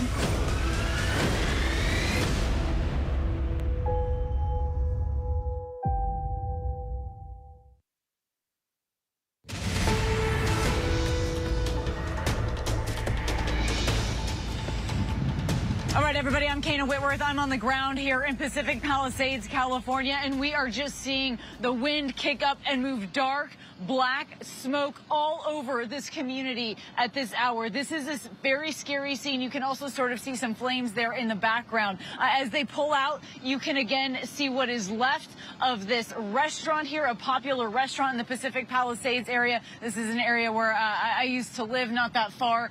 My boys were babies when we were here, and so I have memories of them being babies. And in fact, they used to do a farmer's market as these fire trucks are rolling through. They used to do a farmer's market right over there, and I have these memories of them in a stroller in that farmer's market. And this is something that so many people are struggling with in this moment. In fact, as we came on the air, I just got a text from a friend who said every single person she knows in Pacific Palisades lost their home. So that just goes to show you how much this is impacting even people that don't live here. The other thing that we're learning at this hour is there's yet another fire that has started. That means we are dealing with at least 5 serious fires, and they are now deadly as well, and that death toll is rising. It is also rising to 5. 5 people are dead. 1 person is in critical condition as wildfires erupted all across Southern California. Again, they have been fueled by these really historic winds. They knew that it would be life-threatening, and it certainly was. We're also seeing historically dry conditions in the area as well. So you can see that box. Let's start with the Palisades fire burning in Pacific Palisades. That has burned nearly 16,000 acres at this point, and that's in this neighborhood where I'm standing. It forced tens of thousands of residents to flee their homes, to seek public safety. At least 1,000 structures at this point are believed to have been destroyed in that fire. And you have to think about not only the homes that were lost here, but the businesses as well. And then if we go to Altadena, that's the Eaton fire. So that's 30 miles east of here. And that blaze at this point scorching more than 10,000 acres. But that's the one that we're hearing from firefighters that they are deeply concerned about massive growth on that one. So we'll have to keep an eye on that acreage. But LA County fire officials are confirming that it's that fire, the Eaton fire, is where those 5 civilians died. We also are watching the Hearst fire that's northeast of San Fernando. It's said to be burning at least 700 acres.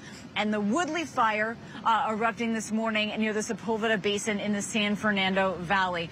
Again, as I mentioned, we learned of a new start here, a 5th fire. It's called the Lydia fire. That one erupted in the Acton area not that long ago. But right as it started, we were told by firefighters that it was threatening structures almost immediately, even at just 50 acres. So that's deeply concerning. We also are now learning that it's more than 1.5 million people are without power in California, as officials are desperately urging residents to follow those evacuation orders, keep themselves out of harm's way as these explosive fires are spreading with no signs of stopping. So it is a deeply, deeply concerning situation growing here in Southern California. I want to bring in ABC News' Jacqueline Lee. She's also in the Pacific Palisades area. And this is a part of land, right, that is sort of a big hill, and it winds down famous Sunset Boulevard, and it winds all the way down to the beach, exactly where Jacqueline is. And so, Jacqueline, what are the conditions like where you're at? Okay, now, as you guys can see, the wind is really picking up. We're actually seeing a lot more debris flying around, just to show how, scary things can change. But I do want to show you, we've been talking a lot about, if you look down Pacific Coast Highway, specifically up by the hillside, this is actually the most visibility we've seen all day. We've been reporting out here since 7 in the morning Pacific time. And to be honest, it's not even that visible, but it's more visible than it's been all day long. You can see there are structures still standing up there. I can't tell quite if the condition of those structures, but they are still there. And I will say, just a few hours ago, we saw multiple other structures that were just engulfed in flames. And I can show you, while, one structure can be burnt to the ground, another one could be fully intact. We saw that with the mountain fire in Camarillo. And the explanation for that is it's the embers that travel and where they want to land, and then ultimately where those fires grow, which is why you can see a home standing and another one completely destroyed. Over here, down here, we have some burnt out cars, and it's just, as the winds pick up, we're just seeing all of this smoke swirling around, and it's making it this hazy orange glow. Right over here, this is the Pacific Ocean. Where we are, Kana, for those who are not familiar with this area, this is a tourist destination. This is typically one of the most beautiful places in the country. And right now, as you can see, it's this strange sci-fi apocalyptic situation that no one has really seen before, especially in this area. So we're seeing a lot of residents, riding around on bikes, walking around, seeing it, taking it in. Many people wearing masks, but to be honest with you, we've been surprised. Some people have not. It is so difficult to breathe out here, Kana, and there's just layers of soot on everything. Kana. Yeah, you're not kidding. I'm trying to put my mask on in between commercial breaks here because it is really hard to breathe. And as you were talking about how popular that beach is where you're at, I was reminded, Jacqueline, that stretch of beach is really famous for shooting movies and commercials and things like that. So often, right, you're driving by and you're seeing entire movie sets set up on that area. But look, the truth of the matter in all of this is if you're not impacted directly by flames, even if you're not evacuated, you could be impacted in so many other ways. Like you mentioned, the smoke, but also we have several school closures in the area as well. What are the additional impacts that we're hearing from residents about? Of course, I mean, the biggest thing is no one knows where the fire is going to spread. This wind has been blowing 360 degrees. I mean, it has been coming from every single direction, and that is what is so scary, especially when your home is close to these flames or close to evacuation zones. Officials have been warning that the wind gusts were going to be up to 100 miles an hour over the last 24 hours. And last night, I'd say there were so many residents that were just terrified as to where that wind would blow. I mean, we saw it in Altadena with all those embers that were flying around and all of those reporters who were showing just all of the homes that were being consumed by the flames. And unfortunately, especially with the Palisades fire and with all the other fires burning in the Los Angeles area, they're not under control. There's simply not enough resources to tackle it right now.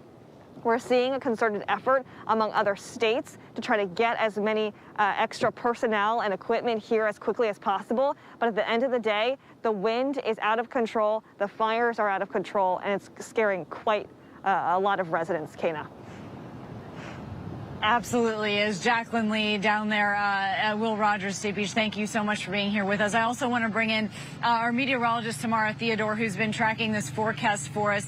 And so, Samara, it's really interesting as we're starting to see almost a bit of a clear sky now, but we are seeing the winds still pick up here. And I know that we've been watching the wind gusts, and we're concerned about how those are going to look here in the coming days, but also you've been really focused on the humidity as well. That's right, Kana. So these are major components and really lean to why we're seeing what we're seeing, that humidity, the winds. You know, we're still in the thick of it. We are on the other end of that bell curve. We should start to see the winds decreasing through tonight, but it's a process and we haven't completed the process yet. So winds are still gusty. Therefore, we still have an extreme fire risk for the areas in pink, which include Malibu. We still have a critical fire risk from Riverside to Anaheim.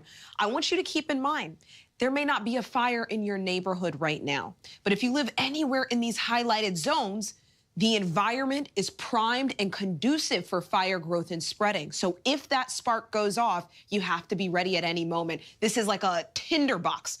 Wind gusts could reach higher than 60+ miles per hour. Still currently humidity levels between 5 and 15%. That's really critical. The good news is we do anticipate winds to decrease tonight into tomorrow. Wednesday, we push forward in time. Here we are at 10 p.m. tonight. Pacific Palisades, 13 miles per hour. We start to see these wind gusts reach the single digits. Wind speeds reach the single digits hopefully by tomorrow morning.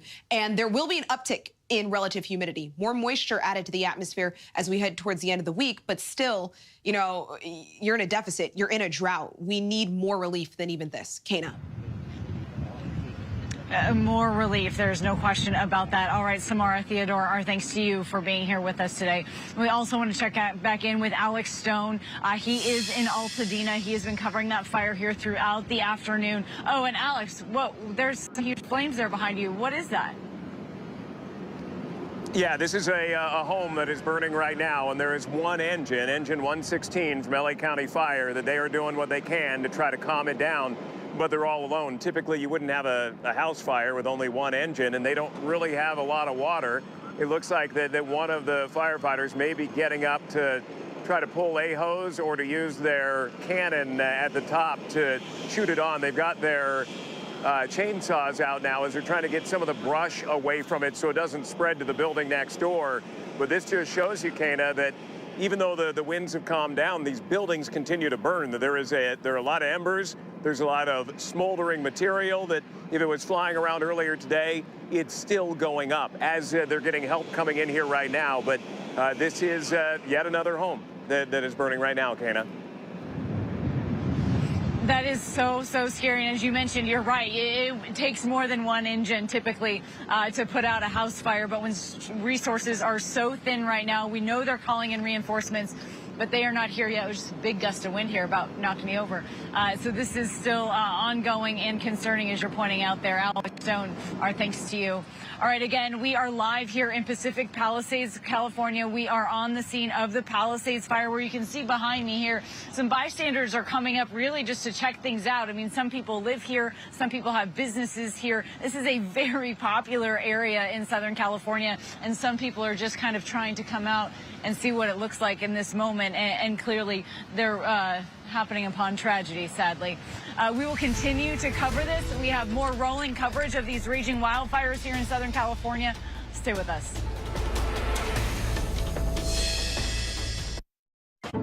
Businesses everywhere are turning to Gusto for payroll, benefits, and more. Save time. Save money. It's no wonder Gusto is G2's #1 product for small businesses. Get started for free at gusto.com. You ready for the NFL playoffs? What you got, Chad? Let's put cameras on every player. Weather in 4D. Hibachi vendors. What do you want? Shrimp. Okay, wait up. So you guys like my ideas? No. Is that my GTO? Somebody stole it 15 years ago. Hi, Dad. There's the thief. I need a place to stay until I figure out what the rest of my life looks like. So, a couple of days.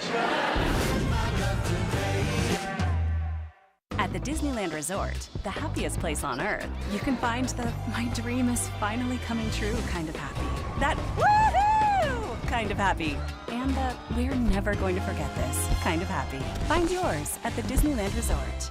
Hey, good morning, America. Good morning, America. Good morning, America. Are you ready? They are ready. Covering the biggest events in the country right now. There's a lot going on here this morning. You don't just see it, you feel it. I'm in. I'm in. I'm in too. I'll be there. I am here and so happy. I'm in. I'm in too. Michael, George, Clara, Ginger. For the record, when was the last time you saw Cal Bradford alive? I walked the president to his room at 2204. Did you kill him? Xavier, is a part of you happy that Cal is dead?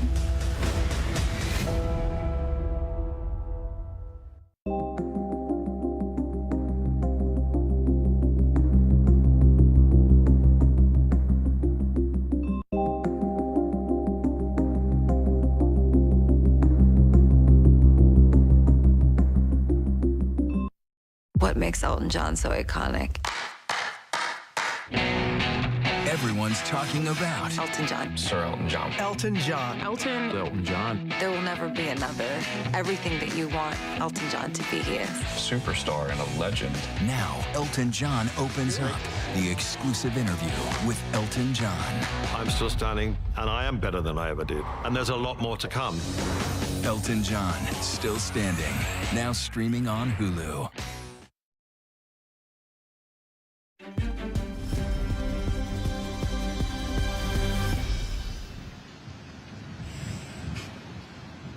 All right, welcome back. We have been monitoring an urgent evacuation order again underway here in Southern California as fire crews attempt to battle these raging blazes that at this point show no signs of slowing down, and neither does the wind. And you can tell from where we're standing just how windy it is.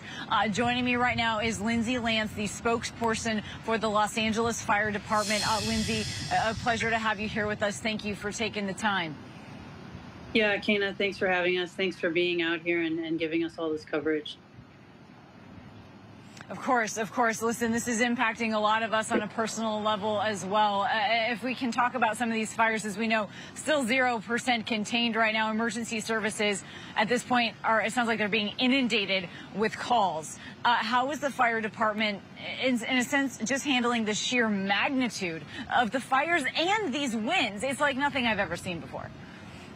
Yeah, at some level, we have to realize and be realistic about our situation, right? We have a limited amount of personnel. We have a limited amount of resources, ambulances, both here and back in the city. And in some instances, we've had to tell our citizens that, there's going to be a line, or that personnel may not get there as quickly as we normally would. Our call volume has increased. In addition to the fires, almost threefold. So we are overrun right now. We have a lot of agencies helping us, coming in from all over California and from the Western U.S., coordinated by CAL FIRE. We're extremely grateful for all of that help. But we are fighting against these winds right now that you're feeling, and still trying to prioritize life safety before we really have any hope of getting a handle on these flames right now.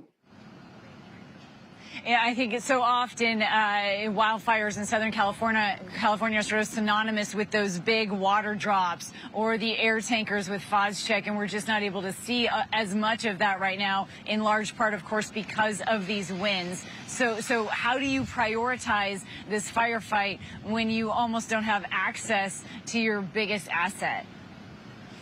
Yeah, you're absolutely right. So there's two problems there, right? Winds over 45 miles an hour pretty much ground all of our aircraft. the canyons that we're dealing with and the topography that we see out here in the Palisades and Malibu increase those winds. As they go through those canyons and chimneys, those winds get even faster. So it's even harder to get that aircraft out there. And in addition, any water that is dropped in winds like this is just dissipated. It doesn't do any good before it, by the time it reaches the ground, it's just turned into mist so quickly. So right now we are still focusing on evacuations. We're focusing on keeping people safe, preserving life, and then secondarily structures and property. Malibu this afternoon has taken an extremely hard hit. This fire is still moving both east and west, and we don't have a handle on it yet. And sorry, it was a little hard for me to hear. Which fire was that you just mentioned? That's the Palisades fire, but it has moved. Yeah, Malibu has been hit as of this afternoon. It's taken a very, very devastating hit.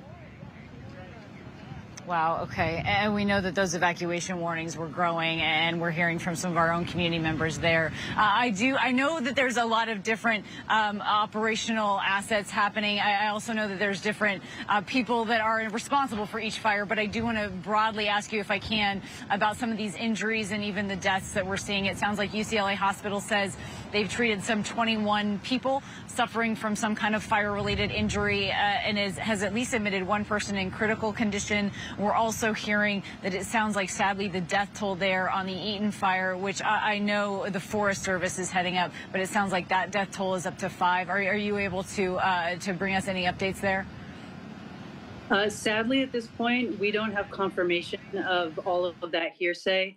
I can tell you that several people ended up on the PCH last night with burn injuries that had escaped the flames but needed medical attention. So those people were dealt with and treated and transported quickly.